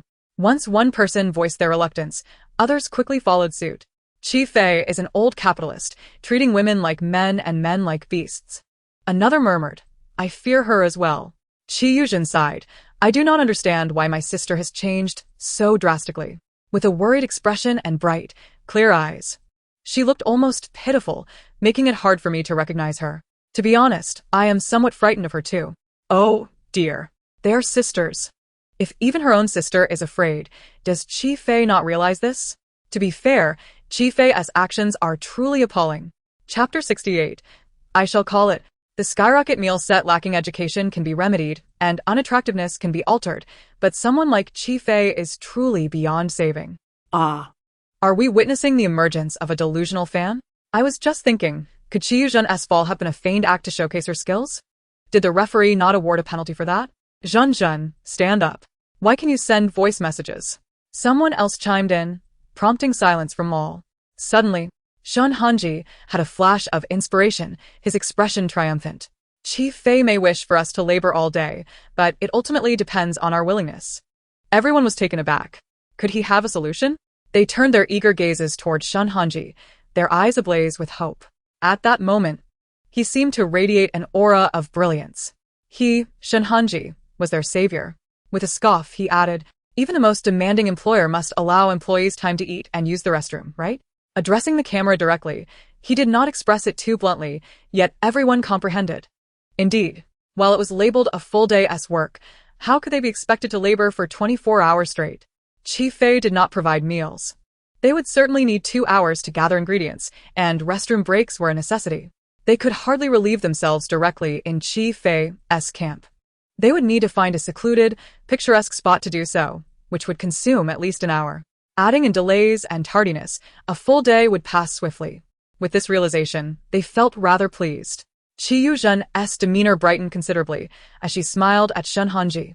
You truly deserve the title of our team's chief strategist. Shun Hanji smiled modestly. I have always devoted myself to the team's well-being. I am delighted to assist. Suddenly, a resounding gong echoed from outside the camp, its solemnity striking. Instantly, everyone's expressions turned serious. What was happening? Some speculated.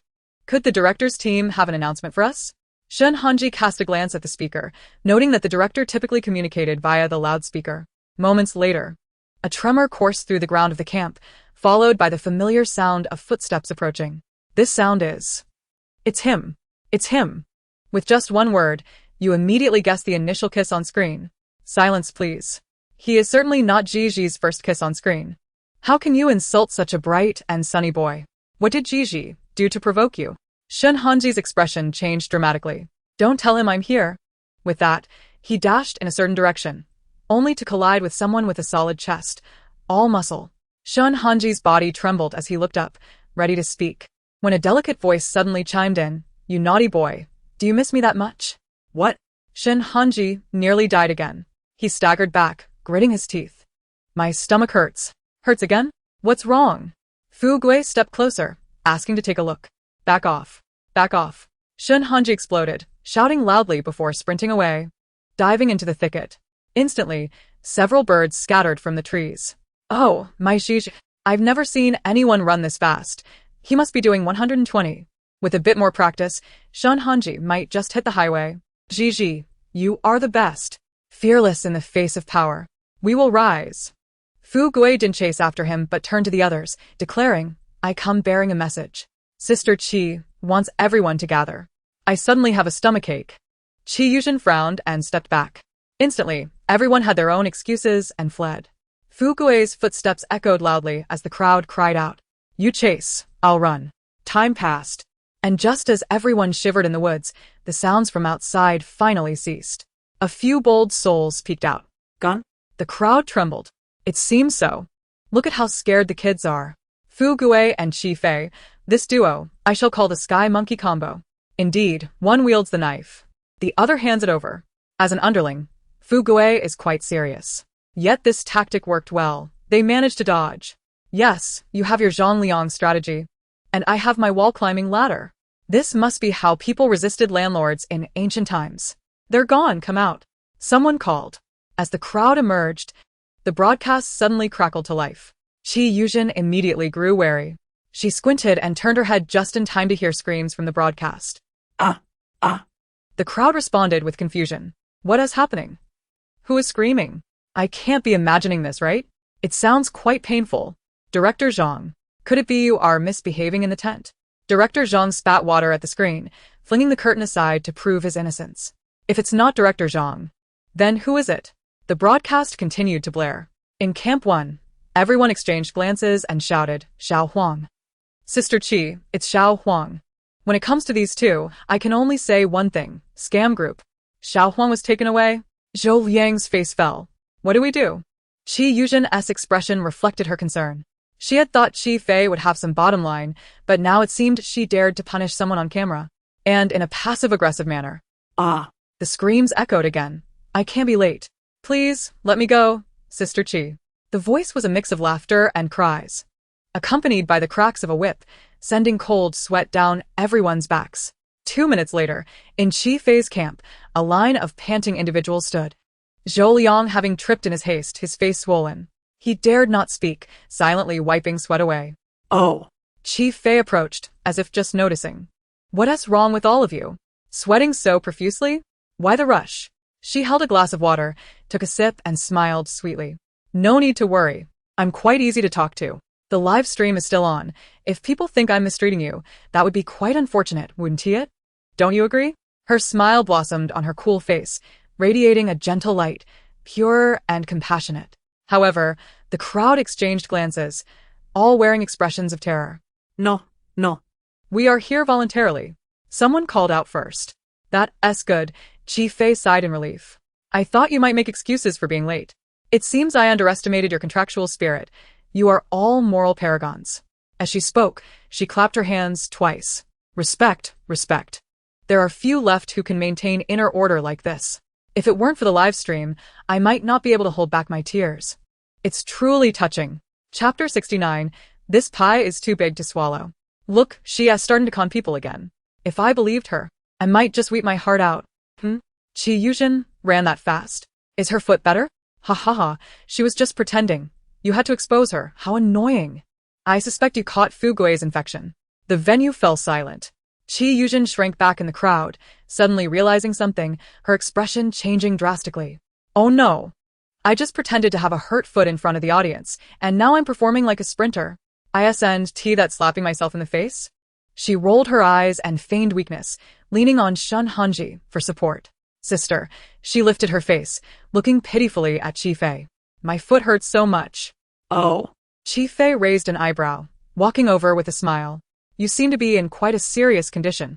How could it not be serious? Shun Hanji gritted his teeth. Furious. If it weren't for you scaring us, she wouldn't have been injured more severely. It's all because of you. Oh, dear. Don't go fabricating stories. The chilling voice of Fugue rang out again as she rushed over, casting a disdainful glance at Qi Yuzhen. She ran faster than I did when she heard Xiao Huang was punished. She looks healthier than me. Indeed, she's quite fierce. Having single-handedly taken away your Zi's first kiss on screen. Don't say that. First kiss on screen. First kiss on screen. Shun Hanji initially wanted to retort, but upon seeing Fugue's face, he involuntarily thought of that artificial respiration. Almost immediately, his stomach churned, robbing him of all fighting spirit. Am I wrong for speaking the truth? Fugue huffed, stomping her foot. And what's wrong with falling? Just get up and cry. Fugue. Qi Fei shook her head, looking regretful. You should know that our Zhen won't fall for this. Though Qi Yuzhen's fans despised Qi Fei, they had to admit they agreed with her at this moment. Finally, Qi Fei is acting like an older sister. At least she knows to defend Zhen when she's hurt. Does Qi Fei think that by doing this, our true fans will reconcile with her? Dream on.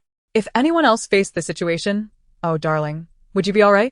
Come here for a hug. Qi Yuzhen froze, an ominous feeling enveloping her. Qi Fei smiled knowingly. Having such an incident on the first day, I feel quite remorseful. She then turned to Fugue. Why haven't you called Dr. Zhao over? Let him take a good look at your sister's leg. This matter must be resolved in front of the audience. Otherwise, if word gets out that I mistreat my staff, how will I recruit people in the future? Qi Yuzhen. She merely wished to uphold her persona, while also indulging in a bit of laziness. If the doctor were to arrive, her deceit would undoubtedly be exposed. Qi Yuzhen felt a surge of panic. No, it won't be necessary. Gritting her teeth internally, She forced a smile onto her face, claiming, I feel much better now. There's no need to summon a doctor. Chi Fei cast a scrutinizing glance at her, then shot a sidelong look at Shen Hanji, confirming, are you certain? Chi Yuzhen abruptly pushed Shen Hanji away and staggered to her feet. Absolutely certain. Such rapid reaction deserves full marks. This self-sabotage, I give it full marks, but it's rather unkind to mock her. Chi Yuzhen is clearly resilient. Jinjin merely possesses incredible endurance. Can this even be criticized? Chi Fei felt a twinge of regret. If a doctor were called, they might have had the opportunity to discuss the division of profits today. Alas, she wouldn't be granted that chance. She looked up, clapped her hands, and declared that since everyone appeared to be in good spirits, it was time to commence their work. At that moment, Fugue stepped forward, stating, follow me. I will take you to the worksite. Worksite? The collective labor on this deserted island is about to commence? Plowing the fields at noon is arduous. After a morning shift, there's still the afternoon to endure. Keep it up, workers. Heaven will not betray your every drop of sweat, for they will all reflect in Chi Fei's account balance. Upstairs, you guys are truly like panda bears ordering takeout. The guests obediently followed Fugue out, leaving Chi Fei alone in the camp. Why has she been standing there for several minutes, waiting for someone? A couple of minutes later, a tall, slender figure appeared on the live stream. Xiao Huang. So Xiao Huang was truly doing part-time work earlier. Nonsense. He obviously has a formal position. Xiao Huang jogged up to Chi Fei, apologizing. Sorry for keeping you waiting, Sister Fei.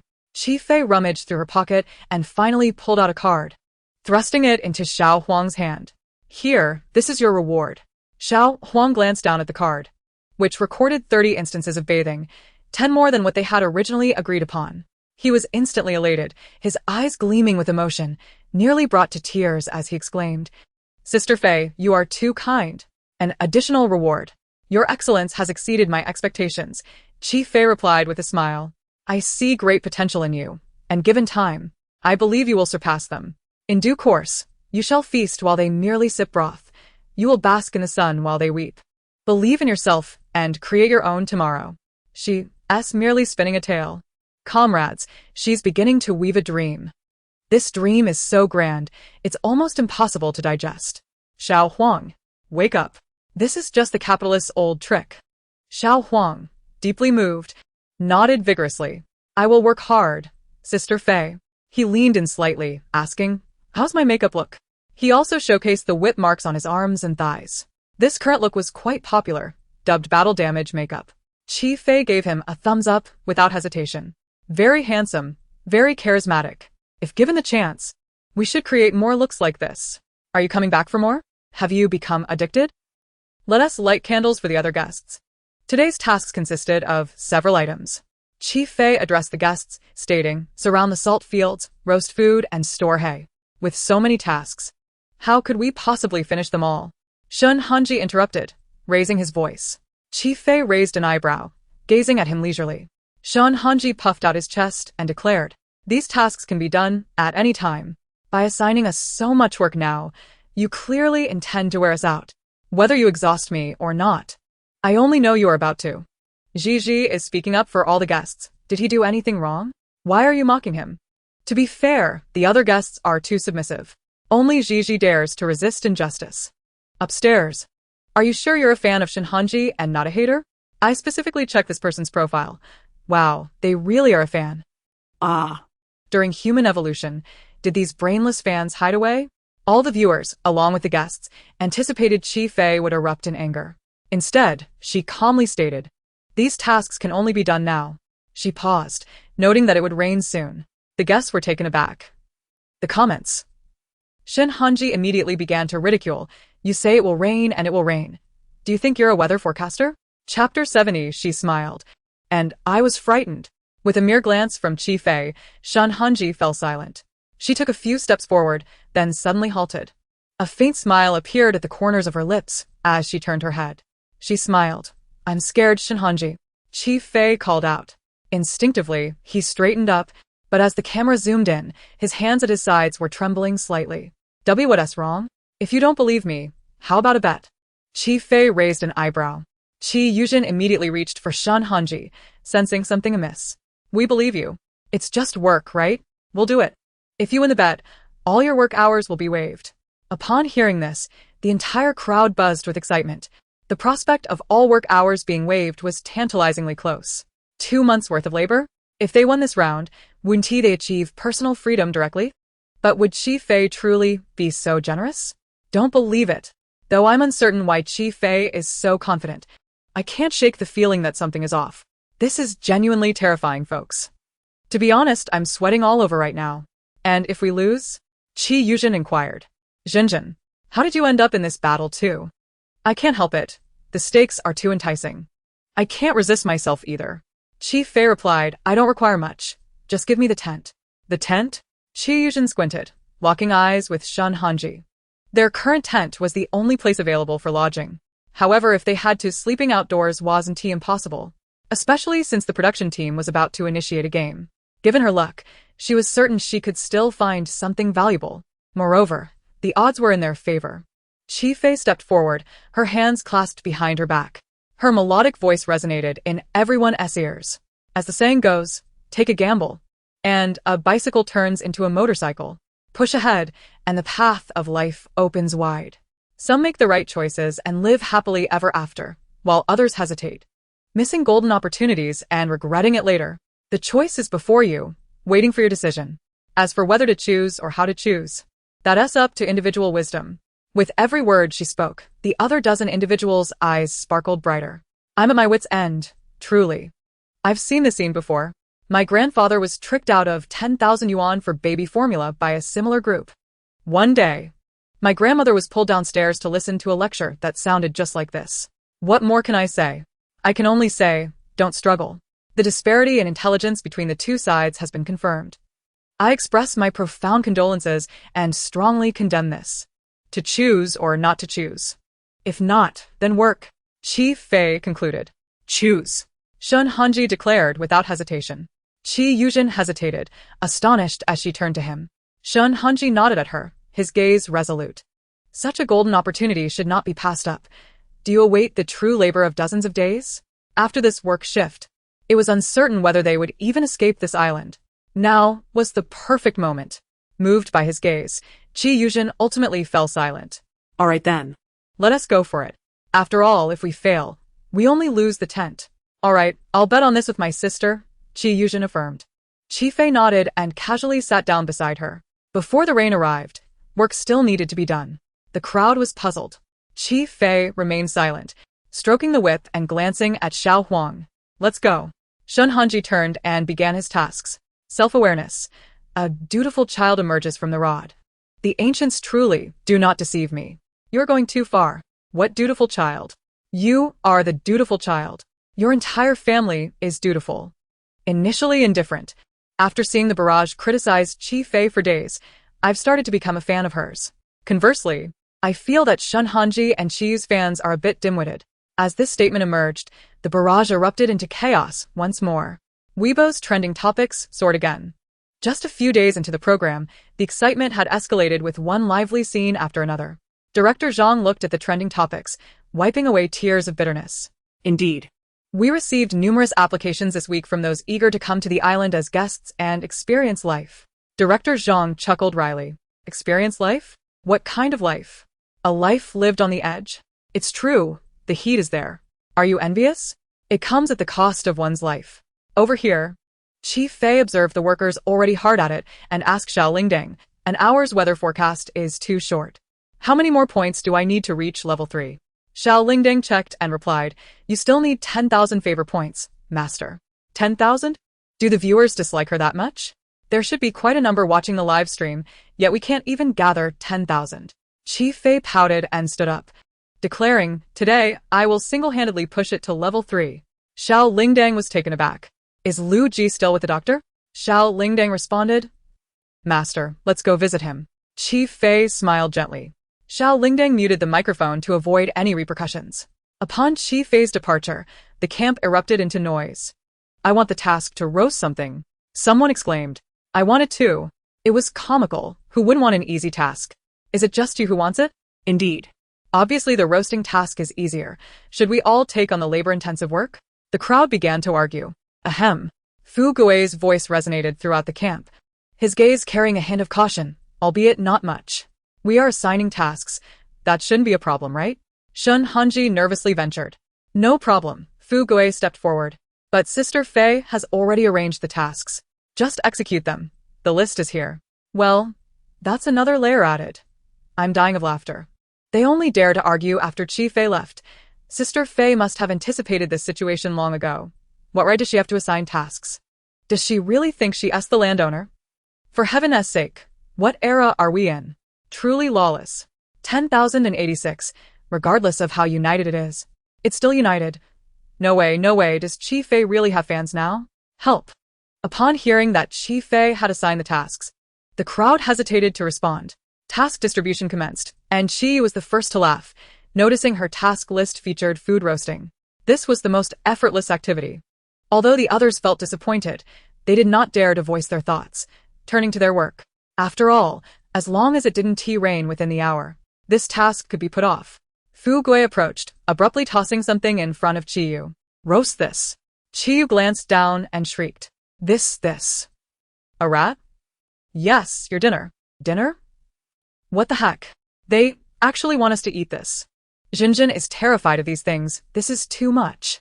Hey, this is a bamboo rat, quite delicious. Otherwise, what do you expect Jinjin and Gigi to eat? Shall we invite a state banquet chef to showcase his skills? Or hire someone to serve the food? I'm genuinely going to be laughed at by these fans. This has sparked my rebellious spirit. I'm a fan of Chi Fei today. I'm a G fan. I speak for Sister Fei. Chiyu's lips twitched, but seeing Fu Gui's expression, she knew it was futile. Suddenly struck by inspiration, she asked, where's Yitang? Has she not arrived yet today? If we're roasting this, she shouldn't be left out. Her? She has something else to attend to. Fu Gui replied. At that moment, Yitang stood in front of the doctor's tent, tightly gripping a wooden stick. Chi Fei's voice echoed in her ears like an incantation. Aim for his head. Remember, it should be heavy. Chapter 71. Heed my advice. Take life and death lightly. She can't possibly believe Chi Fei's nonsense, right? Yitang, hit the brakes. I warn you to step back. So young. Please don't lose hope. Woo, I'm a Tang fan. Before Tang retires, shouldn't she hold a farewell concert? 55,555 sisters. Count me in. I will definitely attend. At that moment, Yitang took a step back. The fans watching her immediately perked up, their excitement palpable. Why did you stop? Yitang gripped the wooden stick tightly, taking a deep breath. After a moment, she seemed to reach a decision. She turned and resolutely walked toward the tent. The fans could hardly bear to watch, screaming in the barrage. Just as her hand brushed the tent flap, a familiar voice, laced with laughter, called out from behind. Oh, I'm glad I made it. Yitang knew without looking that it was Chi Fei. She lowered her hand and turned to ask, what are you doing here? I'm here to stop you. Chi Fei stepped closer. Tang is saved? Jigo is saved? A day to celebrate for everyone. Today is a day worth celebrating. Thank goodness Chi Fei came. Whoa, wait. What is she doing here? Is something good going to happen? Just came from Chi Fei's live stream. She must be here to get Yitang to roast the rat. Yitang looked puzzled. You wait for the next round. Chi Fei smiled slightly. Let me take this opportunity first. Yitang. Barrage? I'm losing it. I'm confused. I'm fired up. Yitang. What are you hesitating for? Rush in. The chance to fan is right in front of you. Don't miss it. Not rushing is not being a Huagua person. Mustering your courage. To the G fans above, do you not want to be human anymore? Too cruel. Even if you fear Chi Fei, don't push our Tang into the crematorium. Apologies, Tang fans. At least Jigo might survive under Yitang's care. But if Chi Fei goes, woo-woo. Truly heartbreaking for the listeners and tear-jerking for the audience. G fans, heed my advice. In life, take life and death lightly. Yitang's remaining doubts evaporated. What did Chi Fei's words signify? It indicated that although her previous claims seemed absurd, they were indeed true. Otherwise, would she be so eager to engage in such a contentious matter? Realizing this, she tightened her grip on the wooden stick, stating defiantly, I won't. Is that so? Chi Fei produced a card from her pocket, slowly waving it before her. Yitang. It's a bathing card. Her eyes sparkled with excitement. Chi Fei smiled. Now. Tell me the answer again. She tossed her hair back, adopting a listening posture. Yitang's fingers twitched, but she still did not take it. Look, Yi Tang is no longer the Yi Tang of the past. Now she is Neo Hiru Tang. Exactly. Huagua people stand tall. We must not kneel. How could a mere bathing card sway you? Reject her. In the next moment, Yi Tang raised her head. Does this card also include Jiga handing me soap? She cautiously inquired. Can you be courageous just once, Yi Tang? Chi Fei's smile widened. Of course I can. Yi Tang, you wouldn't deceive me, would you? She looked skeptical. I might, Chi Fei replied, but this is your only opportunity.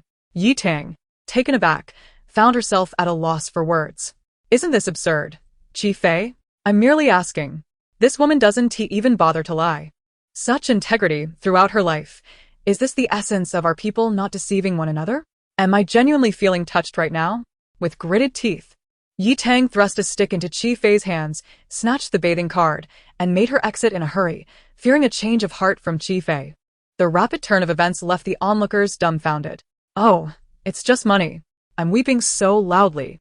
Yi Tang, you're an idol. What about your face? What about your love for Jiga? You were so easily bought? Come now, face is just an external matter. We can do without it.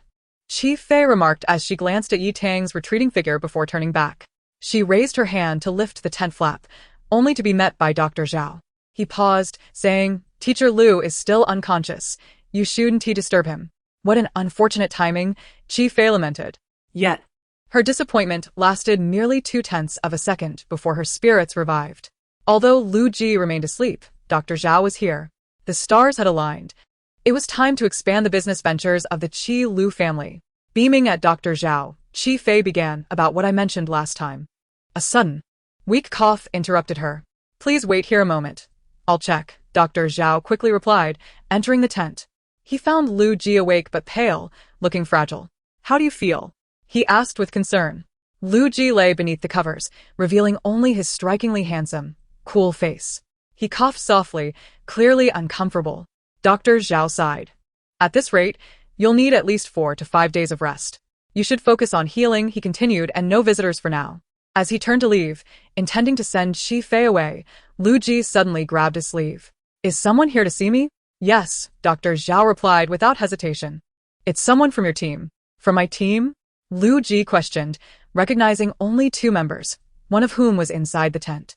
Lu Ji let go, pulling off the covers to let her in. What? Dr. Zhao exclaimed, alarmed. You're still weak, lie down. Before he could finish, Lu Ji sprang upright. Dr. Zhao. After a moment of shock, Dr. Zhao suddenly understood Lu Ji's behavior. In Camp 1, who hadn't heard of Chi Fei's notorious reputation? Surely, Lu Ji was frightened of her, enduring his pain to maintain a facade of nonchalance. It's my fault for speaking out, Dr. Zhao thought. Regarding Lu Ji, with more affection. Focus on your recovery, I'll talk to Chi Fei for you. With a thud, Lu Ji jumped off the bed, his tall figure overshadowing Dr. Zhao. Dr. Zhao. They stood face to face, with Lu Ji towering over him. His lips curled into a slight smile. I am perfectly suited to receive visitors now. Dr. Zhao, the person who could barely speak a moment ago, is now sitting up and standing? Dr. Zhao's lips moved, and after a long pause, he finally managed to say, Fine, I'll call her in. With unsteady steps, he walked outside. You may enter, Chi Fei. Chi Fei stepped in promptly. As the flap lifted, Dr. Zhao followed, sighing internally, hoping Chi Fei would show restraint and not cause any trouble. However, the next moment, their steps halted abruptly. Inside, the dim light revealed chaos.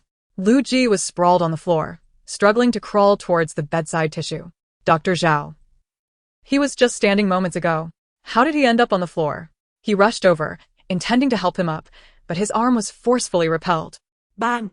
Dr. Zhao fell to the ground, stunned. Lu Ji began to cough violently, his fingers trembling as he reached for the tissue, glancing desperately at Chi Fei. Chi Fei stared at him for 2 seconds before abruptly turning and striding away. Lu Ji. Dr. Zhao. Seriously? He-s in that state. And you want to even help him? How heartless. He-s your teammate. Uri, come in. Chi Fei's voice rang out from outside the tent. Come in. Moments latte. Light streamed back into the tent. Lu Ji quickly composed himself and collapsed again. As Chi Fei re-entered, she was accompanied by a buzzing drone. Everyone, including the viewers, was momentarily speechless. Is Sister Faye here to show us around? Oh my, she actually remembered us when she walked in. Is it because she wants to care for G-Fan? Does she know we haven't seen Jigo for a while and wants us to have a look? Wake up. Ants have been racing for 10 years. I can't stop laughing. How can Lu Ji's fans be so naive? Do you really think Chi Fei is that kind of person? Lu Ji remained on the floor, confused by the situation. But soon, he realized the truth as Chi Fei's voice erupted in the tent. Lu Ji. Without hesitation, Chi Fei dashed over, lifting him and tossing him onto the bed. Thud. The bed creaked under his weight. Lu Ji winced, his face paling. Then, her face loomed close, her expression barely containing a mischievous smile, hidden from the camera. Lu Ji, this hurts. Where is home? I'm so scared. Why has she suddenly changed? What is her ulterior motive? Jigo, did you see that? I've never bowled with such force before. But she did come to see Jigo. Her heart is in the right place. Perhaps her actions are just a show of innate strength? Her innate strength is impressive, but her cleaning skills are astounding. Keep it coming. At this moment, I stand with Sister Faye. Just her opening the curtain for us was enough. Little Belle exclaimed, Master, the favorability has increased by over 5,000. How much? Chi Fei couldn't believe it. Was it her genuine warmth that made the difference? Her skills, honed by rehearsing by the lakeside last night, had evidently improved. Could she be a genius? Quickly, she pulled out a tissue and wiped Lu Ji's mouth, asking, What did you need earlier? Tissue, right? No need. Dr. Zhao. What kind of medication is this? A sedative? Poison? Aphrodisiac? If given a choice, I shall cast my vote for the third option. I cannot fathom why they stand so harmoniously together. It strikes me as remarkably fitting. While I concur with the sentiment of compatibility, are you certain it is indeed harmonious? A couple that can stand in the sunlight must have one among them bearing the weight of their journey. Let us speak no further. For the sake of Sister Faye's heart, I shall treat you to some fried chicken this Thursday. At this moment, Chi Fei had already reached out to embrace him, preparing to step out. Can we still walk? She inquired. Lu Ji fell silent for a moment. Prior to Chi Fei's arrival, he had meticulously devised a plan and crafted responses. Yet now, faced with the looming threat to his very life, he ultimately found himself paralyzed in action. He hesitated. He can, Dr. Zhao remarked from a corner, having just seen him rise. What? Lu Ji responded, his eyes narrowing in immediate denial. No, I cannot. My leg hurts. It is utterly impossible. Dr. Zhao, please refrain from making wild claims. Are you taking advantage of Sister Faye's intention to conduct business with you?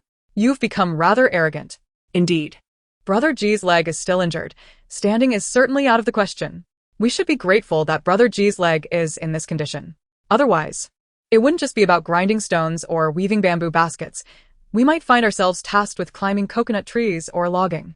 Climbing coconuts is already daunting. I fear Sister Faye will have him build a villa. Building villas is manageable. I'm worried Sister Faye will have to sell his virginity. What does that even mean? It's all right. I have a solution. Chi Fei declared, patting her chest. Leave it to me, she said, lowering herself and gradually inching closer to Lu Ji. His breath hitched momentarily as he caught a whiff of floral fragrance, a delightful blend of soap and flowers that was refreshing to the senses. If I cause you any pain, do let me know, Chi Fei spoke softly. Lu Ji pressed his lips together, his low voice resonating. What? What did I just hear? Help, this feels wrong. My face is flushing, and my heart is racing. You two are truly a sight for sore eyes. Unlike me, pure and innocent, never harboring impure thoughts. End of recording. I'm done. I can't handle this anymore. Ignore me. I'm about to start shipping them. Ignoring the imminent danger to life, this is truly delightful to ship. 3 minutes later, Chi Fei emerged from the tent, dragging a stretcher behind her. On the stretcher lay a strikingly handsome man, his eyes devoid of life, seemingly out of sync with the world. With a determined tug, she moved forward. Another pull, and she advanced once more. Thus, it was a series of pulls, tugs, and strides. Brother G, what has happened to you? How did you end up on a stretcher? Lu Ji's backside met the ground with a close embrace, nearly igniting from the heat. Slowly, he lifted his head. No need to thank me. Is there a possibility that he does not wish to thank you? Keep shipping. I want to see how you continue. Suddenly, Lu Ji extended his hand and brushed against the rope. Chi Fei halted. He beckoned. I have something to say to you. Chi Fei raised an eyebrow and soon crouched down to get closer to Lu Ji. Ah, our teammate has grown. Now, whispering secrets. What could possibly be said that cannot be aired before the camera? She suddenly recalled something and squinted. Lu Ji, everything else is negotiable, but this matter is off limits. We do not condone extortion. Lu Ji responded. I have yet to speak. Chi Fei made a shushing gesture. I know what you are about to say. You do? She leaned in closer, and the recording device drew nearer. The next moment, the live stream resonated with her distinctly articulated voice. You wish to request a new pair of underwear, correct? I saw you hanging your underwear out to dry yesterday. If you hadn't mentioned it was underwear, I would have thought it was a fishing net. But given our current conditions, you'll have to make do. Be good. And once I manage to exploit Shinhanji and the others, I will get you a new pair. Thus, the wind stilled. The rain ceased. The world fell silent. Chapter 73. No pie falls from the sky. It is mostly a trap. No. It cannot be true. Brother G's underwear could not possibly resemble a fishing net. My father's does. Are all men the same? No, no, no. You are lying. You are deceiving. Chi Fei. Do not spread rumors. Waiting for me to exploit Shan Hanji and the others, Sister Fei is quite straightforward. She speaks the truth. I refuse to believe it. This is all nonsense. Chi Fei, I hear you all enjoy idolizing stars? Do you still enjoy it? Oh my. I can already imagine Sister Fei saying this with a face full of sour plums. The effect rivals that of a horror film. Lu Ji remained silent for a moment, gritting his teeth to utter, that is not underwear. Is it not? Chi Fei shot him a sidelong glance, her disbelief evident. Then why did you put it on your leg? Put it on my leg? Shut up. Do not say another word. Lu Ji replied, that was a vine hat you had me weave. To test its flexibility, I stepped on it. Just as you entered, I inadvertently got stuck. Unable to reveal that my leg was uninjured, so it merely hung on my calf. At that moment, Chi Fei had said nothing. He thought it was too dark for her to see. Little did he know, she was a stealthy underwear assassin, lurking in the shadows, ready to stab him unexpectedly. A little bell suddenly chimed. Master, the affection points have stopped. They are not increasing. Chi Fei also paused, her expression grave. Indeed. Her public exposure of Lu Ji's unsavory private life would surely displease his fans. She had acted recklessly. Yes, I remember now, that was not underwear. Chi Fei exclaimed, slapping her forehead and making an abrupt U-turn. Lu Ji, resigned, closed his eyes. He then gritted his teeth. No need for explanations. He had truly grasped the meaning of adding fuel to the fire. The awkward turn of events, combined with the excitement in her tone, only further solidified the notion that it was indeed underwear. Suddenly, Chi Fei turned her head, giving him a reassuring look that conveyed, I understand everything. A chill ran down Lu Ji's spine. I, Chi Fei, solemnly promise and vow to you all, if I speak falsehoods, let me go 5 days, no, 3 days without meat. Can oaths really reverse? The consequences of this vow are utterly absurd. I am utterly astounded. What a performance. I have never seen anything like this. Consider my eyes opened. Where is my artillery? Bring it to me. Oh, though I am reluctant to part with Brother G. Let us relocate to another planet. Earth is far too perilous. The light in Lu Ji's eyes had completely extinguished. He lay still on the stretcher. As she dragged it forward, just as they neared the entrance of the camp, his wrist was suddenly grasped by Lu Ji. His fingers were cool, drawing warmth from her skin. Chi Fei froze, her steps halting. The drone buzzed excitedly, closing in. The camera zoomed in and for a moment, the live stream showcased nothing but their intertwined hands. Aha! This is it. Brother G took the initiative. Family. The excitement is truly palpable. No. This is a scam. 67 is a fact. Let us marry. Let us marry. Let us marry. Sisters, can we please agree on a unified name? Seeing you all so disorganized has reassured me as a devoted fan. Does the esteemed actor Lu truly have an interest in Chi Fei? One might as well donate their eyesight to someone in need. With a face full of disdain, she took a step back, asserting that while they may joke about relationships, such matters should not be trifled with. Lu Ji, I understand, there's a different price for that. You even dare to answer back? In the presence of such a handsome figure as Jigo, is Chi Fei's reaction truly normal? Look at what you're saying. If Jigo were to actively pull me in, I'd never wash my hands again.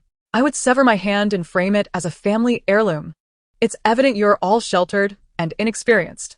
Unlike me, I would etch my cause of death clearly on my gravestone.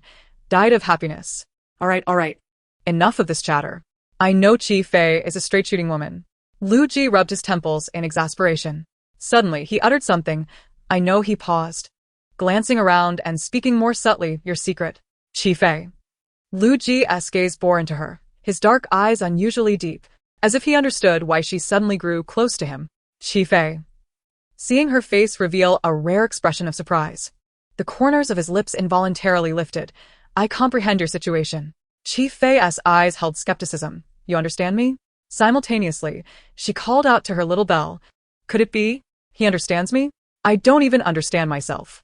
TSK, Lu Ji is truly a seasoned provocateur, equipped with his own system. Little bell, this doesn't make sense. Chi Fei then remarked, judging by his words, he wouldn't really know my identity, would he? As this thought crossed her mind, she heard Lu Ji softly hum in acknowledgement. You desire to gain the audience's favor. Chi Fei. Little bell. Little bell trembled. Master, how does he know our mission details? You don't even know and you're asking me? Chi Fei was equally startled. Now that she thought about it, there was something quite strange. Little bell exclaimed, I can analyze information about everyone else, but I can't seem to decipher Lu Ji. All I know is he is a villain and will darken. Chi Fei, I know that too. What use is your analysis? Little bell whined. At least he is adorable and can serve as your lucky charm. Chi Fei, she warned it not to speak in such a pretentious manner. To be honest, she had never taken this world seriously before. She always thought of herself as merely a passerby, unwilling to invest her emotions. Yet, unexpectedly, an exception had arisen, one that was related to her mission. Had Lu Ji been pretending all along? Chi Fei gazed at Lu Ji, suddenly feeling he was unfathomable. Lu Ji had been observing her reactions. Seeing her like this, a smile spread across his dark eyes. I can cooperate with you. Chi Fei narrowed her eyes, appraising him up and down, then stated. Conditions. Opportunities do not fall from the sky. They are often traps. She was aware of this. As long as you agree to one request of mine, Lu Ji spoke softly. His gaze shifted towards the beach. You may speak. Chapter 74. I've calculated the fate. Lacking virtue in 5 elements in truth, I have always wanted to swim by the sea, but due to my fame, I never had the chance to realize it. Chi Fei. Is this some kind of humble brag? Her hands itched to make a more intimate acquaintance with Lu Ji's head. If only she had some spiritual energy, wouldn't she give him a good knock? Jigo, danger. Danger. Danger. Everyone. We can now determine from a single glance that Sister Fei harbors murderous intent. What is this called? It's called practice makes perfect. Wait. How did this turn into a source of pride? After Lu Ji finished speaking, he fixed his gaze upon her. His handsome face drew near, attempting to utilize his charm. The terms beach and swimming together equate to swimwear. Once she donned that swimsuit from the first day of recording, he could confirm the birthmark. Such a simple matter. Surely she wouldn't refuse. As expected, Chi Fei nodded without hesitation, stating, fine. As your teammate, how could I not help you fulfill such a small wish? She smiled with narrowed eyes. Just wait. I will surely make your dreams come true. I'm still connected to the internet, so why can't I understand their conversation suddenly? I told you to study, but you insisted on feeding pigs. You don't get it? Jigo must sympathize with Chi Fei for being criticized online and wants to lend her a hand. 1. While also creating more opportunities for them to interact. Hehehe. At the camp, Chi Yuzhen was terrified at the sight of a mouse. Ultimately, she had no choice but to call Zhou Liang for help. Zhou Liang was responsible for handling the mouse and then giving it to her to roast. Before even finishing roasting one mouse, she couldn't hold back any longer and turned to Zhou Liang. I wonder how Jigo is doing. As she spoke, she purposefully sighed. I heard he sustained serious injuries. He might even withdraw from the recording. Is it that serious? Zhou Liang frowned. I heard it from someone too. I hope he is okay. Chi Yuzhen pursed her lips. This matter also concerned her sister. Just as she spoke, large raindrops suddenly fell from the sky, striking her face. Chi Yuzhen was startled and immediately stood up. Zhou Liang, equally incredulous, exclaimed, Is this rain? No. Chi Yuzhen instinctively replied, This is water droplets from the tree. But why would there be water droplets on the tree? The question hung in the air, and silence enveloped them. Sorry, I'm trained. Unless it's genuinely amusing. I won tea laugh. Right, if it's not raining, there wouldn't be water droplets on the tree. What concerns me is, could that woman really have predicted accurately? Such a coincidence? Yes, it's all coincidence. Just like how seafood was caught coincidentally. How she could identify herbs, or how she could build a wooden hut. Today must also be a coincidence, right? There's no way someone could predict the weather, right? Right? Master of yin and yang, we bow to you, a humble being. Zhan is correct. There are always other possibilities. Why would a ground full of water droplets imply it rained? Exactly. And a drizzle can't even be classified as rain. You're right. A penny isn't money. A baby isn't human, and your tiny brain can't be considered a brain, right? Laughing my head off. Even if you're skilled at verbal sparring, if it's not rain, it's not rain. Look, isn't it's silent now? Can Chi Fei conjure rain for you? Let us see. The sound of rain falling echoed. The live stream fell into silence before erupting with cheers. Countless ha filled the screen. Chi Yuzhen's fans were suddenly left speechless. Chi Yuzhen herself, holding a banana leaf, was fleeing in all directions. Run! The rain is getting heavier, the crowd shouted. Before they could hide, a figure was seen moving not far away. A person was dragging a stretcher. Someone was seated on the stretcher, covered by 2 tents, obscuring their face.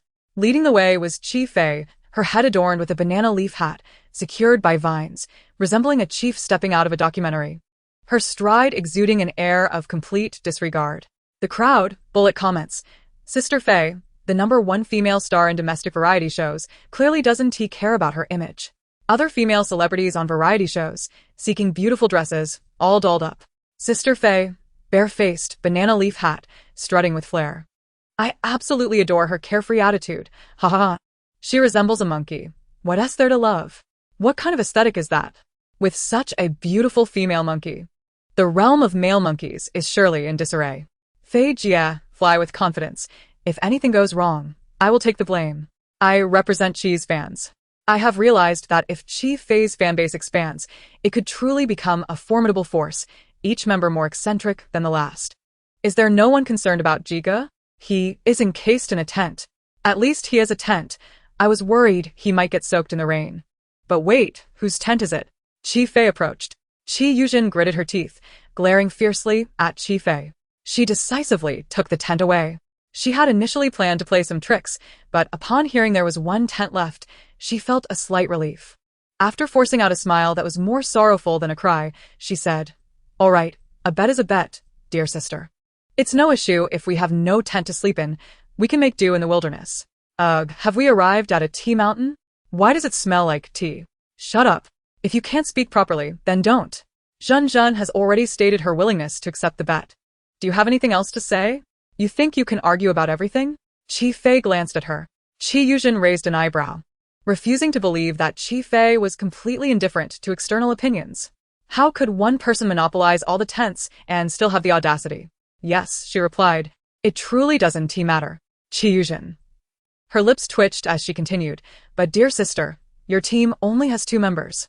And now there's even a wooden cabin. I wonder what use a tent is now. Her words seemed curious but were actually laced with malice. What use? Chi Fei said, yanking the tent off Lu Ji's head. Lu Ji, his face radiating serenity, showed no sign of disturbance. You mean this shabby tent? Chi Fei chuckled, placing the tent on the ground before walking towards Chi Yuzhen. You see, dear sister, I previously consulted a fortune teller, and the master said I lack virtue in my 5 elements. I took this tent primarily to observe how miserable others are in their teams and how I enjoy my fortune. It's amusing to think about. She flashed a bright smile at the camera, exuding sincerity and charm. Chapter 75. The Master of Tea Art, he has arrived everyone. Haha. I'm laughing so hard I could spiral into the sky. What a clever remark. It's like a delightful morsel that makes me feel utterly at ease. Chi Yuzhen. Is this polite? The 3 keys to success. Perseverance, shamelessness, and persistent shamelessness. Only Chi Fei embodies this. Did Chi Fei buy a property in the gossip arena? How can she speak so sarcastically? Upstairs, the one being sarcastic is your master. Sister Fei has always faced things head-on. Chi Yuzhen was left speechless. Her fists clenched in frustration. After a moment, The hand beside her slowly relaxed. Sister, this situation is due to my lack of foresight. I feel truly remorseful that my impulsiveness led our team to lose all the tents. As the captain, I cannot escape responsibility. How embarrassing. We have waited so long for this day. Why are you only saying this now? Qi Yuzhen. It seemed she could not bear the precision of such words. Qi Yuzhen swayed slightly, her eyes reddening, making her appear all the more pitiful. Sensing the change in atmosphere, others quickly gathered around. Shun Hanji stood protectively in front of Qi Yuzhen, glaring angrily at Qi Fei. Qi Fei, look at that smug expression of yours. You've let me down. Thud, thud, thud.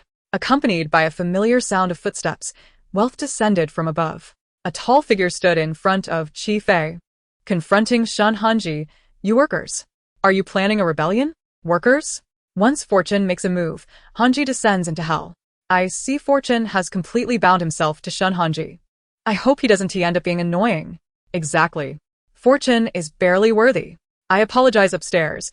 I was referring to Shun Hanji as a bit annoying. Qi Yuzhen gently tugged Shun Hanji's arm, indicating she was fine. She then stepped forward and said, Hanji, you and Fortune may have misunderstood.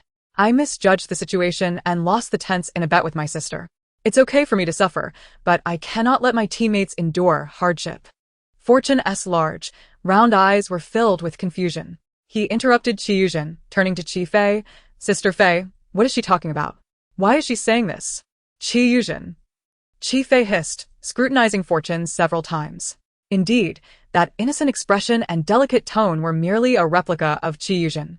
Could it be that Fortune was also a master of reverse art? Qi Yuzhen, fearing Qi Fei's sharp tongue, quickly interjected, Sister, I hope you can consider our familial bonds and help me. I lower my head, a hint of cold laughter escaping my lips, appearing submissive. Just return the tent to us, and I will do anything you ask. With those words, regardless of whether Qi Fei agreed or not, she had already triumphed. If Qi Fei refused, she had fulfilled her duties as a captain. The suffering their team would endure from the loss of the tents would inevitably be directed at Qi Fei through her teammates' fans. If Qi Fei agreed, that would be even better. The more Qi Fei tormented her, the more it would highlight her selfless dedication as a good captain for her teammates. In that case, the fans' and viewers' attention would be solely on her, garnering sympathy and affection from everyone. This tea aroma is so strong it's making me nauseous. Does Qi Yuzhen plan to start a tea art training class? Don't waste your talent. If you're bored, find a factory to screw some bolts. Zhan is doing this for her teammates. Can't you see? All right, sister, ignore them. These haters will only become more tenacious the more you engage. Qi Fei gave Fortune a knowing look. Fortune, boss. The next moment, Fortune bit his finger, expressing his profound emotions. What a touching camaraderie. Qi Yuzhen did not expect him to suddenly switch sides. She smiled, about to speak, but was interrupted by Fortune's delicate stomping of his foot. I completely understand her feelings. Fortune slowly began. At this point, his gaze suddenly darted towards Shun Hanji. Shun Hanji. His hair stood on end in fear. Sister Fei, how about letting Ji replace Jinjun? Fortune exclaimed bashfully, turning away to avoid looking at Shun Hanji. I can share my food with him. And my sleeping space as well. Before he could finish, Shun Hanji bolted away. We accept the bet. From a distance, his teeth-gritting voice still echoed.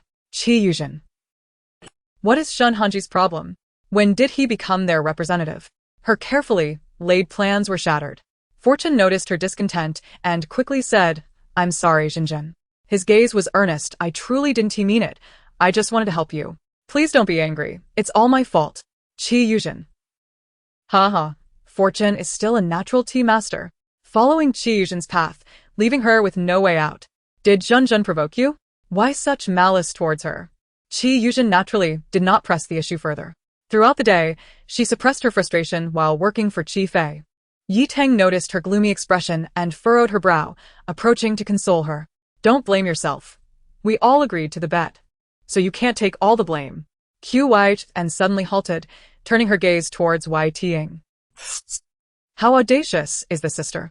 She truly doesn't regard us as outsiders, does she? If it were you, constantly suppressed by QFI, you would undoubtedly feel a sense of imbalance. Where there is oppression, there is resistance. As mere spectators, we can merely observe the drama unfold. I wager a peanut. If QY really resists, it will surely end in failure, ha ha ha. I certainly feel indignant, YTing remarked without a second thought. But what can we do? That woman is so fierce, keeping us firmly in check.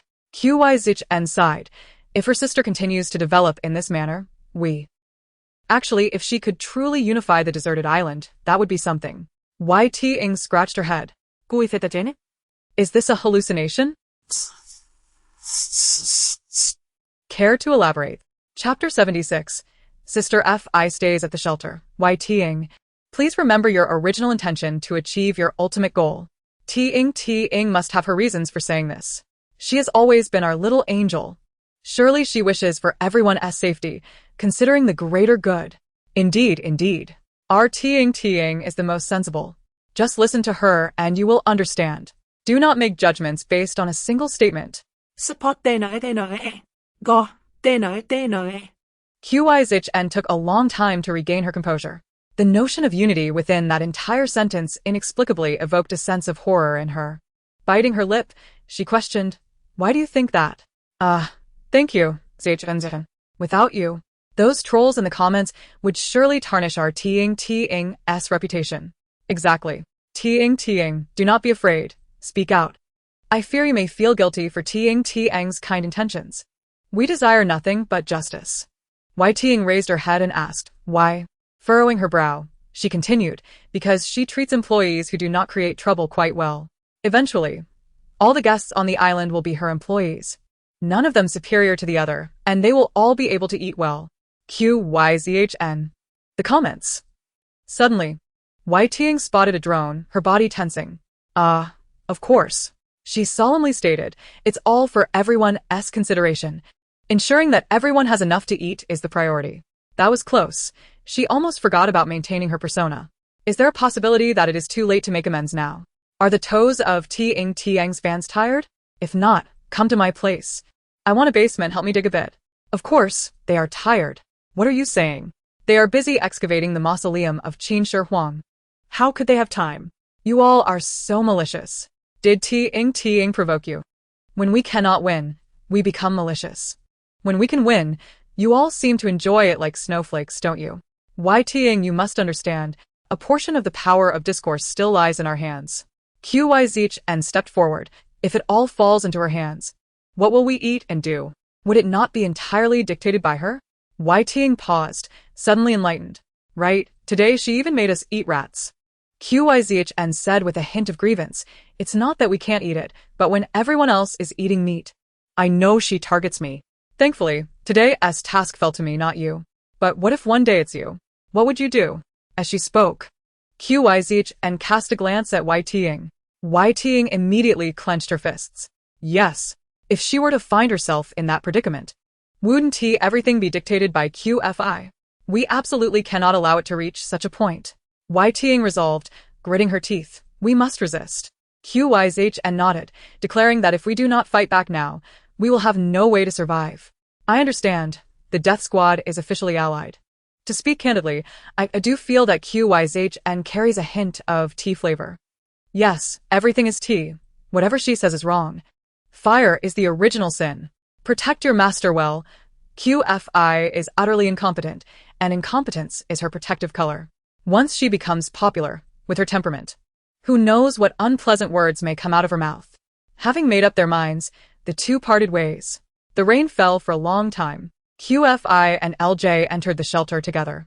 She crouched down, placing the fire source inside the hollow of a flamboyant tree for safekeeping. LJ leaned on his body, watching her. In the dim, flickering light, he could see her clear profile. She was gentler with the fire than she was with anyone else on the island. LJ focused on the fire source, his gaze darkening, his phoenix eyes narrowing. He had never imagined he would feel displeased by a fire source. Once QFI secured the fire source, she turned to LJ. "Isn't there a lighter?" LJ asked, "Why must you preserve the fire source daily?" QFI glanced at him. "Of course, it must be preserved. These are the hard-earned resources I've scavenged. We cannot afford to waste even a bit. Sigh, running the household is not easy. You wouldn't understand." LG. He should have kept his mouth shut. Others, not taking even a cent from the masses. FIGA, If the masses leave behind even a cent today, it's all my QFI's oversight. QFI, you cunning merchant. Not only a merchant, but also stingy. As QFI spoke, she casually tied her hair into a rough bun, barely managing to form a half bun. Her tactical jacket made her appear clean and sharp. She rolled up her sleeves, her gestures indicating that with someone like you, she could easily take on 5. Have you bathed? QFI inquired. I have. Why ask this? Why? If he has bathed, what are you going to do? By the way, don't tell me they're going to sleep together tonight. No way. Don't say such nonsense. Don't analyze randomly. Pass it on. FIGS day's over. Tonight, Jago will serve her. Could this be the legendary one night summoned 7 times? Rest assured, Jago's first night is sellable. For FIGA, as long as it can be sold, it will be well preserved. Suddenly, that makes a lot of sense. Have I been overly excited for nothing? In the darkness, a gentle call suddenly echoed. Gigi. It was QFI's voice. Damn. Who are you? Why are you speaking in that tone? This cannot be FIGA. FIGA can't sound like that. When the lighter flickered to life, QFI approached, holding a candle she had exchanged for a torn tent. The light cast an eerie glow from below. It bore a hint of horror film essence. After a moment, LJ's low voice emerged. You're not cold, are you? QFI sat at the edge of the bed, looking down at him. The light and shadow danced chaotically, nearly causing LJ to falter in his role. No. QFI responded with satisfaction. Little Belle, see if the affection value has started to rise? It has begun, master, but it's rather slow. LJ agreed to accompany her in the act for an entire night, and in return, she would take him to the seaside. Thus, this night was sure to exhaust him completely. Otherwise, how could she justify the promise she made? Whiting often said she would hit him. Actually, QFI sighed, hitting his affection, scolding his love. You understand, right? I understand. But I find it a bit sweet. Reject industrial saccharine. Clearly just an act. I believe, in acting, a good partner is crucial. With Jago's acting skills, he could be dragged down by QFI. Isn't that amusing? Jago, your voice is trembling. Stop pretending. QFI acted out a plethora of scenes, yet still needed 300 more. Is there no one in this live stream? QFI asked. Well, there are currently 300 million, replied Little Belle. QFI. All right. It's fine. Some exceptional individuals are destined to be lonely. I've spoken kind words and done good deeds. What more can I do? QFI plopped onto the bed. As she leaned back, she unexpectedly found herself resting against LJ's arm. He quickly pulled her clothes snugly around her. Master? Suddenly, the affection value surged by 500. You have broken through. Chifei, what? It just increased like that? She turned to look at Lu Ji, who was tightly wrapped in his clothing. A beam of white light from the sky struck her mind directly. She, who was generally unlovable, had an epiphany. Aha! GGE's shoulders. So strong. Yeah. Thank you, Chifei, for providing us with benefits.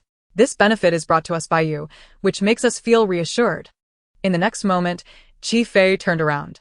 Her gaze swept over Lu Ji, and a sinister smile emerged as she stroked her chin. Oh. So you all enjoy this, do you? Subsequently, she sprang up with the agility of a leopard and pounced on Lu Ji. Chapter 77.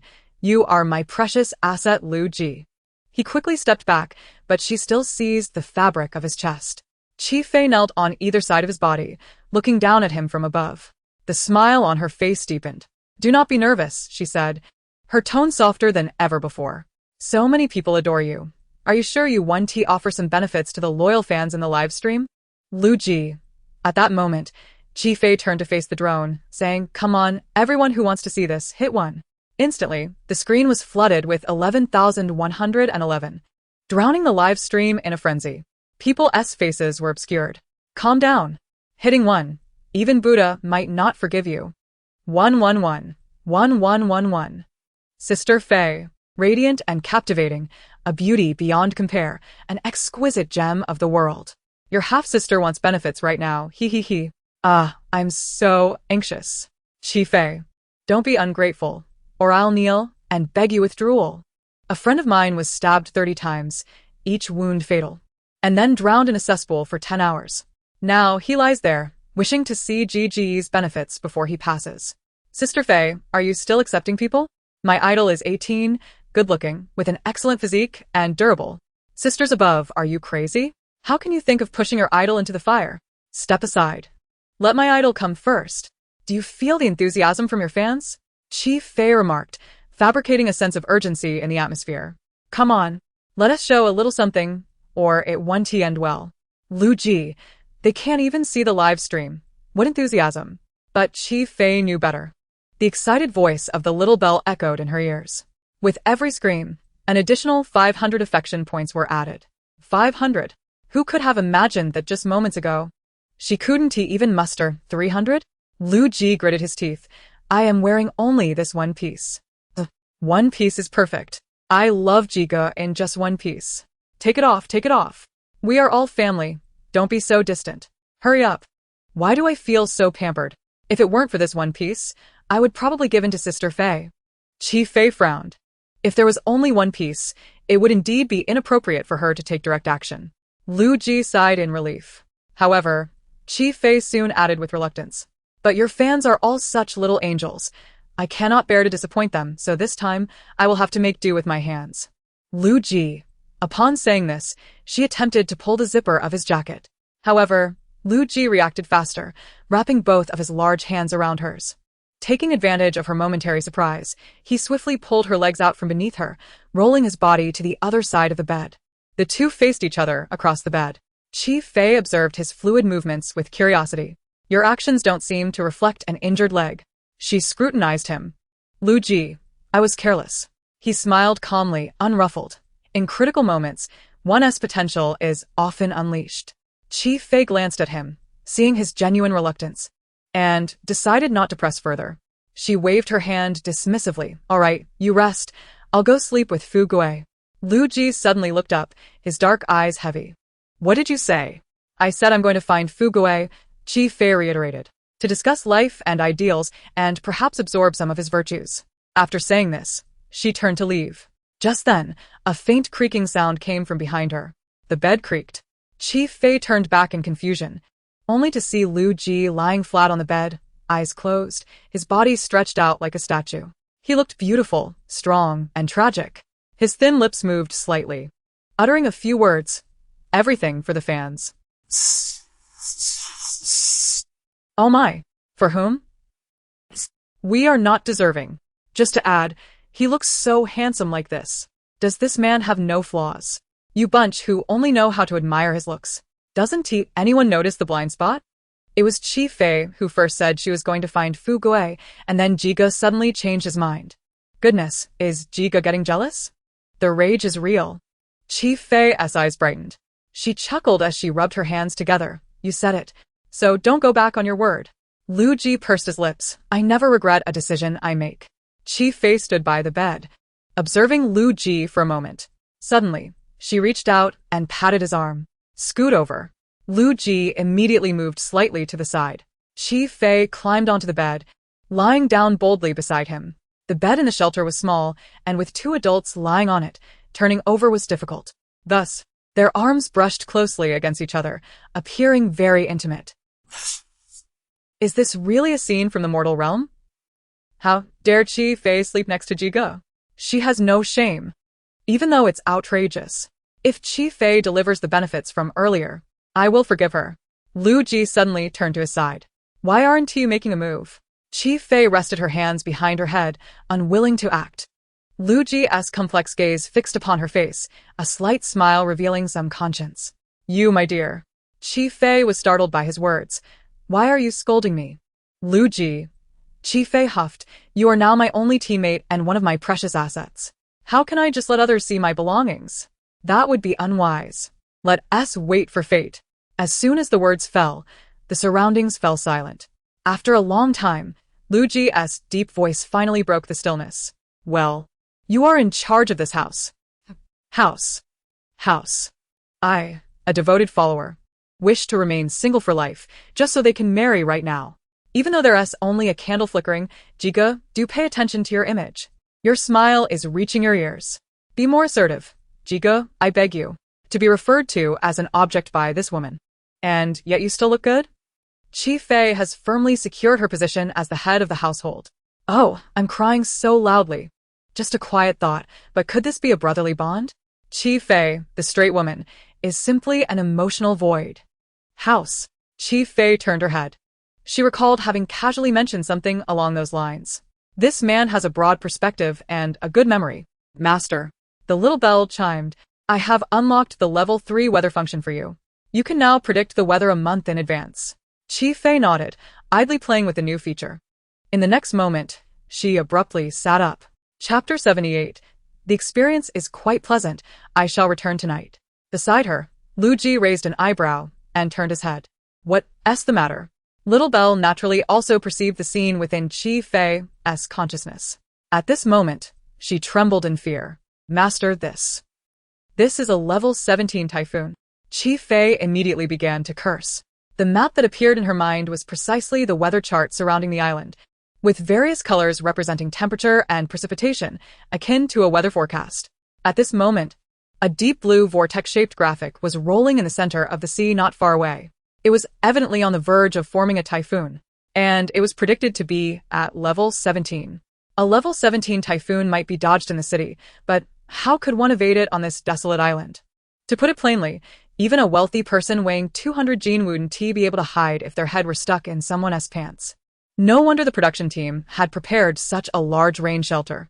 Chi Fei muttered while lying in bed. Obviously, the production team had already reviewed the forecasts and knew that a typhoon was approaching in a week, which prompted their preparation of the rain shelter. What else could be their intention? It's merely about whether they could support each other when the heavy rain arrives. The script is quite well written. What should we do, Master? I've found that a level 17 typhoon possesses immense destructive power. It could uproot the trees on the island. What else can we do? Chi Fei replied, lifting her foot. No matter how serious the situation is, it cannot affect my quality of sleep, right? I'm going to sleep. Little Bell, what's on Fei Jia's mind? She looks quite adorable when she's muttering to herself. Upstairs? I suggest you check your eyes. Look at Brother Ji. His gaze is practically piercing. Ji, you're not allowed to look at her like that. Brother Ji has been staring for a minute, and Chi Fei hasn't even noticed. It's both heart-wrenching and amusing. I wish she would notice, but also hope she doesn't. Oh, being a fan of Ji is so difficult. Lu Ji. Chi Fei closed her eyes and sighed. Her voice was low and ambiguous. In the next moment, a fair hand reached out from the air and gave him a light tap on the forehead. Slap. Then it smoothly descended to help him close his eyes. Lu Ji, don't stare at me with those copper bell eyes. It's rather unsettling. Chi Fei remarked. This deserted island is inherently frightening, and I possess a timid nature. Lu Ji, heaven above, who is staring at whom? Is he lacking in affection? Or is there a flaw in his acting skills? Fei Jia indeed possesses a slight barrier around her. The first person to lock their heart and love. I truly admire you all. Honestly, who could achieve what she has? If someone claimed she was the belle from your nunnery in her past life, I would believe it. Ye gazed deeply. Fei Jia, refusing to close her eyes? That night, some remained sleepless on the deserted island, while others not only slept but did so in a chaotic and turbulent manner. In the middle of the night, drones were driven away. All the viewers who had been vigilantly watching the live stream throughout the night could only hear the incoherent mutterings coming from the shelter. Hey, little thief. Where do you think you're running off to? Daring to steal the Master's elixir? Just watch me. The plot shifted again. What? Drinking fairy dew again? Am I really cultivating immortality, but I'm still a person? Have some mercy, and give me something to eat. The scene shifted once more. What is it to you? Why can't this drop of dew, which absorbs the essence of heaven and earth, be sold for 998 spirit stones? Huh. Isn't that unreasonable? Go find the master. What? He in seclusion? Then there's nothing to be done. Give me the spirit stones. That night felt interminable. When Chi Fei opened her eyes, she felt refreshed.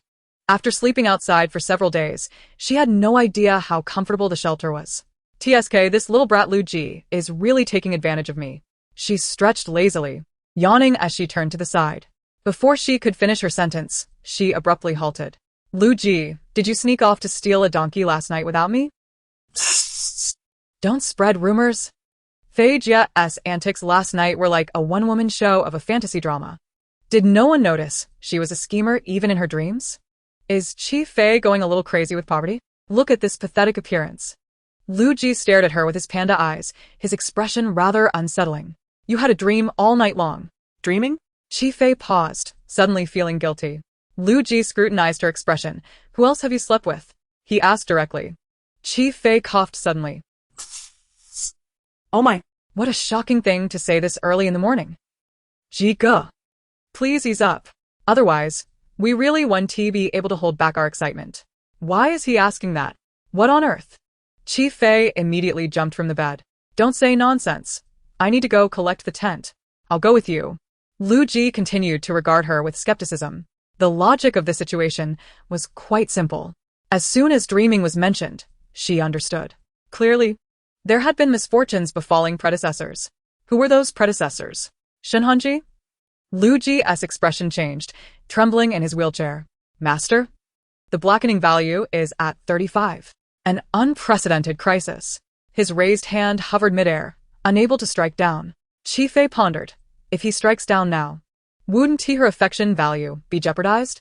The audience would only misunderstand that she intended to attack Lu Ji. Lu Ji shuddered. Again. It's gone. Master. It's zeroed out. Little Belle breathed a sigh of relief. Now it's fine if you don't hit, right? As long as you pretend to strike once. It's satisfactory? She looked at Lu Ji curiously. Lu Ji, I nearly died just now. Who understands? Thankfully. Look at Fei Jia. She also reflects and moves forward. Indeed, just a couple of days ago, a single slap wouldn't solve the problem, but now she's hesitating. Have you heard that saying? Love is a hand that reaches out but doesn't dare to touch. Isn't that love? Liking is unrestrained. Love is restraint. Are you all insane? Are you? The production team had already delivered the electric wheelchair. Chi Fei helped Lu Ji into it. As she was preparing to operate the wheelchair, she noticed Lu Ji's unusual posture. She glanced over. What now? Lu Ji, with a grin that didn't reach his eyes, replied, Someone was flying on my back with a sword last night. Chi Fei. Flying with a sword is nothing. But first, one needs to have a sword. He glanced at Chi Fei, then at his own pants. No. No. It's not what you think.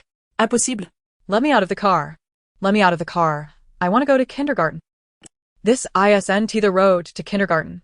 Flying with a sword seems mundane when combined, but when read separately, it holds profound meaning. Sword. Which sword?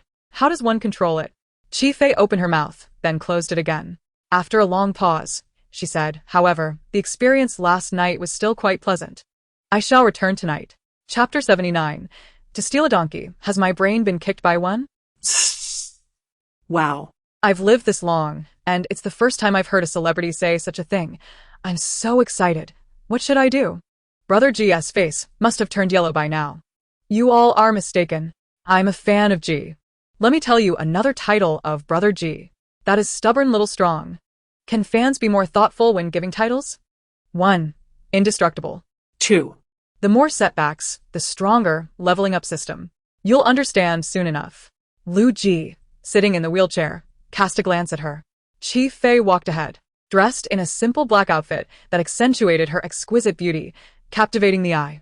In silence, one either finds rebirth or succumbs to oblivion. Shall we proceed as we did last night? Lu Ji paused, adding, I may not withstand it. Chi Fei responded with a puzzled expression. Lu Ji sighed softly, Fei. Before he could finish, a pair of resolute hands seized his waist, leaving his words trapped in his throat. The shadow of death loomed over them, descending abruptly. Ji. Let us be well. Chi Fei smiled. Lu Ji nodded, and the wheelchair resumed its movement. She calls him Ji. He calls her Fei. Thus, I unilaterally declare they are together. Does shipping this couple truly not shorten one's lifespan? I always thought you were joking, but it seems you are serious about this? I'm not Li Jia, I really am not. It's normal, when one's IQ drops below 50, many things become incomprehensible. Don't be hard on yourself, sister. There's no need for insecurity. Am I the only one who finds the comment section odd? Why are people defending Chi Fei? It's clear she wants to ride on the coattails of the best actor's fame. Non-fans, you argue, and I'll counter. Yes, only you. Believe in yourself, surpass yourself. You can do it. A moment ago, he noticed Chi Fei's ears turning red. Yet even if it lasted but a second, it was a significant step forward for humanity, deserving of continued effort. Chi Fei, gritting her teeth, cursed Lu Ji 1,000 times in her heart. This man speaks in such an odd tone. She silently yelled. The little bell trembled, eager to raise a hand, only to realize it had none. Master. But your words are ambiguous too. Before it could finish, a cold laugh interrupted. The little bell dared not continue. Chi Fei's voice rang out, chilling. Will you mute yourself? Or shall I assist you? No need for your trouble. Master. I can manage. The little bell squeaked before vanishing. Chi Fei gritted her teeth, pushing the wheelchair with a creak. Reflecting on the earlier incident, replaying it in her mind, it felt as if she had failed to deliver in an argument. Defeated, indeed. In just a few exchanges, I seem to have been eliminated, yet perhaps not entirely. Upstairs, I can relate. It feels as though a wheel has rolled over my face, only to reveal it was a dream. So, are they actually implying that? To foresee future events, please tune in tonight at prime time for Shelter. Dreaming in the same bed. The wheelchair came to a halt. Chi Yuzhen and the entire team had long awaited at the campsite. Surprisingly, Chi Yuzhen wore a smile on her face. The whole team was amicable, the tent standing there as if awaiting Chi Fei's arrival. Chi Fei cast her a glance. Oh, so conscientious today? Did you get kicked by a donkey after sneaking off with Lu Ji last night? Sister, you finally arrived. We've been waiting for you. Chi Yuzhen exclaimed, stepping forward. Chi Fei habitually dodged her hand, her gaze landing on the tent. Chi Yuzhen's brows twitched immediately. I can take it now, right? She asked. Of course, Chi Fei replied. We prepared it this morning, just waiting for you to collect it. Hearing this made Chi Fei's heart race. Those in the know would think she was merely fetching a tent. Those unaware might believe she was there to claim someone's life. Worthy of such a formidable assembly awaiting her. As she spoke, she scanned the team standing by. Whose life? Ha ha ha, master of yin and yang. I bow to you.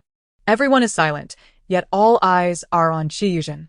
Oh, can she really exhale through her left nostril and pollute the atmosphere? Chi Yuzhen suppressed a laugh, forcing a smile. Sister, go ahead and take it. We are people of our word, willing to accept the bet. With that, Chi Yuzhen stepped aside.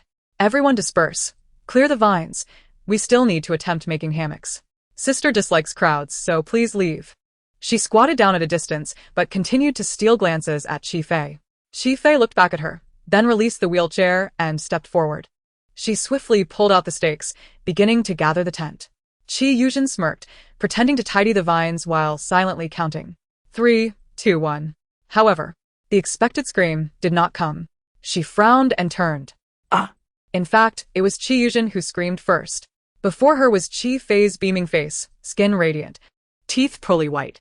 Under the sun, she radiated energy, resembling an immigrant from a planet of joy. What's wrong, little sister? Chi Fei inquired, her eyes sparkling with innocence. Chi Yuzhen's expression shifted slightly as she glanced at her and then at the still untaken tent. This annoying person. Why is she so slow? It's nothing. You surprised me by coming over so suddenly. Chi Yuzhen gently patted her chest to calm her breath. Why aren't you continuing to pack up? I saw you pretending to tidy things, and out of curiosity, I came to see. Chi Yuzhen replied. Is this something one can say? Chi Fei. Could you move aside? You scared Jinjun and mocked her. How utterly inhumane. Junjun's panting is so adorable. Our little angel, our lucky charm. Sister Fei is beautiful as well. I'm drooling over her skin. Individually, they are stunning, but together one realizes how exquisite Chi Fei's bone structure is. Absolutely remarkable. Sister Fei, I have a few fans, but not many. I'm working here, sister. You should continue with the tent. Chi Yuzhen huffed. Sweat trickling down her forehead. Chi Fei, lingering, made her worry that the contents within the tent might escape. Oh? Chi Fei immediately adopted a sloth-like demeanor, dragging her words out. Are you suggesting I handle the tent, little sister? Chi Yuzhen, is she deliberately stalling? Realizing this, Chi Yuzhen felt a jolt. Could it be that Chi Fei already knew what was inside the tent? Had Yi Tang disclosed a secret? In the next moment, Chi Fei turned and headed toward the tent. Chi Yuzhen finally exhaled. It seemed she did not know. If Chi Fei were aware, how could she so obediently pack up the tent? She would surely cause some mischief. Over here, Chi Fei reached a hand inside, smirking. You little fool. You can't even act.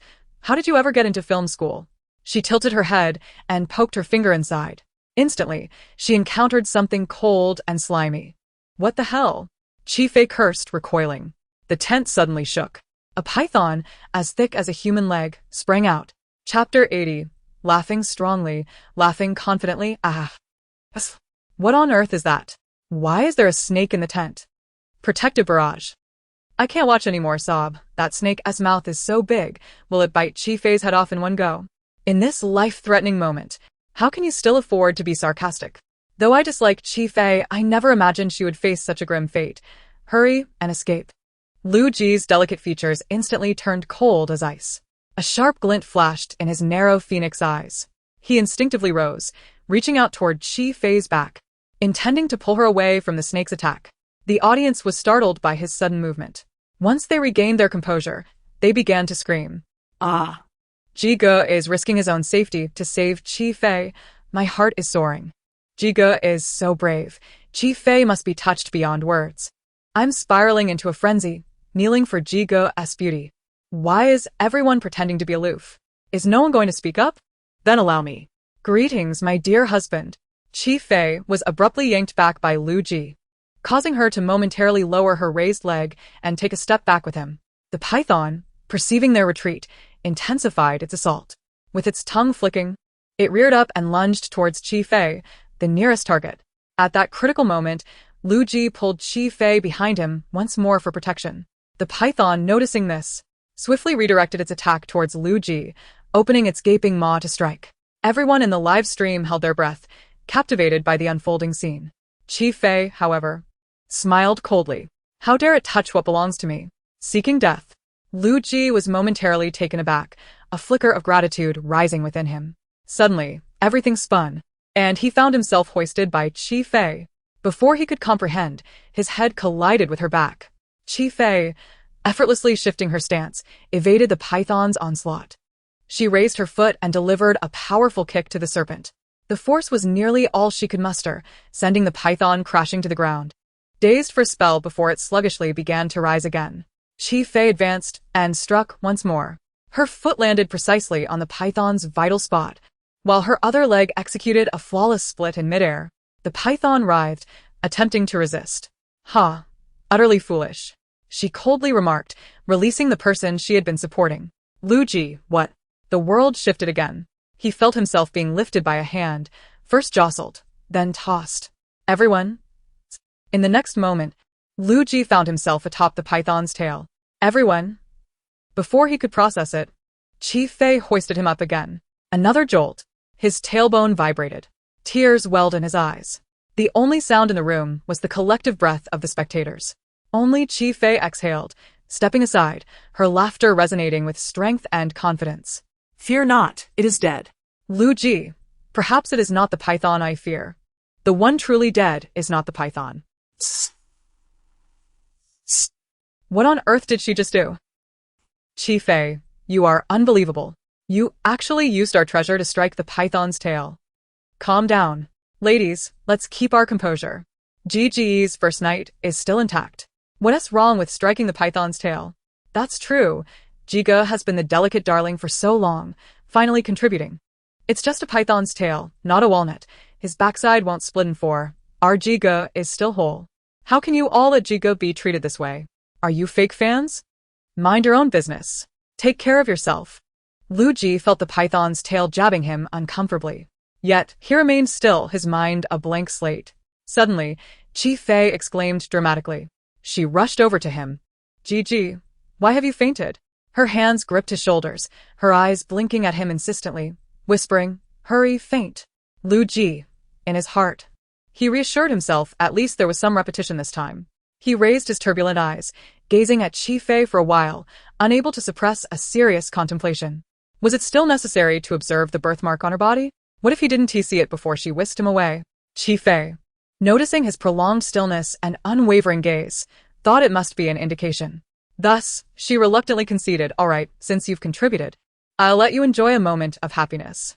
With that, she slowly raised her hand. Louis. Closing his eyes, he tilted his head, his body immediately collapsing into her embrace.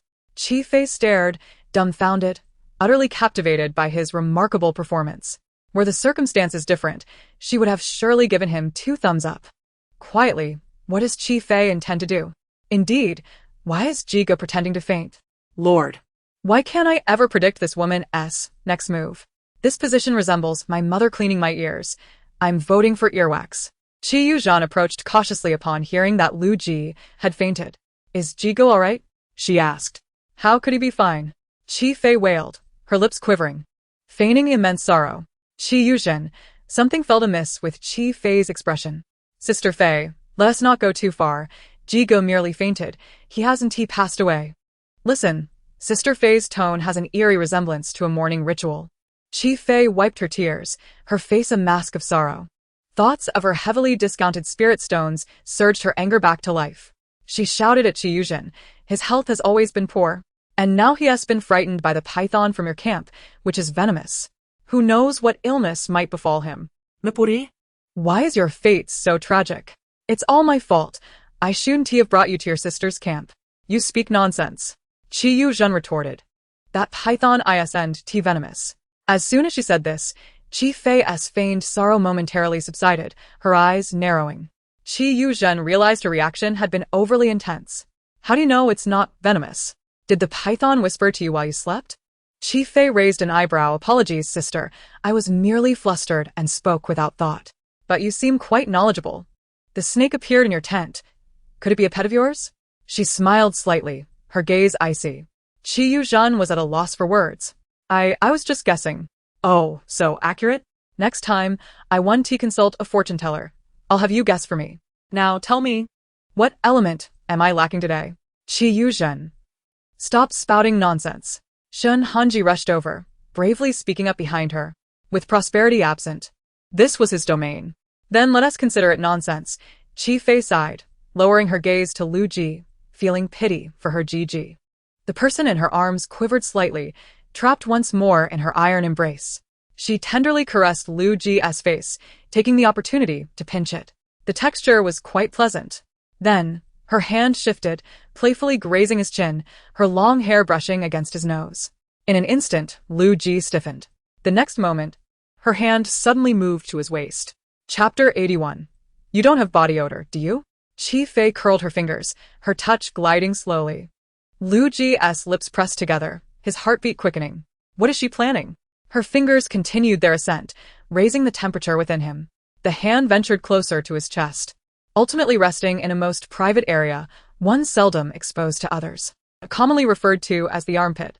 Lu Ji, you don't have body odor, do you? Chi Fei mused aloud. Then, without warning, she unleashed a merciless onslaught of tickles. Lu Ji. His eyelids fluttered, pinned down by Chi Fei. His body began to tremble uncontrollably. Just endure it. Hold on. Chi Fei's bewitching voice echoed in his ears.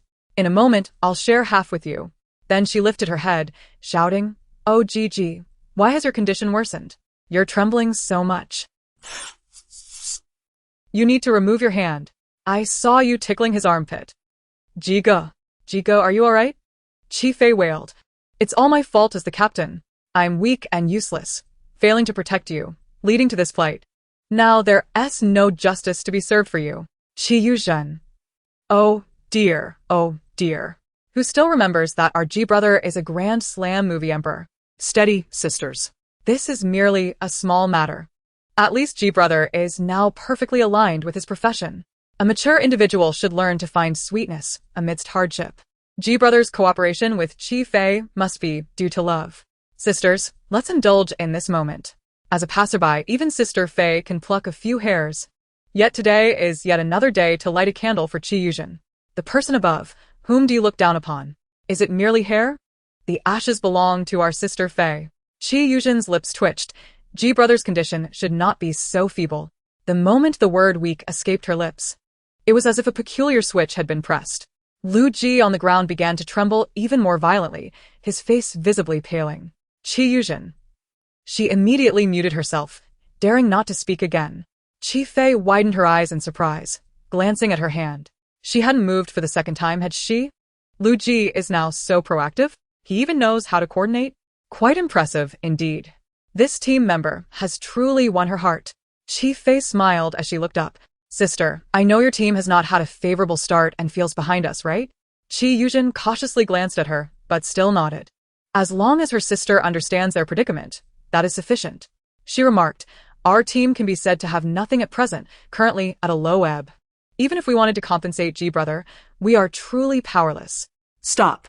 I want to allow you to speak of yourself like that. Chi Fei raised her hand to interrupt. With a playful glare, she added, you are merely a tad behind. How can that be considered a low point? After a brief pause, she chuckled. You still have ample room for improvement. Chi Yuzhen. Haha, I apologize, I might be a bit cold-blooded. I laughed too loudly. The world is truly treacherous. Upon encountering Chi Fei, one should retreat. Chi Yuzhen. In the days that follow on the deserted island, there's not only the unknown but also despair. Chi Fei is indeed versatile, despite Jinjin's team being in such dire straits. She still thinks to add insult to injury? Is she afraid of competing with Jinjin in the future, thus seeking to oust her? Chi Yuzhen's throat moved as she attempted to speak several times, but ultimately refrained. In a critical moment, she must not fall for Chi Fei's trickery. However, beside her, Shun Hanji could no longer contain himself. This woman, accompanied by Lu Ji, seemed poised to extort them. If this matter was not resolved promptly, it would only escalate further. After all, the incident occurred within their camp. Realizing this, his tone grew increasingly impatient as he addressed Chi Fei. What exactly do you want? Chi Fei pretended to wipe away a few tears. Gigi is so severely injured. Isn't it reasonable for your entire team to work for 2 months? Month after month. Well, there are only 12 months in a year. It's just a matter of working, it will pass quickly. With such a considerate boss as Chi Fei, aren't you all delighted? I previously thought working for her meant no meals were provided. Let this bunch of people fend for themselves. They won tea last a month. The bottom line keeps lowering in the end. There is only one requirement, as long as they can breathe. Those who admire Chi Fei must be crazy, right? Nowadays, smartphones are so intelligent that even pigs can type. Where did this group of embarrassing things come from? Shun Hanji immediately jumped up. Your entire team working for 2 months? You truly have no shame. How could you even utter such words? Chi Yuzhen could no longer hold back, reproaching, Sister. This request is indeed a bit excessive. We can negotiate. Chi Fei responded, 15 months? Shin Hanji instinctively blurted out, bargaining doesn't work like this. You should cut it in half to show sincerity. Chi Yuzhen. The two exchanged glances. Chi Fei smiled slightly. The book states that employees' mental health significantly impacts work efficiency. Thus, I specifically proposed this humane plan to make you all happy. Shun Hanji retorted angrily. Nonsense. We would never agree to your demands. Chi Fei. 1 month? Shun Hanji instinctively replied, bargaining doesn't work like you're doing. You should directly cut it in half to show sincerity. Chi Yuzhen quickly pulled him back and smiled at Chi Fei. Sister, we truly cannot agree to this. Though I am the captain, I cannot make decisions for others. Chi Fei turned her gaze, heavily sighing at the drone. Alas, I merely wish to secure some emotional compensation for our GG. What is wrong with that? She embraced Lu Ji and slowly pretended to rise. Since my sister does not agree, let it be. It seems that only GG's fans truly care. She continued, however. GG's fans are generally understanding and would never make things difficult for others. I believe they will forgive my sister. Chi Yuzhen. How could she forget about Lu Ji's fans? Their numbers are the highest globally, and their combat power is formidable. In the entire entertainment industry, anyone who faces them is bound to lose. Realizing this, cold sweat broke out on her back. It seemed that refusing was no longer an option. Sister. Chi Yuzhen forced a smile. I was just joking with you earlier. How can I say this? Chi Fei glanced sideways. Chi Yuzhen gritted her teeth and forced out a few words. Our team has absolute responsibility for G Brother's fright. Fortunately, you were lucky enough not to be harmed by that venomous python. That snake is not venomous. Chi Fei interrupted her. Chi Yuzhen? Wasn't it said to be poisonous? How can it be otherwise? Chapter 82. Go steal the blueprints. Go steal this undefined blueprint. Chi Fei picked up the python. Examining it closely, this is a python non-venomous. Indeed, my sister has sharp eyes. Even from over 10 meters away, blocked by me, she could identify the species at a glance. Chi Yuzhen. Why don't you confirm once more, sister? Chi Fei held the python toward her. No. Just take a look. I don't want to.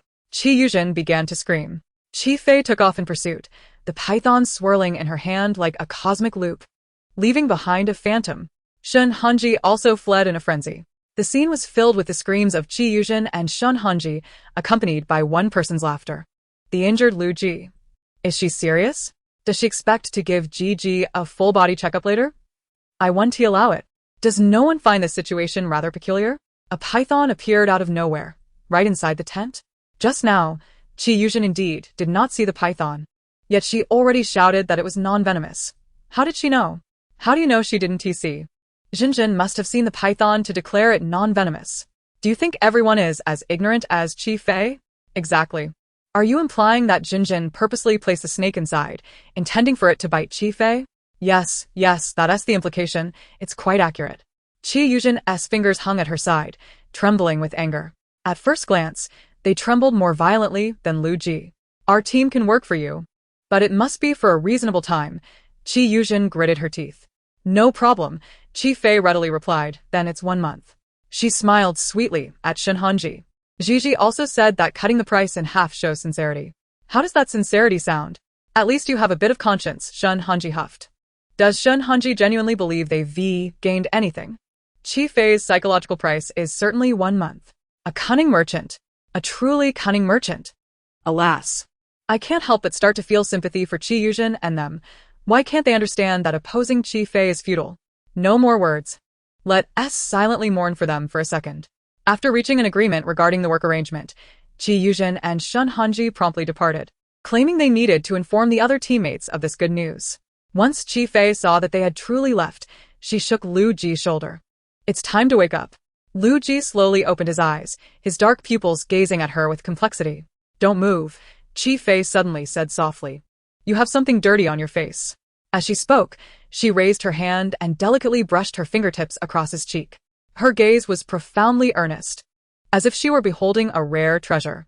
She even fetched some fresh water from Chiyu's team to wipe Luji's face. Is spring coming for Luji? She is so gentle. This is love. Just wait. She might just tear Luji's skin off next second, after observing for so long. Can't she decipher Chi Fei's character?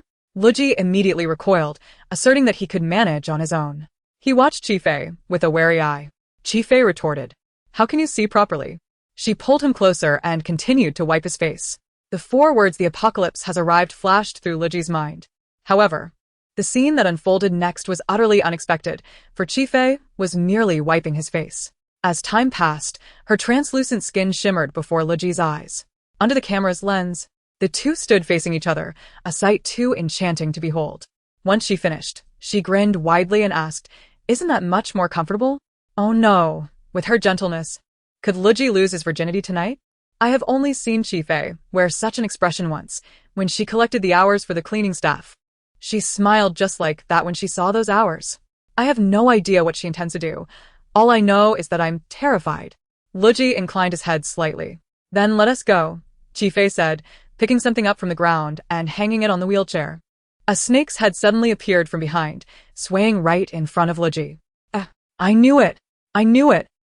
Luji silently cast her a glance. Without uttering a word, he turned the snake's head in a different direction. There was no other reason. The snake appeared quite unsettled. Luji, I'm cheering for you from Yunqing. Luji, I'm cheering for you from Luda. Luji, I'm cheering for you from Rongqing. Comments from netizens across the nation filled the screen, each sending their heartfelt blessings. Trends surged to the top. Today, have you cheered for Luji? After Chi Fei left, Chiyu gritted her teeth, stomping the wood with a creaking sound. She had lost once more. We are on the verge of developing a hammock. Shun Hanji reassured her. Don't worry too much. Besides, others have gone to chop wood too. We will eventually have our wooden house. Chiyu forced a smile, yet resentment boiled within her. When had she ever endured such humiliation? She had always kept Chi Fei beneath her heel. The wood was piled together, and only then did Chiyu bend down to examine it. If my sister can do it, we certainly can too, she asserted. Does she really think she is smarter than Chi Fei? That's absurd. Half an hour later, Chiyu's face turned pale as she stared at the scattered wood on the ground, her body trembling. Shun Hanji quickly interjected, Chi Fei must have succeeded by relying on blueprints. She must be hiding them. Otherwise, how could she remember everything? She must have prepared before coming to the island. What a schemer. Ah, right. She only learned to recognize herbs after coming to the island, didn't she? Fishing, finding fresh water, hunting, and the fresh water purification system. She must have learned all that in advance. What else with the sarcasm upstairs? Can't you see this is scripted? I'm laughing. To be honest, I'm a bit tempted to unfollow. Many of Jinjin's actions today are hard to explain. I've supported her for a long time and feel somewhat disappointed. If you want to unfollow, then just go. Do you think your absence will be missed? Eureka!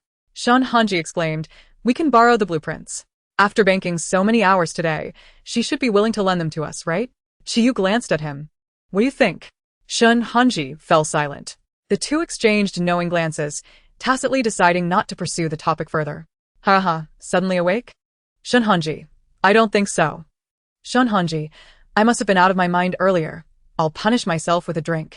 Suddenly, Shun Hanji clenched his teeth. Let us go. He made a gesture, as if to retrieve an object from the air. Chiyu shot a glance at the camera. Stealing? Shun Hanji stealing things? The mirror of the deserted island. This is downright solid evidence. Everyone, don't persuade him. Let him go. Is it blueprints? No, it's Chifei's blueprints, hinting wildly. Ha. Suddenly the perspective opened up. Yes, let him go. Shun Hanji, good luck. Go on. Steal those undefined blueprints. Chapter 83. Wife. She's seducing me though Chiyu also yearned for the blueprints. She did not lose her senses like Shun Hanji. Especially to speak of stealing in front of the camera. Was she trying to hasten her fans to unfollow? She retorted to Shun Hanji. Aren't you afraid she'll catch you and extort you? Shun Hanji paused, contemplating the likelihood of that happening. What should we do then? He frowned.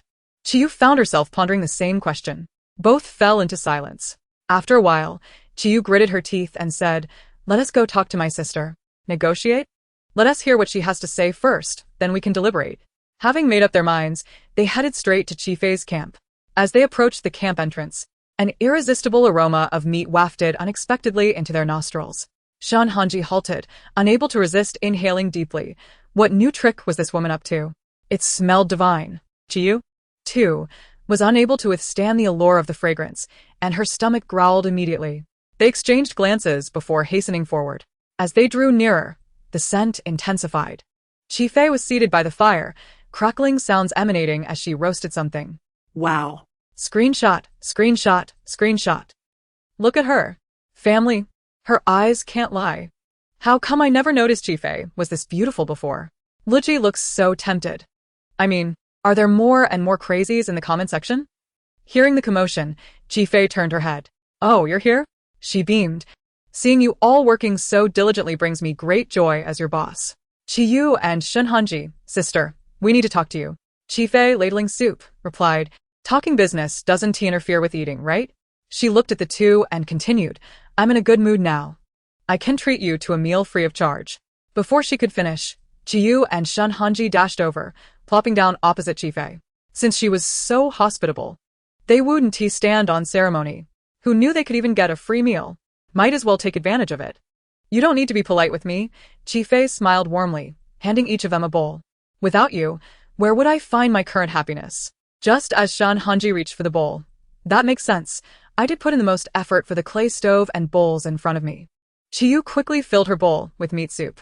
Upon noticing Liji sitting beside her, she eagerly offered him her bowl, her eyes sparkling. Liji, why don't you drink first?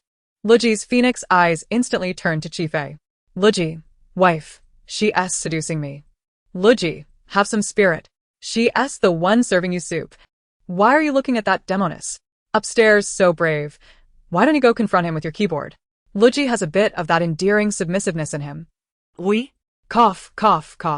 Liji suddenly broke into a fit of coughs. A hand reached over and took the soup away. Sister, why are you being so loud? You scared him. Chiyu's lips quivered as she looked incredulously at Liji. Scared him? Scared? Cough. The sound of coughing grew more intense, and the figure swayed precariously, seemingly to validate Chifei's words. Look at our GG, such remarkable acting. Indeed, he is truly a Grand Slam champion. Is it time to start feeling proud now? Has anyone noticed that the fraudulent couple has begun their antics? I feel danger. In the next moment, a grilled fish was suddenly thrust into Lu Ji's hands. Eat this, Chifei instructed. Lu Ji promptly accepted and turned to eat. The earlier appearance of imminent illness vanished without a trace. Qiyu Zhen remarked, Brother Ji, if it's not for my wife, I wouldn't accept it even if I died. Brother Ji smiled just now. He actually smiled. Oh. Qi Fei truly dotes on Brother Ji. Knowing he wouldn't eat that meat, she specially made him grilled fish. Upstairs, is that word really unspeakable? What's wrong with snake meat? Don't say it. Just hearing it gives me psychological trauma. If Qiyu Zhen and Shen Hanji knew it was snake meat, would they still eat it so heartily? Let us get down to business, she said. Qiyu Zhen directly spoke up. We want to learn how to build wooden houses. Qi Fei raised an eyebrow. We can negotiate terms. Shen Hanji immediately added. Qiyu Zhen gritted her teeth. This fool, revealing the trump card so early. What kind of negotiation is this? Now, Qi Fei would surely drive a hard bargain. However, Qi Fei merely smiled, sure. A question mark appeared on both of their faces. Was it really that simple? No tricks? No marketing? Qi Fei's crescent-eyed smile widened. Not only can I teach you how to build wooden houses, but I can also teach you how to construct shelters. Is heaven finally opening its eyes? She finally understands that living requires some virtue? Calm down. Calm down. Let us not praise her just yet. Wait a moment. This is simple too. Qi Fei smiled slightly. Your entire team just needs to work for me for a month. Impossible. They both exclaimed in unison. Oh dear, everything has two sides. Let us not be so pessimistic when considering problems, Qi Fei said, picking up a piece of oddly shaped meat. In the journey of life, who doesn't stumble a few steps? Does an initial defeat determine the outcome? No. This is merely temporary. Just think, is working for me just working? Cooking, salting, lumbering. Ask yourselves, did you gain nothing during this process? Shen Hanji nodded instinctively. They certainly did not gain nothing. Many things were learned from Qi Fei. I'm a fan of Ji, and Qi Fei seems to have a point. Every day is a different lesson. Confirmed, this is a foolish person. When has a capitalist ever done business at a loss? A month was too long. Qiyu Zhen pressed her lips together. Just the thought of being under Qi Fei's heel for a long time made her unable to swallow her pride. Qi Fei looked at her, shaking her head repeatedly, wearing an expression that conveyed, why can't you understand? The so-called hardships of life are simply the lack of currency. With wooden houses in place, don't you understand the need for adaptability? Upon hearing this, Qiyu Zhen's mind was suddenly enlightened. Yes. With wooden houses, couldn't they learn from Qi Fei to start a bathhouse business? Qi Fei smiled again. Have you figured it out? Opportunities do not wait. If you wish to become wealthy, now is the time. Once you have money and resources, what obstacle cannot be overcome? Qiyu Zhen hesitated, exchanging glances with Shen Hanji. In less than a minute, they struck a deal, free use of the wooden house behind me, relieving the hassle of building it themselves. The Qi Lu bathhouse. You deserve to own it. Qi Fei delivered the final hammer. The two stared in disbelief. Deal. Chapter 84. What does it mean to defy destiny? I understand now. 6 days? Little Bell trembled. Why does this time frame sound so familiar? Oh. ISNT the typhoon supposed to arrive in a week. How about this wooden house? Little Bell was completely frantic. What a grand scheme. The master is terrifying. Só terrifinho. Sobe. No problem. It's just 6 days, Shen Hanji replied confidently. We will come to collect in 6 days. Your word is your bond. Certainly. I'm live streaming. Am I the type to renege on such a trivial matter? You are. Shen Hanji shouted. Sho. Qi Fei glared at him. Don't speak nonsense. Shen Hanji, caught in a mouthful of grilled fish. Male silence, female tears. Why has Sister Fei suddenly become so benevolent? Has she changed? Do all women change? You wouldn't understand. Qi Fei, one essential element for the capitalist as upgrade is human resources. Regardless of who gets eliminated, it's my loss. My male intuition tells me something is off, but I can't quite pinpoint what. On this note, I'd like to interview Ms. Qi and Mr. Shen. Do you prefer a flip-top or slide-top coffin? With the formalities concluded, Qiyu Zhen and Shen Hanji's appetite soared. Only after consuming 2 bowls of meat soup did they reluctantly set their bowls down. This soup is so delicious. Are you sure Brother Ji won't try any? Qiyu Zhen looked towards Lu Ji. Qi Fei let out a satisfied burp. Oh, Ji is picky. Picky? Shen Hanji was deeply envious. How could he be picky with such delightful soup? Speaking of this soup, I must thank you. Chi Fei grinned. If I hadn't visited your camp, how could I have enjoyed this delectable meat soup? Chi Yu Zhen and Shen Hanji. There's only one thing. Ah. Chi Yuzhen screamed, tossing her bowl aside and rushing to the side, frantically retching. Shen Hanji also gagged several times, rolling his eyes. Oh dear, is it really that serious? It's just snake soup. Honestly, it's quite tasty, delicious flavor, anyone who drinks it knows. My focus is on how proficient Chi Yuzhen's retching actions are. Ji is the most unfortunate, sob sob sob. Chi Fei is truly wicked. She has no shame. And deceived us into drinking snake soup. I have the complete set of Shen Hanji's eye-rolling gifts and the burn gifts. I have the whole collection. All for free. Pure charity. Shen Hanji wanted to seek justice, but was pulled away by Chi Yuzhen. Why are you stopping me? I must teach her a lesson today. Once they were far enough away, Shen Hanji began to shout. Alright, how do you plan to teach her? Can you beat her? Or can you scold her? Chi Yuzhen finally couldn't hold back. Shen Hanji was momentarily at a loss. This question struck deep into his soul. Chi Yuzhen collected her emotions. What is most important now is to gather resources. After all, our team has been hungry for 2 days. Look at little Angel Zhen. Still considering the team. So kind, those who scold her should line up to apologize. Alright, I'll go first. I'm sorry, Westlake Longjing.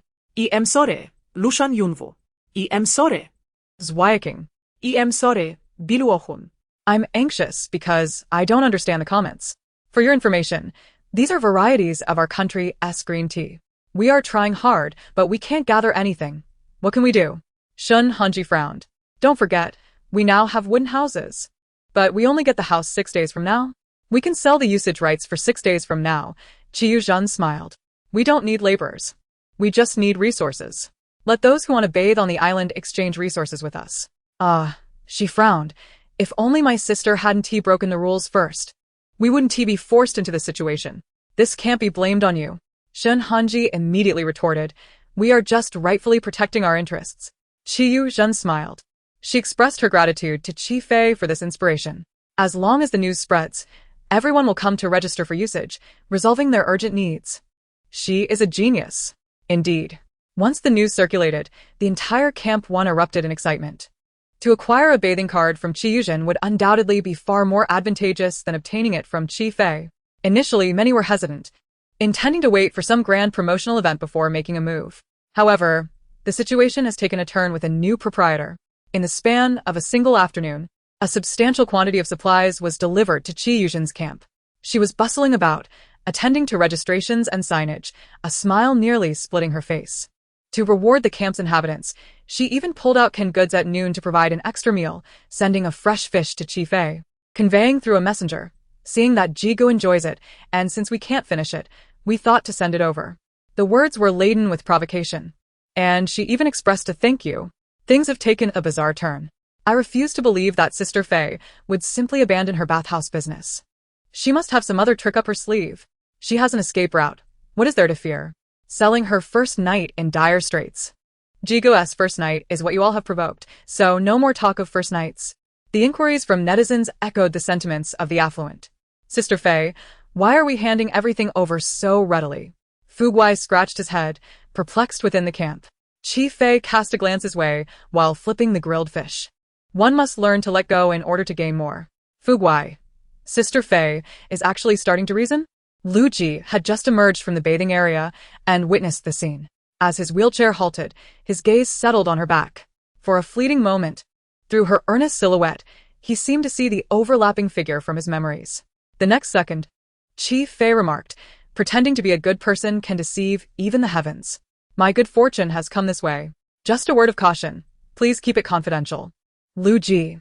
Confidential. So this is what it means to defy destiny. I have finally understood today. Yet in truth, Sister Fei is quite kind. This incident has altered my perspective of her. Honestly, as a fan of Ji, having observed her for many days, I can only say that although this person can be a bit brash, she is inexplicably likable. Does Sister Fei know you speak of her this way? Chi Fei smirked. She relished this. Now, she could barely manage a few steps without gasping for breath. Her explosive strength was commendable, yet her stamina fell short. With the bathhouse now under their control, the camp was jubilant. hosting a grand feast that very noon. Fuguai stomped his foot in defiance. Fuguai, Chi Fei flipped the fish over with a sigh. Remember, excessive consumption in advance is ill-advised. She then lifted her gaze. To those watching the live stream, have you repaid your borrowed money? Do you have the capability to withstand risks? Still grinning, are we? Just wait and see what tomorrow holds for our camp. I hope everyone learns from this. Very well, the art of vanishing smiles has arrived. Stop the cursing. Stop the cursing. Who suddenly got shot? Oh. It was me. Though Fuguai did not comprehend fully, he nodded vigorously. What Sister Fei said must be correct. Time passed. Chi Fei picked up the grilled fish, relishing a bite, then stood up and walked past Lu Ji, stating, "Let us go swimming." Swimming? Now? Chapter 85. It turns out hell is pink. Wait here. I'll change, Chi Fei said. Fuguai blinked his wide, eager eyes, bursting with anticipation. Boss, I want to go too. I never said I wouldn't take you. Chi Fei replied, turning back with a conspiratorial whisper. This is our first team-building event at Chi Lu's, and I even prepared a gift for you. Fuguai was immediately moved to tears. Choking back emotion, he declared, Boss, encountering you on this deserted island must be a reward for saving the galaxy in my past life. Galaxy. I'm about to perish, do not. Before long, Chi Fei took Fuguai to change, leaving Lu Ji alone outside to wait. Seated in his wheelchair, he faced away from the wooden cabin, his demeanor languid. Only his phoenix-like eyes shimmered with a quiet intensity. Once Chi Fei donned her swimwear, he would be able to confirm the birthmark. But what would follow that confirmation? Chi Fei currently regarded him merely as an ordinary teammate. He needed to take action to bridge the gap between them, lest their marital status remain but a hollow title without any substance.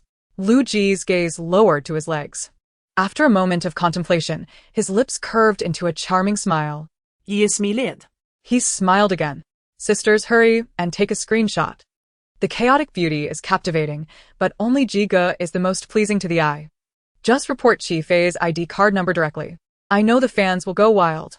Though Chi Fei is laden with scandals, her face and figure are beyond reproach, making me look forward to her swimwear. With the sunset-esque glow, beachwear, handsome men and beautiful women, do you not have even a hint of fantasy? I feel life has lost some color. Please give me a hue to behold, preferably yellow. Hee, my little face has a tinge of yellow too. Lu Ji's mind was filled with beautiful visions of the future. Just then, from the wooden cabin came the muffled sounds of Chi Fei and Fuguai conversing. Fuguai's voice was shy. Boss, I'm a bit bashful. Chi Fei replied, shall we change to another one? Fuguai insisted, no. I like this one. Chi Fei urged. Then what are we waiting for? Let us show it off. With a creak, the door slowly opened. At that very moment, Shan Hanji approached Lu Ji. Let me bring you some supplies. I fear you may not have enough to eat tonight. Before he could finish a sentence, the door to the wooden cabin swung open. His gaze instinctively darted over. A fuzzy head emerged, adorned in a strap swimsuit. Shan Hanji, is this a hallucination? Ah! My eyes. Although it was only for a fleeting second, it will take me a lifetime to heal from this. I didn't see either. I'm dying of curiosity. What was it? Please elaborate. Shun Hanji trembled, swallowing hard, seeking Lu Ji's support. Did you just see that? What? Lu Ji furrowed his brow. That. Shun Hanji's eyes were glued to the door, his face a portrait of terror. Lu Ji's gaze remained fixed on him, his brow furrowing further. The man was seriously unwell. Yet soon enough, that fuzzy head peeked out once more. Ah! Shun Hanji screamed in a frenzy. It's real. Oh my goodness. A ghost. Crash. A bowl shattered. Shun Hanji bolted. The creatures in the jungle scattered in fright as the sun seemed to draw the clouds over to shield its eyes. Seeing Shun Hanji's reaction, Lu Ji felt a twinge of confusion. He tilted his head, glancing back at the wooden cabin. Yet 1 second, 2 seconds, 3 seconds, nothing stirred over there. What could possibly warrant such a fuss? Just as he was about to maneuver his wheelchair over, a small, fuzzy leg cautiously peeked out from the door, moving with evident caution, as if testing the waters. Oye? He squinted, scrutinizing closely. It was utterly impossible to associate that furry leg with Chi Fei's delicate, fair visage. Yet the style and color of the swimsuit undeniably matched the one Chi Fei had worn upon entering the island. Lu Ji's gaze flickered with intrigue, a hypothesis flitting through his mind.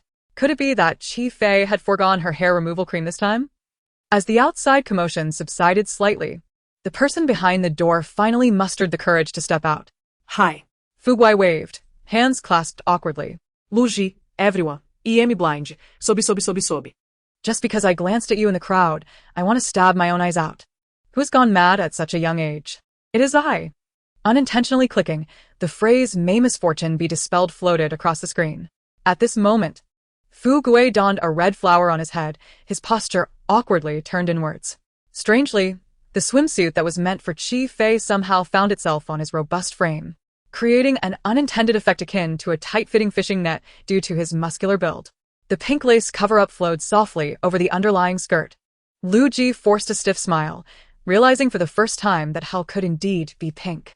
Fu Guai shyly raised his eyes, locking gazes with Lu Ji. "Oh, dear," he exclaimed, stamping his foot.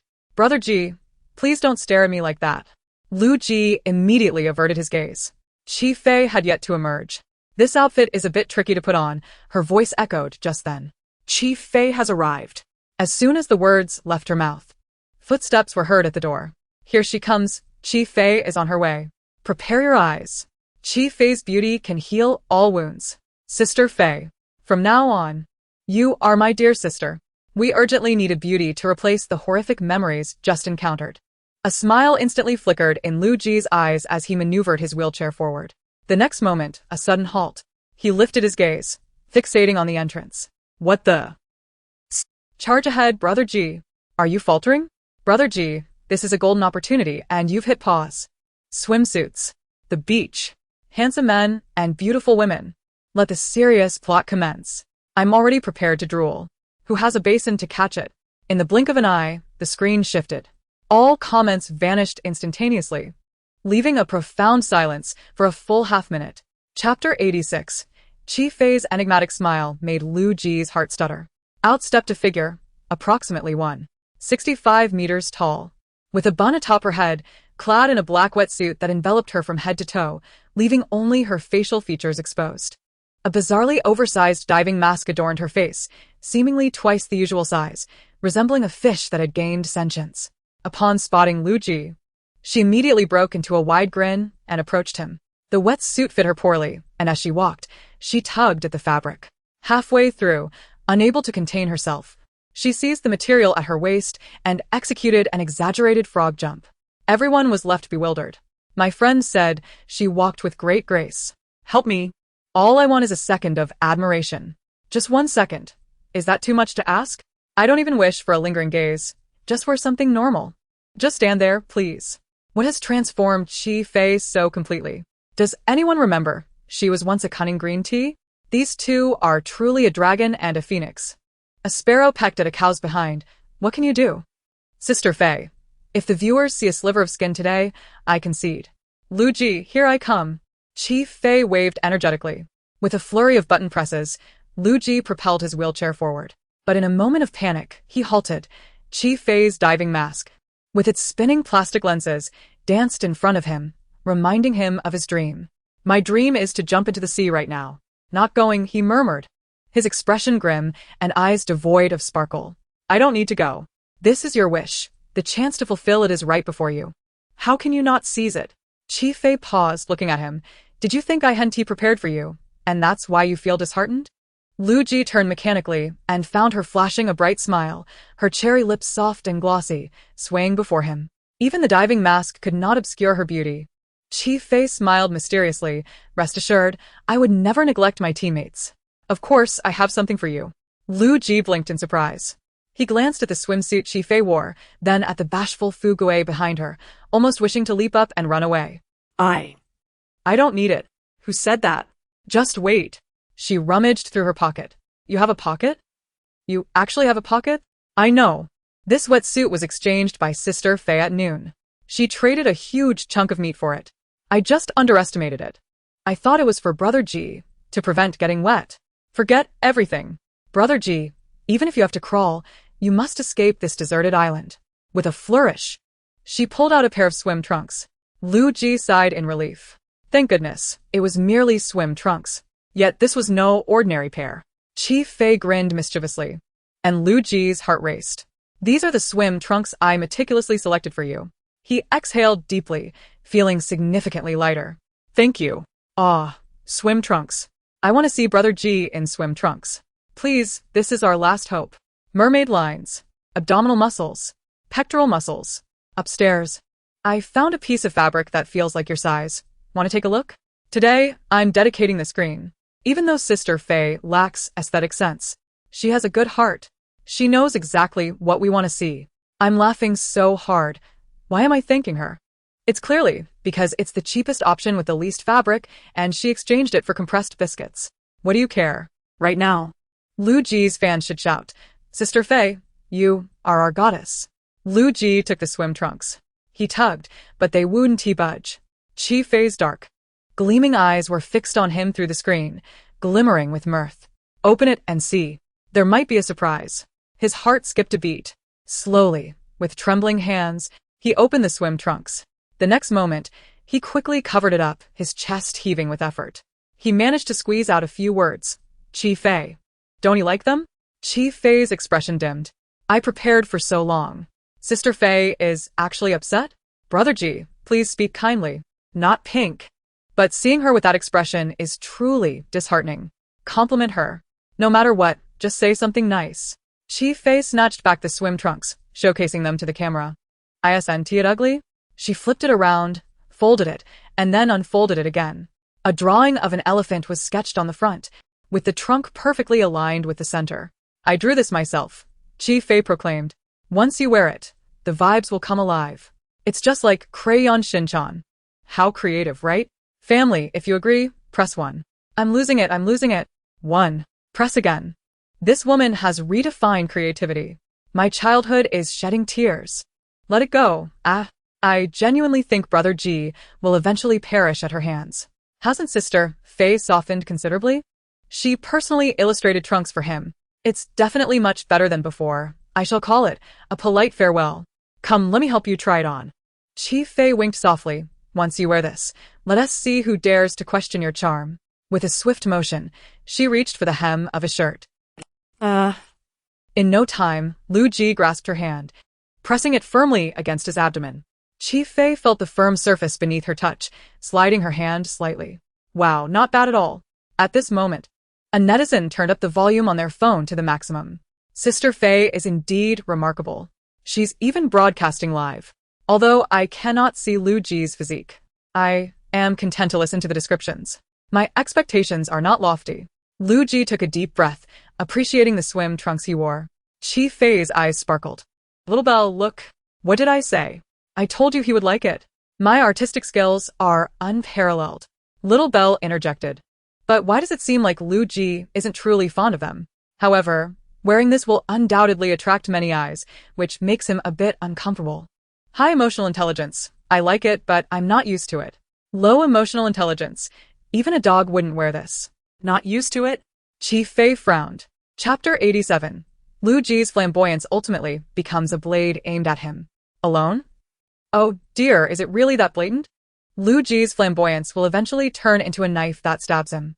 I can't take it anymore. My lips are already curling into a smile. The fans are so over the moon. Has the entire fandom converted? I chuckled.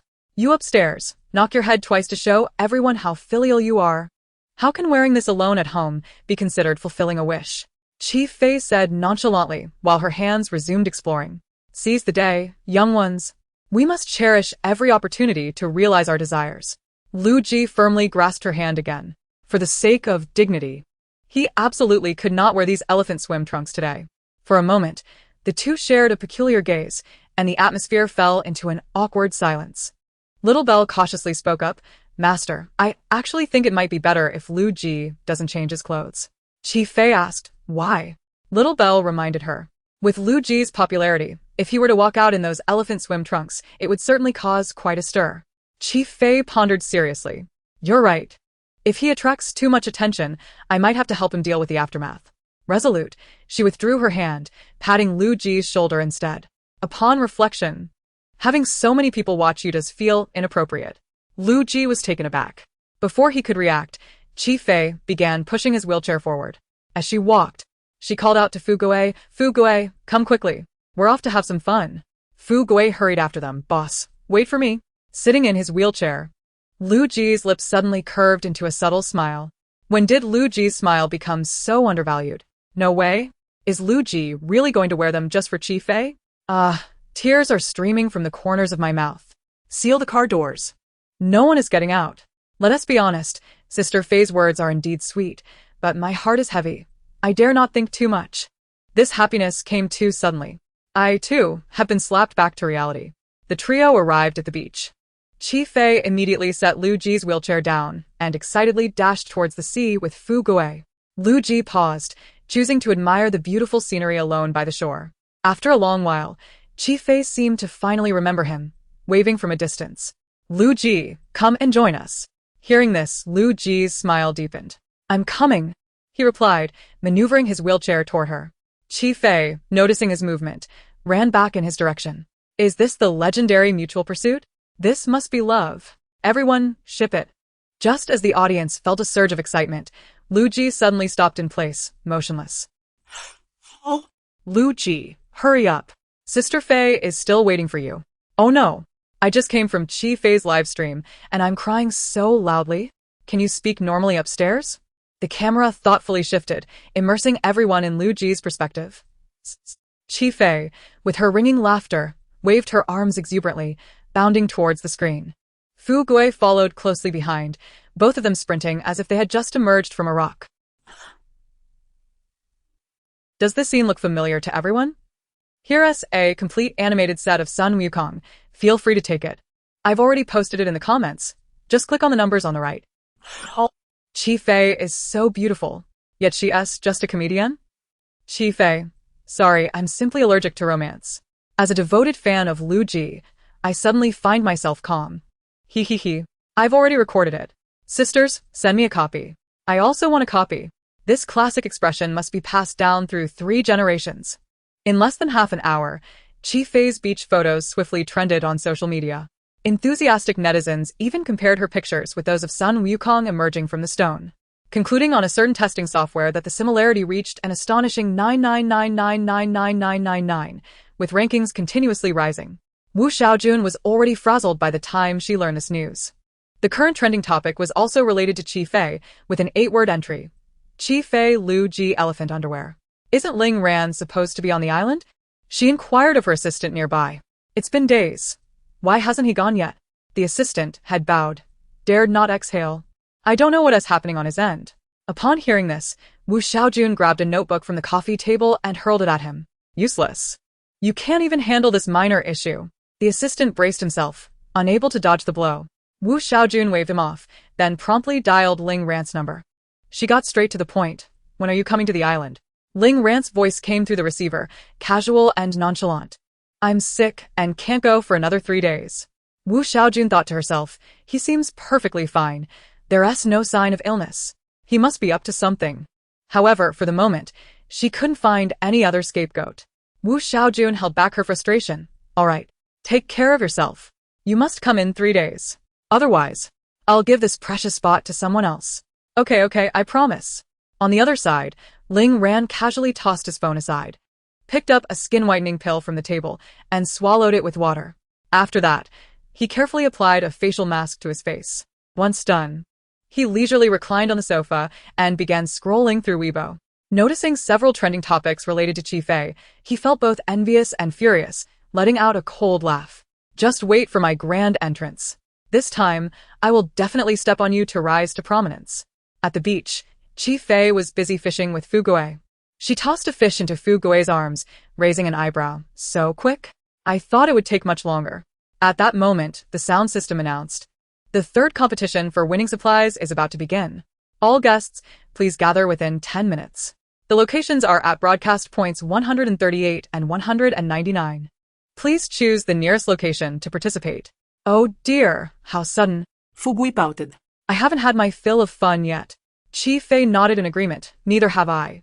With that, she waved her hand. Fu Gui, let us go. The boss will take you to a new venue. Fu Gui, let us go. The boss will take you to mingle with other guests. So, what is the 3rd game? I'm dying of curiosity. Can Chi Fei continue to win? Director Zhang is merely bald, not dead. How could he allow Chi Fei to win again?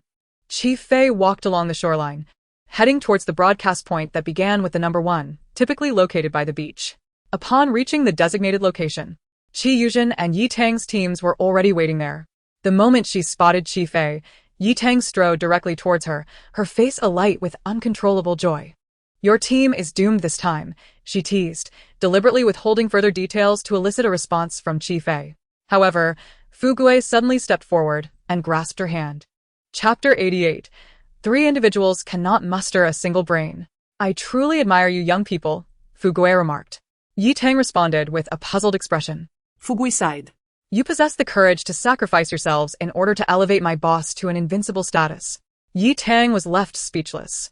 The director's team exerted every effort to focus everyone's attention on the announcement. All eyes turned towards the broadcast, where Director Zhang's voice rang out, hoarse from exertion. Today's activity is related to marine products. On the various islands of our nation, fishermen earn their livelihood by relying on the mountains and the sea. There are numerous industries derived from the ocean, such as kelp, dried goods, seafood, and more. To provide everyone with an experience, our activity today is to dry kelp. Please look behind you. Behind them stood a towering pile of kelp, resembling a small mountain. Each piece was as long as a person, hefty and substantial. You have half an hour. The team that dries the most kelp will win. We hope everyone will participate enthusiastically, as the prize is the abundant resources behind me. Half an hour? And we have to follow team rules? Only Sister Fei's team consists of 3 people, one of whom is disabled. Disabled? Lu Ji interjected. Are you going to insult me again? Director Zhang, why not just write targeting Sister Fei in the rules? The barrage of comments reflected the viewer sentiment, many feeling that the director's team was deliberately targeting her. Seriously? Can we even cheer for her? Chi Fei is bound to come in last, right? If anyone doesn't need a brain, they can donate it. Only 5 teams were present, quickly establishing their order of participation. The first group comprised 3 teams. The beach had been divided into 3 sections, each filled with racks for drying kelp. The kelp would later contribute to the resources available. Yi Tang ambled over, glancing at Chi Fei with a grin. Oh, dear, your team has only 2 laborers? She chuckled. How pitiful. Indeed, unlike your team, which boasts 3 useless individuals. Chi Fei retorted. Yi Tang shot back. Our numbers surpass yours. You're just envious. Numbers? 3 people cannot even assemble a single brain. Is that impressive? Chi Fei shot her a sideways glance, preparing to do squats. Step back. Don't hinder my performance. Yi Tang's face turned pale with anger. This time, she was determined to surpass Chi Fei, wishing to earn her respect. All right. The morale in Yi Tang's team surged. Meanwhile, Lu Ji had already rolled up his sleeves, only to be halted by a gentle touch on his arm. I can handle it myself, Chi Fei asserted. You wouldn't be of any help. Don't say you're here to dry kelp. The kelp would rather leap up to dry you. With that, she moved ahead.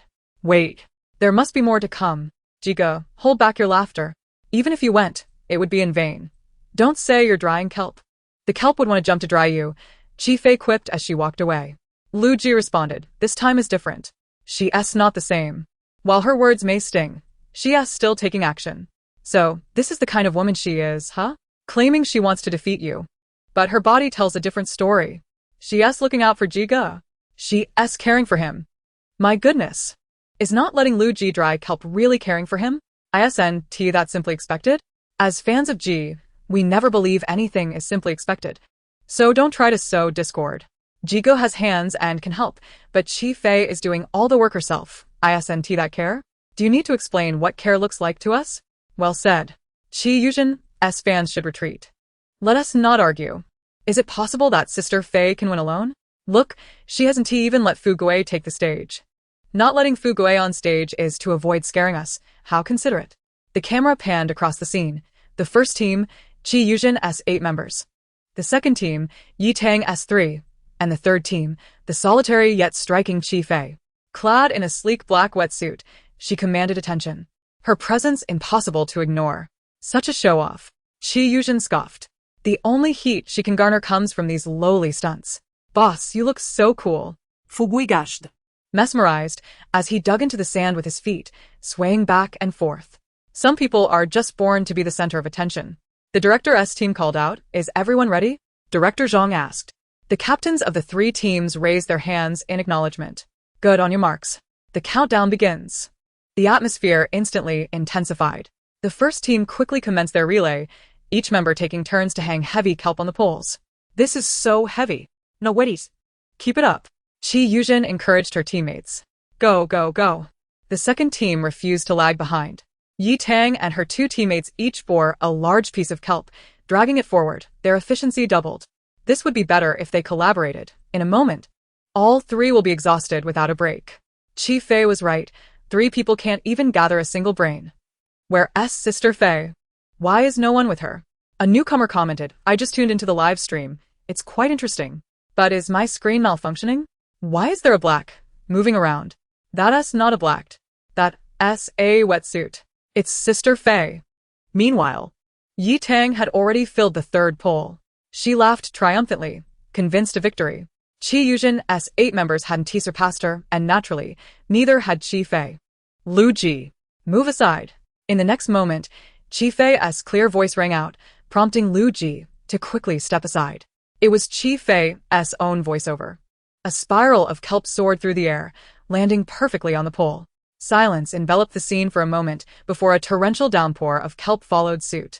Chapter 89. It possesses the essence of Indian flying bread. Chi Fei twirled a piece of kelp in each hand midair. It is akin to the cloth of a 2-person show. It bears a hint of Indian flying bread's essence. Her voiceover was precise as she dashed around, dropping a piece with each call. Oh no, hurry. Let's move. Chi Yuzhen shouted, her mind racing as the other 2 teams frantically exerted themselves. By the time they reached the 3rd row, Chi Fei had already stacked her kelp to the 9th row. As they climbed to the 4th, the kelp rain was cascading down to the 15th row, growing increasingly intense. This is utterly absurd. If she had not been a member of the discus team, I would eat noodles with my feet while standing on my head. Sister Fei, please tell me you were never on the discus team. I am currently residing in this live stream, eager to witness the acrobatics performed above. Director Zhang, in a fit of frustration, tugged at his hair, feeling utterly defeated. All this time, the focus was not on the number of people in Chi Fei's team. Chi Fei herself is the most significant one. At that moment, the assistant director glanced at him. In the next instant, his eyes widened in horror as he pointed at Zhang's head. Director Zhang, your hair. Zhang. A chill ran down Zhang's spine as he immediately reached up to touch his head. After a long search, he was heartbroken to discover that it had all vanished. His head now resembled a boiled egg. Ha ha ha, poor Director Zhang. Damn it, I've been laughing so hard that it attracted my homeroom teacher's attention. Wait a minute. The homeroom teacher. While I laughed heartily, I frantically patted beside me at the girl who was supposed to be my companion. Oh, are you all still alive up there? The assistant director was nearly in despair. Director Zhang, what should we do now? How would I know what to do? Zhang shouted in exasperation. Director Zhang, why are you asking me? I'm just a poor fellow without hair. I admit, I can no longer wield a knife. Let's just survive for now. We can deal with the rest later. Chi Fei was still far ahead. Chi Yuzhen gritted her teeth and suddenly signaled to Shun Hanji. Shun Hanji responded, puzzled. What do you mean? Seeing his confusion, Chi Yuzhen felt both frustrated and speechless. With a quick roll of her eyes, she pretended to trip over seaweed and suddenly fell to the ground. Ouch, that hurts. Shun Hanji's eyes brightened as he understood. He quickened his pace, placing the seaweed on the rack. Grabbing a massive piece of seaweed, he slowly dragged it forward. As he approached Chi Fei, he suddenly exerted all his strength, hurling the enormous piece of seaweed directly at her. What the hell? Has Shun Hanji become so bold as to provoke Chi Fei? He just slipped up. What are you barking about up there? If I don't imitate you, how will you understand? Is this really an accident? Before saying that, could you at least suppress your smiles? Shun Hanji put all his strength into that throw. After completing the act, he didn't rush to return to the competition.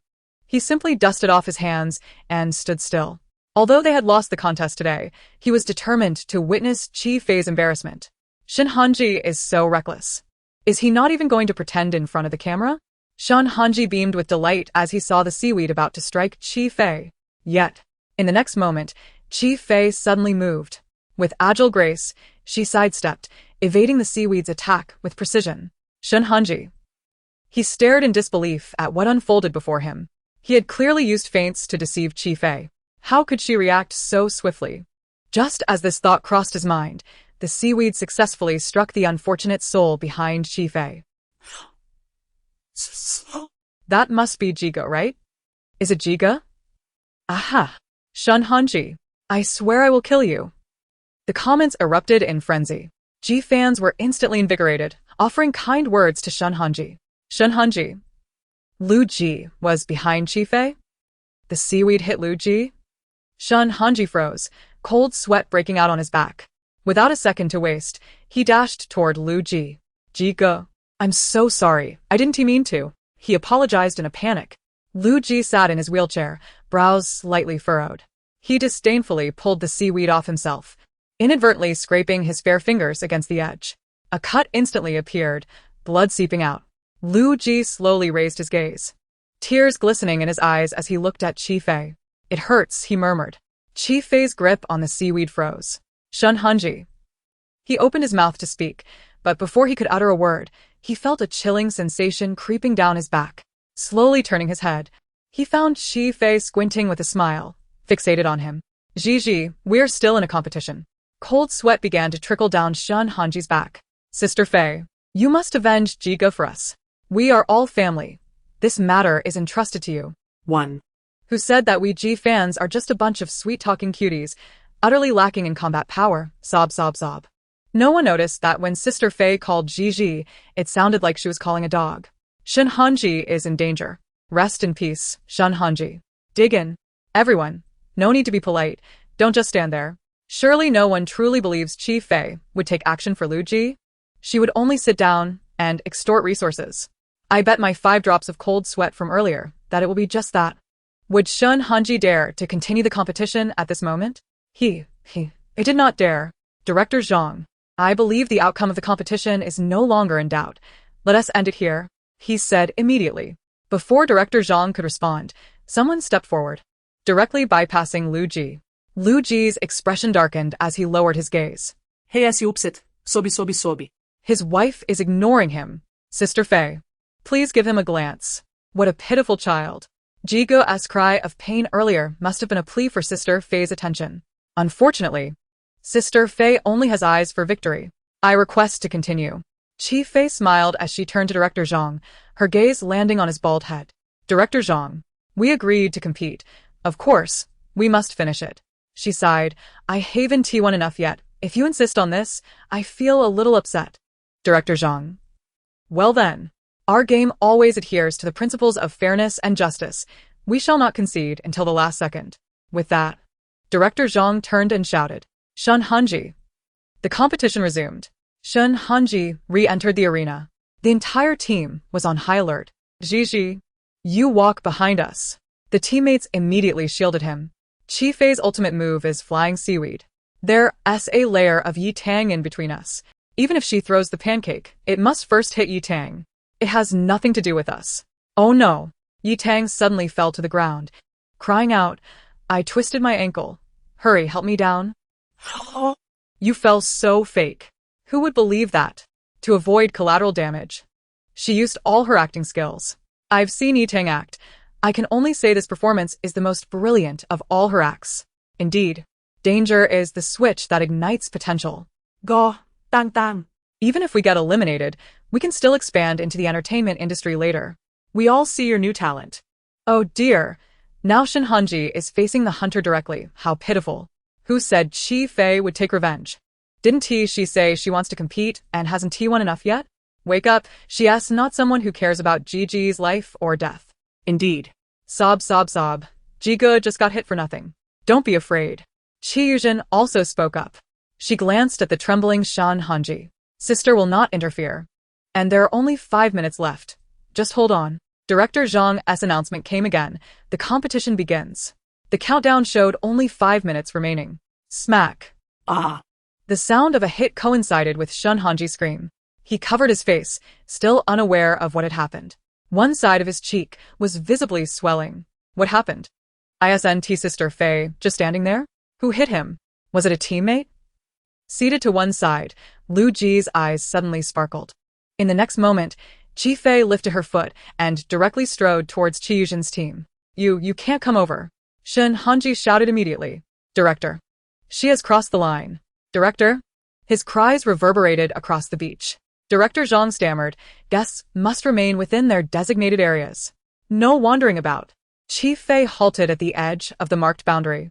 I haven't crossed any line, she said, shaking the kelp in her hand with a smile before extending her arm gracefully. Her elegant arm clad in a wetsuit waved in the air. Shun Hanji exclaimed. What? Whoosh. A shadow darted towards his face. It was the kelp. What the hell? The members of Qi Yuzhen's team fled in panic. However, it was too late. The kelp struck Shun Hanji's face with considerable force, measuring a full 6 meters long. With a swift motion, it continued its path towards Qi Yuzhen. Slap, slap, slap. Ah! Shun Hanji covered his face, running while cursing. Qi Fei, you wretched creature. How dare you?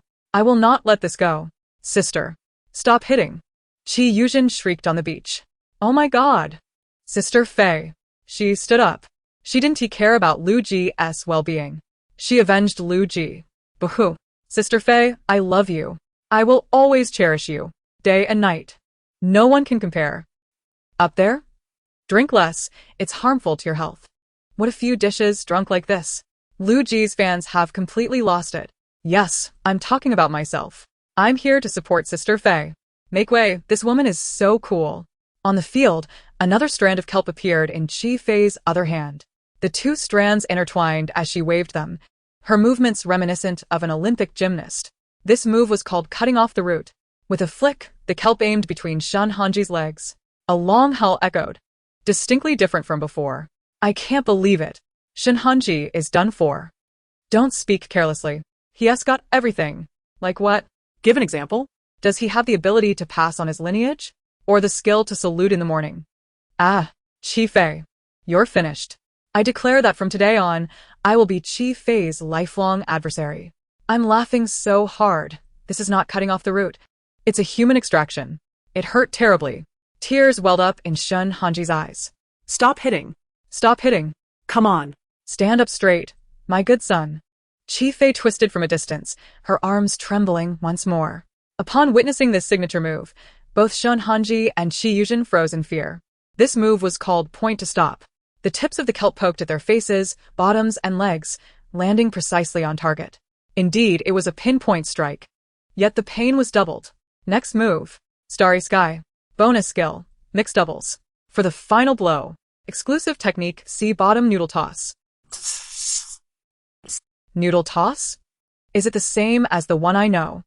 This name is extraordinary. I can't bear to watch.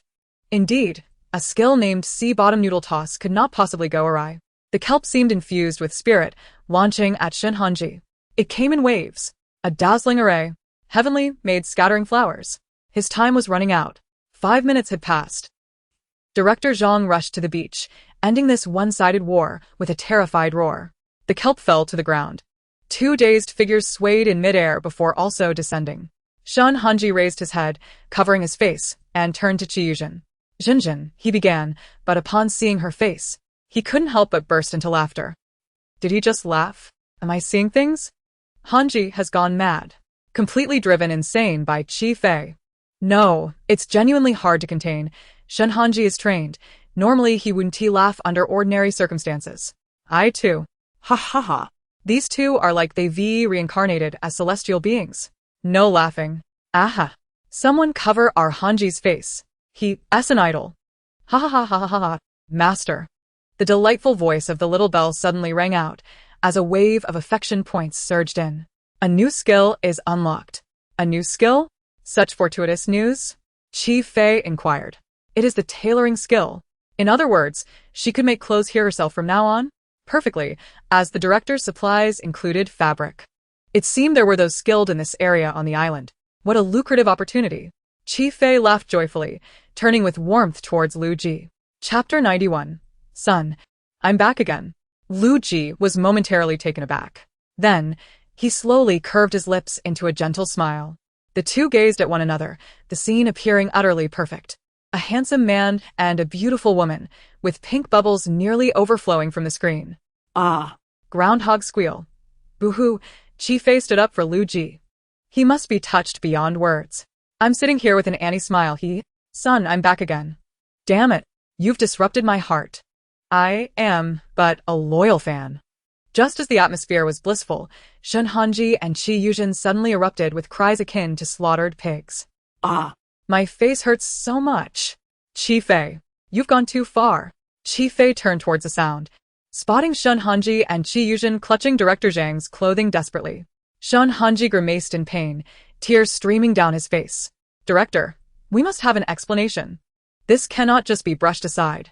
Chi Yuzhen's eyes flashed with a hint of malice, yet her tone remained pitiful. Sister is too arrogant and domineering. As she spoke, tears welled up. I am an actress, and Hanji is an idol relying on his looks. What are we to do after this? At this moment, Director Zhang felt overwhelmed. If he were to speak, it was clearly Shun Hanji's fault. Why on earth would he provoke that formidable Chi Fei? He even dared to injure Lu Ji, truly asking for trouble. Furthermore, if Chi Fei did not strike, would Lu Ji simply swallow his grievances? What a naive thought. Director Zhang raised his hand and patted Shun Hanji on the shoulder. Young man, try to be more open-minded. He hesitated, adding if there is blame, it would be for lacking skills. He chose to leave it at that and turned to organize the second round of competition with his assistant. What does Director Zhang mean? Is he fully siding with Chi Fei now? So much drama? Acting blind just to protect her? Shun Hanji struck first, but you all choose to ignore that, right? Oh, Chi Fei's fans are coming out? Why is it just you? Oh right. Your household register is just one page. You must feel quite lonely. I truly feel sorry for Chi Fei's fans. Her parents should have taken a 10-second walk back then to avoid her current solitude. Of course, I cannot compare to you. Your household register is an encyclopedia of animals. How impressive. Is someone up there spewing nonsense? Your words reek. If it comes to stench, you undoubtedly take the crown. Just one breath could attract dung beetles. I wouldn't believe the Guinness record without you. The barrage of comments flooded the screen, all filled with fans embroiled in conflict. Consequently, Shun Hanji and Chi Yu's dedicated fanbase secretly united, forming a special group chat. Gigi's little brain. The fans of Chi Fei have gone completely mad. What should we do now? Truly for you, don't worry. I have organized a team to create a chain of evidence. We will soon retaliate against them. Such an angel. Our posts will center around 3 main points. First, Chi Fei is shamelessly pursuing Lu Ji. Second, she deliberately torments Lu Ji. And third, she violently attacked Gigi and Jinjin during the competition. Sisters, we must amplify these 3 points. With so many fans of Lu Ji, surely someone will take issue with Chi Fei and speak up for us. Limited Gigi.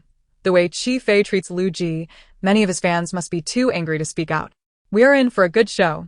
Ha ha ha. Upon hearing this, the group was flooded with the word received. The prominent fans rallied, urging all supporters to post insinuations against Chi Fei across various platforms. The previously extinguished flames of conflict were reignited.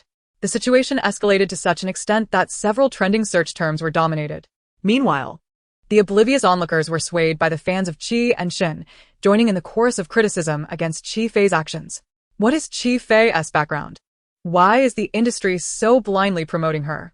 Within 2 hours, the phrase Chi Fei roll out of the entertainment industry surged to the top of the trending list, accompanied by an explosive red character. Chi Fei's fans hurriedly attempted damage control, but due to their lesser numbers and lack of organized leadership, even those with strong individual combat abilities found themselves at a disadvantage. Are these Chi Fei's fans? Pathetic, not a single competent one among them. Weren't they supposed to be so arrogant? And this is all they can muster? I could easily find a mosquito that is stronger than them. Chi Fei has been so eager to fawn over the film Emperor Liu, but when it truly mattered, did his fans even show up? Ha ha ha. This is who you support? Apologies, but Lu Ji's fans find you all revolting. At this moment, in Maple Leaf Media Company. Bang! Wu Xiaojun violently smashed a vase against the wall. Her chest heaved with rage. Chi Fei was a disaster. This time, the company would be brought to ruin because of her. The assistant, shrinking in fear, mustered the courage to speak, but her popularity is soaring, surpassing many top-tier artists. What good is high popularity? Wu Xiaojun scoffed. With her behaviors towards Lu Ji, do you think she can coexist peacefully with him after leaving the island? For now, she can only flaunt her power on that desolate island. But once the show is over. Before she could finish, the assistant's phone began incessantly ringing. Under Wu Xiaojun's murderous gaze, he gingerly picked up the phone and, in the next moment, exclaimed in shock, Sister June. What? What now? Wu Xiaojun nearly collapsed. Lu Ji's fans were stepping in. What? She was taken aback and quickly snatched the phone. Lu Ji's fans had entered the fray. Was it because of Qi Fei's recent antics that they could no longer be restrained? Who would dare to provoke such fans? Moreover, if they sought to expose Qi Fei, it would be exceedingly simple. Chapter 92. You are now my treasure. Wu Xiaojun's head throbbed painfully as she glanced at the phone in despair. The next second, her actions abruptly halted. What was happening? The screen was inundated with stunning photos of Qi Fei. Strangely enough, each photo bore the insignia of Lu Ji's fans. One marketing account had posted a blacklisting thread titled Qi Fei's past ugly photos, while Lu Ji's fans collectively took to the streets with comments like, Lu Ji commands, anyone can pick angles to blacken her. Thanks for the tip. Here's what Qi Fei looks like. Attached is a 9-grid photo. 66 handsome, sharing Qi Fei's beauty. Everyone is welcome to watch her in wilderness survival. Qi Fei's true fans cursed. Qi Fei is utterly disgusting. Is she capable of anything besides stirring up drama? Lu Ji, you're killing me. Isn't she supposed to be hunting, gathering fresh water, and acting justly? Attached was a photo of Qi Fei dancing wildly on the beach with 2 kelp strands, featuring the bold text acting justly. Below was a moving gif of Lu Ji gazing deeply at her. Shun Hanji's fans released a chain of evidence. Upon entering the island, Qi Fei had already struck Xi Ji once. And later, her actions escalated. All of this was captured on camera. Attached are the photos. Anger rising to the heavens is the sweetest. Need proof? Here are the videos. 1. Shun Hanji's remarks on freedom of clothing. 2. Shun Hanji repeatedly calling Qi Fei a shameless person. 3. Shun Hanji's slow-motion gif of him wielding kelp. It was Shun Hanji who struck first, intending to harm Qi Fei, who is weak and pitiful, and only retaliated out of desperation. Now, who is playing the victim? Who are you calling a Qiji? I'll share one too. Shun Hanji's but got burned. Not evidence, just a personal hobby. After reading this, Wu Xiaojun was at a loss. Were these people insane? Were they truly Lu Ji's laid-back fans? Were they not supposed to avoid conflict? The assistant also wore a face of disbelief. Were Lu Ji's fans actually defending Qi Fei? The two exchanged glances, falling into silence. Online. Shun Hanji and Qiu's fans had barely celebrated for 10 minutes when they discovered the tides had turned on all platforms. Countless posts suddenly sprang up like mushrooms after rain, logically coherent, meticulously thought out, and sharply worded. They were struck with fear by this overwhelming display of combativeness. Soon, they were in disarray, unwilling to concede defeat as they issued a final cry. Whose fans are you exactly? You can tolerate Qi Fei treating Lu Ji that way. We don't care what you think. We care about what we feel. We think Qi Fei is wonderful. At this moment, Qi Fei's fan group was in jubilant celebration. The number glaringly read 106. Initially fearing they would be overwhelmed today, they were unexpectedly bolstered by Lu Ji's fans. Tears streamed down their faces. It was incredibly touching. Just moments ago, they had been besieged, and had it not been for their timely arrival, they would have faced another day of failing to protect their beloved. We, the fans of Fei, must unite. I'm not saying this lightly, but 106 people is truly not enough, sisters. Trust in Sister Fei. Her fanbase will undoubtedly continue to grow. Once this matter concludes, Lu Ji's superfan immediately reported in the group, the plan to protect the sister-in-law has been successfully executed. Oh yeah. Upon hearing this, other Lu Ji fans immediately chimed in. Sister-in-law? For Lu Ji's sake, let us give you a chance to rephrase that. For Lu Ji's sake, our group is a place for free speech. We will never force you to say insincere words. Do you see my knife? Emoticon. Wait until I finish my smoke, and you will know why the flowers are so red. Emoticon. Close your eyes. Let me give you a surprise. Emoticon. What a coincidence. Someone just said that, but she is already dead. Emoticon. For Lu Ji's sake. For Lu Ji's sake. I stared at the endless stream of knife emojis in the group, feeling disillusioned. With a face that seemed to see through worldly matters, I declared, that comment wasn't tea from me. It was my cat jumping on the keyboard. Qi Fei is an ally. Just an ally. Please put down your knives. Oh. What knife? That picture was sent by my hamster.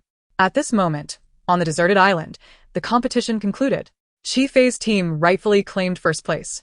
Striding towards Lu Ji with an air of arrogance, under the envious gazes of the other participants, Qi Fei extended her free hand, voluntarily assisting Lu Ji with his wheelchair. The exuberant Fu Gui rushed over, saying, "Boss, let me carry the supplies." Stretching out his hands, he aimed to take the supply pack. Chi Fei swiftly stepped aside and said, "No need, you can't lift it." Fu Gui, feeling aggrieved, stomped his feet. Impossible. "I'm nearly 2 meters tall. With all this muscle, how could I possibly be weaker than you?"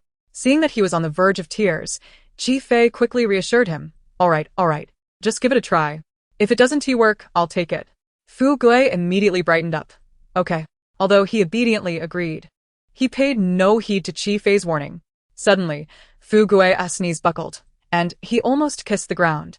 Chi Fei, quick as a flash, steadied the large bag, exclaiming, "See? I told you." Fu Gui gazed at Chi Fei, his eyes filled with admiration. Boss. "You are my savior. Could it be true?" Fu Gui couldn't lift the heavy bag, yet Chi Fei managed it with one hand. Upon reaching the campsite, Chi Fei placed the supplies on the ground, preparing to sort through them. Lu Ji, maneuvering his wheelchair, positioned himself beside Chi Fei. He lowered his gaze to admire her profile, a thought crossing his mind. Instantly, an image of Chi Fei standing up for him with 2 pieces of seaweed flashed in his mind, softening his demeanor. Here it comes. The moment I've been waiting for. Is it the time for a direct approach? Lu Ji, go for it.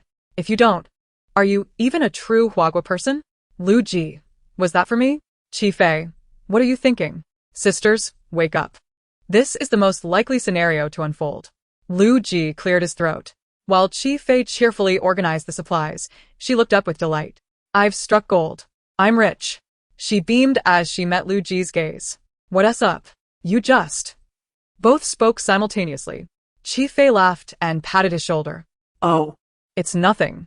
You should be the one thanking me. Lu Ji, step aside, I knew it. What a letdown. The steel-hearted woman may be late, but she arrives nonetheless. Will we ever see the day when peach blossoms bloom?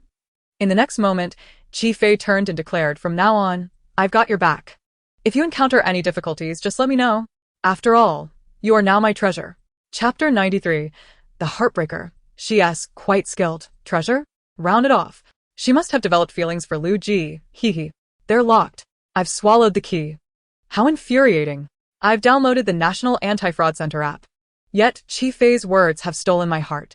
Your heart and tea worth much upstairs. The focus is on Lu Ji, who is now even less valuable. Woe is me. Oye? Fu Gui. The boss has so many employees, yet she only refers to Lu Ji as her treasure. It's simply enviable. However, the other party didn't share this sentiment. Although Lu Ji initially smiled faintly at her words, he quickly became alert. Why is he your treasure? He asked directly. No way. I've finally awaited this penetrating question. My anger is rising. I don't care, as long as I believe this is real. Come on, let me brace myself for Chi Fei's blow. I'm ready. Fu Gui looked at Chi Fei with eager anticipation. Chi Fei paused, turning to meet his bright eyes. Why are there so many questions? She said with a smile. Her gaze as affectionate and gentle as if gazing upon a vast treasure of spirit stones. Her soft lips parted to explain. What I think in my heart is what I say. Lu Ji was momentarily taken aback, his gaze intensifying. A voice in his head reminded him. The birthmark hasn't been confirmed yet. The birthmark hasn't been confirmed yet. But she called him treasure, hasn't he it? Is it the meaning I think it is? I might just faint from excitement. Family. She's quite skilled at this. She's reeling him in. Has she suddenly unlocked a vital channel? Family, should I dare to believe? Shun Hanji. How could you bear to act like a monster in front of Chi Fei? Return her money. Regarding Shin Hanji. 1 cup of milk tea has brought shame for a lifetime.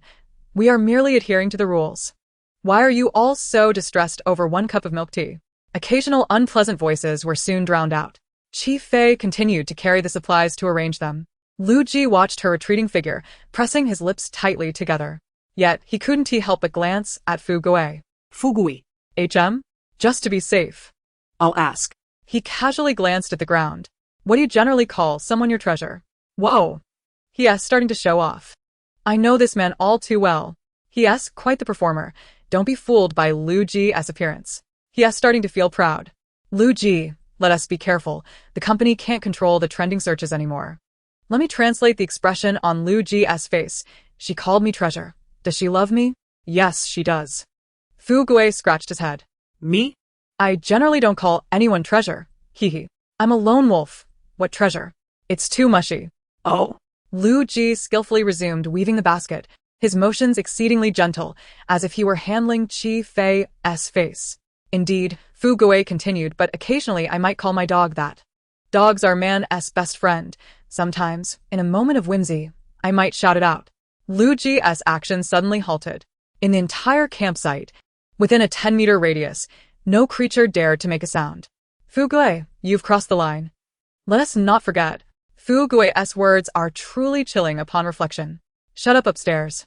I'm already scavenging for candy in the glass shards. Don't ruin my last bit of joy today. Lu Ji turned his head, narrowing his eyes at Fu Gui. Fu Gui shivered. Suddenly realizing the ambiguity of his statement, he hastily added, I just meant myself, not the boss. The boss definitely doesn't mean it that way. He desperately wished to be called treasure by the boss. Lu Ji smiled but remained silent, throwing the woven basket aside with a thud. Lu Ji, if you have the capability to throw it on the ground, don't toss it into the bushes. Are you afraid it might break and you'll get punished? Fu Gui felt a chill run down his spine. At that moment, footsteps suddenly echoed from the entrance. Fu Gui. He sighed in relief and seized the opportunity to escape. Oh, you arrived just in time. Fu Gui shot forward like an arrow, but before he could reach the person, he retreated, casting a disdainful glance. Why is it you? Yi Tang. Is there something wrong with this person? Yi Tang huffed and stepped inside. What is wrong with me? Can I come here? Upon catching sight of the figure in the wheelchair, Yi Tang instantly perked up. She quickly tidied her hair and clothes, approaching with a smile. Louis. Lu Ji turned his head, lazily glancing at her. Yi Tang was dazzled by his stunning looks, feeling lightheaded. However, upon noticing the injury on Lu Ji's finger, she snapped back to reality. Lu Ji, why hasn't your injury been bandaged yet? She frowned. At that moment, Fu Gui approached. Lu Ji's wound has scabbed over. It doesn't require bandaging. Oh, a rare visitor. Chi Fei's clear voice suddenly interjected, capturing everyone's attention. If it weren't for the camera still rolling, Yi Tang would surely have given Chi Fei an eye roll on the spot.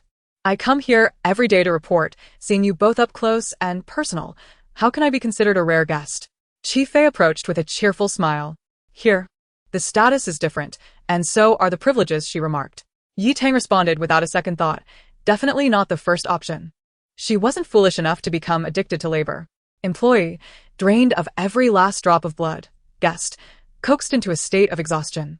A pit unresolved leads to another pit arising. Let us cease all chatter and observe a moment of silence. Come. There's a prize for guessing what Yi Tang will encounter next. Chapter 94. Regret for a day, if not watched. Regret for a lifetime if watched. Yi Tang scrutinized Lu Ji's hand, ensuring it had truly scabbed before she felt a semblance of relief. Just as she turned to leave, Chi Fei caught her arm, her wide eyes blinking playfully. You've come all this way, especially during the festive season. I want to leave. Yi Tang insisted. Attempting to spin away.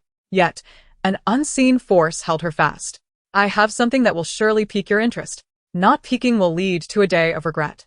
Watching will lead to a lifetime of regret. Don't look, Yi Tang. Do you know what it is? I don't know, but as long as we know the outcome, we can reverse engineer the process. The outcome is Yi Tang, leaving her pants behind at Chi Fei's camp. Ultimately, Yi Tang could not resist the allure. Half pushed, she was drawn to the large supply bag. Chi Fei squatted down, excitedly pulling out a giant piece of seaweed. Yi Tang stared, wide-eyed. We already have this. I won't buy it. Is that so? Chi Fei gently shook her head, her expression one of regret. I specifically requested this from Director Zhang just for you. She tenderly caressed the seaweed. This seaweed has felt the caress of ocean winds and swum in the deep sea. Stop right there. Yi Tang scoffed. Flowery words will not sway me. Abandon such thoughts. I absolutely refuse to buy this seaweed today. In the end, it fell into Lu Ji's embrace.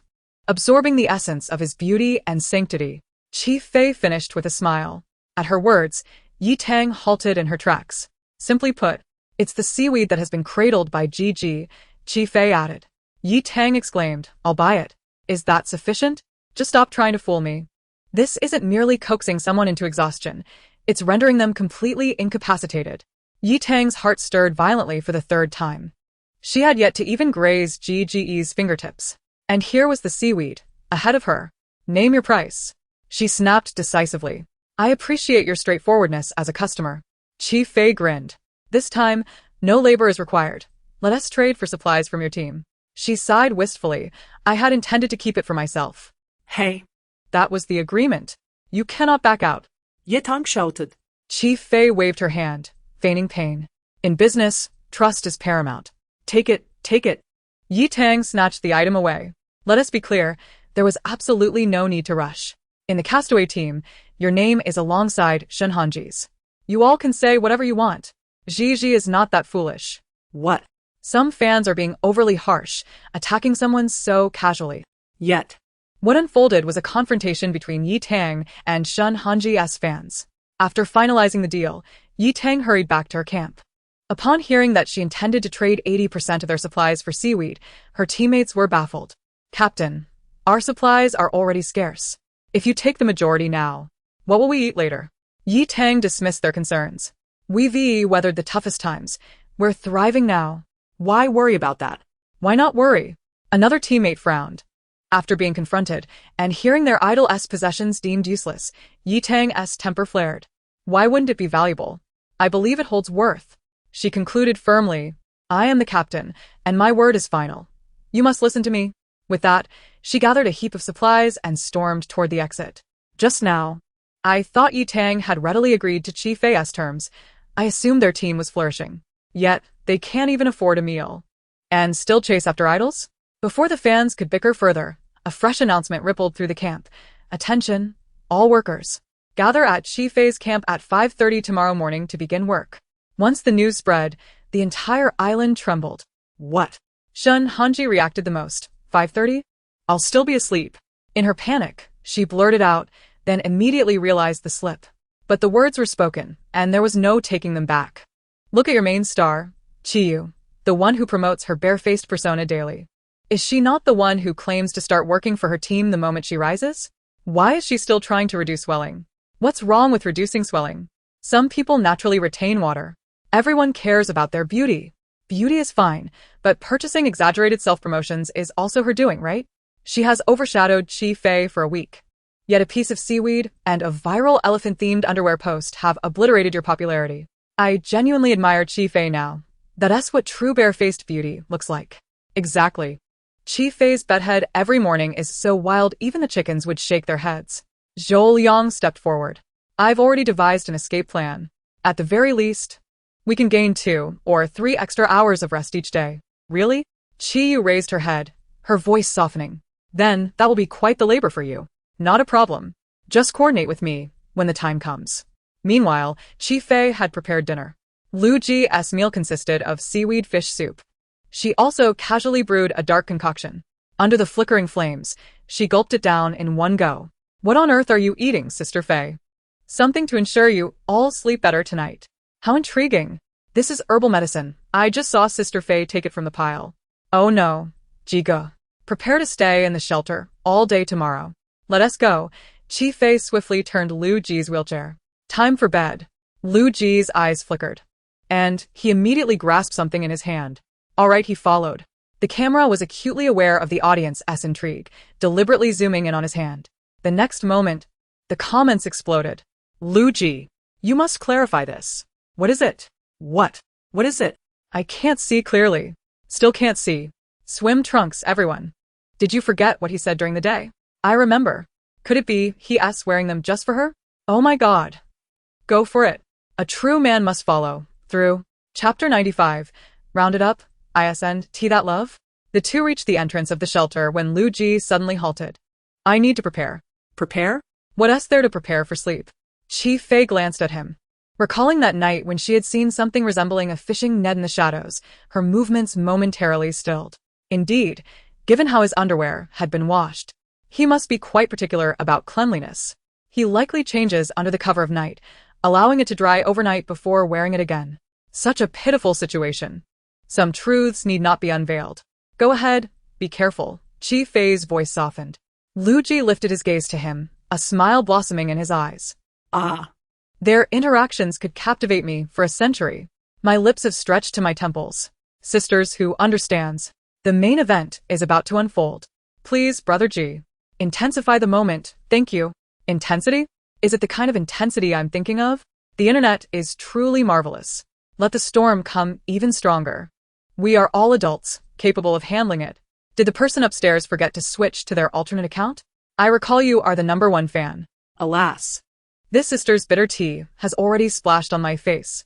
The camera quietly drew closer to Lu Ji. He turned his wheelchair to gaze at the exterior wall of the shelter. The moonlight cast his tall figure upon the wall. He slightly tilted his body to glance, then rotated his wheelchair to the other side. Finally, he rested his chin on one hand, the other hand nonchalantly holding his swim trunks, exuding an air of languid elegance. What is Gigi doing? It doesn't matter. He is so handsome. Just another day of screen admiration. This man has finally learned to use his face correctly. I've noticed that as long as Brother G is not beside Sister Faye, he appears exceptionally handsome. Oh no, my keyboard is soaked with drool. Why is the floor strewn with bitter tea? Sisters, please pay attention to your image. Brother G has started to lead the way. How can we, as fans, lag behind? I must say, he seems to be changing positions. No need to speculate. As a certified fan, he definitely is. His profile is the most stunning. I would stake my 5 years of fandom on it that when he enters the room, he will undoubtedly do so in this very pose. In the next moment, the wheelchair glided into motion. A figure moved gracefully through the darkness, maintaining that casual pose of resting his chin on his hand. With a swift motion, he entered the shelter. The drone was about to venture inside when, abruptly, a grass curtain was drawn. It effectively blocked the drone from entering. Everyone. The director widened his eyes at the screen. That hand just now belonged to Lu Ji, right? Did he just block the view? What is he doing? Has he lost his mind? He is alone with that formidable woman, and yet dares to draw the curtain? I think it's fine, the assistant director whispered. After all, Chi Fei is quite good to Lu Ji, at least compared to how she treats others. I think so too, a staff member cautiously chimed in. She spoke so gently just now. Yes, rounding it off, ISNT that just love? I mean, team spirit? The director was flabbergasted. He looked around. Do you want us to die faster? Huh? He stood up, angrily shouting. And you dare to gossip? Have you all gone mad? The crowd shrank back, nervously denying. We didn't gossip. Enough, all of you get out. The barrage of comments turned into a sea of tears. What does Brother G mean? We've known each other for 10 years. ISNT that familiar enough? What's wrong with seeing something outsiders shouldn't? Exactly, if Brother G wants to see it, I can perform too. I don't consider him an outsider. Drone, hold your position. You absolutely cannot leave. How proud can I be? Not strong enough, okay? Inside. Lu Ji's voice resonated. Can you hear me? Sisters, turn it up to maximum volume. If possible, play it on Bluetooth speakers. It's very clear. Thank you for the reminder, sisters. You all seem to have a serious problem. What? You should know your limits, alright? The internet is not a lawless land. But it's really quite entertaining, don't scold me. I just slightly rocked the boat. Tonight's live stream of fans is truly unbearable. Let us take a good look at your devoted dog-like behavior, TSK. Fans retreat. I accidentally clicked in, immediately retreating. Hurry as per the law. Have you waited long? His low voice flowed through the night. He added, it's all right, the curtain is drawn. It's just the two of us here. Here. Only. You two. What is everyone doing? Ugh. Brother G, please don't. You wouldn't really, would you? Everyone, just a playful moment. Don't take it too seriously. Even if Brother G might feel something, do you think Chi Fei in her manner could allow his inner feelings to blossom? No way. Rest assured, I'll sever it with a steel beam. I feel like today won't be like that. The atmosphere is truly different today. Amidst the collective anticipation, silence reigned for a full minute. Within that minute, the fantasies of the comments had circled around. Could it be that a child was born? Did you hear what you just said? I think it sounds like it, but it's not. Then, with a swift motion, the curtain was drawn back. The drone surged forward, nearly colliding with Lu Ji. Thus, the close-up of Lu Ji's features became exceptionally clear. Wow. He's incredibly handsome. Even those who aren't fans feel like the screen might explode. Truly, those eyes are mesmerizing. I'd like to jump off a cliff onto his nose. Wait. He seems a bit unhappy? Not just a little, what happened? Brother G's expression is off. After Lu Ji silently drew back the curtain, he collapsed onto the bed. Less than a meter away sat someone, Chi Fei. She was in a lotus position, eyes tightly shut, seemingly meditating. Yet, the thunderous snores were impossible to ignore. Lu Ji glanced again, confirming that Chi Fei was completely fast asleep, speechless for a while. Just half a minute outside, and she is already in a deep slumber. Still seated, even snoring. How many times in a lifetime does one experience such infantile sleep? Especially occurring while sharing a bed with a man. What does this signify? Lu Ji's face darkened entirely. Little Bell screamed inside Chi Fei. Wake up. Master? Your darkening value is at 80. Don't sleep. Don't sleep. Silence. Chi Fei suddenly snapped, causing Little Bell to fall silent. Someone nearby instinctively sat up. Little Bell watched in disbelief as the villain's darkening value dropped from 80 to 20, then stubbornly climbed back to 21. Little Bell. It quickly checked its master's mental realm. Still asleep? So just now was it merely a sleep talk? At this moment, the master is not attacking the villain. How did the villain's darkening value drop on its own? This one do. I must have a good talk with the master tomorrow. Meanwhile, Chi Fei mumbled again. Lu Ji, sleep well? Hee darling. Luyi? The darkening value dropped to 0. Little Bell. Say more. If you can talk. Then say more. Clarify. What, darling?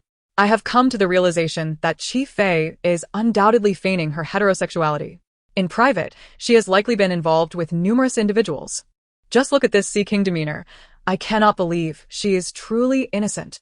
Lu Ji slowly approached, gazing intently at her for a couple of seconds. Who is the darling? He inquired.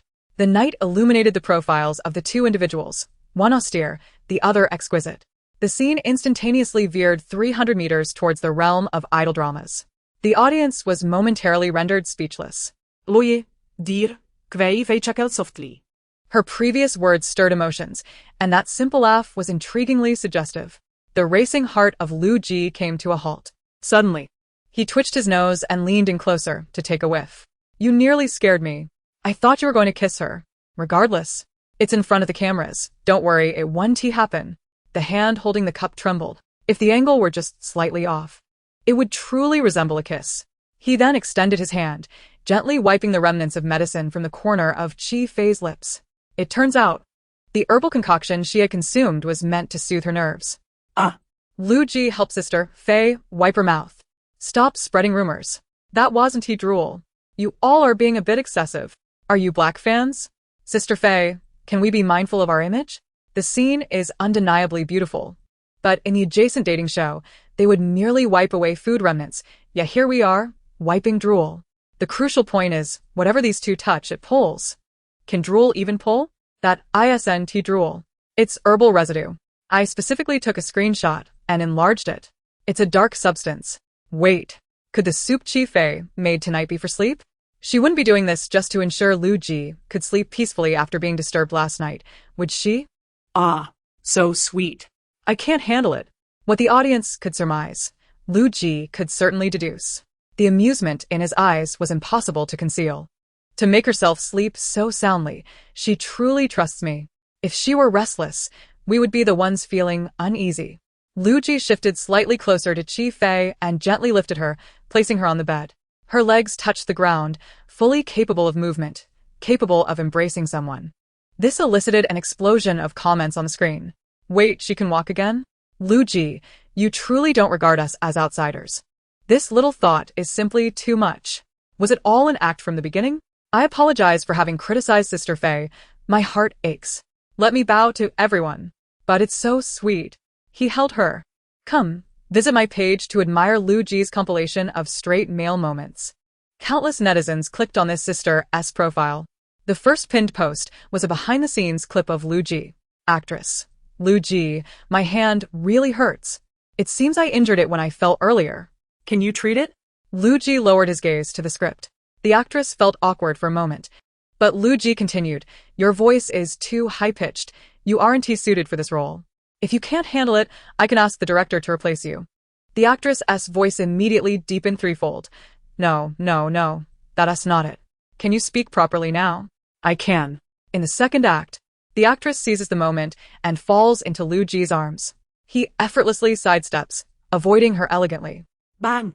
Then came the actress's wail, followed by the rush of the entire crew. Lu Ji waved his hand and walked away, obscuring his contributions. In the third act, Lu Ji, do you think my eyebrows are symmetrical? The actress leaned in, stamping her foot. I dislike this eyebrow shape. The makeup artist refuses to change it. Lu Ji smiled and stepped back. Don't blame the makeup artist. She did her best. The actress exclaimed, Lu Ji, what are you saying? You just enjoy teasing me. Lu Ji smiled and retreated further. I don't like joking. But if you poke my eye with that plastic nose again, I won't hold back. I can't believe my eyes. I can't believe this is the same Lu Ji who is acting like a fool on the island. Have you been possessed? Indeed. Differential treatment is humanity's ultimate trait. This isn't just differential treatment. This is blatant double standards. I'm curious how Chi Fei would respond if she told Lu Ji his eyebrow shape was wrong. You're overthinking it. It should be Chi Fei saying, your eyebrow shape is wrong, and then pulling out a 40-meter-long cleaver to fix it. Lu Ji set her down and covered her with a windbreaker. Suddenly, he froze mid-motion. His gaze swept over Chi Fei's face, the dark hue only visible to him. After a few seconds, he spoke, while Chi Fei is asleep. I should burn the shower card. Who is he talking to? Is he talking to himself? Is Lu Ji finally going to take his revenge? Oui. You're not capable. You only dare to boast when she is asleep. Have the courage to say it while she is awake. You wouldn't dare. A sharp reprimand echoed through the air. Then, with a thud, Chi Fei's fist nearly smashed the bed. Lu Ji said, joking aside, you want to feast while the rest of us merely observe. Sister Fei drank the calming herbal medicine, yet hasn't he forgotten her little business? I believe it. The essence of a shrewd merchant is ingrained in her. Lu Ji knelt by the bedside. The shower card is our team's property. I merely wish to burn it and replace it with a marked, anti-theft version. What do you think of this idea, Sasa? The last two words were gently spoken, nearly whispered into Chi Fei's ear. Little Belle, did he just call the wrong name? No, Sasa sounds so familiar. Where have I heard that before? Oh, dear. Isn't that the name the master uses in the cultivation realm? How could the villain Lu Ji know this? Little Belle was utterly astonished. After a moment, Chi Fei nodded, sleepily affirming, yes. Chapter 97. What game are you playing? Lu Ji's actions halted. His gaze darkened considerably, tracing the contours of Chi Fei's face. The drone buzzed eagerly, yearning to move closer and eavesdrop. Little Belle shrank smaller within Chi Fei's consciousness. It was terrified. The atmosphere felt reminiscent of the day the master tricked Shun Hanji out of his shower card. After a while, Lu Ji finally moved again. He leaned forward, gently grasping Chi Fei's wrist. He then pinched her fingertip, pressing it against his palm. His voice was low, almost coaxing. Shall we sign and seal? It was as if tempting her. Once the signature is affixed, this shower card will be safe. Those workers are all ours. Chi Fei evidently reacted strongly to the last statement. Mine, she declared resolutely. Lu Ji replied, very well, it's yours. My goodness. What game are you playing? What game? Only Lu Ji would be willing to play this while Chi Fei is asleep. Who says this isn't love? Who said that? Sister Fei. Even if I drink the calming soup and fall into a deep sleep, what is rightfully mine remains mine. You shall not take advantage of me. But Lu Ji is so pampering. Isn't it just the shower card and supplies? You can have them. Sorry, my devoted fan account is officially over. Let me succumb. You all are truly insane. Are you serious? Then count me in. Chi Fei, satisfied and comfortable, sprawled out. With a simple wave of her hand, she pressed against Lu Ji's palm. The motion began to descend. Lu Ji bit his lip, holding his breath as he watched his hand. Little Belle, this must be a conspiracy. The master is now signing, and it certainly isn't Chi Fei. Wouldn't that reveal the truth? The villain, as sharp as ever, would surely explode if he discovered that his secretly married wife had been swapped out. Yet, despite Xiaoling's frantic shouts, Chi Fei remained silent, her fingers continuing their dance across the paper. A flick. Lu Ji's gaze sharpened. Would it be Chi or Si? Everything hinged on the next stroke. Soon enough, Chi Fei made her move, drawing a straight line downwards. Louis frowned. This seemed unrelated to either character. What was this word? Then, with a sly smile, Chi Fei finished with a few quick strokes. Lu Ji's eyes followed, and on her fair fingertips, he slowly beheld two unbelievable characters. Fool. The air fell into a prolonged silence. Lu Ji, This is a contract. Can one sign it so casually? Do I really appear so foolish? Are you attempting to deceive me? Rebound, rebound, rebound. Lu Ji, bullet comments. Let us disperse, or else.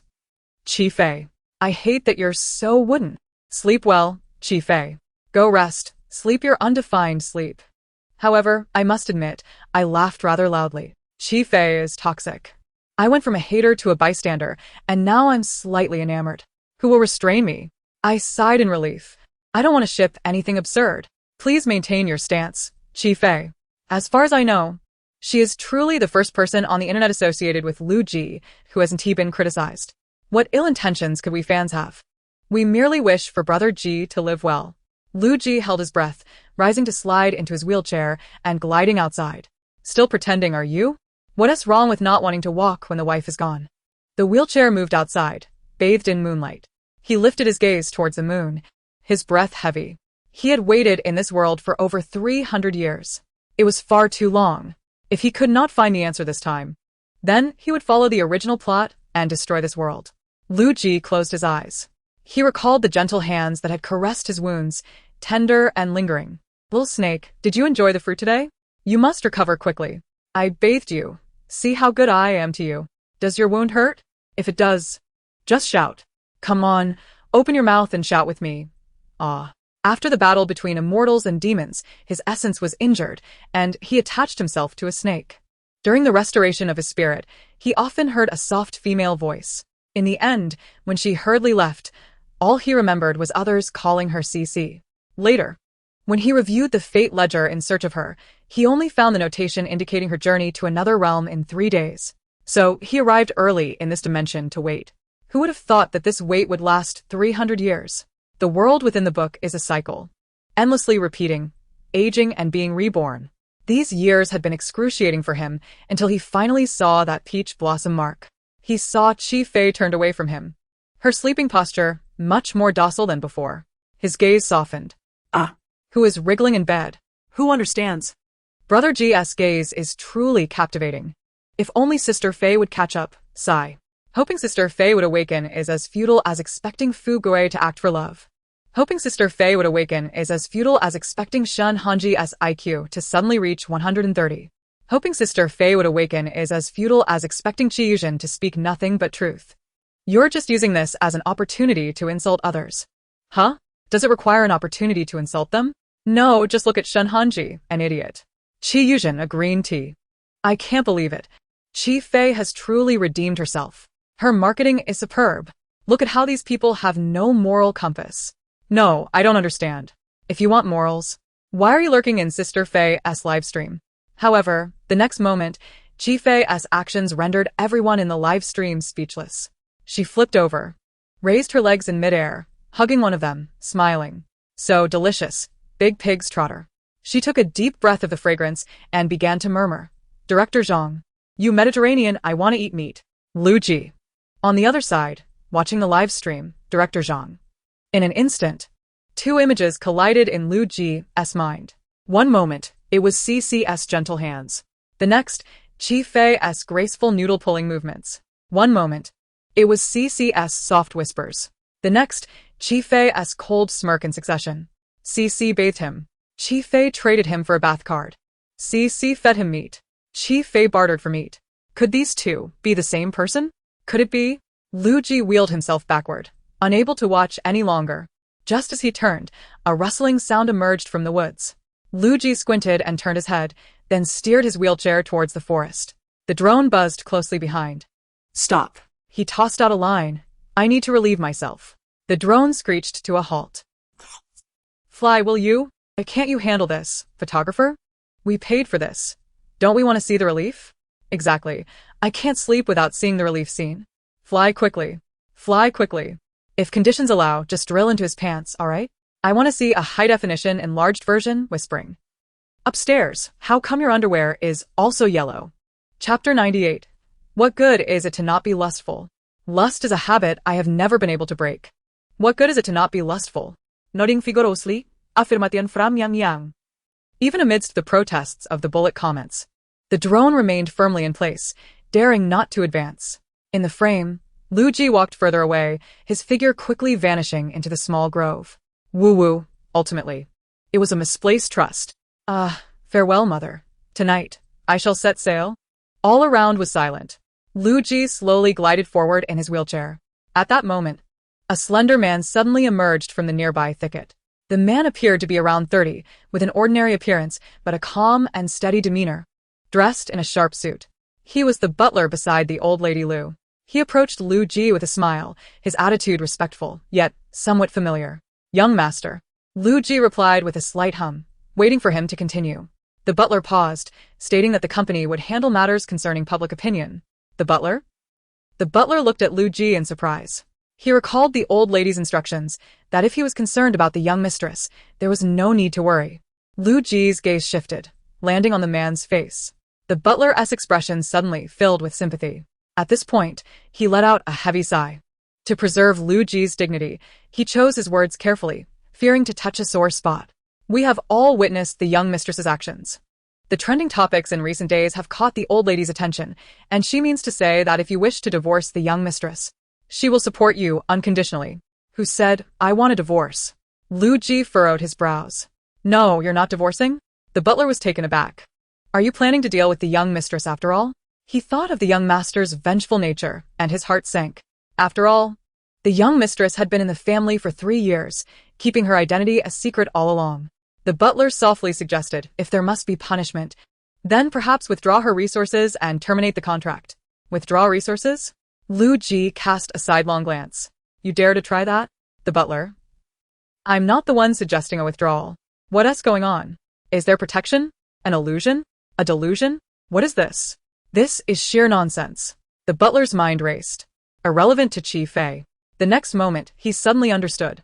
The old lady has always desired for the young master to take over the family's business affairs. Yet her wishes have been repeatedly denied. All the funds are provided by the Lu family. Is it possible that the young master, not wanting the old lady to witness his failures, is stubbornly persevering in this endeavor? Contemplating these thoughts, the butler felt a surge of pride and an indescribable emotion welling up within him. This robust man found himself on the verge of tears. When has his young master ever endured such hardships? His lips trembled, and his voice choked with emotion. Young master, our family has ample funds. We can afford losses. Please do not suffer in silence out of pride. Lu Ji felt perplexed. He furrowed his brow, realizing he had not been keeping up with gossip news.